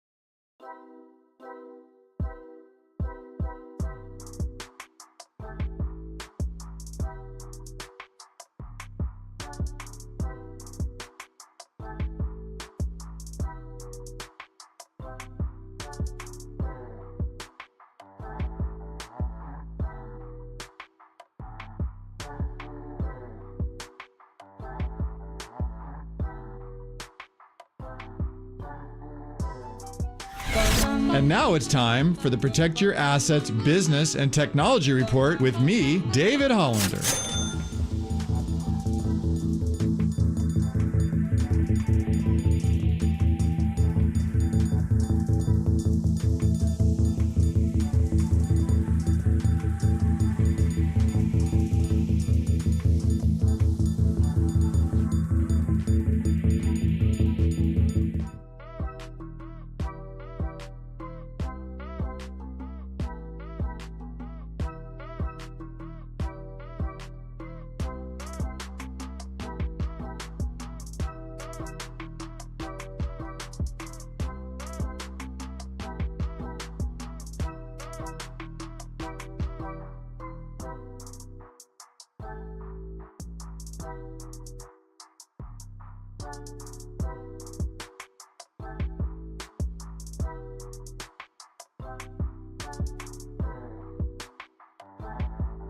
You're listening to Dirty Work.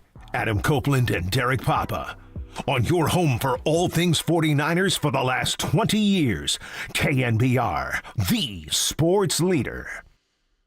Dirty Work on a Monday. Adam Copeland out, Dieter Kurtebach in with me, Derek Papa, and Tim Webb. As the first day of free agency started, the legal tampering period, and the Niners didn't do a whole hell of a lot. And that's kind of expected. They signed Luke Farrell, a tight end from the Jacksonville Jaguars, who I remember from his Ohio State days. Good tight end at Ohio State. And then there's Patrick Taylor Jr., who we remember as a good, solid running back for the Niners, and Kyle Shanahan even forgot his own name this year. Yeah, I was a bit surprised with Patrick. I'm sure the price was right, and he's a pro, but they didn't trust him to carry the ball, and he wasn't actually very good at special teams, so kind of wondering what it is you do here, Patrick Taylor. Well, we'll see about that one. And as far as, like, the way they're going to go about things this offseason, I know that some fans are like, how come we're not doing anything? If you were reading anything with the insiders this week of Adam Schefter, Diana Rossini, or Albert Breer, they all were saying the same things. This team needs to reset. And Albert Breer just joined the Gregs. I saw him last week on with Rich Eisen basically saying the Niners need to do kind of like a Rams reset after, their season where they won the Super Bowl and then they went 5-12. They pretty much just devoted all their money towards Matthew Stafford, Cooper Kupp, and Aaron Donald. And the Niners are going to do something, I would say, similar. And just reading this article from Mike Silver from Friday, it pretty much paints the picture of where they're going to go going forward. It's, basically the key phrase in this whole article is that they're going to go about things cold, calculated, and analytical, and along with being ruthless if deemed appropriate. I mean, sounds like how I parent. It's the last thing this team needs is more involvement from ownership. It's been going pretty well. I know that everyone has a sour taste in their mouth from a 6-win season. You saw how many guys got injured. And we can all agree now it was a massive mistake to try to run it back after losing in the Super Bowl. They felt it was so close. They freaked out. They thought they could get back there, but it was clear that the expiration dates on Deebo Samuel and Javon Kinlaw and some other guys on the team, it wasn't going to allow them to get back to that spot. They tried to run it back. They paid the price. You reap what you sow. And now they're going to have to do 2 off seasons in one in a lot of senses. But if ownership is coming in and saying, you're spending all my money and you only won 6 games, I would like to note that the team was in the NFC Championship game for 3 straight years, right? This is a team that was the class of the NFL, save for Kansas City, in the years preceding last. They were doing very, very well. I know that they did not win the only thing that matters. I am not pretending as if Kyle Shanahan and John Lynch deserve statues and a parade down Market Street. I'm not saying any of that. But the idea that the 49ers are the Jaguars of the West Coast is laughable. Or that they have anything to do with the Raiders, no offense, is laughable. Like, this is not an incompetent organization. And yes, they did not do well in free agency last year or in a couple of years, if we're being honest. But the idea that the Niners need to tighten their boots up a little bit here and get cheap is ridiculous. This is the strongest brand of football on the West Coast. They make money hand over fist. The NFL's TV deals alone should cover any cash spending that a team could possibly want to do in one single year. $300 to $350 million if you add in some of the sponsorships that the league hands out. You get a check from the NFL that can pay for any player, bar none. There's nothing that you can't buy on the player side with the check that the NFL hands you at the end of every year. So the idea that the Niners need to tighten it up a little bit is merely just a control play from ownership. And I would like to note that the last time ownership had a lot of control over, they had to then hand John Lynch and Kyle Shanahan 6-year deals and Kyle Shanahan full team control, a guy who had never been a head coach before, certainly had never had team control before. They had to do a Hail Mary to bring in someone competent and give them everything they wanted because Jed York couldn't be fired, but he could sure fire coaches year after year after year. Step back, enjoy your soccer teams, enjoy your dabbling in local politics. It's all well and good. You're making money hand over fist, my man.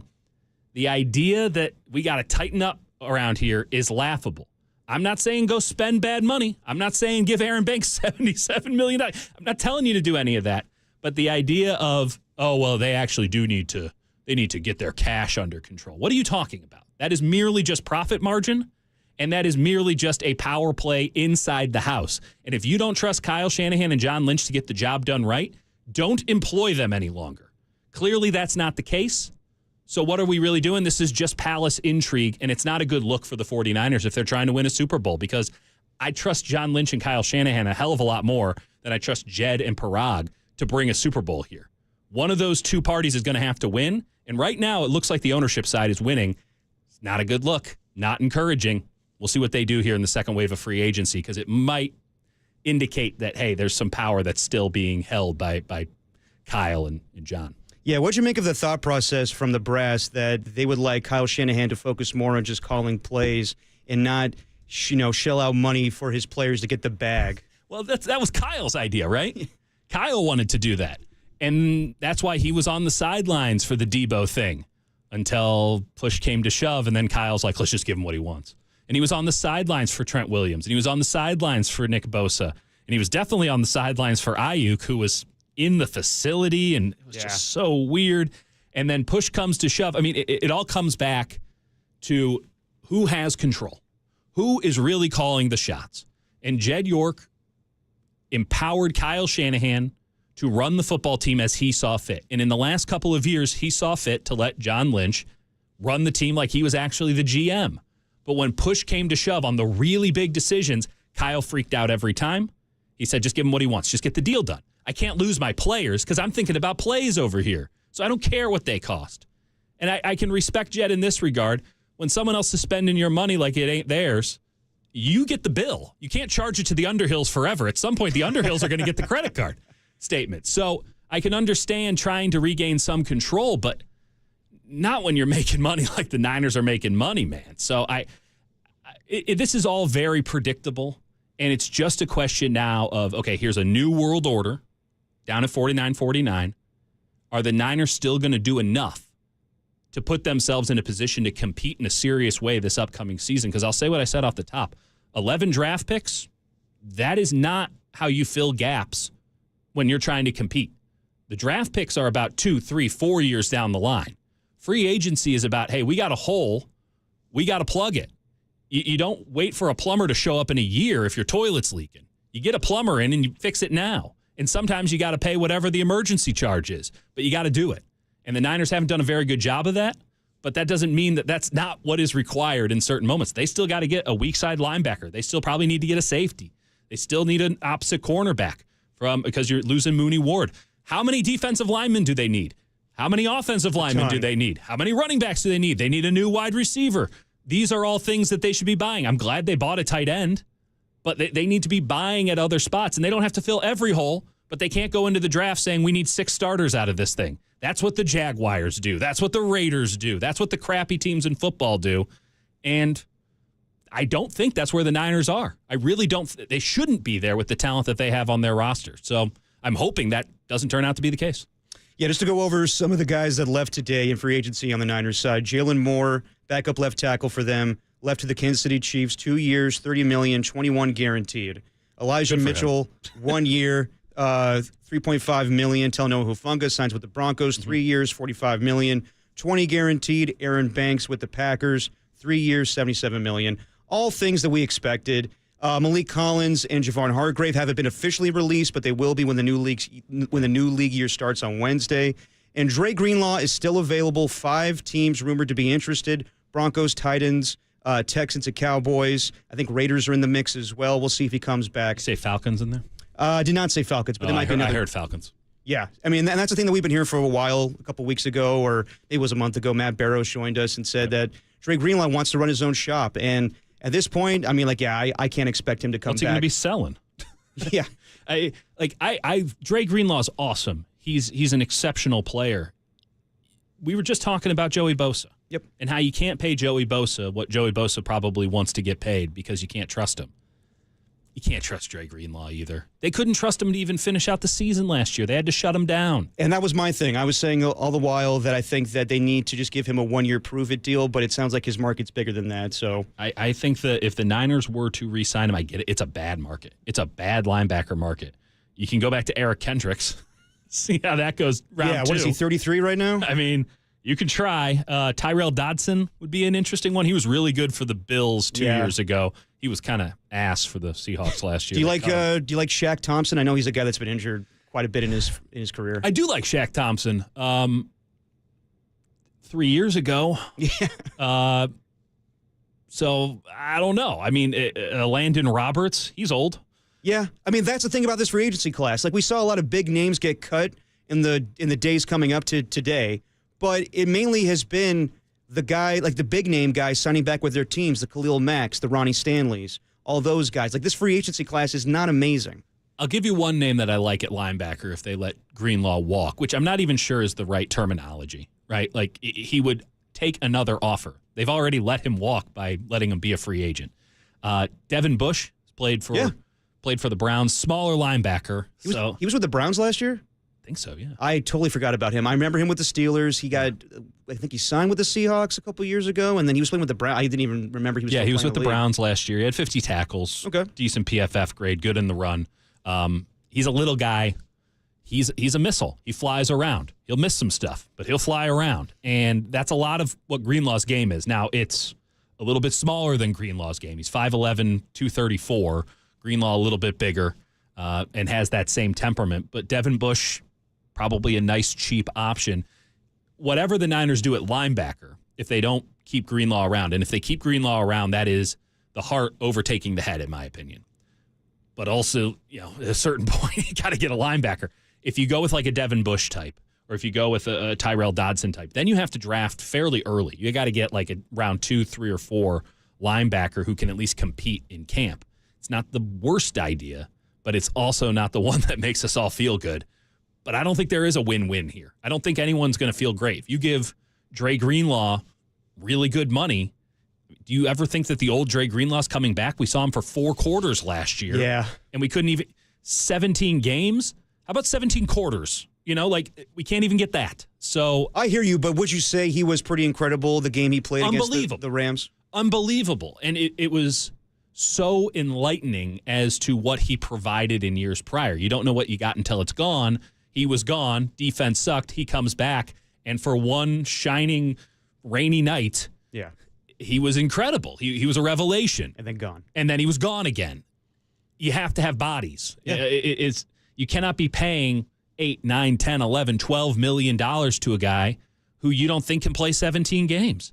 And this is something that the Niners are going to have to take into the calculus with George Kittle when they're going to redo his contract. Yep. He's not a 17-game player anymore. Now, he's not an 8 or 9-game player like Nick or Joey Bosa, but he's going to miss a game or two every year, as he has done the last couple of years. How do you factor that into the cost? But with Dre Greenlaw, I mean, that's just a very expensive lottery ticket at this point. And even if it all works out, he's probably never going to be the old Dre Greenlaw again, right? I would assume not, but who knows? I do want to get to George Kittle. That's an interesting thought you brought up, because I do wonder about his future with the 49ers. We get to that a little later, along with discussing the big changes in the NFC West. Are they going to really impact the 49ers? Are they that big of changes? We'll discuss next on Dirty Work with Derek Papa and Dieter Kurtenbach on KNBR 104.5 680, the sports leader.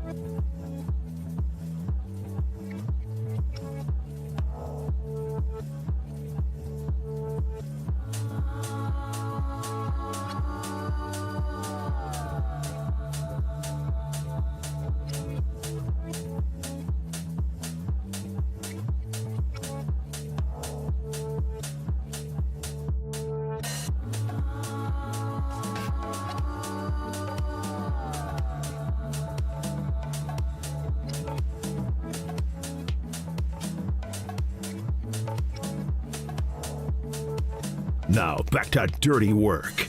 Adam Copeland and Derek Papa in the KNBR Casino Matrix Progressive Jackpot Studios. Casino Matrix Progressive Jackpots are here. Where are you? Just drop in. Please play responsibly. Call 1-800-GAMBLER. Dirty work on a free agency frenzy Monday. Adam Copeland out, Derek Papa, Dieter Kurtenbach, and T-Dub, Tim Webb. I want to tell you guys a little bit about the $1 Million Bracket Challenge is back. Visit KNBR.com for your chance to win $1 million and see how you match up with Adam Copeland. I'm sure you'll beat him.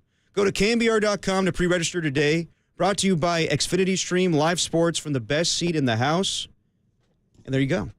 Doing Adam Copeland's reads for him the day he's out. That's fun.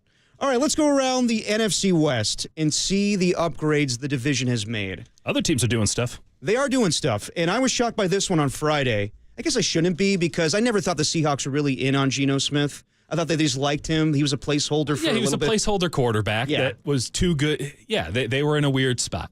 Definitely a weird spot. It's kind of that relation. It's the relationship we've all been in. Yep. It's like, how did we stay together for 3 years? I've definitely been a placeholder. I know I don't that know if role. I was a placeholder, but there's definitely. Oh, okay, maybe.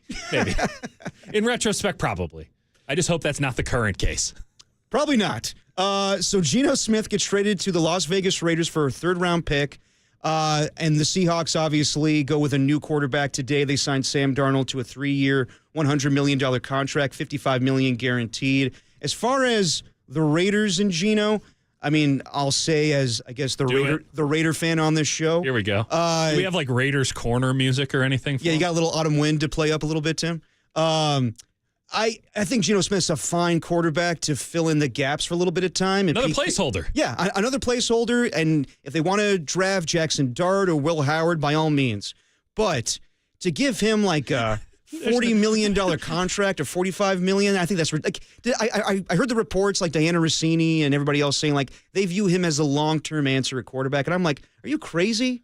He's 34 years old. He threw 15 interceptions last year. He kicked the Niners' ass. Yes, he did, and he pulled out a good Steph night. We got some breaking news. Yeah, Charvarius Ward to the Colts. Oh, okay. Hey now. For Mike Silver. Yeah, Charvarius Ward is signing a 3-year deal worth up to $60 million, $35 million guaranteed, and a $20 million signing bonus. He goes to the Indianapolis Colts. No surprise there. I think we all anticipated that Charvarius Ward was going to move on. Oh, yeah. No, he was not coming back to California. Yep. Surprised he's going to Indiana, but to each their own. I don't want to kick a guy when he's down or anything. He had a bad year last year. We understand a lot of the circumstances. I don't know how to adjust that information to fit what I saw on the field, right? You don't want to overdo it. You don't want to underdo it. So let's just leave that as it is. At that price, good for Charvarius Ward. I'm sure the Colts feel good about it. The Niners were never going to play that game. Yeah. Not when they already have Renardo Green, not when they already have Diamondor Lenore signed to what is a preposterous contract now when you look around. Diamondor Lenore is making, I know that it says $92 million. It was like 12. It's an unbelievably team-friendly contract. And in this year's draft class, too, if the Niners want to go round 2, 3, 4, I'm not even talking first round. If you just want to get a corner, I think it's a pretty deep corner class. Okay. Not 7th round. Don't wait that long. But like rounds 2 to 6, it's not all the same, obviously. It's not just one big glob in the middle where you can take anyone from. But there's a lot of really good corners. Like corners and wide receivers, if you got to go to the draft every year, no problem with that at all. That's what college teams are producing at a very high level right now. Yeah, Charvarius Ward moving on to the Indianapolis Colts. Going around the NFC West, I did my rant on Geno Smith. He's the Raiders quarterback now. What'd you make of Devontae Adams signing with the LA Rams yesterday? 2 years, $46 million with $26 million guaranteed. It's a lot of money. It is a lot of money. And they didn't want to pay Cooper Kupp anything. Like I want to say Devontae's older than Cooper Kupp, but Cooper Kupp has definitely had more injuries than Devontae. Yeah. Devontae's a great player. He's not the number one receiver on that team. So it's interesting that they're giving him number one receiver money. Yeah. I'm not sure what the fit's going to be like with Stafford. I'll just presume and give those guys the benefit of the doubt and say they'll be pretty good. They did give Tutu Atwell like $10 million. Yeah, I saw that. That's an interesting 1-2-3. It's an interesting 1-2-3. Is Demarcus Robinson still on that team? I don't know. I don't even know what DeMarcus Robinson looks like. That's fair. There's like 5 DeMarcus Robinsons in the NFL. I don't know which one's on which team. It might be one guy who just goes to like a different team every 6 weeks. But that could be the case. So like if the 4 of us or 3 of us in a room with him, you wouldn't be able to pick him out? No, Probably not. If you're like, hey, there's an NFL player in this room right now, I don't think we'd all look at DeMarcus Robinson and be like, it's that guy. And then we'd look around being like, I think they lied to us. But regardless, it doesn't move the needle for me. It doesn't change my opinion on the Rams at all. Really? Okay. Because you're losing Cooper Kupp. Yeah. And you're bringing in Adams. Okay, and so what? You're getting maybe a game or 2 more of production every year. I mean, that matters. Don't get me wrong. But I'm also waiting for the Devontae Adams fall off to happen. Like, at some point it's going to happen, and he wasn't the same impact player with the Jets last year. No, but like, is that more so it was a bad team, and obviously the Raiders were a bad team? Yeah, it's probably a lot to do with that. And I guess we're about to find out. But no one's ever asked that question about Cooper Kupp. Yeah. Like, I'm fascinated to see where Cooper Kupp ends up. Well, that name's been thrown a lot with the 49ers, and my whole thing is I kind of pigeonholed him to being the slot receiver, but he could also play on the outside. No, he'd be great as an X or a Z, right? And that's the Niners have to replace either of those positions because they drafted Pearsall to be able to handle all 3 spots, never really locking him into a single position. I think he'd be better as a Z. I don't think he's big enough to be an X, but he's a good enough route runner to be an X. But as much as, okay, Debo's gone. You still are not getting Brandon Ayuk until, what, Thanksgiving? Well, I mean he's going to be on the Dre Greenlaw plan. Yeah. So I don't think you can count for a snap of Brandon Ayuk. And that's even if he's on the team, which I don't know who the hell would want to take him. Yeah, that's my thing. And then, okay, you got Pearsall. Great. You got Jawan Jennings. I think we want to get Jawan Jennings back into the slot this upcoming season because the returns got a little loose late. At a certain point, teams realized, like, hey, man, he can't separate. And Purdy's only going to throw it to him so many times when he's got a dude draped all over him. Right. He had some huge games. He was really solid. He's a great player. Don't get me wrong. But we know his deficiencies. And more importantly, every other team in the NFL knows his deficiencies and can defend him accordingly. After that, I mean, that's it. That's the wide receiver core. They don't have a go-to slot guy, kind of that Ray McLeod type. Right. You know, Trent Taylor, is he still on the roster? Probably not. Probably not. So, Jacob Cowing. Jacob Cowing didn't get snaps for a reason. Now, maybe they were just saving him until now. But last year, they sure could have used some Jacob Cowing, and Kyle Shanahan's like, I will never play Jacob Cowing. That tells me something.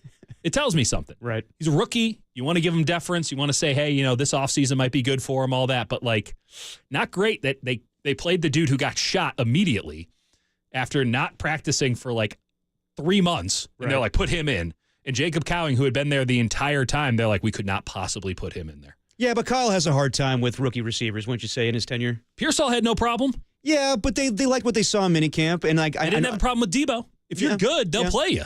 Like, they haven't had. But how many rookie wide receivers were in Kyle's doghouse? It's like was it Ayuk that first season? No, you're right. Like, Kyle is very hard on rookie receivers. Yes. He asks a lot out of them. He wants them to be professional. He wants them to block. There's a lot of things that he's asking them to do that they've never been asked to do.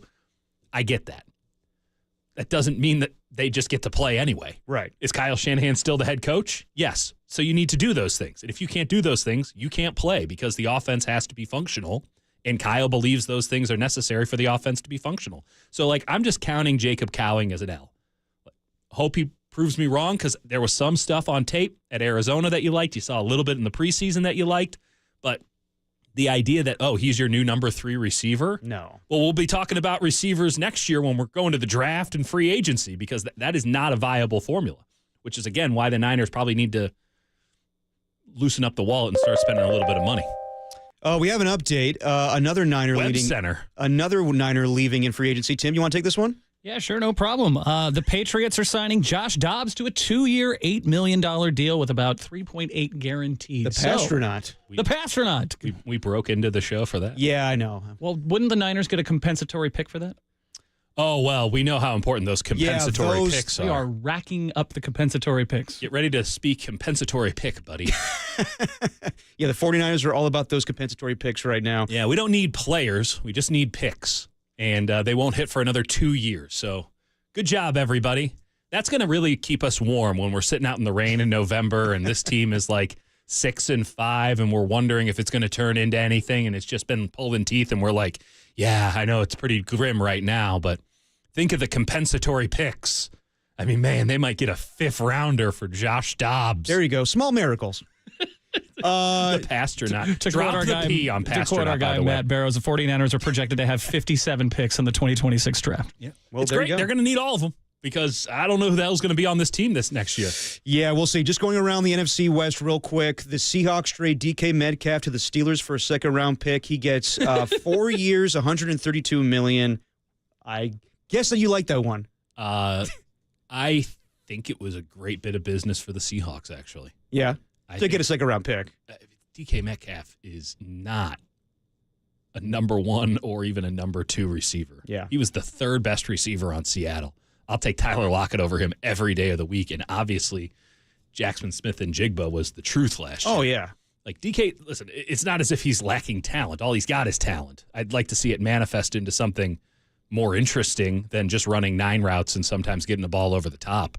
Like this is such a classic Pittsburgh thing. This is what bad teams do. I know Pittsburgh always has that winning record, but they are just stuck in the realm of mediocrity because they think like, oh, we're just one DK Metcalf away. Like we can't figure out receivers. Like you have George Pickens and you don't like him. So let's go get the more extreme version of George Pickens. Yeah, they're very similar. So what do you... Very demonstrative. By the way, 49ers, maybe make a call to the Steelers. Get George Pickens.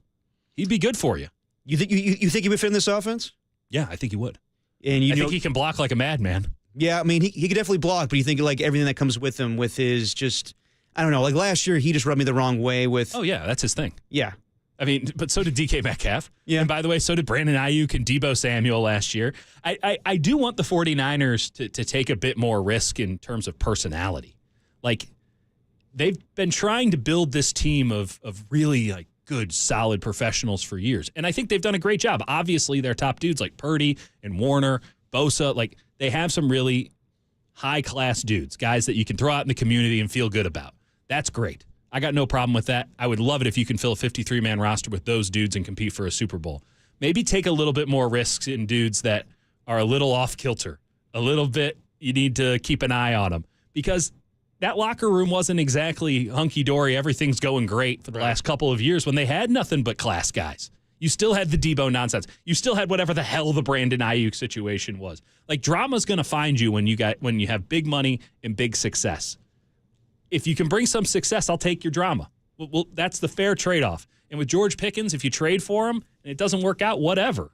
You know, like, you're not taking on the brunt of the cost. So I would try to get George Pickens from the Steelers right now. I don't know what the hell they're doing over there. So Niner fans, what do you want to see in the next couple of days here, free agency? Or the whole offseason? Do you want to see more trades? You want certain guys being signed? We give it up to you right now. We want you to call in. What are your expectations for the 49ers in free agency? Should we fire everybody? What's that? Should we fire everybody? 808 KNBR. Yeah, just fire everybody. And then when you hear the words reset, what does that make you feel? Are you concerned? Are you freaking out that this team is not going to be the same? They're not going to be competitive anymore? Let us know what you think, and let us know who you want in free agency. 415-808-KNBR, 415-808-5627. It's Dirty Work. Derek Papa, Deedon Kurterbach, Tim Webb on KNBR 104.5 680, the sports leader.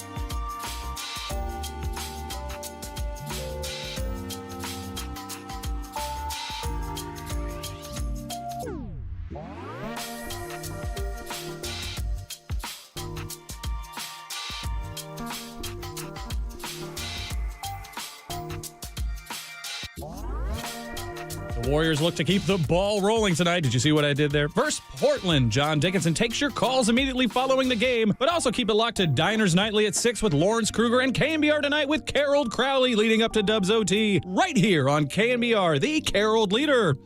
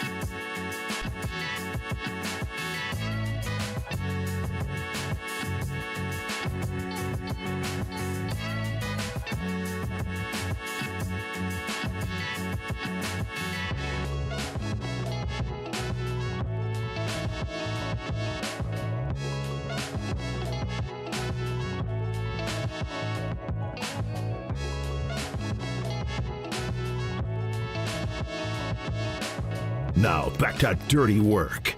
Adam Copeland and Derek Papa in the KNBR Casino Matrix Progressive Jackpot Studios. Casino Matrix Progressive Jackpots are here. Where are you? Just drop in. Please play responsibly. Call 1-800-GAMBLER. Dirty work on a Monday, on a free agency frenzy Monday. And we want to hear from you. 415-808-KNBR. That's 415-808-5627. Are you feeling down today about the 49ers free agency? You shouldn't, because this is all expected. But if you are feeling blue, give us a call. Or also, like, you want to call me if you're feeling blue? Yeah, you'll pick them up. Sometimes you're a ray of sunshine when you want to be. Okay, I'll try. Nothing screams positivity like a Dieter Kurtenbach. Or, if you want to just vent. By the way, this is like, we should tell people, this is like a vacation for you, right? You got 2 young kids. This is almost like a day off. This is a vacation for you and me, Tim, from Copes. Let's be honest. Oh, yeah, he's still screaming at me. He's not even here. But if you want to call in, if you're upset about them not signing anybody. Taking a vacation? John Lynch and Kyle Shanahan. Yep. Just today. 808 KNBR. Hopefully they get into the office tomorrow. Hopefully Kyle Shanahan kicks the John Lynch's door in like he did to tell John Lynch, don't trade Brandon Ayuk. I love him. like a romantic comedy at the very end. Don't get on that plane. That's exactly how it went down. I can't possibly be without him. They were going to put him on the restricted list or trade him to the Steelers. And Kyle was like, I can't live without him. He's my favorite receiver. Yeah, and that whole scenario just makes me laugh where Brandon Ayuk shows up and he's like, I can't quit you, Kyle. And he's like, okay, let's go back to that contract I offered you 5 weeks ago. You want to do it? Let's do it. Oh, John Lynch is on the phone with the Steelers. Yeah. Okay, I have to run down, kick the door in. We're not doing this thing. I want him here. I wish this was hyperbole, but he literally ran through the facility to stop a trade. In every article. No, we knew it when it happened. We knew it. I mean, the day after, it's like the 49ers don't leak. They really had a lid on it. That thing leaked out like crazy. Yeah. There weren't enough cell phone numbers in the facility to match all the people who wanted to tell people about, did you hear what Kyle did yesterday? Probably everybody saw it. Yeah. Yeah, the head coach is sprinting through the hallways. I don't know where he was at to begin. Maybe I need to get a full play-by-play. David Lombardi once did a press box to the locker room. I remember seeing that. I need that recreated for Kyle Shanahan's run to stop Brandon Ayuk getting traded or that put would on be the fascinating. restricted list. What a weird offseason it was. By the way, Ayuk was there the whole time wearing pajama pants. Yes. And that turned into a whole thing with whole thing. Imagine like pajama Kyle pants up on the roof somewhere. It's like, no, we gotta go. We can't do this. Hang up on Shad Khan. All right, 415-808-5627, 415-808-KNBR. Let's go out to Bruce and Modesto. Bruce, what's your take on the 49ers free agency? Good afternoon, gentlemen. Thank you for taking my call. Of course, Bruce. So after the 49ers got beat by Baltimore in the Super Bowl, Kaepernick was our quarterback, and people started to leave. The 49ers left $30 million on the table each season, like 2 out of the next 3 seasons. The family's got plenty of money. They got to pony up. It's unfortunate, but you want to win, you got to pay. And Jed York won't spend the money. It's that simple. What do you think? Bruce, it's a good thought, and it's not fundamentally incorrect. I'm going to play devil's advocate here for a second, because I agree with you, but we're going to play devil's advocate. Jed York's looking at this situation and saying, I've been letting you guys spend as much as you want. Where's my trophy? Oh, you don't have one. You won 6 games last year, and I let you run it back, and you won 6. Now we're drafting 11th. Maybe we don't do that anymore because, well, I don't want to spend all that money if I'm only going to win 6 games. Just a devil's advocate argument, Bruce. No, I get it. But here's the thing. You're not going to win more than 6 games if you don't do something about what's going on right now. Price of doing business has gone up, right? Yeah, absolutely. Yesterday's price is not today's price. All the money they're making off the concerts and stuff, they shouldn't be complaining about a thing. Well, they have to buy more soccer teams. I don't understand how people don't get this. They have to buy more soccer teams. How are they going to expand the empire of soccer teams? They legitimately, it's not. I don't think it's coincidental that they just bought Glasgow Rangers like a couple weeks ago, and now they're like, hey, what if we don't spend as much on the 49ers? As if they would be able to buy any of these other teams if they didn't have the 49ers money. They got a plum deal on their stadium. They got one of the biggest brands in all of sports. I mean, my wife, who is from Scotland, knew about the 49ers growing up. Meanwhile, I didn't know squat about Rangers, so it tells you which one of those is more valuable as a brand. And the Niners absolutely should be making money hand over fist. And if they're not, that's a pretty bad sign for how the 49ers are run. And everything I know about the Niners, that's not the case. So I'm with you. Spend up. And it really just does feel like a power play. That's not a good sign for the 49ers if it's Jed trying to gain more power because, well, credit card bill was a little high this month. Bruce, we thank you for the call. Let's go to JP in Sacramento. JP, you're on Dirty Work. Oh, is JP... JP is actually a Chat GPT bot. It sounds like it. He's got his own waiting MIDIs. music? Yeah. JP, you there? All right, forget JP. We're going to get hit with like a rights violation. Yeah, what the hell was that? Copyright infringement? The computers are talking to each other. Good Lord, they're taking over. And I, for one, welcome our robot overlords. Don in Burlingame. Don, are you there? Hi, how you doing? What's yes, up, Don? I'm here. I think the 49ers' key is they hit it in the draft. Too many number one picks starting from Solomon Thomas all the way up Green, the Kinlaw, all these guys, Foster. They never hit it. The Rams have been building through the draft, young guys, and now they got a solid defense, and that's what got them back equal, if not better, to us. So it's not the money. We spend it on free agents. We just don't sign the right ones. We haven't hit a top free agents, and like God knows how long. They just let Hargrave go, and Malik Collins was one of the better ones, but they let him go. I mean, it's draft last year. Seventh round pick, by the way. Like, I appreciate the call, and it's a good point. Let me lay this though. They don't hit on their draft picks. They don't hit on free agency. So it's something that I said coming off the top. If Jed York is trying to grab more power, take it all. If you don't trust John Lynch and Kyle Shanahan to do the job anymore, remove them from the job. Don't take away some of their response. Remove them from the job.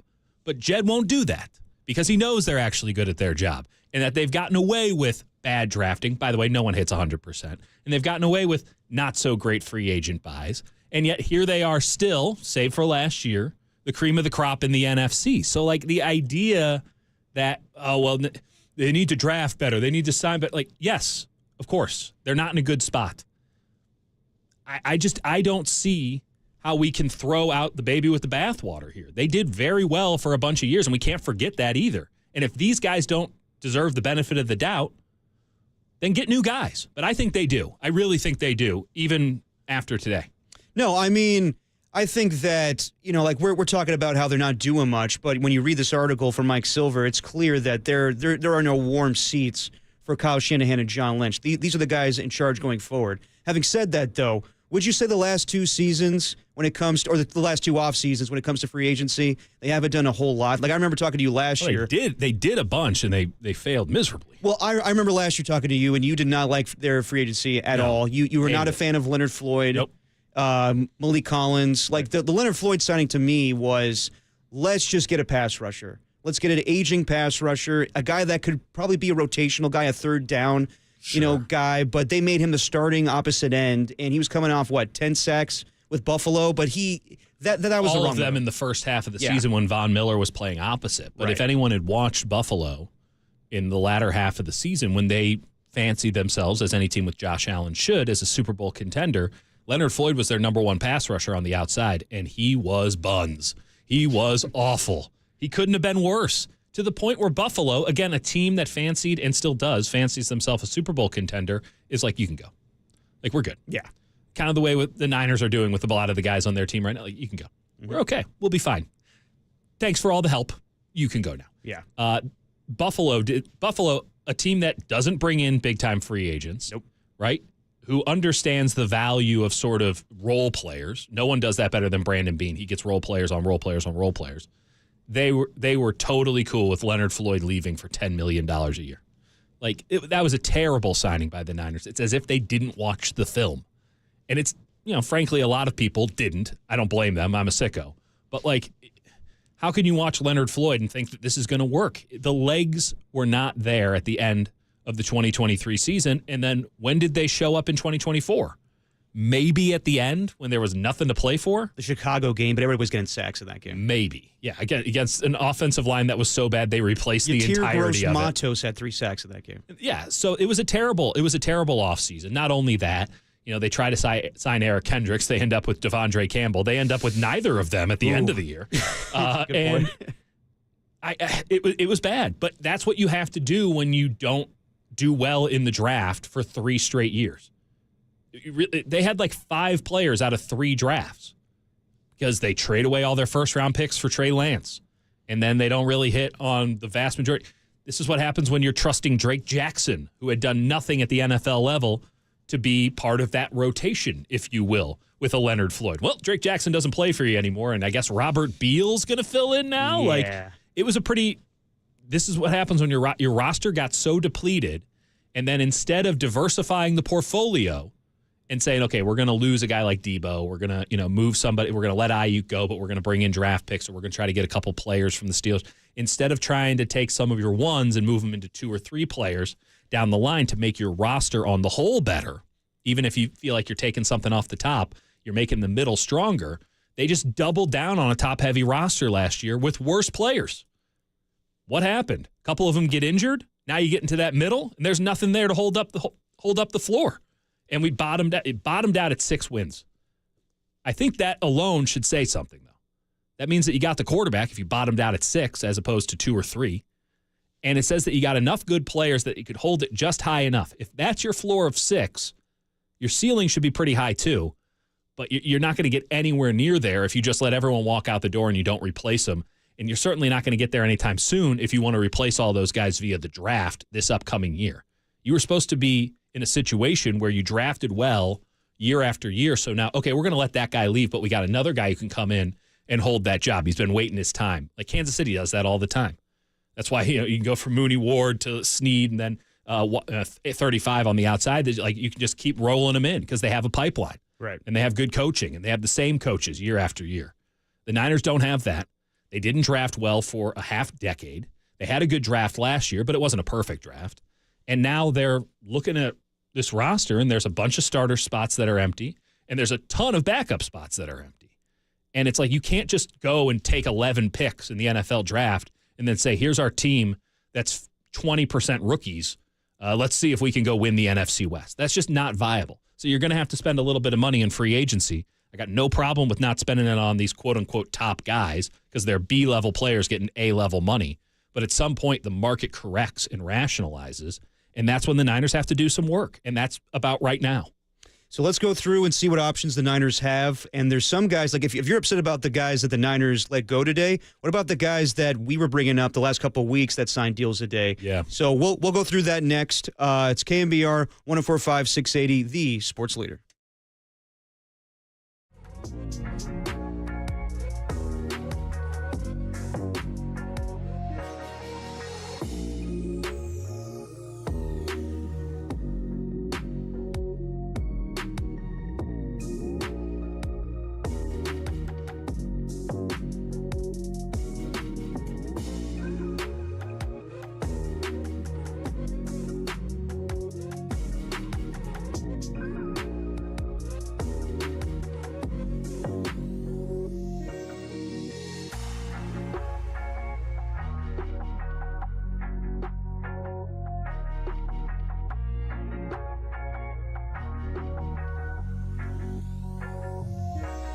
NFL insiders Dan Graziano and Mike Sando join Murph and Marcus as the free agent frenzy is now underway around the NFL. Check out those podcasts and all of our podcasts at KNBR.com and the KNBR app.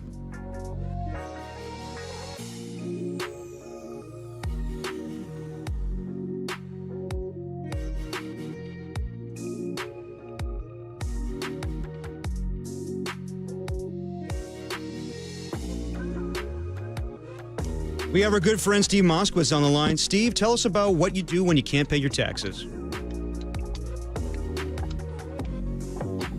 Steve? Anything about those taxes?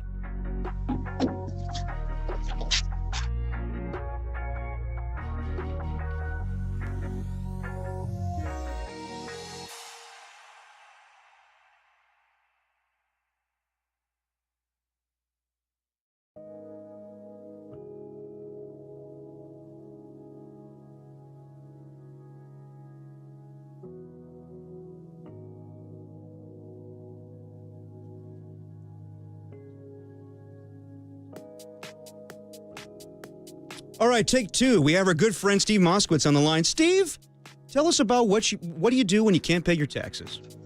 You call us. I know it's frustrating. I know you feel like there's no way out. I know you feel like you'll never pay this off, but there's a lot of good solutions. One of them is asking the government to just take part payment and forgive the rest. Another one is to get the penalties off. Sometimes penalties and interest are more than the taxes. Another one is shifting it to where the blame belongs, to your former spouse or former business partner, if that's the case. Or getting a monthly payment plan you can afford. Not what some IRS agent says you can afford, but what you can really afford. The bottom line is there's a lot of good solutions. We're familiar with all of them. We have a free consultation. We want to do everything for you. The only thing you have to do is pick up the phone and say, hey, Steve, get me out of this nightmare. Thanks, Steve. Call Steve Moskowitz at 1-888-TAX-DEAL or find him at moskowitzllp.com.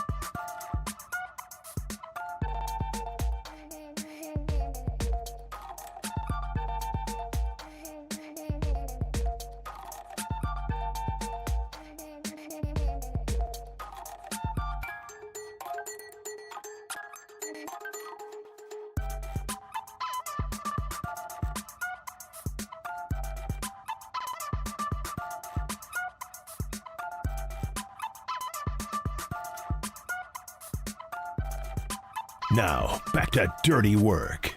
Adam Copeland and Derek Papa on KNBR 104.5 and 680 AM, the sports leader. Dirty Work coming to you on a Monday. Derek Papa, Dieter Kurtenbach, T-Dub on a free agency frenzy Monday in the NFL. Not for the Niners. Not for the Niners. We were going through it. How many defensive tackles do you think are currently employed by the San Francisco 49ers? I would say 4. It'd be even fewer. 3. They have 3 defensive tackles on this roster. Oof. For context, how many does a team typically carry? 6. Maybe 8. Depends on the structure of the team. 8 is exactly right. It really depends. But they're going to make it work with 3. And I could probably name one, Jordan Elliott. The rest, off the top of my dome, could not tell you. Yeah, Jordan Elliott, who I called him the door because every time they'd run the ball against him, he would just open up like a door. Swinging door. Just 90 degrees, always on the pivot. Kept his pivot foot planted at all times, so never traveled. So that's Jordan Elliott, M-I-Z. And then Evan Anderson, the pride of Florida Atlantic University, the man I like to call the meatball, who was a big positive. Big head, big positive. And not sure I want him taking every damn snap, which is the current situation. But, Evan Anderson, nice find last year. They paid him a lot of money as an undrafted free agent. Good find. Decent enough rotation player. And then there's Kalia Davis, Kalia Davis is just always on the team. I'm not sure what he's ever really done while on the team, but he is present, so that counts for something. Attendance is part of your grade, so that's a good thing. Where's Khalil Davis? I don't know if he ever actually showed up in San Francisco after the one thing we were talking about going into the trade deadline is that the Niners need a defensive tackle. And at the last second, they're like, yeah, we traded for Khalil Davis. And you're like, did you watch him? Really? And then he just never played. They just wanted to make it confusing between him and Kalia Davis. It was confusing. Just to spread out the blame. You could be like, what Davis is in there? I don't know. Don't worry about him. Which is also how offenses felt when those guys were on the field. So, they have a bad situation. Their biggest problem last year was defensive tackle. They have done nothing to address the defensive tackle situation. Meanwhile, my God, the money that defensive tackles are getting in free agency right now. Seriously. Milton Williams, who isn't that good. He had a good Super Bowl. He had a very good Super Bowl. Fair point. But that's it. But that's free agency sometimes. Juwan Jennings had a great Super Bowl, too. Yep. That doesn't mean that we should give Juwan Jennings $26 million a year. Third best defensive tackle on the Eagles, $26 million a year for Milton Williams. Javon Kinlaw, who's 5 yards in the backfield every time it's a run play. This one makes no sense. Not backfield, sorry. His backfield. He's 5 yards. He's playing linebacker. He might as well be a linebacker. He's backpedaling. $15 million. Is this some sort of tax evasion plan? Are they money laundering? I'm starting to wonder if Adam Peters is actually a good GM or if he just got Jaden Daniels. Fair just point. a thought. Grady Jarrett gets cut, gets $14 million somehow. Good for Grady. Instantly. He got cut today. He got cut, and then immediately someone's like, what if we give you a raise? Just keep following up, guys. Incredible. DJ Jones. Remember when Niners fans and even some of us here at the station were like, man, DJ Jones would be a nice pickup, We were talking about a nice bargain pickup. Maybe you can get him for $4, $5, $6 million. $13 million a year for DJ Jones. What are the Broncos doing? They're like, hey, DJ Jones, Talanoa Hufanga, let's recreate the 2021 49ers defense. Not sure we should do that, but, it's 2026, 25, whatever. BJ Hill, $11 million. The Bengals have spent money today, but not the Niners. Poona Ford, this is the one that hurt me. Poona Ford got $10 million a year. Poona Ford was playing for $2 million last year. He was awesome. He was awesome in playoff game for the Chargers. Mm-hmm. He was great for them. Poona Ford's a really good football player. I thought that would have been a great signing for the 49ers because he's exactly what this team has lacked for years on years on years, which is someone who will just stand there and not move in the run game. I don't need you to get into the back. I don't need you shooting the gap. Just don't move. Stand there and don't move. I need you to be a 5,000-pound block of granite. Unmovable. Everyone else will do their jobs and shoot gaps and get in the back. Hold the damn line. Poona Ford would have done it because he's about 4'2" and 350 pounds and just wins at pad level every single time. That's a incredible. massive human. He is 4'2", huh? Not technically. Okay. You know those little mushroom guys with the feet in Mario? Yeah. That's what Poona Ford looks like. Pad level win every single time. $10 million for Poona Ford, who's on his third team. Mm-hmm. So money's good. Jaron Reed got $8 million. Bobby Brown got $8 million. Not that Bobby Brown. Yeah. My prerogative. Well, that's his prerogative. Yeah. He's got $8 million now. T.J. Slayton, Sebastian Joseph Day, $7.5 million. So I can understand why the Niners sat this one out, but also better get somebody. You can't draft 7 defensive tackles. No, I hear you. And as you were saying, you can't count on a bunch of rookies to fill the gaps that you need. However, you would admit that this defensive tackle class is pretty deep in the draft. Yes. No, it's a great defensive tackle class. And I want to say I heard you saying, obviously, what's Mason Graham from Michigan? Mason Graham's an interesting prospect. But he's probably going to go top 5. I don't know why. if I'm being honest. Yeah. Because he's not like a super freak athlete. He's really, like, his tape is awesome. His tape is incredible. You watch him and you go, oh, he's really good. He probably has the highest floor of anybody in the draft, but I'm not sure his ceiling is that much higher than his floor, if you get where I'm coming from. And if you're drafting in the first round, you want, like, generational talent. Remember Harrison Phillips? I do. Not at the pro level, like when he was playing, he was at Stanford, right? No, I couldn't say I remember him in college. Okay. He was awesome. I mean, so was Solomon Thomas. Yeah. Like, that's kind of who he reminds me of. Okay. Like, oh, he's got a bunch of moves. He plays with this incredible motor. He's going to be a good player. Maybe I shouldn't throw Solomon Thomas into that conversation, but here we are. I wouldn't draft a guy like that in the top 5. That's not going to change my franchise. That's something that a really good team adds in late in the first round, and then you go, oh, damn, how'd they do that? But not if you're the Jacksonville Jaguars and you have roughly 400 other needs. You're like, hey, you know what we should do? Just get a really high floor defensive tackle. Like, I'm certain he'll be a good pro. And if he's there at 11, you take him and you don't think twice about it. But I'm not sure why he would go top 5, and yet a lot of people still think he will. I know that his stock has faded a little bit, and I've had this conversation with some people who are in positions to actually speak with some authority on the matter, and they kind of are wondering so too after he didn't have a great combine. Are you higher on Walter Nolan? Yeah, because I think Walter Nolan has a higher ceiling, but he also has a way lower floor. Also, like, Walter Nolan is the kind of player that the 49ers really like at 3 technique. Whereas I'm not sure Mason Graham, you can play him at 1. I don't think he's big enough to play as 1 technique. And he's not going to be that guy who's just going to hold the line. He's not going to be your Poona Ford. And he's certainly not going to be your DeForest Buckner. So, like, he really is a 3 technique without the flash. And the 49ers are all about the flash at 3 technique. Like,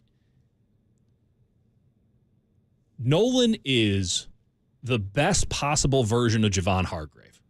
So, like, when Hargrave was healthy for that, like, 6-week stretch, he was sick. When Hargrave was with the Eagles, he was sick. Mm-hmm. That's what Nolan is. I think he's great in the run game. Here's how I know Nolan's great. No one seems to know what he's actually bad at.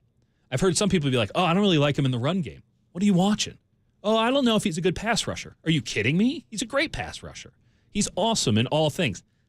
I think he's going to be there at 11 because it sounds like there might be a red flag on character. I can't speak to any of that, and I would obviously be wary of it if that is something that these teams actually have. But yeah, I think at this point, with the way that things are looking, I had heard a couple days ago that the Niners were just going to go best available at 11 and that they can go in any direction, which is the sign of a team that doesn't have a very good roster. Yeah. I don't think that they are allowed to do that anymore. It's not because the roster got better. It's because the need is so significant at defensive tackle. And I think you got to get one early, and you probably got to get one in the middle, too. You're going to need at least 2 out of this draft. But as you were saying, like, a great draft to do that in, and frankly, a pretty good position at 11 to do it. If you trade down, you'd be in an even better position. So it might work out for them. And it has to work out because they just didn't get it. One guy who's left on the board who I would like to see them sign is Jeremiah Ledbetter from the Jaguars. You still need 4 more defensive tackles. You're not going to be able to sign him for $1 million. Poona Ford's making 10. So it's pretty, listen, I like where the Niners are at relatively to seemingly the market. Like, I think they're in a better position than most. And I'm not trying to freak out about not giving Aaron Banks a preposterous amount of money because I don't care. Like, I wouldn't have signed him. Straight up, I would have let him walk out the door. There was no number that I would have felt good about. I'd rather have Ben Barch, legitimately. The big inactive. Yeah. Well, when he was active, he was a revelation. And it tells you how bad Banks was that you're like, wow, this Ben Barch, we got something here. Meanwhile, Banks is out here getting 77. Here's all you need to know about Ben Barch. Every time I would talk to somebody with the other team, they'd be like, "Oh yeah, we're you attack Banks. He's the weak link." Yeah.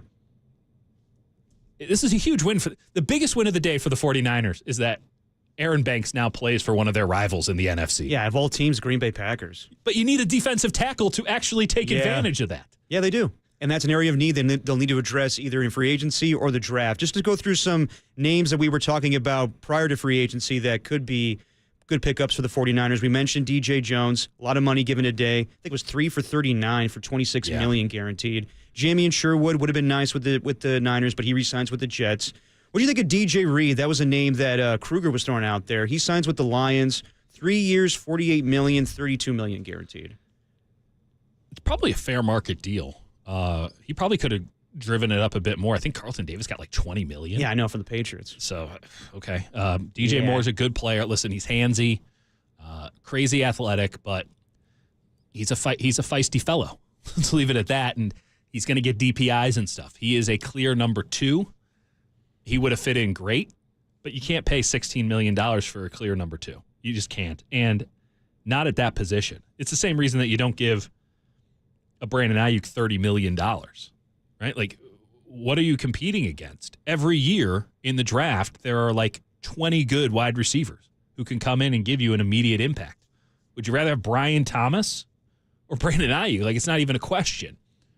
Yeah. And every year there's like, that was like the 4th receiver taken. Like, it's just every year. It's a plethora of these guys. The same thing at corner. It's really impressive, and it's tough to evaluate them because the college game plays so differently than the NFL, but the athleticism and the length and the strength and the ball awareness, like, I'm really impressed, particularly with this year's corner class. So I can see why the Niners are like, we're not that desperate there. We're not, we don't need to push any of the limited chips that we're allowed to play with this year over there, because that might be the only guy we're allowed to sign if we go get a DJ Reed. Whereas you feel pretty good. You feel pretty good about Green. You feel pretty good about Lenore. I'd prefer Lenore on the inside than on the outside, but Lenore wants to play outside. You give him the deference there. I think that you can fill that number 3 spot in the draft with like a guy like Trey Amos from Ole Miss, who I think would be spectacular for them in the 2nd round. Or you can get somebody on the cheap 3rd, 4th wave of free agency, and inside a theoretically cover 3 system, or at least a system that plays a lot of zone, you can make something out of a little at number 3 corner, which is ultimately what you're buying. What about at center? I know that Kruger, another guy that Kruger was throwing out there, Drew Dahlman. Drew Dahlman. Signs with the Falcons. My man Hutch has been on Dahlman since like September. That's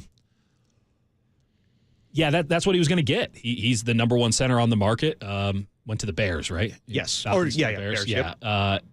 That's what he would have been great. His dad was a Niner, grew up in Northern California, Stanford kid, understands the prestige of the brand, but the Niners were never going to throw out $14 million for a center when they already have Brendel. And you and I can both agree that Brendel was bad last year. Yeah. But they are going to ride him till the wheels fully come off. And last year, like, only 2 of them did. So you still got a bicycle. And I you know what? I'm kind of a fan of Drake Nugent, the guy that they picked up undrafted free agent last year. I think that they should give the Nuge a legit shot. The Nuge. To fight through and win the starting job this year over Brendel. But when you're operating with an offensive line that's going to have some upheaval, right? So you have Pooney, you have McKivitz, Trent's coming back, but you're going to have a new left guard. Maybe it's Barch, maybe it's someone you draft, maybe it's Membu, whoever. You probably don't want to shift up your center either. And I'll say this, Purdy loves him. I'm not sure what Brendel really does, because they're not really calling out protections at the line or anything. This isn't a Jason Kelsey pointing out the Mike linebacker situation. But he was pretty damn good 2 years ago, and the year prior to that. He did have some injuries last year. He did have some serious questions at guard, right, to the point where everyone built up Pooney as this revelation. Like, he was good. He wasn't great. And as the season went on, teams got the book out on him, and they started attacking him in that way because he can't go left. So Brendel had a lot on his plate. Not giving the guy a pass or anything, just to say I can understand why the Niners want to run it back with him. I want to see the Nuge, though, in training camp. I think it would be a missed opportunity to not have some real competition there. And if you want to bring in like a Jake Majors from Texas, who I think is the best center in this draft, and it's probably going to be a mid-round pick. Nice. That would be, I'd be amenable to that. But those are, again, things where you have a starter in place, so you can explore some other options with the draft. Oh, you bring in Jake Majors. Oh, in a year or 2 we can have, or we'll let the Nuge get a shot at it because he's already had a year in the system, and like all these things. You don't want to be drafting because you need a starter. And you need starters at defensive tackle, defensive end, cornerback, safety, legitimately, weak side linebacker. You need a starter at wide receiver. I don't know what the hell you're going to do. You need a starter at left guard. I don't know what the hell you're going to do with H-back, running back, whatever, but you're probably going to need at least a very viable backup there. Like, the Niners are, as it stands now, and it won't stay static, in a position where they have to get a lot of immediate impact from an NFL draft. You're drafting in the 5th round a starter? That's never going to – it never works. It's never worked once. Nope. 5th round is when you get lucky. You can't go into the 4th, 5th round with needs. You can't go into day 3 saying, hey, we still need a starting caliber, whatever. They're not there. Maybe in 2 or 3 years, but they're not there. There's a reason they're available on day 3 or even on day 2. You get a starter in the 1st round. You get a player who's going to give you snaps in the 2nd and 3rd round, and then you take some shots on day 3. And the Niners are like, what if we need 6 starters? That's where it stands now. And with the way that the money's flying around and the way that they're not spending it, I don't see how that changes. A lot of needs that need to be filled by the 49ers. Just some quick updates here. Let the Cougars of Miami know that Zach Wilson's coming to town. He's going to be a fan favorite here on Dirty Work. Zach Wilson will be the backup quarterback to Tua Tagovailoa, signing a 1-year, $6 million deal. And then it sounds like Cooper Kupp, once the new league year starts on Wednesday, will be released. No surprise there. I think it was going to be a hard sell for anyone to take on that contract. So no one wants to trade for him. He will be released. But the Niners think someone's going to take Brandon Ayuk off their hands. Meanwhile, Cooper Kupp, a slightly used Cooper Kupp, is available, and everyone's like, yeah, we're not touching that. But Brandon Ayuk, whose knee is, barbecue brisket right now. I never understood that. You know what? Let's get into that next, because that's something that I keep hearing about, and it sounds like they want to move off of him, and I totally understand that. But given the circumstances, how does that make any sense? We'll talk about it next. Dirty Work, Derek Papa, Dieter Kurtenbach on KNBR 104.5, 680, the sports leader.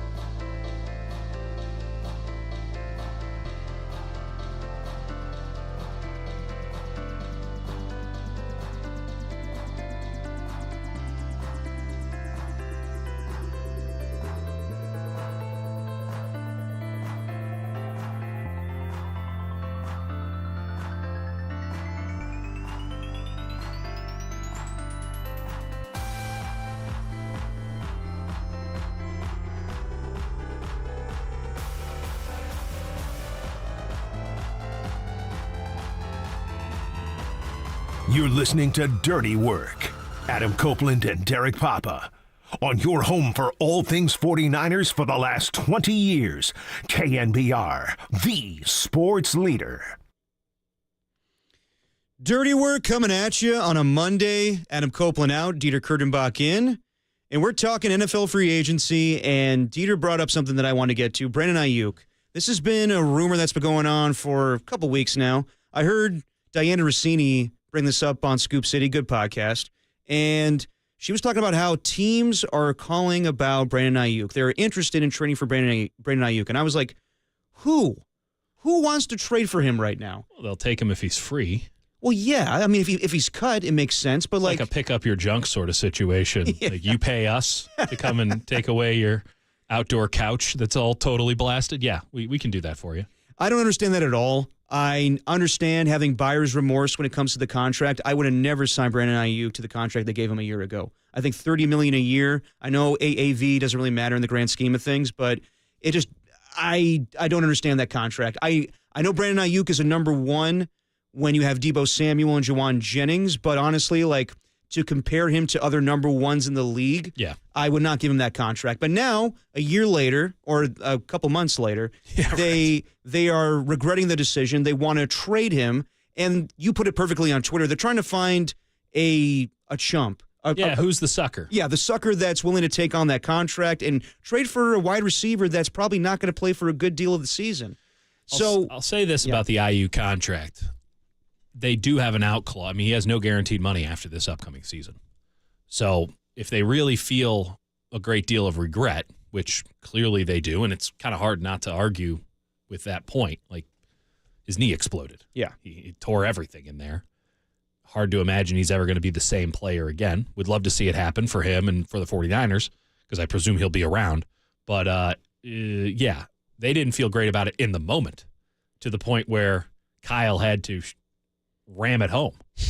Like Kyle had to run through the facility to say, just get it done. Right. And he had to exert his power, which he is so want to give up until it's actually needed. Kyle doesn't want to be the king until someone has to make a really tough decision, in which case Kyle's like, I'll be the king, and whatever the players want, they get. I can see there. I mean, it wasn't uniform in the facility to give him that money. So of course they have buyer's remorse when they're never going to get a proper return on that investment. But no one's going to take him. No, if no one took Cooper Kupp, no one's going to take Brandon Ayuk. Because at least with Cooper Kupp, you go, yeah, he gets injured a bunch, but like, he won the Triple Crown one year. Like, he's awesome. Yeah. He's sick. Super Bowl MVP. And like, okay, we only get 1 year Cooper Kupp, but like that could be pretty awesome. You don't know what you're getting with Brandon Ayuk, right? Even 8 games of Cooper Kupp might be enough for some team to delude themselves into thinking, hey, we should trade for this guy. They didn't. But even then, you're like, 8 games of Cooper Kupp is maybe as good as 16 games from somebody else. You don't know what you're getting from Brandon Ayuk next year. And after that, you can just cut him willy-nilly. So the one thing I would warn the Niners is, don't do the same thing that you did with Deebo, where you had the out clause. It could have been clean. Have him play out the last year of his contract effectively this past year and move on, right? They were trying to trade him, trying to get out, a year too early as opposed to a year too late. They, I guess, decided on a year too late. And in the process, you're trying to trade him. And then within a couple of weeks, you restructure his deal so that now he gets another year tacked onto it. What are you doing? It totally ridiculous, to the point where now they have to eat some $30 million cap hit because you just want to get off of them. Mm-hmm. And luckily they got a 5th rounder. And luckily there's a sucker in Washington named Adam Peters who just, I guess, is getting the old gang back together. I don't know what his angle is. Bobby Wagner, Javon Kinlaw, and Deebo Samuel. Somehow Bobby Wagner's the only good one of those 3. Well, how about their trade with Larry Tunsil today? He gave up a lot. And if 3 draft picks? Yeah, and it might have even been 4. Tunsil has been awesome. Then last year happened. Yeah. Same thing you could say about Deebo Samuel. I don't know if they're just a little high on their own supply in Washington, because they're like, we got Bobby Wagner, and he looked like an all-pro again last year. So, like, clearly we know what we're doing, and everyone else is. It's the exact opposite of what it's been in Washington forever, where just players would go there and become awful. And now they're like, you come here, you just get the fountain of youth. We have the best training staff. I don't know. I don't know what's going on. But they really think highly of themselves. They gave Javon Kinlaw $15 million a year. I'm surprised anyone paid Javon Kinlaw any money. $15 million a year. He's making $5 million less than the starting quarterback of the Jets. Good Lord. It's ridiculous. Javon Kinlaw. Yeah, I know. The 49ers are like, you can go. The Jets are like, we know him. We think there's a lot of talent there. And then they're like, we can't do this anymore. But Adam Peters knows him too. And Adam Peters knows him too. And with all of his friends, clear recommendations, he just goes, no, I know better. I'm the smartest man alive. It didn't work for those guys, but it might work for us. Exactly right. I'm kind of wondering about Adam Peters. Good thing he's got that quarterback. Quarterback can cover up a lot of deficiencies. Oh, yeah. I'd like to remind everybody, Brock Purdy needs a new contract. That too. Maybe we should have dealt with that first before getting into all the. I'm a little concerned. I'm a little concerned now. I'm talking myself into a state of pretty deep concern, if I'm being honest. Tershawn Wharton just signed for $18 million a year. Tershawn Wharton, who's like great and awesome. Kind of a rotational defensive tackle for the Chiefs this past year. Yeah. Gap shooter, little undersized, at least weight-wise. He would have been awesome at like 5 or 6. Panthers paid him $18 million a year. Yeah. With like almost all guaranteed money. But isn't this the game, though? Like, isn't this is what free agency is? But apparently that first group is way bigger than I ever expected. I thought at some point it would just level out. At some point, all the dum-dums would have spent their money already, and now all the smart teams and players that didn't get taken in the first round, like, it would act normally. Yeah. We're just going to operate on, 10% more than last year's cost, sort of a thing. But apparently not. Apparently this first wave is just going to go on forever. It's just a tsunami of bad money. That's what's going on right now. And it's not a great class to begin with, in my opinion. Free agency? Yeah. Yes. You're right. You're right. As far as, I hear you. I don't believe that anybody's going to trade for Brandon Ayuk unless some team is, just crazy. I think the New England Patriots are having a hard time finding a wide receiver. They always try to go after wide receivers in free agency, and no one wants to come for whatever reason. They signed a bunch of guys today, but just when it comes to wide receivers, they can't land anybody. And last offseason, they were in on Brandon Ayuk. They were willing to pay him $32 million a year. I wonder if they would just get so desperate, they're like, all right, we'll trade a 5th-round pick or a 6th-round pick or hell, even a 7th, and this will get rid of your whole issue with Brandon Ayuk. And I have to think that's ridiculous to do, but maybe New England would do that just to have a wide receiver and you wait it out and then he gets healthy again. But that's how we just need to hold one. We just need to maybe we can get another one if we only get one. It sounds like Giants free agency logic. Like, oh no, the floodgates will open if we just get one. So let's go overpay for one. No one's going to do it. Yeah. By the way, they could just go get Cooper Kupp. Yep. And they might get him anyway. Yep. They could have gotten Devontae Adams. And the Patriots have a good history of white slot guys, so that'd be perfect for them. It's true. It's absolutely true. That's kind of the mecca for white slot guys. Maybe Cooper Kupp has just been biding his time. He's like, no. He turned down all these. Don't trade me there. Don't trade me there. Don't trade me there. I gotta go home to my spiritual ancestral home of New England. I need to be in Foxborough. I'll be with the greats of Danny Amendola and Julian Edelman, Chris Hogan. Chris Hogan, great lacrosse player. Pat Spencer wishes he could. As far as wide receivers available in free agency, is there anybody that you like? I mean, I'm looking at the list right now. Stephon Diggs, another guy that doesn't have an ACL currently. Keenan Allen, who's getting up there in age. Amari Cooper, who did nothing at Buffalo. Yeah. Brandon Cooks, who's cooked himself. There you go. You like Tyler Lockett. DeAndre Hopkins, I didn't like what I saw with the Chiefs this year. No, that was a tough scene. Robert Woods, I mean, he was a kick returner last year. Yeah. Darius Slayton's one of the more younger guys that's available. How old is Darius Slayton? 40? He is 20. He's 28. 28 years old. He's a young guy. On this list. Yeah. I think you kick the tires on Amari Cooper. Okay. Listen, I'm not going to say that you give Amari Cooper like $15 million a year or anything. But if Amari Cooper doesn't have a market, $10 million, I'm willing to buy the lottery ticket there. Okay. Because Amari Cooper was sick for the Browns. It was awesome for the Browns. No, he was a good player for them. And that Buffalo offense is a bit idiosyncratic, right? Like, it is very difficult to just go into a situation with Josh Allen and get a feel for it. So much of it is feel, right?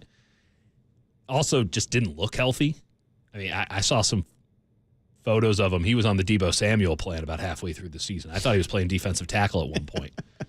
Let's get him a bigger jersey size, folks? And so I'm willing to go with Amari Cooper. Remember, beginning of last season, there was conversation, like the best offer on the table was a second-round pick and Amari Cooper for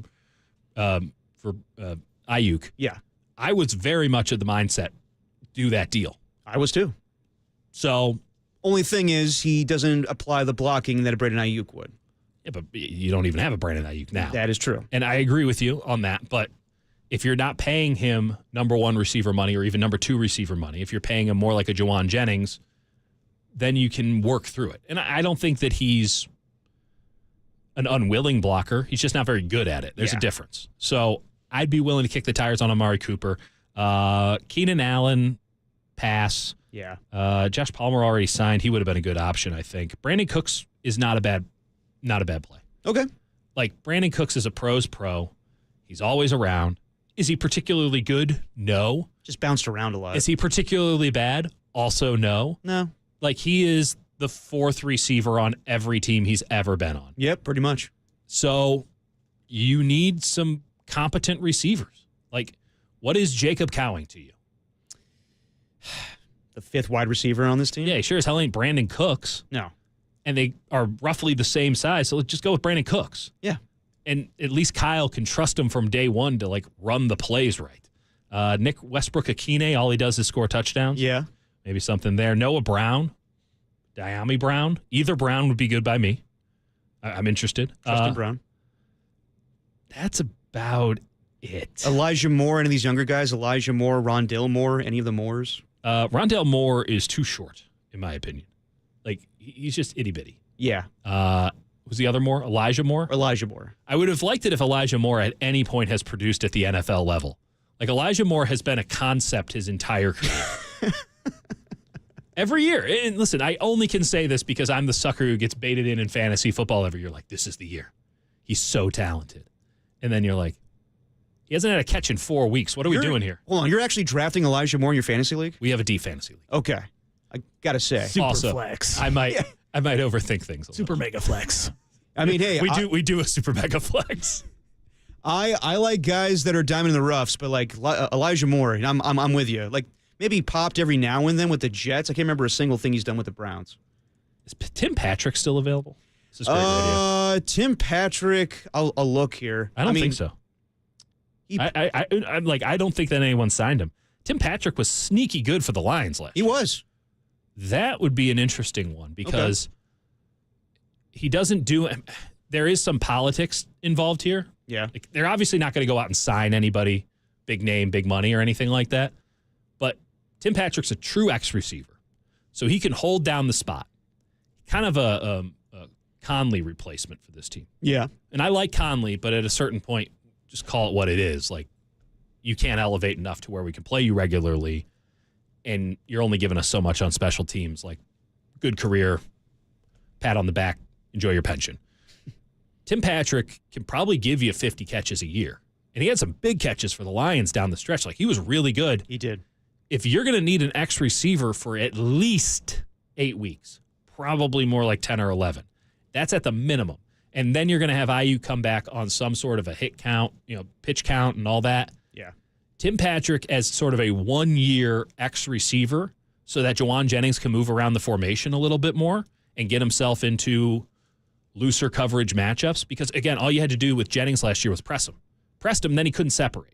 So Jennings had been making his money in the slot when he had off coverage repeatedly against a nickel. So you're not going to bump with a nickel. You can get him back into the slot, move him around a little bit in the formation, have Pearsall lock in at Z as the Debo replacement, which is something I really think he can do and something they tried a little bit last year. Tim Patrick as a sort of a 1 year Brandon Ayuk replacement would be a pretty good option. And now you're going into the draft and you can just take the best receiver as opposed to getting one that has to play right now because there's only so many of those that you can take in a certain draft. They have more needs than they have picks early in the draft. So Tim Patrick, really hope he hasn't signed anywhere because I really think that would be a good idea. He hasn't signed anywhere. The one thing I will say is I remember his time with the Broncos. He has 2 torn ACLs in his career. Listen, get in line. We're Trent Baalke in this thing.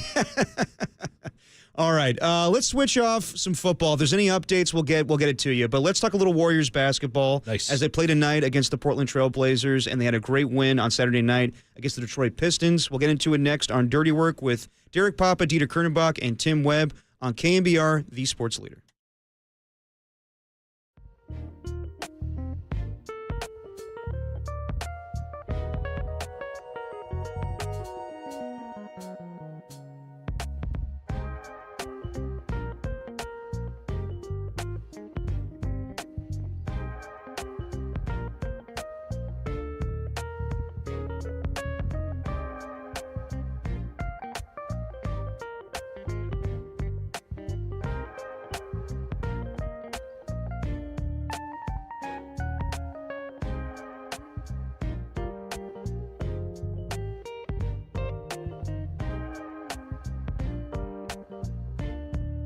Do you miss Sam Darnold? Well, you'll get to see him again in a Seattle uniform as the quarterback signed a 3-year deal with the Seahawks. For all the latest around the NFL, keep it locked to KNBR, the Slingin' Sammy leader.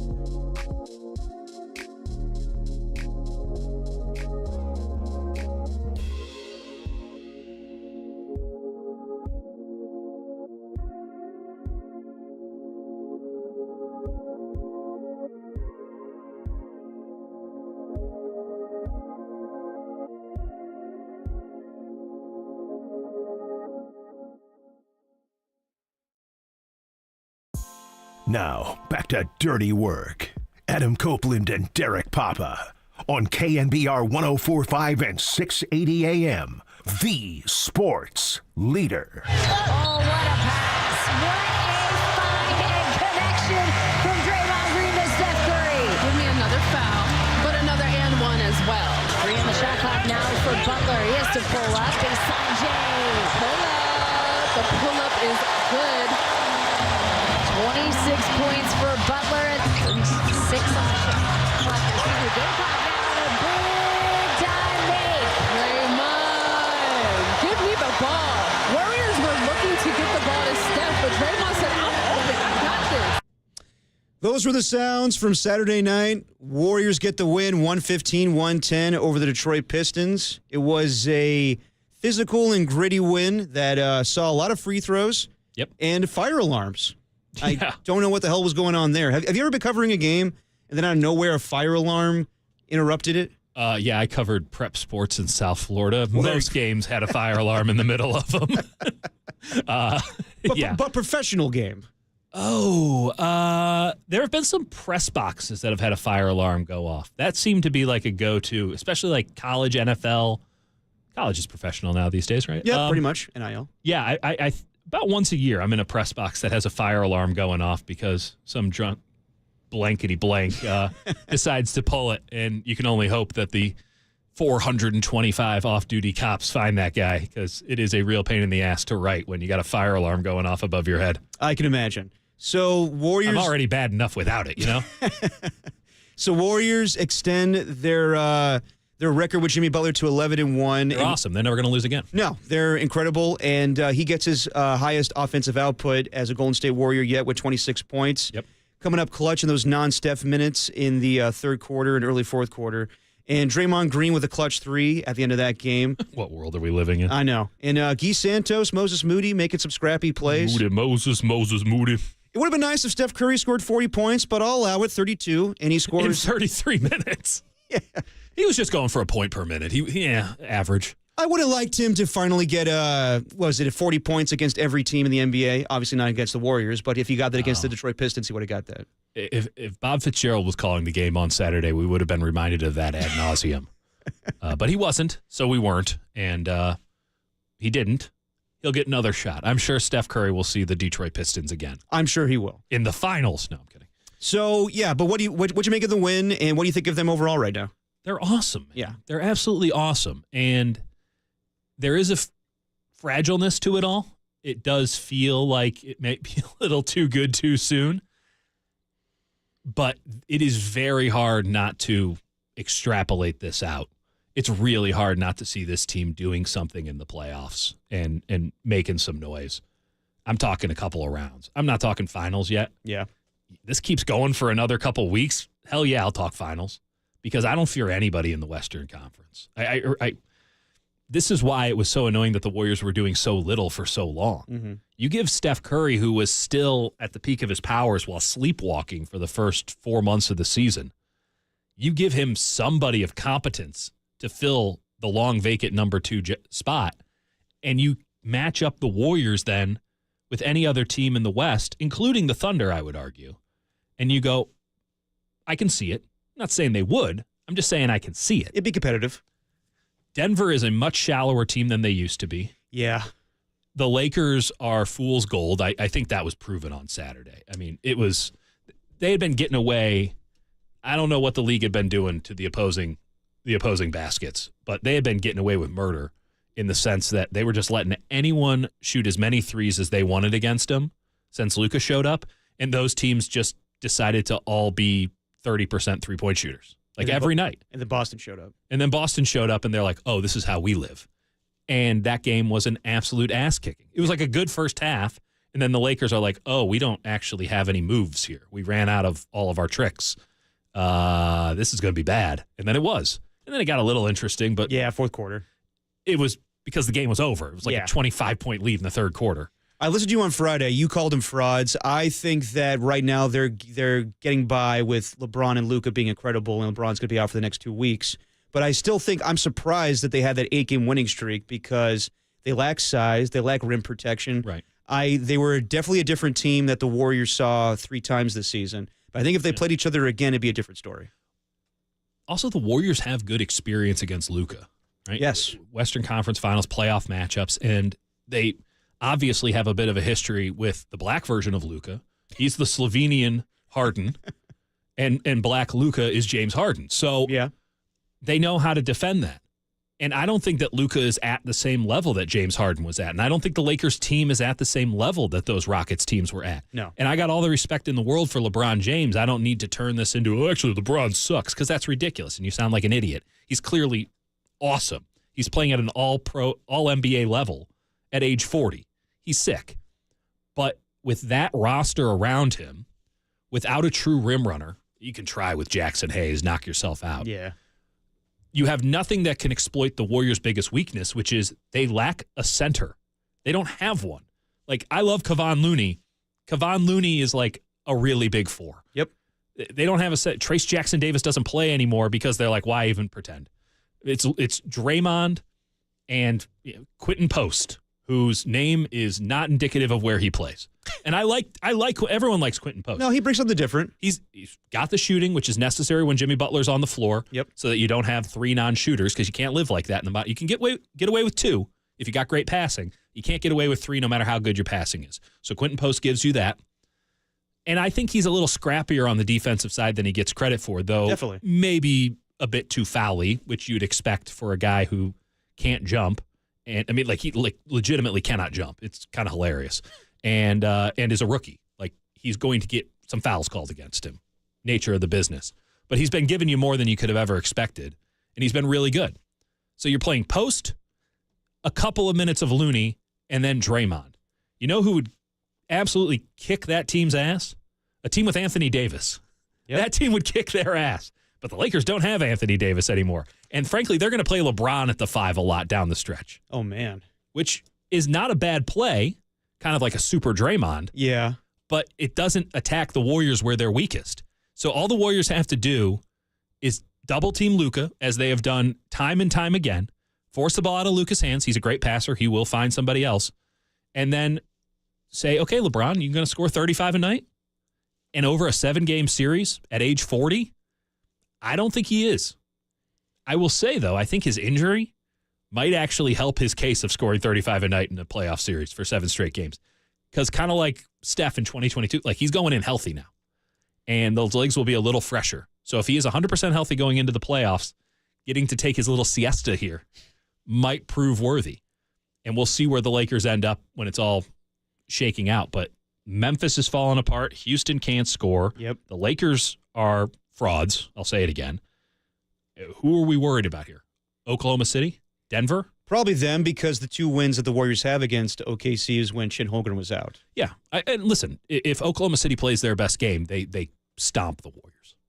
They're much, much better than them. I still put Denver in that class just because Denver has won in recent years of the two seasons ago. I know that they're thin with their bench. You saw the other night. Playing a lot of Christian Braun, baby. Yeah, I know. And it took Christian Braun to win that game against the Phoenix Suns the other night. And then they get who suck. Yeah. And then they get their ass kicked yesterday by OKC. So there definitely are some flaws. But, I mean, they got the best player on the planet. Yeah, you can't have Jokic go 30, 20, 20 every single night. But something that the Lakers did when they played, and I'll give a lot of credit to J.J. Redick. I think he's doing an outstanding job. Something the Lakers did the other night, or I guess it would have been in the afternoon when they played the Nuggets, was that they fronted Jokic.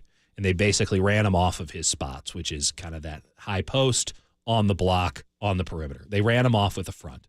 So there was constant double teams, but by fronting him, forced a lob pass in, and then the help would come over, and that forced the ball out of his hands fast, because that's the smart basketball play. And it left somebody open, yes, but it's leaving Michael Porter Jr., who had a really nice game against the Suns the other night, and they won, right? If Michael Porter Jr. plays like the guy he's paid to play like, yeah, you're going to lose to the Denver Nuggets.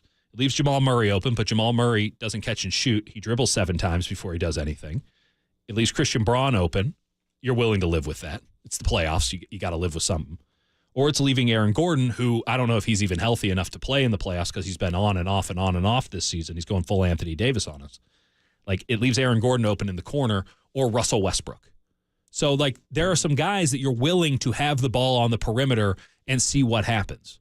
So if you consistently, again, double team Doncic, double team Jokic, I don't like the depth of either the Lakers or the Nuggets. I kind of put them in the same class, all things considered. Maybe Denver's a little bit better. Yeah. But I put them in the same class, and I just don't think over a 7-game series the Warriors should fear them. It's not to say they wouldn't lose to them.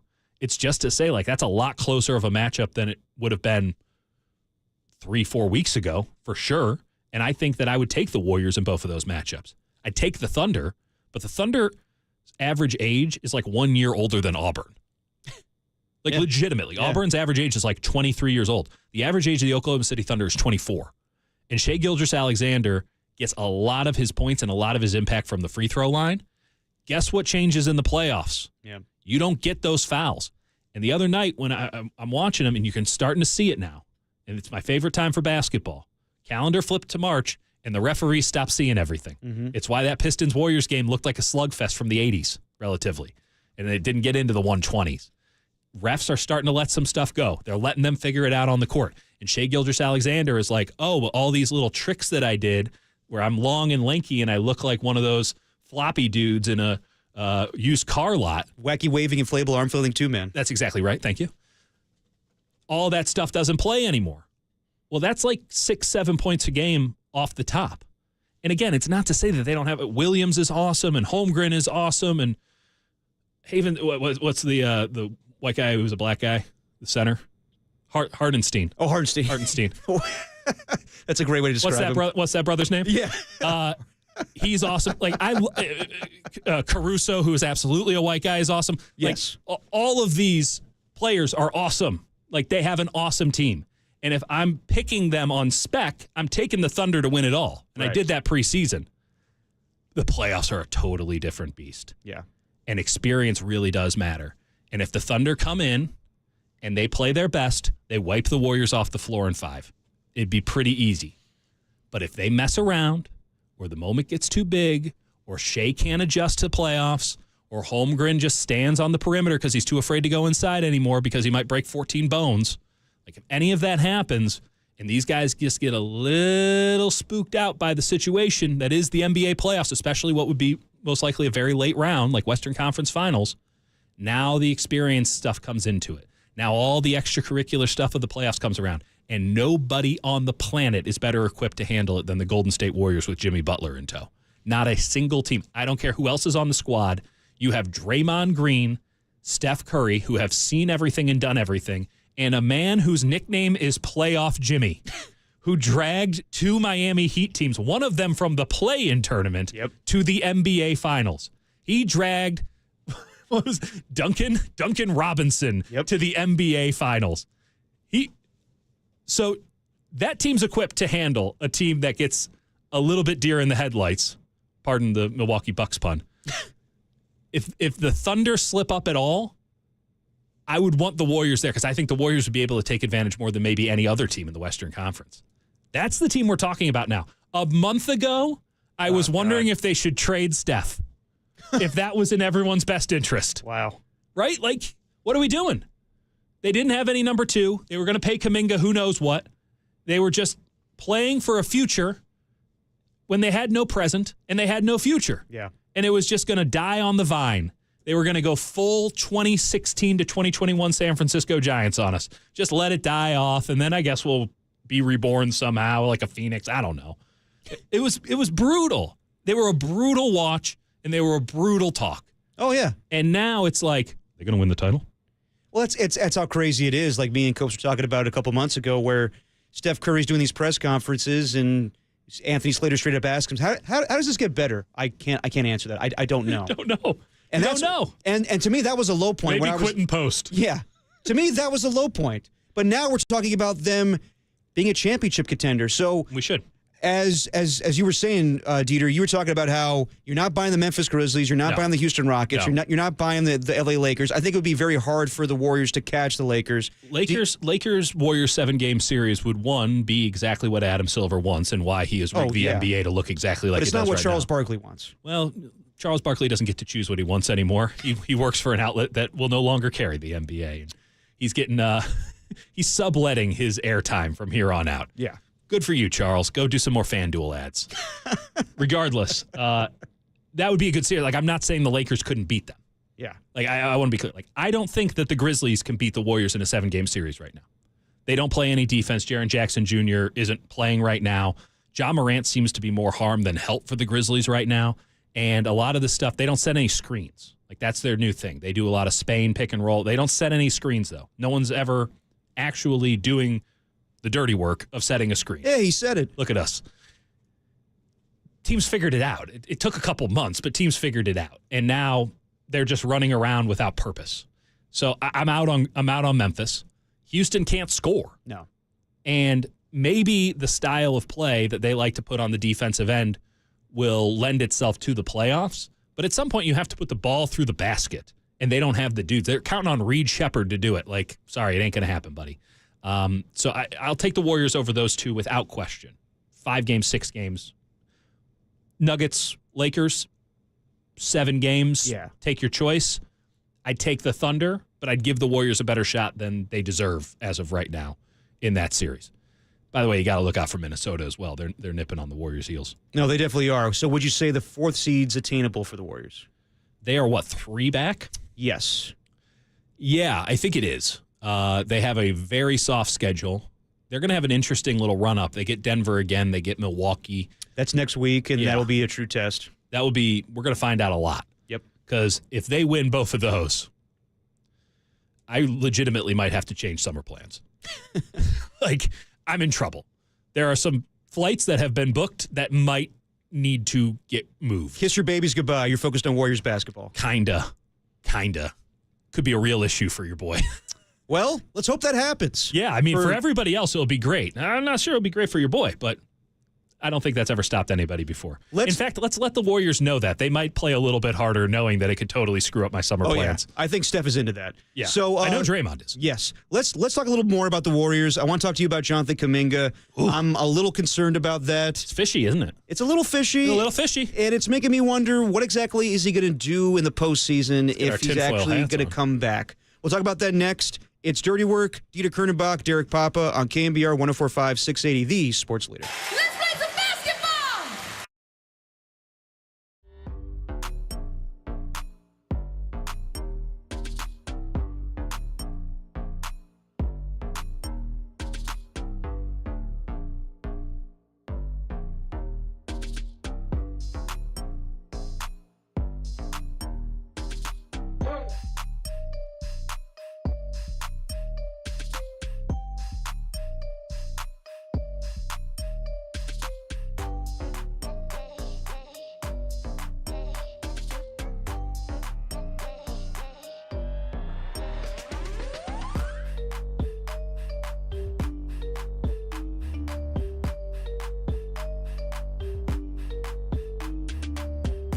Talanoa Hufanga is headed to the Broncos. Aaron Banks is going to the Packers. Jalen Moore and Elijah Mitchell are headed to the Chiefs. But the Niners signed a tight end, Luke Farrell, to a 3-year deal. Keep it locked to KNBR and try to keep up because we are tampering, baby.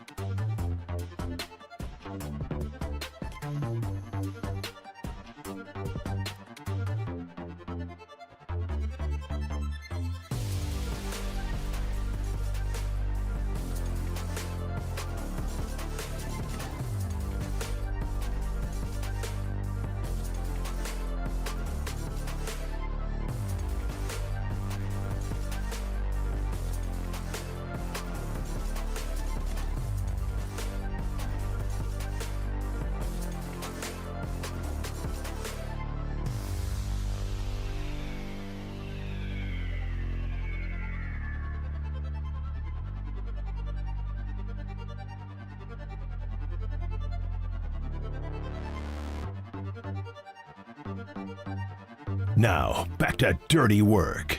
Adam Copeland and Derek Papa on KNBR 104.5 and 680 AM, the sports leader. There be no Adam Copeland. It's only Derek and Dieter and Tim today on Dirty Work. Want to get into more Warrior basketball. Real quick from the Detroit game, I want to bring up Isaiah Stewart. Beef stew. This guy. I don't watch a lot of Detroit Pistons basketball. Detroit basketball. But the thing I know him most for is getting into a LeBron James and doing an angry run towards him in a fight. Yeah. And then, for whatever reason, having to call out Steph Curry after, I believe he shot a three, and then he got up in the bench area of the Pistons. And Isaiah Stewart's like, get out of here. And Steph Curry's like, do you know who runs this effing place? Yeah. Yeah, it's Steph Curry. Yeah, it led to a whole stupid thing after a Guy Santos putback. Yes. I thought it was just ridiculous. And I think Isaiah Stewart at this point is kind of just like a lesser Lance Stevenson, where Lance Stevenson actually was a good instigator. That's pretty good. Isaiah Stewart is just known for instigating and not really doing much on the basketball court. Isaiah Stewart's actually a pretty good center. All right. I wouldn't mind if the Warriors had him. But you're right, because he's not as good as Lance Stevenson was at Lance Stevenson's peak, and he seems to be talking the same amount of blank. So, not a good look for Beef Stew. Beef Stew. I'll say this. The Pistons be corny. Did you see what they did at the start of the game? No. They were some Division II basketball team. The entire bench stood until they scored their first basket. Yeah, I noticed the camera was on them for a while. I didn't know what the point of that was, but now that I think about it, yeah, they were standing. You are professional. You make $20 million a year. Sit down. Watch the game. Sit down, sir. Good day, sir. I'm very happy Dennis Schroeder's on that team because that is a lot of false hustle. Where was the tribute video for him? They didn't do one. Dennis Schroeder tribute. It would just be the press conference, like, oh yeah, remember what he did in the basketball court? Yeah, nope. And then he compared his plight to modern day slavery. Well, they pay him $20-something million a year. I remember that. It's like, dude, I was wondering why you were on so many teams. Now I get it. Now that we've had you here, I totally get it. And by the way, your tweet got me when he put that out there, and you were like, sign me up then. Yeah, get it. All in. I get it. It is probably not as glamorous as people make it out to be if you're Dennis Schroeder. I get it. Yeah. Listen, we all got vices we got great jobs, right? Mm-hmm. We have unbelievable jobs. We wouldn't trade them for the world. Right. I don't get to put my kids to sleep every night because I have to go to a basketball game. Oh. It sounds ridiculous to say out loud. Right. Oh, Dennis Schroeder. Oh, this is like modern slavery. What are you talking about? You play a hoop ball game for a living. You make more money than any of us will see in our entire life. You get summers off because your teams never make the playoffs. Like, what are we complaining about here? Oh, I have to get on this private jet and go to a new town so that I can play for thousands and hundreds of thousands of dollars. You know what you could do, Dennis Schroeder? I know this is a really hot take and really contemporary for the time, but Dennis Schroeder, you know what you can do? Go play in Europe. They won't pay you squat. Yeah. I don't know.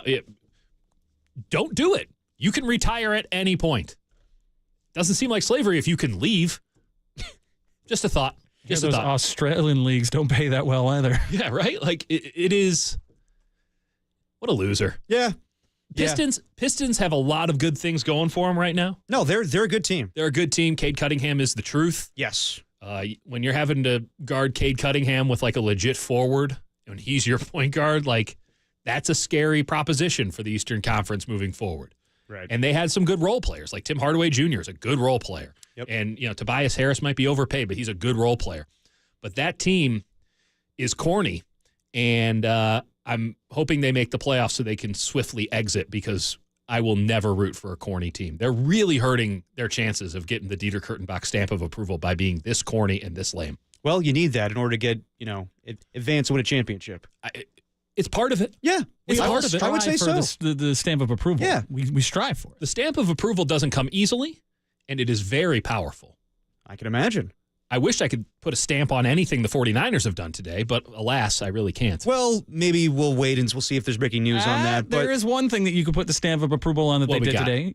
They let Aaron Banks walk. Stamp of approval. That is true. There you go. Stamp of approval. Stamp it. Again, when your guy is out there and he is the focal point of the opposing team's game plan, it's okay to let him walk. And that gets a stamp of approval. I don't have a stamp. It's got me feeling nicey. Oh, man. And that's what's got me feeling really nicey. I need more of those videos. All right, so Jonathan Kuminga. What's going on there? Well, he hasn't played... His ankle's not feeling nicey. ...since Joe Biden was president. January 4th. Is that true? Yes. It's been a while. Basketball. 31 games to be exact. And it's been prolonged.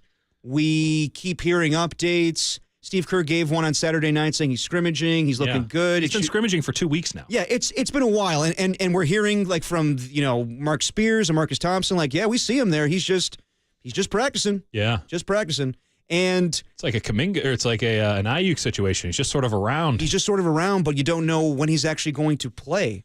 And at this is a problem. It is a problem. And like from where we were a week ago, like Shams Charania was on the Saturday night pregame show saying like, yeah, he's going to come back for the Detroit game. Did not happen. He's not going to play tonight. No. And then Steve Which would have Kerr, been an easy in, right? Like here's the Trailblazers. Like, not exactly the ropes course. Exactly.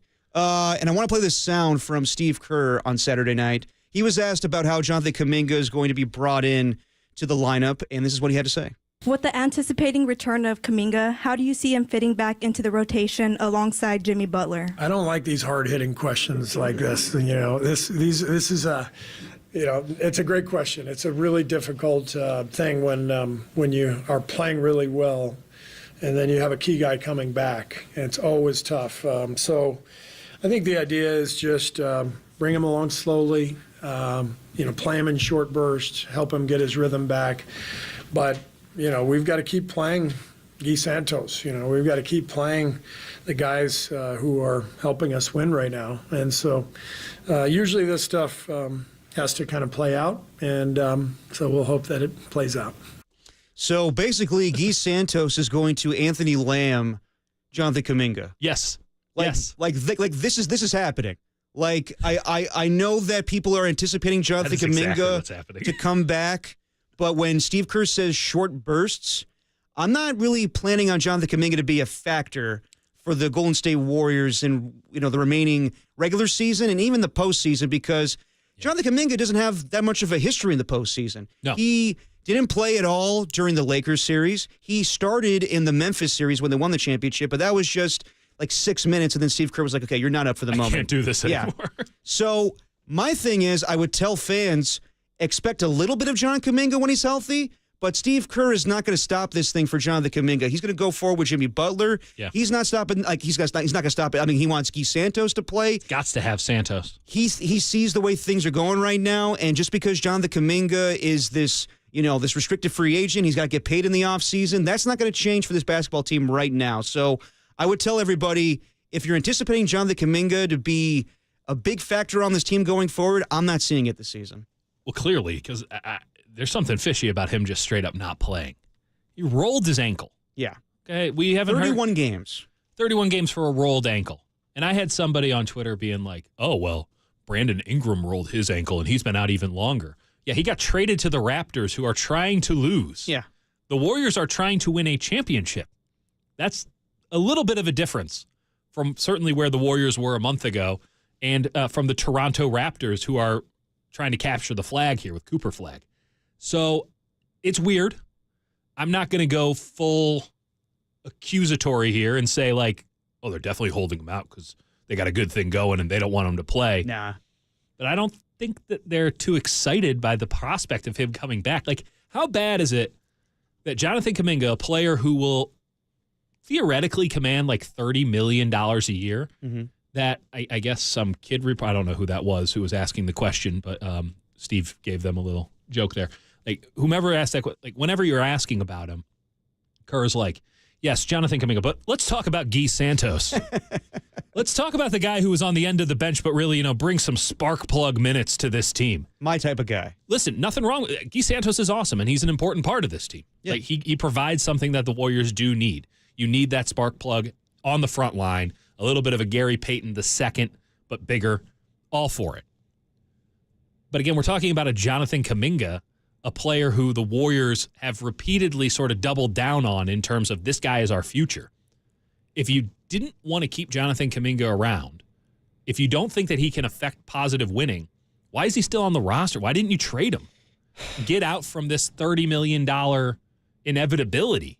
I'm not turning into JD here, but it is, there's a weirdness to this that hasn't been fully explored. Yeah. And the longer this goes on, the weirder it becomes. I haven't seen Jonathan Kuminga's ankle. It might still be rolled like hell. That thing might still be black and blue, but the dude's been scrimmaging for weeks. He was scrimmaging before they went on their road trip. His first scrimmage was before they went on their road trip. They were gone for 2.5 weeks. He's still just scrimmaging. What's going on in those scrimmages? That's what I'm saying. I mean, if I could be real, I think that we know which guys Steve Kerr likes and which guys he doesn't like. And there's enough evidence here to show that Steve Kerr is not a Jonathan Kuminga guy. And Clearly. If I had to guess, I think that Steve Kerr was willing to move off of Jonathan Kuminga at the trade deadline. Like 3 years ago. Yes. While other, like Joe Lacob is infatuated with him, Mike Dunleavy. He jumped high. Yeah. I don't know how Mike Dunleavy feels about him. I'm sure like they see potential in him. No doubt. And they're debating. I mean, like, if Joe Lacob wants to give him a max deal, then they're going to do that in the offseason. But, yeah, Steph likes him. Draymond likes him. Inverse Jed York. Yes. Exactly. It's been a little bit too much. Maybe tone it down a little bit. A little bit too much. But that's my thing. Like, I know that everybody's excited about Jonathan Kuminga, and like everybody keeps talking about like, well, once they get Kuminga back, but like that's important. This is a guy who can give you 30 a night. Now, not reliably and not consistently, but the peculiarity of the Warriors for 4 months was that they didn't have a number 2, and they had a bunch of guys who were number 3s. Mm-hmm. And be that Schroeder who showed up, or sometimes Pajemski, they'd want him to do that. But it was really Wiggins and Kuminga. And those two would spend half of the game trying to figure out who was actually on that night. And then sometimes they'd be like, we're both on. We're both going to be the number 2. And they'd run into each other like it was the Benny Hill show. And the clear hierarchy that is now in place with Jimmy Butler just absolutely lines everything up. Jonathan Kuminga is now clearly the number 3 on the team. Butler's the 2, Steph is the 1, and I have to see what Jonathan Kuminga looks like as a true number 3 because it could be spectacular. It could be everything his career has ever needed, right? Talent gets you into the NBA, a role keeps you in it. And the Warriors could not provide Jonathan Kuminga a role because his talent and his production never aligned. But now they should as a number 3 with Jimmy Butler as the number 2 and the anchor of the second unit. I got to see what that's like. And I want to see a lot of it. Yeah. I want to see as many games as I can. So if the Warriors are operating any funny business, if they are being overly cautious with the ankle, I think it's to their detriment. Because if it's not going to work, I want to know with enough of a sample size before the playoffs so that I can park his ass on the bench. Yep. I don't want to be finding out in the first round if Jonathan Kuminga is or is not built for the current environment of the Warriors. And if Steve Kerr's already made that determination, then they're going to have to keep this charade up for a while. I don't know how long he can. Yeah. At some point, Jonathan Kuminga is going to be like, I'm healthy. I'm going to play now. I don't know when that's going to be. I would have imagined it was like a week ago. I'm hoping it's Thursday against the Kings. We'll see. Yeah, I thought it would have been tonight for sure, but here we are. Well, we got some breaking news. Who did the Niners not sign next? Well, it's a guy that we all expected to leave in free agency, but I think fans are going to be upset about this one. Dre Greenlaw. Oh, boy. Is joining Talanoa Hufanga with the Denver Broncos. What are they doing? I don't know. I mean, you're gonna beat the Chiefs with Talanoa Hufanga and Dre Greenlaw. We've seen that game. It didn't work. Yeah. How much? Don't have the details on the contract just yet. Once we get those details, we'll give it to you. But Dre Greenlaw leaving the 49ers to run his own shop, as Matt Barrows told Adam Copeland and I. He's going to run the Broncos defense. We'll talk about it next on Dirty Work. Derek Papa, Dieter Kernenbach on KNBR 104.5 680, the sports leader.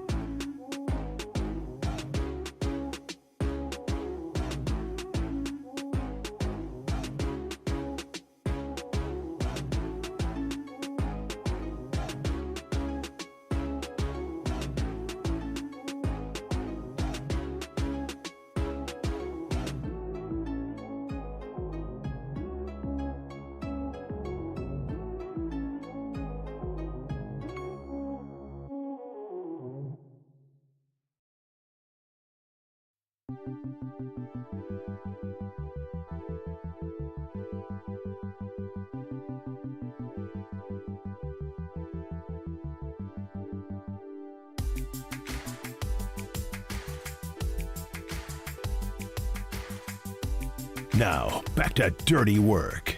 Adam Copeland and Derek Papa on KNBR 104.5 and 680 AM, the sports leader. Dre Greenlaw, no longer a San Francisco 49er. He is signing with the Denver Broncos on a 3-year, $35 million deal. We will get the guaranteed money once we have it. But, yeah, the Niners have lost a lot of free agents today. Aaron Banks, which no love lost there. At least for me. I mean, there's some people out here who are like to go to the bank. He's going to the bank. My God. He is going to the bank. Jalen Moore. Crazy money. Just crazy money. Jalen Moore gone to the Chiefs along with Elijah Mitchell. Talanoa Hufanga goes to the Broncos. And Dre Greenlaw joins him. So when you think of Dre Greenlaw's tenure with the 49ers, obviously he had big moments and he was definitely crucial to that defense. And it was unfortunate what happened to him in the Super Bowl. Right. But getting a 3-year deal, I think the Niners did the right thing, not giving him a long-term deal. No, logically, this is the right thing for the 49ers. It is going to hurt, though. Yeah. Because, again, last year we saw for just a flash how important Dre Greenlaw was. If I had to sum up Dre Greenlaw's 49ers tenure in one word, underappreciated. He was paid well. He got accolades. I don't think anyone said that he was a bad player when he was around. I think we all agreed he was a good player. Yep. But we didn't realize how good he was until he wasn't around. And last year, in that one game, that one ugly, beautiful game that they played against the Rams, with him and Fred Warner playing off each other, taking advantage of the gaps that the defensive line was absolutely giving up because, move them anywhere you want. Filling in, controlling play, you could see the vision of why they had such a bad defensive line. You go, well, if you got these great linebackers, who cares? But they didn't, except for that one game for like 3 quarters. And you're like, wow, what this season could have been because they were stopping the run. They felt like they had control over the tempo of the game. It felt like that was the team that we wanted to see all season, the team that we expected to see all season. And now they're in a situation where I don't know what they do. Can you start a rookie next to Fred Warner? Can you start a rookie next to Fred Warner and expect to make the playoffs? Because you don't have any defensive tackles, and you're not going to get anybody who you're going to trust at this point in free agency. I mean, going on with somebody on Twitter, I'm the idiot, trust me. And they're saying, oh, I don't feel bad that the Niners haven't signed anybody. People are paying A money for B talent. And I agree with that. Yeah. 100%. Fair assessment. But people are also now paying B money for C talent. And they're going to pay C money for D talent. Inflation doesn't seem to have a stopping point, contrary to my earlier thought in the day. The market has not responded as I thought, which is how it usually goes. Markets are crazy. When Tershawn Wharton gets $18 million a year, this is not a rational market. When Dre Greenlaw is getting a 3-year deal at $13 million a year, we're not dealing with a rational market. We're dealing with a bunch of teams that got a whole bunch of money and don't know what to do with themselves because they've never been flush before. That's what we got. And we have bidding wars for guys coming off of an Achilles injury who played 5 quarters of football this past year. Yeah. Bidding wars. So I don't disagree with the logic of, okay, you let Dre Greenlaw walk. You couldn't possibly pay that much. It's too big of a gamble. But then the question has to be followed up with, well, who's going to replace him? And I think we should have this conversation maybe on a larger scale with like Brock Purdy. Because everyone's like, oh, well, we couldn't possibly pay Brock Purdy that much. Okay, who's going to replace him? Because we saw what happened the last time they tried to draft a quarterback early. They needed Brock Purdy. Yeah. And John Lynch and Kyle Shanahan wouldn't have jobs if Brock Purdy wasn't the guy. They wouldn't. You don't survive a Trey Lance situation unless you luck into a Brock Purdy. So it isn't so much, okay, that's too much money. It's how can you get a viable replacement that's cheaper? And I'm not sure right now that the 49ers can. And everyone will say, oh, just do it in the draft. Well, then we're punting this season. If all of the 49ers' needs have to be filled through the draft, the 2025 season has been punted already. Too many rookies. Too many rookies. Too many rookies. I'm looking at the our lads depth chart, which does a better job than anybody else. Oh, no, I'm looking at their linebackers right now. Tatum Bethune. I don't like Tatum Bethune. Jalen Graham. Jalen Graham is not a starting caliber linebacker. D. Winters. Yeah, we remember D. Winters. D. Winters is something, isn't he? D. Winters does not know what he's doing out there, does he? But, man, he can hit hard when he finally lines somebody up. He's never used his arms to tackle once, so that's fun. He's like Ralph Wiggum going through the window every time he tackles. It's kind of a brutal watch, the All-22 with D. Winters, but I can see why they believe in him because the dude flies. Yeah. And that is the prerequisite. You have to be able to fly, and maybe you will run into something. That was the issue with Dre Greenlaw. He couldn't hit anything, but he was flying around out there, and then eventually started hitting stuff, and then you're like, this guy's incredible. Probably not as much as we should have said, but he was awesome. I don't know if you can go in with Fred Warner and D. Winters and behind that defensive line and expect them to be anything but a bottom third defense in the NFL next year. And that's with what could be a pretty awesome secondary if they make a couple of moves. Yeah. Like if they go get the safety from Texas, or they draft Amos from Ole Miss, like I'm cool with some young guys in the secondary. I'm not cool with young guys in the secondary and at linebacker and up front. You think you can just recreate the Rams? The Rams hit on like all of their late round draft picks. They turned Kobe Turner, who I think was a second rounder, into just like one of the best players in football. You need to have some foundation there. And by the way, the Rams, won 5 games that first year. They sucked. And they had Matt Stafford, and they had Cooper Kupp, and they got Puka Nacua through luck. Like Kyron Williams. Like the Rams do it at a very high level. 49ers have done it at a very high level, but now they have to do it again. And I don't know how many times they can luck out because some of this has to do with luck. And right now this depth chart is sparse. No, it is not good. And looking at the free agents, linebacker-wise, I mean, we got more? What we got? We got something smaller, but the 49ers are going to bring back Kevin Givens on a one-year deal. Well, there you go, a defensive tackle. 4. Hey, problem solved. Kevin Givens is back. Did he ever really leave? No. He's the gift that keeps on Givens. As far Jordan Elliott, Evan Anderson, Kalia Davis, Kevin Givens. Linebacker-wise, just looking at the free agents. They're cooked. You got Jerome Baker, who, I mean, is he more of a pass rusher? No, he's an off-the-ball linebacker. Jerome Baker, like formerly of the Seahawks? Yes, he's with the Tennessee. He was in Tennessee last year. Yeah. Younger guy. You got... Yeah, I still like Bush. I still like Devin Bush, okay. Of those options, none of them feel good. None of them sound right. No, because then you're going there's Eric Kendricks, who was the second option, or the first option. He was the first option, then he turned him down. I don't know if you go back to the... Baby, please take me back. I mean, you got rejected pretty loudly. Oh, yeah. Pretty publicly. Yep. Maybe don't go back to the Eric Kendricks bandwagon. And that's what happens this time of year, too. Like, you hear all these, these signings. And Deals then aren't official till Wednesday. And then guys back out. You said you like Shaq Thompson. That could be an option for them. Yeah, can Shaq Thompson still move? I don't recall anything from Shaq Thompson's last, 2 years. He's been injury-prone a lot. I also...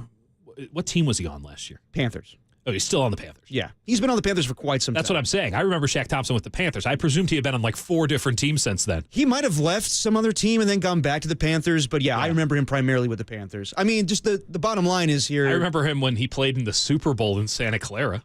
Was he on even that team? I think he was a rookie on that team. With Thomas Davis and Luke Kuechly? Yeah. Wow. But bottom line is that he ain't young. No, he ain't young, and this linebacking core, this linebacking class in free agency is not great. So I know, they want to get younger. They're talking about that. John Lynch brought that up during the combine. But when you have so many young players, it's not going to result in them being a very good unit defensively. So, and this is not a good unit last year. Yeah, I mean, we got some real issues here where you have a bad defense and. It's kind of a no-win situation because you don't want to go spending bad money on mediocre players, overpaying to fill gaps that exist but won't actually be filled. Yeah. But at the same time, it doesn't feel as if they have any counter moves. There are other venues to get players. You can make some trades. You can set yourself up for more draft picks early.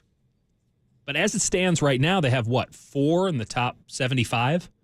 I mean, every one of those has to hit. And I'm not saying down the line. I'm saying immediately. You need 4 starters from your first 4 picks as it stands currently. This is what bad teams do every year. Yeah. This is some Chicago Bears territory that we're wading into. I have one suggestion, but I'm thinking about it out loud, and it's just... Don't say Devondre Campbell. I'm not saying Devondre Campbell. Okay. Although, that might work. No. Try number 2. We can go back to the Eric Kendricks well. He has 1 year left on his deal. He played with Robert Saleh in New York. He is 33 years old, though. Oh, no. C.J. Mosley? Yeah. He old as hell. He is old as hell. Can he play weak? I want to say, he was always a middle linebacker. I want to say. But, I mean, yeah. I mean, are they expecting Robert Saleh to just come in here and What's Robert Saleh think? Is he going to have one of his 8 kids play for this team? Well, as far as like when we're talking about Robert Saleh coming back, they did a bunch of interviews. I have to have Dre Greenlaw back. I want DJ Jones. Sorry, we used all of the money on you. Yeah. I think they honestly expect him all right, you're one of the highest paid defensive coordinators in all of the land, as Matt Barrows said. We expect you to make this defensive... Who's the highest paid defensive coordinator in Romania? Just this land? Canada? I don't know what they're paying the Argonauts, DC. Or Jim Tomsula, although he's the head coach. He's the head coach, right? Yeah. What is that, the Rain Fire? The Rain Fire. There you go. But... It's a pun, and German. Yes. And... yeah, I expect that they're expecting that Robert Saleh makes everything right with this defense. It's gotten worse. I mean, it was pretty bad a year ago. Yeah. I mean, I'm glad Nick Sorensen's not in charge of it. Yeah, that's true. He would have had to have played 12 men at all times in order to have something competent. which is he tried. He dabbled last year. Yeah, I mean this is the ultimate in Salah we trust roster right now. Yep. And I want to be clear. I appreciate the fact that they need to get younger and faster. I don't think they need to get cheaper. They don't actually need to get cheaper. If you can buy younger and faster, they should be doing it. But they have missed all of the young and fast guys in free agency. There's not a lot of them usually, but they've missed all of them. Maybe there's one or two that are way down on these lists that I've missed. There's a lot of NFL players.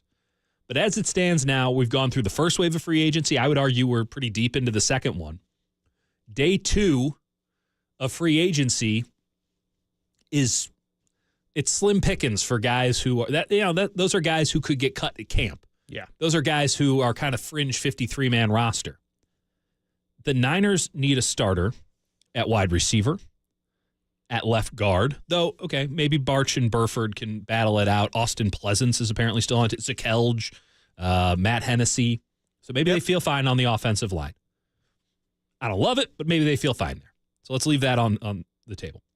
They need a backup running back, at least one, right? It would be Garendo, Taylor, Mason's gone. They might need a new fullback. Maybe this is what Luke Farrell comes in and does. He plays a little H-back. That's just the offensive side.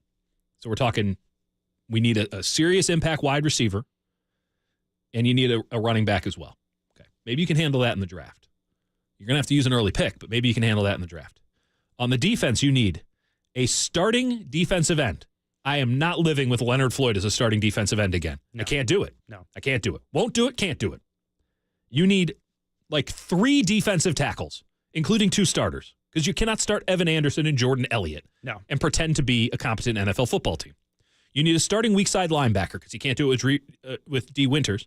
You need a starting cornerback, unless you want to bring back Isaac Yadam or you're trusting Darrell Luter to take the job, which, at this point, why the hell not? You're going to need a starting safety. I would like to see an upgrade at punter, but, that's neither here nor there. That's a lot of holes. Besides that, they're all good. I mean, yeah. Yeah. And, oh, by the way, you need to get your quarterback under contract as well. Yep. We'll talk about it all with Matt Mayoko next. The Niners have lost 7 players today, it's going including great. Dre Greenlaw. We'll talk about it next with Matt Mayoko on Dirty Work on KNBR, the sports leader.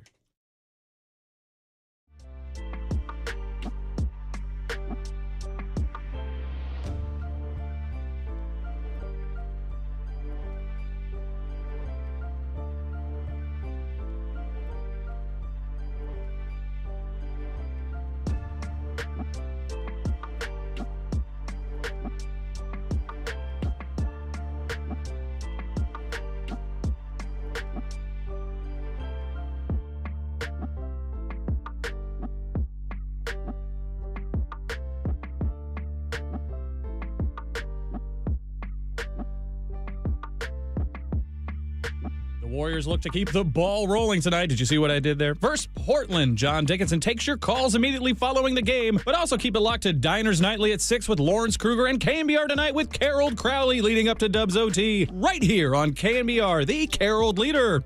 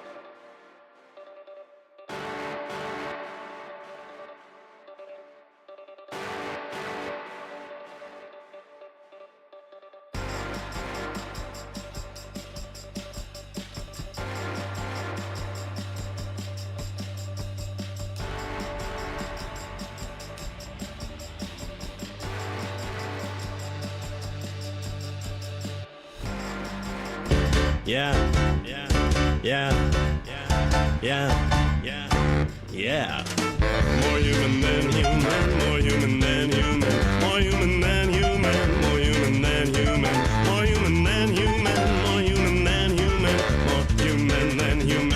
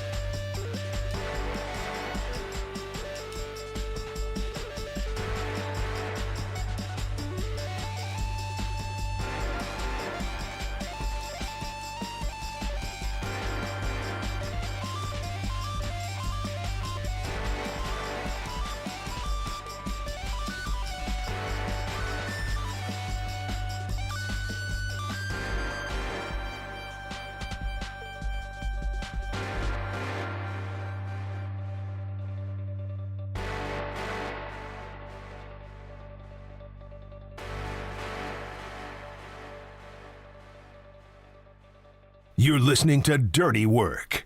Adam Copeland and Derek Papa. On your home for all things 49ers for the last 20 years.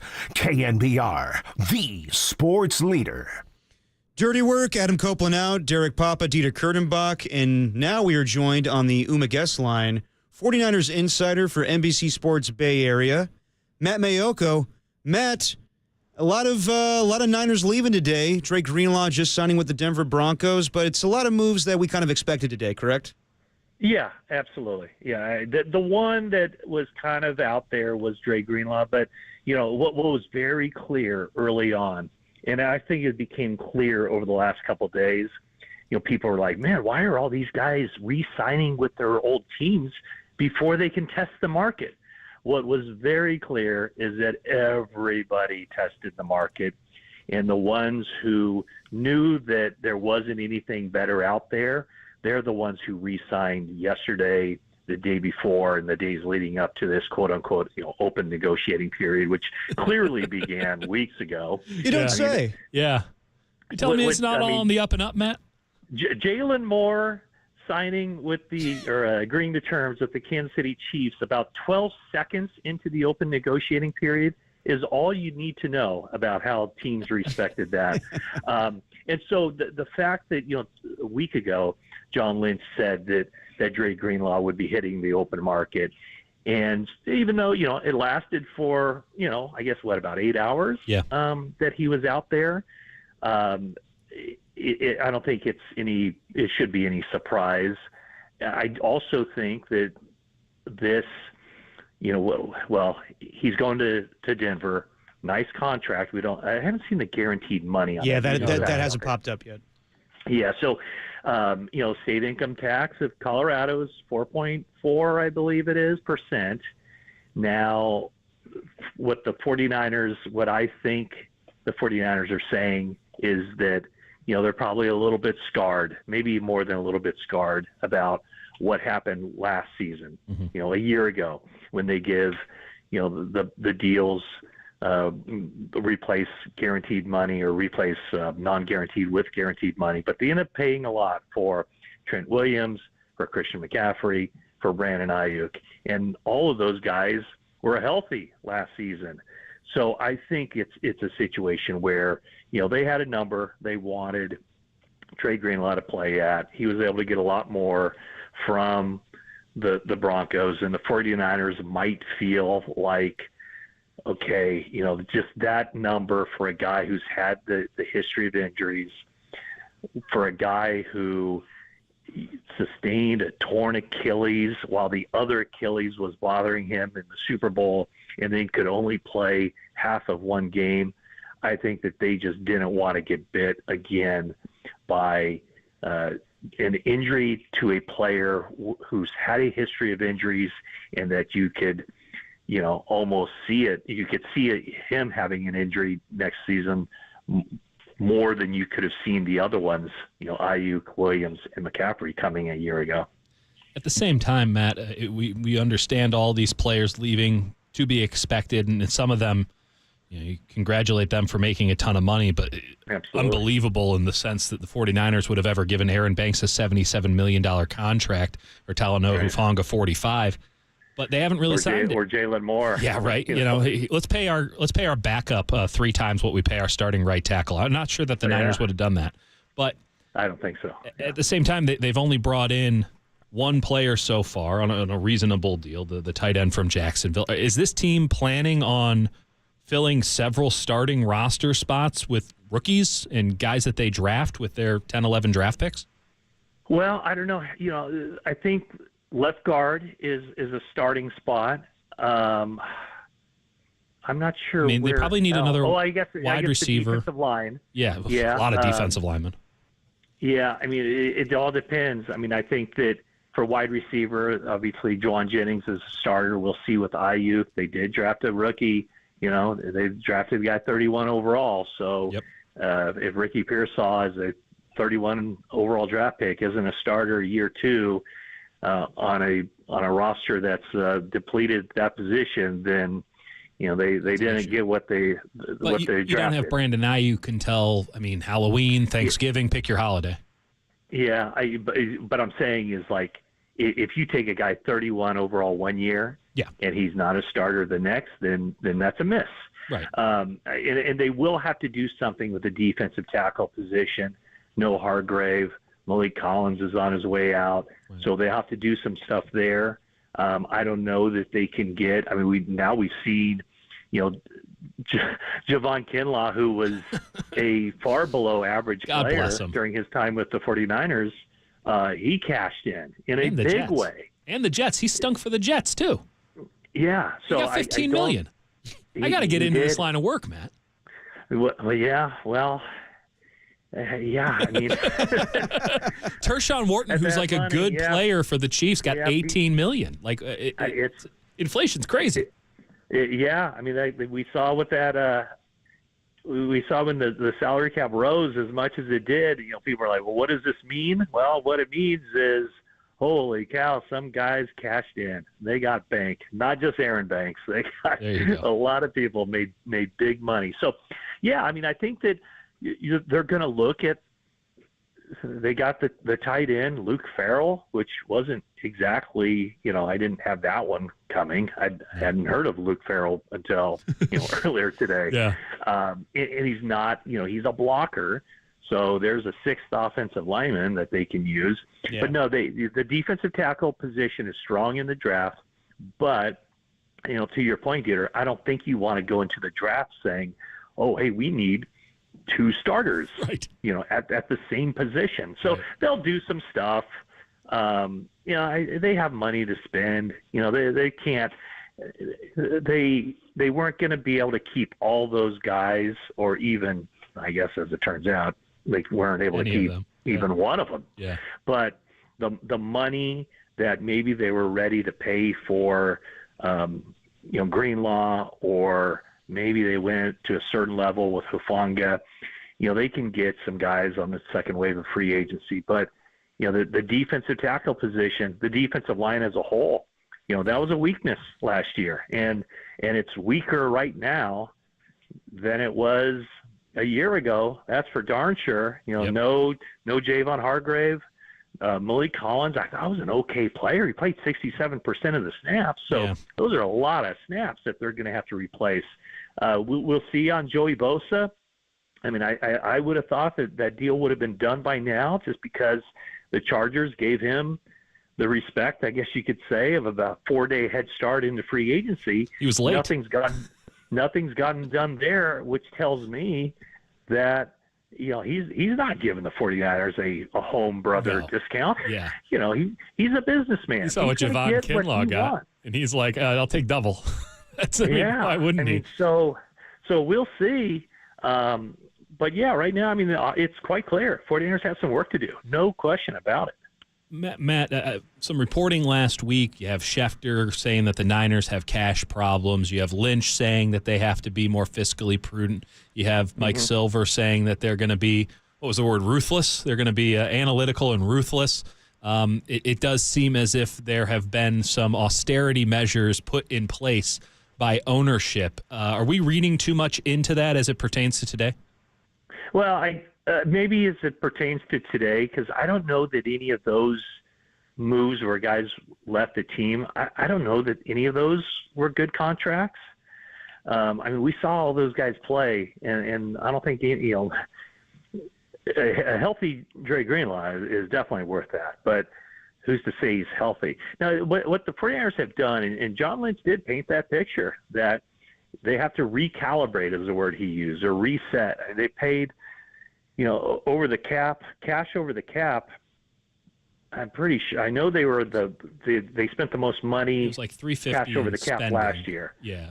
Yeah, so it was like I think they paid $335 last season on a $255 million cap. So they're about $85 million over the cap. So if you keep spending at that level with a lot of that money and bonus money, that's kind of, you're kicking the can down the road a little bit, it comes back to bite you.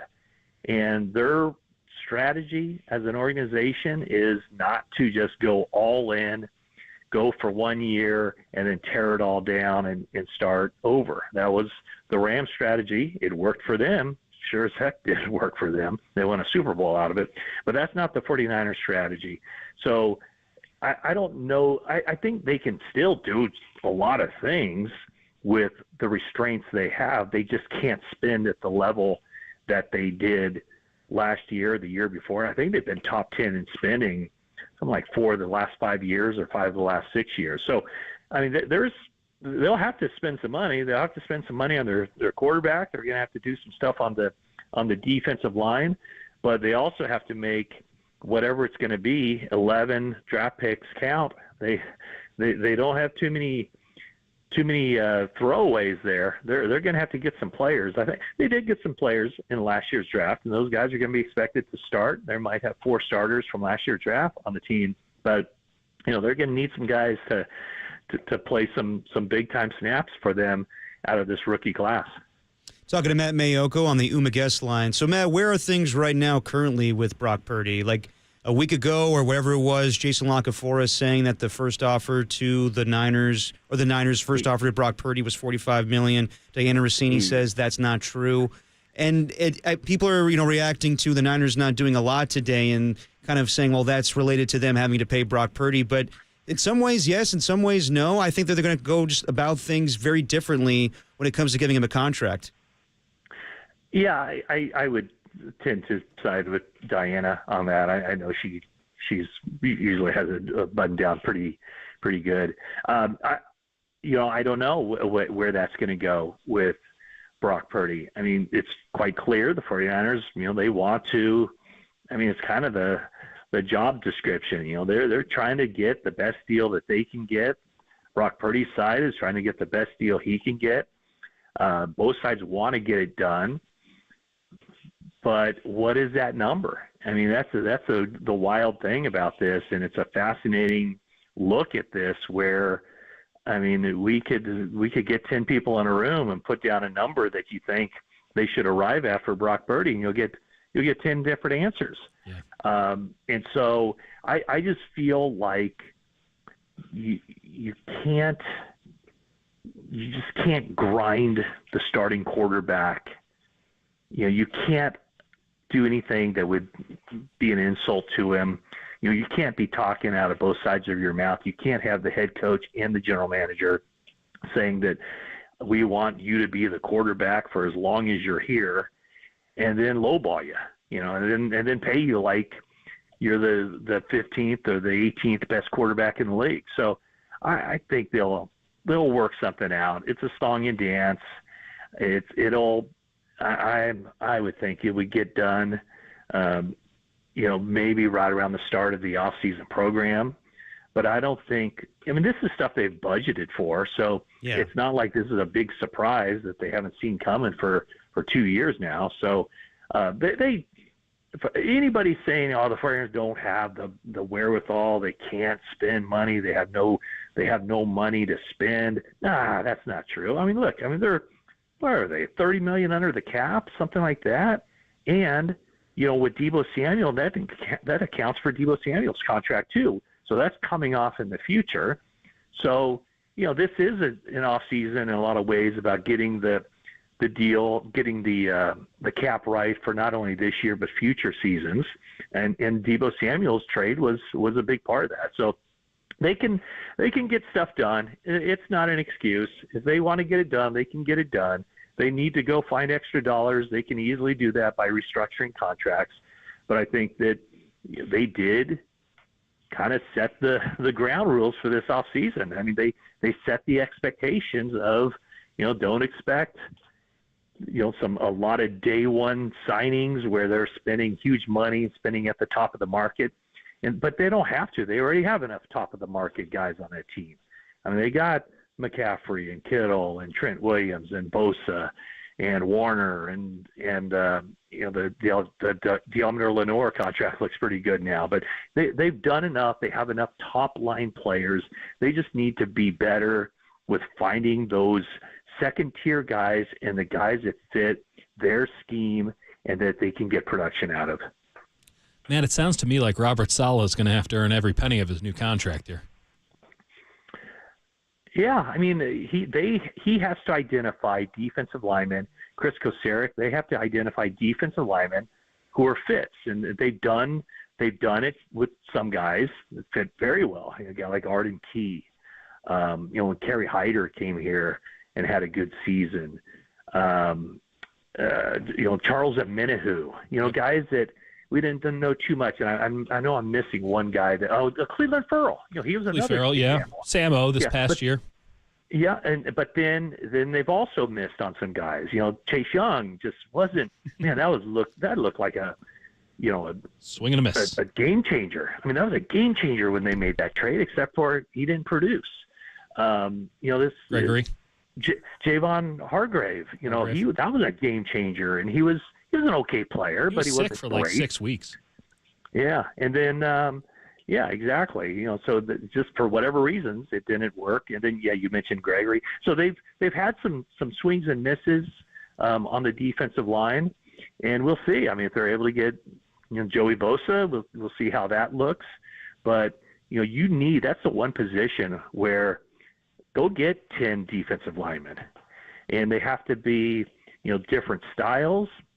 They have to be at different parts of their careers. They have to be at different parts of their contracts. But if you get 10 defensive linemen who can play football, all of those guys are going to play.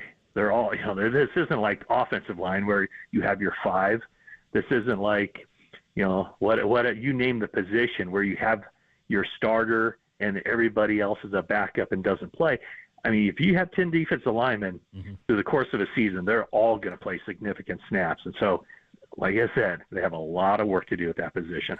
Secondary, there's some work to be done as well. Obviously, they lose Mooney Ward today. That was expected. He said as much on the way out. You like where you're at if you're the 49ers. You have Lenoir under contract. That's a team-friendly deal. You have Renardo Green, who was fantastic last year. You have Malik Mustafa. That should be, I don't know what kind of safety he is, but he should be somewhere on the field because he's really good. But it seems like there's still 2 spots available. I don't know. Do you feel like the Niners want somebody on the outside or somebody to play more inside relative to Lenore? And are they thinking more draft or free agency with safeties? Because we know that safety market is messy. Yeah, I think that they can get a non-starter caliber. I mean, look at what they did last year, and I think that's probably the path they're going to go down. Like, last year's Isaac Yadam and Rock Yassin, and those aren't guys who are going to be all pro players or anything like that. But I think if you get some guys, and it can be nickel or outside. Lenore showed that he's very capable. Lenore's a really good nickel back too, but he's also good on the outside. I think what they should do is, get some of those guys, and have them compete. Get 2 or 3 of those veteran guys to compete for the third cornerback spot. And then I think an area where they can get somebody, and it doesn't have to be a first, second, or even third round draft pick. They can get a guy who's a free safety type, but also even maybe a specialty nickelback, a slot corner. Those guys don't go high in the draft, so you can get some really good ones. And last year is a perfect example of some guys who stepped in. I'm thinking of Mikey Sanders still with the Commanders. I don't forget exactly where they took him, but you can get them deeper in the draft. And I think they just need a different style. They need a playmaking, a ball hawk, a good cover guy at safety. I don't think they're that far away because the 4 guys you mentioned are good enough to be starters. The one guy I'd have a little bit of a question about would be Jair Brown, how he kind of seemed to slip a little bit year 2. But, what I saw from Renardo Green, what I saw from Malik Mustafa, those guys got to be starters in their second NFL season. And then we know Lenore is pretty darn good. And then it's Jair Brown has to step it up, and then they bring in a couple guys. And I think they're in better shape at that position than they are at defensive line. Matt Mayoko, 49ers insider for NBC Sports Bay Area. We'll see what the Niners do in the next couple of days here in free agency. Matt, we'll talk to you next week. Thanks, Matt. Okay, sounds great. Thanks, guys. Appreciate it. Thank you, Matt. You catch that interview on KNBR.com or the KNBR app. Maybe Matt will post it to NBC. Maybe. I mean, it's his prerogative. He'd have to get in touch with the bosses. I don't know what the cross-content arrangement is, but, maybe. That probably would bring down his listenership. Like the parts with him, maybe you and I would probably bring that down. Or maybe just me. Yeah, speak for yourself, buddy. Okay, fine. We'll talk a little bit about, coming up next, we'll talk a little bit about things around the NFL that I want to get into a little bit. The Justin Fields contract. I thought it was completely lame what Myles Garrett did. I did have a trade request and then signed a big contract. I just find that totally lame. Called leverage. Leverage. Yeah. You say what you got to say when $40 million is on the line. We'll get into it. Well, we'll definitely get into that. Maybe we get into a little more Giants before we get to Danny Emmerman at 5:30. Looking forward to that. You're listening to KNBR 104.5 680, the sports leader.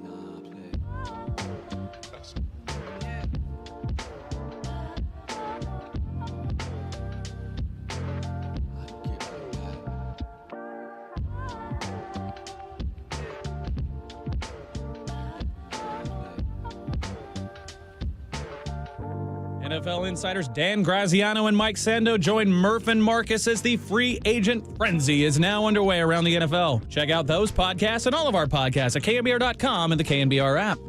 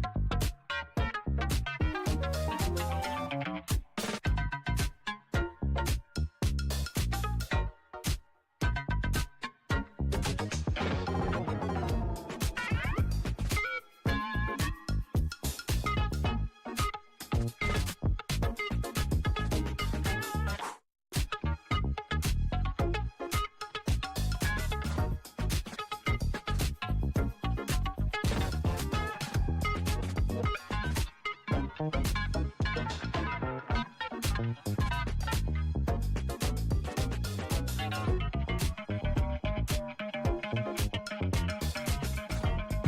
back to Dirty Work. Adam Copeland and Derek Papa on KNBR 104.5 and 680 AM, the sports leader. Dirty Work, Derek Papa, Dieter Kurtenbach, Tim Webb. I want to tell you that the $1 Million Bracket Challenge is back. Visit KNBR.com for your chance to win $1 million and see how you match up with Adam Copeland. You'll probably match up very well because he's terrible at picking games. Go to KNBR.com to pre-register today. Brought to you by Xfinity. Stream live sports from the best seat in the house.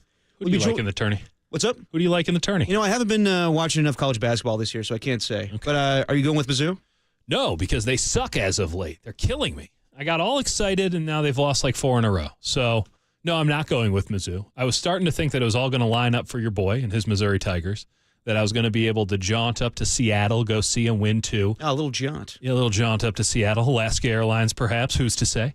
And then and then they would be. We have the West Regional Final at Chase Center, and I'm looking forward to that. I'll be there.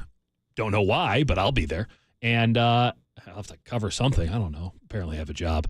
Regardless, I thought, hey, maybe Mizzou will be there. Free ticket to the Mizzou game. I can pretend to work and not the entire time. Nah, they ain't gonna make it. They ain't gonna make it. So who do you like then? Duke, probably Duke.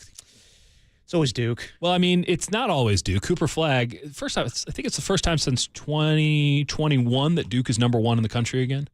It's been that long? Yeah, it's been a minute. But Flagg is unbelievable. Yeah, no, he is. They have like 3 other legit lottery picks on the team. Auburn's old. Auburn's good. I don't know if I trust him. I think I'd almost prefer Alabama. If we're talking Auburn or Alabama to make the Final Four, I think I'd prefer Alabama. You're a big Nate Oates guy. I mean, he shoots a lot of They shoot a lot of threes. They got like a Timu Jalen Brunson on that squad. So there's something going on with Alabama that I like. Who else?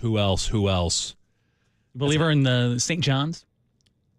No. You know, I've watched them. They're not impressive. You know what's funny is Chris Mullen was here, and one of our guys in the back, Jack Loader, said, hey, St. John's going to do it? And he immediately said, no. They can't do it without me. I think Chris got tired of talking to Jack Loader. I think so too, but it was a pretty emphatic no. Yeah. Well, you know, a lot of team spirit. I guess I just did that with Mizzou, so a lot of team spirit going on here. If I had to pick 2 other teams for the Final Four, boy, that's a good one. Tennessee is sneaky. Okay. And then there's one other team. I don't know. Come back to me in 5. Okay, we'll come back to you in 5. I want to talk a little bit about some of these other deals that were done today. You were laughing about this when you came in today. Justin Fields signs with the Jets to be their starting quarterback. 2-year deal, $40 million, $30 million guaranteed. I got to get into this failing up. Maybe I've already been doing it. I just don't know. Again, he was the number 3 overall pick of the Bears. Do I have that right, or was it 8? I think it was 8. Okay, 8. I had to fill in the 3. Yeah. So he's the franchise future for the Chicago Bears, right? You don't take a quarterback at 8 and then pretend like, oh, we never planned on him being the guy. Totally sucks. Can't see the field. Nope. I get it. It's the Bears. Not the best situation. So they move on. They go, okay, we're going to go with Caleb. We're going to try ruin this guy too. He goes to the Steelers. He has the gig. He has the gig. Then they're like, actually, let's bring in Russ. And then he still has the gig because Russ gets injured. And apparently, nothing bad to say about Justin Fields as a dude. Apparently, he's like the best. Everyone loves him. He kept the job longer than he probably should have in Pittsburgh because everyone loved him. But eventually they go to Russ, and everyone immediately is like, oh, yeah, this is an actual quarterback. Yeah. And it's Russ, who's not even signed yet. So he's been in 2 spots, both teams desperate for a quarterback. Both spots have said, now we're good. And the Jets somehow decide to give him a raise, a significant raise. Well, they're even more desperate. I mean, the level of desperation knows no bounds, apparently. I guess so. It's not a bad deal. It's like a 1-year deal, effectively, $20 million, like whatever. You got to get him in the building. And you're like, good Lord. This is what I'm talking about, though, when we talk about Brock Purdy. Everyone's like, oh, should it be? Can't pay him $55 because that's what Josh Allen is, even though when you're dealing with Josh Allen and Patrick Mahomes, it's not about the AAV. No. It's about the guaranteed money, and then they're going to renegotiate in 3 years. Yeah. So they never see the end of their contract. That's why Josh Allen, what he got yesterday, was a great deal, but that's no way going to impact Brock Purdy. Right. But, okay, at least for those who don't spend a lot of time on overthecap.com, you just hear 50. You think like it's the NBA. Oh, that's 55. And then, Geno is going to get 45. So where's Brock fit in? Well, he's more Geno than he is Josh. Yeah, duh. Of course, yeah. But he's probably like at $49, $50 million. Yeah. And then people say, you can't pay Brock Purdy $49, $50 million. That's the market. Well, again, I repeat, who are you going to replace him with? Exactly. You're going to sign Trey Lance back? Who are you going to get? Zach Wilson costs $6. Justin Fields costs $20. Justin Fields is good for 2 wins a year. You have to pay $10 million a win for Justin Fields.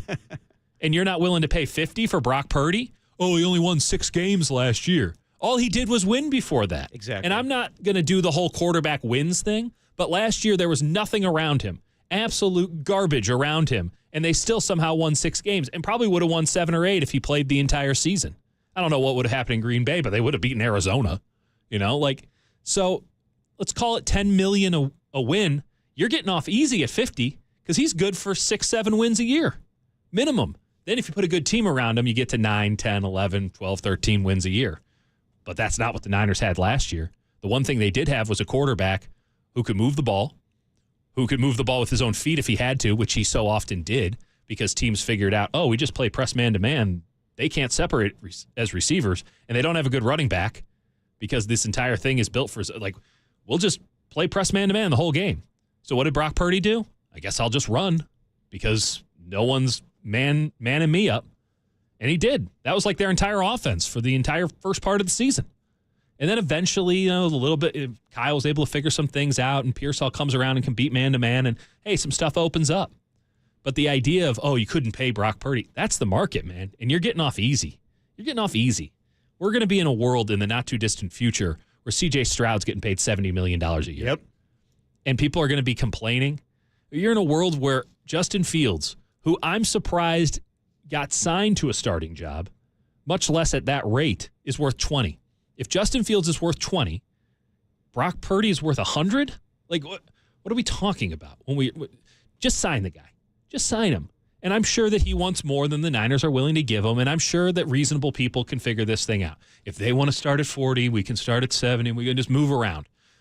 I think it will be done relatively quickly because I can't imagine that either parties are going to be idiots about this. I hope not, but when you hear these threats, Schefter brought it up and Albert Breer brought it up, where they say, we can have you play on the tag. Yeah. I'm not buying that because they're not going to go the T. Higgins route. And T. Higgins is a receiver, and he's not even the number 1 receiver. Right. He's great. Everyone would like a T. Higgins, but we're talking about repeating the Dak Prescott mistake and the Kirk Cousins mistake, right? How'd that work out for both of those quarterbacks? Gangbusters. Worked out great. For a quarterback, the franchise tag is leverage for them. Yes. Every other player doesn't want the franchise tag.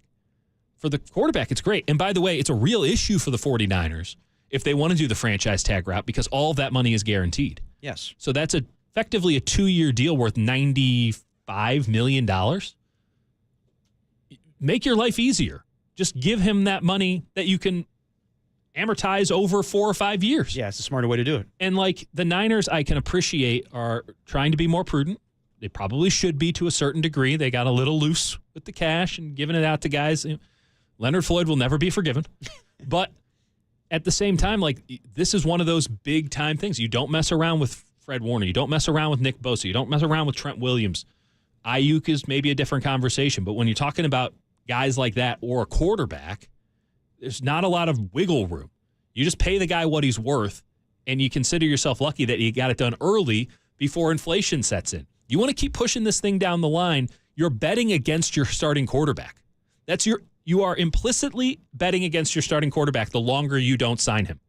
And the longer this goes on, and if that quarterback keeps winning and keeps performing like Brock Purdy has, you have now bet against him twice, 3 times, 4 times, 5 times.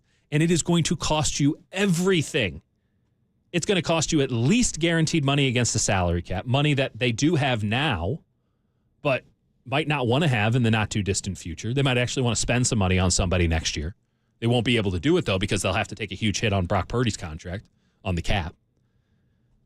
It is a legitimately baffling decision if the Niners try to run this thing out. I don't think they will. And I think that Purdy is smart enough to realize, like, listen, I can renegotiate in 2 years if I need to.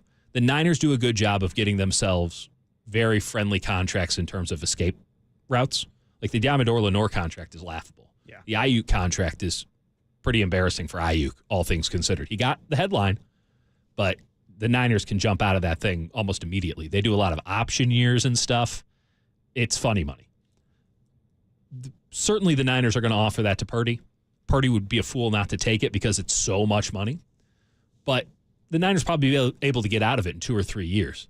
And if you're Purdy, you go, great, because in 2 or 3 years, I'm going to be worth $70 or $80 million, unless the whole damn thing collapses, which I don't think it is. Not the NFL. Everything else, who knows? Not the NFL. That thing's going to ride forever. So the longer you don't sign Brock Purdy, the more you're betting against him, and the longer you bet against him, the more he's going to cost when you finally come to your senses and pay the man what he's worth on the market. I wouldn't mess around with it any further, but that's me, and I'm not in charge.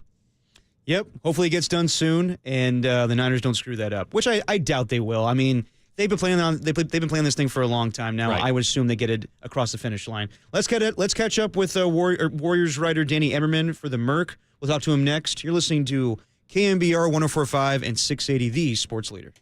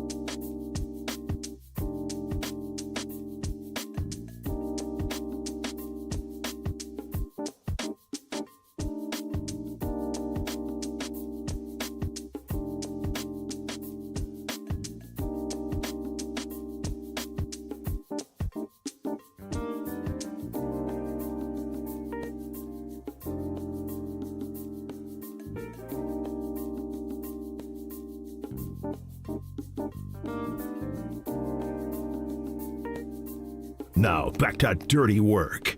Adam Copeland and Derek Papa in the KNBR Casino Matrix Progressive Jackpot Studios. Casino Matrix Progressive Jackpots are here. Where are you? Just drop in. Please play responsibly. Call 1-800-GAMBLER. Always good talking to Danny Emmerman of the Merc as he's covering the Golden State Warriors as they take on the Portland Trailblazers tonight. What's going on, Danny? Not much. It's always a pleasure coming on Dirty Work, especially when my guy Dieter is hosting the show as well. No shade to Copes, but come on now. Oh, it's an improvement. It's a little bit of shade. It's a little bit. I'll take the shade. It's okay. It's okay. It's almost nighttime, but we need the shade. Danny, what's going on with Jonathan Kuminga? He is hopefully going to return later this week, according to Coach Steve Kerr. And that's about as much as I can give you right now. Beyond, he's been dealing with a grade 3 sprain. He's been out for over 2 months. This is going to be his 31st straight missed game. And it's been a very tough recovery process for him. Mentally, physically, all the above. It's been difficult. He's hopefully going to be back later this week, according to Steve Kerr. That's what the Warriors are hoping. Are we thinking Thursday or Saturday? It's just up in the air at this point. Really can't tell you much more. I don't think the Warriors can either. They're really just waiting on Rick Celebrini's word and then going from there. He's been scrimmaging. He's been feeling good. Last week he had his foot, in ice after a game, after a workout. I don't know if that necessarily means he's feeling bad or if that's just part of, training and recovery. But he's been feeling good and he's been scrimmaging. They're just waiting on Celebrini to give the thumbs up. Okay, so with that in mind, how much do you think Jonathan Kuminga will impact this basketball team when he is healthy? Because we heard Steve Kerr talk on Saturday night how just because Jonathan Kuminga is back healthy doesn't mean that's going to take away the minutes of Guy Santos. He's going to play in short bursts. And if we get to playoff time, I don't think that Steve Kerr really trusts Jonathan Kuminga because he hasn't played him before in the postseason. So do you think Jonathan Kuminga is going to have that big of an impact on this basketball team once he is healthy? If the Warriors are to get to where they want to, he's going to need to have a big impact. They've won 9 of 10. They're playing really great ball. They're rolling, and they're peaking at a good time in the season. But there's still a demarcation point between the Thunder and everyone else in the West, and there's a gap between the Thunder and the Celtics and the Cavs and everyone else. And the only way the Warriors could bridge that gap at this point in the season is to get Kuminga back and rolling with this group that's playing really good ball, playing him in short bursts, at least to start, on a minutes restriction. That's all good. It's probably necessary. But for this team to reach its peak, it's going to need Kuminga operating at a very high level and meshing well with everyone else. I actually truly do believe that. Talking to the great Danny Emmerman, San Jose Mercury News, East Bay Times, covering the Warriors. What's the latest on Brandon Podziemski and his seized-up back? Same thing. He's considered day-to-day. I think it's possible he can come back later this week as well. The team is optimistic that it's not a long-term thing. What's interesting about it is that his injury leaves them without a backup point guard. Mm-hmm. And Steve Kerr talked about that a little bit pregame, how they let Gary Payton II play some of those minutes. He's not a traditional point guard, not even close, but he does give them excellent defense, and they have a lot of playmaking from other positions with Jimmy Butler, with Draymond Green. So without Podziemski, there's going to be some sort of, bring the ball up by committee, but sometimes that's not the most important thing in the world. Who crosses half court with the ball. That might be a bit of an overrated aspect of how basketball's played nowadays. Danny, we focus on how Jimmy Butler's impacting Steph Curry a lot, but how do you think he's impacting Moses Moody right now? I think he's not lining it up offensively, but his defense this past week against Jalen Brunson and at times Cade Cunningham was pretty impressive. What do you think the impact Jimmy Butler has had on Moses Moody? Yeah, huge impact. He played excellent defense on Saturday against Cade. The strip at the end was unreal. Both he and Guy Santos both played excellent games, and they're just doing regular role player glue guy stuff, and that's what the Warriors want out of them. It's what they're best at. It's the roles that they should be able to thrive in, and Jimmy's presence just puts them in those roles. He slides them down a peg on the pecking order. They know where their shots are going to come from with Jimmy. Having that extra playmaker organizes things and just simplifies the game. I think guys like Moses and Brandon Podziemski and Guy Santos really benefit from that kind of player on the team. Is Steph Curry ever going to get boring for you, Danny? I mean, it is still the best show on earth. And I guess more specifically, can you juxtapose what Steph Curry has been doing since Jimmy Butler has shown up with the efforts that he was putting out there with 4 guys draped on his shoulders before Jimmy Butler showed up? Like, how different is Steph to be around? How different are you seeing him play? Like, it really does feel night and day, and it wasn't exactly dark beforehand. No, it doesn't get old. I don't think it gets old for anyone around him. And, Steve was talking about how he's kind of become desensitized to the threes and how ridiculous they've gotten and how much he's hit them. He's about to cross 4,000 3-pointers in his career, possibly tonight. Before him, nobody had ever crossed 3,000. I can tell you what I think the point in which he started being desensitized to Curry's threes probably 10 years ago when he hit that shot against the Clippers. That's He right. dribbled through everyone. And That's right. Steve couldn't believe it. I think after that happened, he could kind of believe everything. Right. In terms of the second part of your question, Steph is kind of even keeled. He's always the same mentally. The way he carries himself doesn't change much, but you can definitely tell the mood has changed generally. It's hard for him in the beginning of the season when, they go 7-17, and after every tough loss, he's got cameras in his face. They're asking him we are asking him all of these existential questions about the direction of the franchise. And that's not fun. It's not fun for him for sure. Right. And that can get on anyone. I think there's a huge relief now that the questions he's getting after games are, can you believe that you're about to hit 4,000 threes? And how great is it that you crossed 25,000 points? He's facing different kinds of specters of questions, and that's probably a relief for him. Not that the media is a huge part of his life, but I just think he's in a much better mood, and everybody is. That's what happens when you win a lot of games. Talking to Danny Emmerman on the UMA guest line. So, Danny, how do you think the Warriors currently stack against the rest of the Western Conference right now? Do you think that they could – right now they're at 6. Do you think they could actually move up to the 4 seed? How much better are they than your Grizzlies, Danny? I'm not sure that's the right way to look at things, just in terms of seeding. But I think the best way to look at it is who would they be scared of in a playoff series? Yeah. And regardless of seeding, it's just because and the Warriors are a veteran team. They've won 4 championships. They're good. They're okay with going on the road and playing a team like Memphis or Houston, even if they're in the 6th seed and they don't have Game 7 at home. So the seeding doesn't matter as much to me, but I still look at the Thunder and the Nuggets as probably the top 2 teams in the West, especially with LeBron James's groin strain, which who knows how long that'll take him out. But probably those 3 teams are the best teams in the West, the teams that the Warriors would least like to play in some order. I do think the Warriors have matched up well with the Thunder this year and historically. But this Oklahoma City team it's a wagon. They're historically great. They are the number 1 defense on threes and in the paint. And they have one of the best point differentials in league history. Just because the Warriors match up with them well doesn't mean they're going to want to play them. So I'd put the Warriors very comfortably 4th, behind the top 3 teams in the West.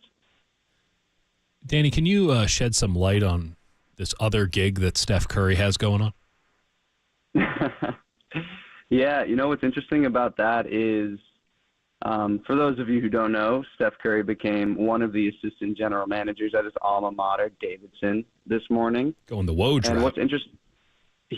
what's interesting about that is there's this legislation that is the House versus NCAA, and it basically allows colleges and universities to compensate players directly. So in the age of NIL, this is a huge game changer because now the colleges can participate in NIL. Before, you can only get, money for posting on social media for the local car dealership. There was absolutely no connection between universities and those collectives, Danny. I mean, it's incredible that they were able to cooperate or not cooperate. Right. They were like super PACs. Like, let's all pretend that this isn't happening, right? So now, if those were super PACs, now Steph Curry can make his own fund and directly pay for players. There you go. And he's saying that, me and a few other rich donors to Davidson are going to create an 8-figure fund to fund both the men's and women's basketball teams.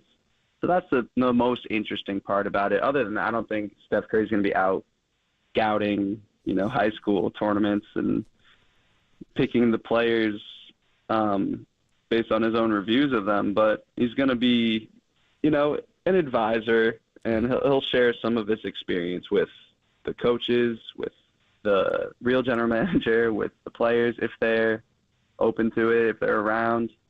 So it's a pretty cool role for him, and he's got a lot on his plate. This is just another one of many things that Steph's got going on in his world. Okay, really important question here. What the hell was going on with the fire alarm on Saturday night, and do you know who pulled it? I was not there. Oh, you weren't there on Saturday? Is it beef stew? Are incriminate you me. covering for beef stew right now? I can tell you for a fact I did not pull that fire alarm. I was at Lake Tahoe. Yes, wise man. It was Cam Inman who was covering for you. He pulled it.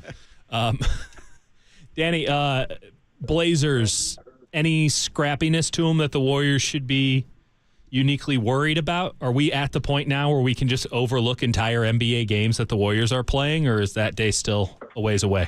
No, they're still far away from that, for sure.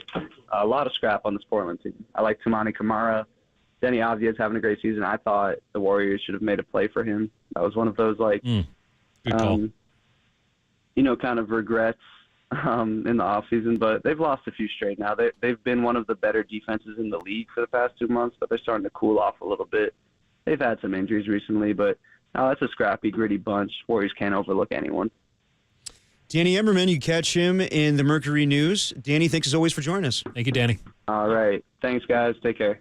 All right, it's Danny Emmerman. You catch that interview on KNBR.com or the KNBR app. We'll put a bow on the show, put the show to bed, maybe catch up with Larry Krueger, maybe talk a little bit of Giants baseball in the end here. We'll see how much time we have to squeeze in here. That's a lot of squeezing. Yeah, I know. A lot of squeezing. I'm a big man. I'm not going to fit in this Fiat. I have no idea what we'll do next segment. We'll just figure it out as we put the show to bed here on Dirty Work. We had a plan for the prior 3 hours? Kinda. Oh, okay. Good to know. I mean, I try to stick to a schedule here. That's but on me. Plan? There's no plan. That's on me. All right. We're going to figure out these final 10. Best 10 of the entire show. Exactly. Coming up next on KNBR, the Sports Leader.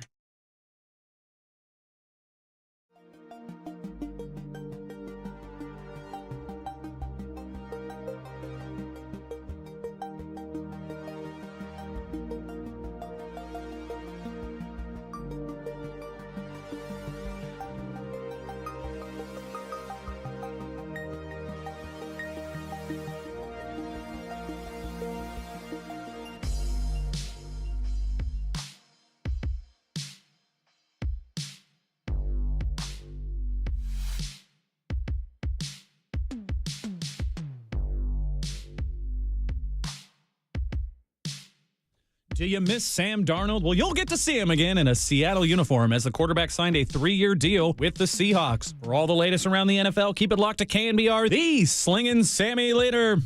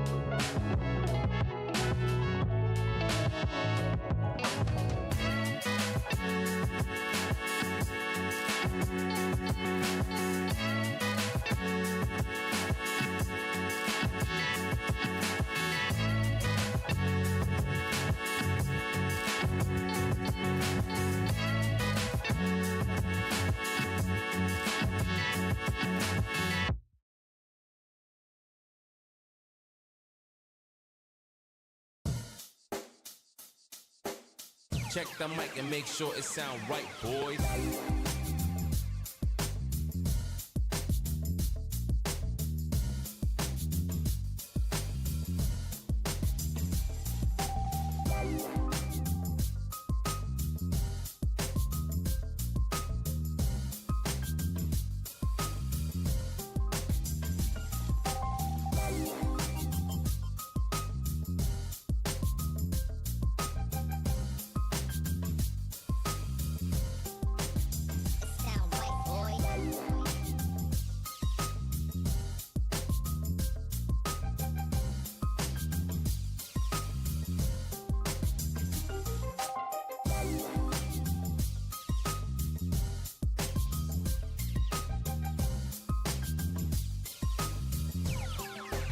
It sound right, boys.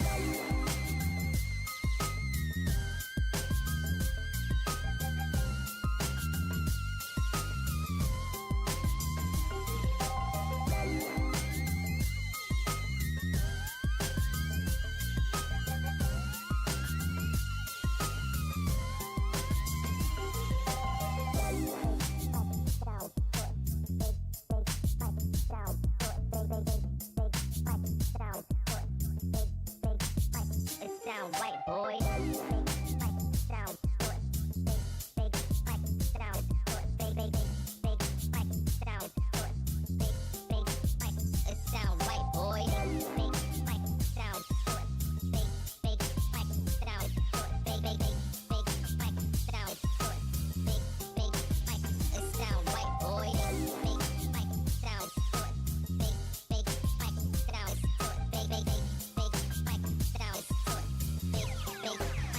sound right, boys.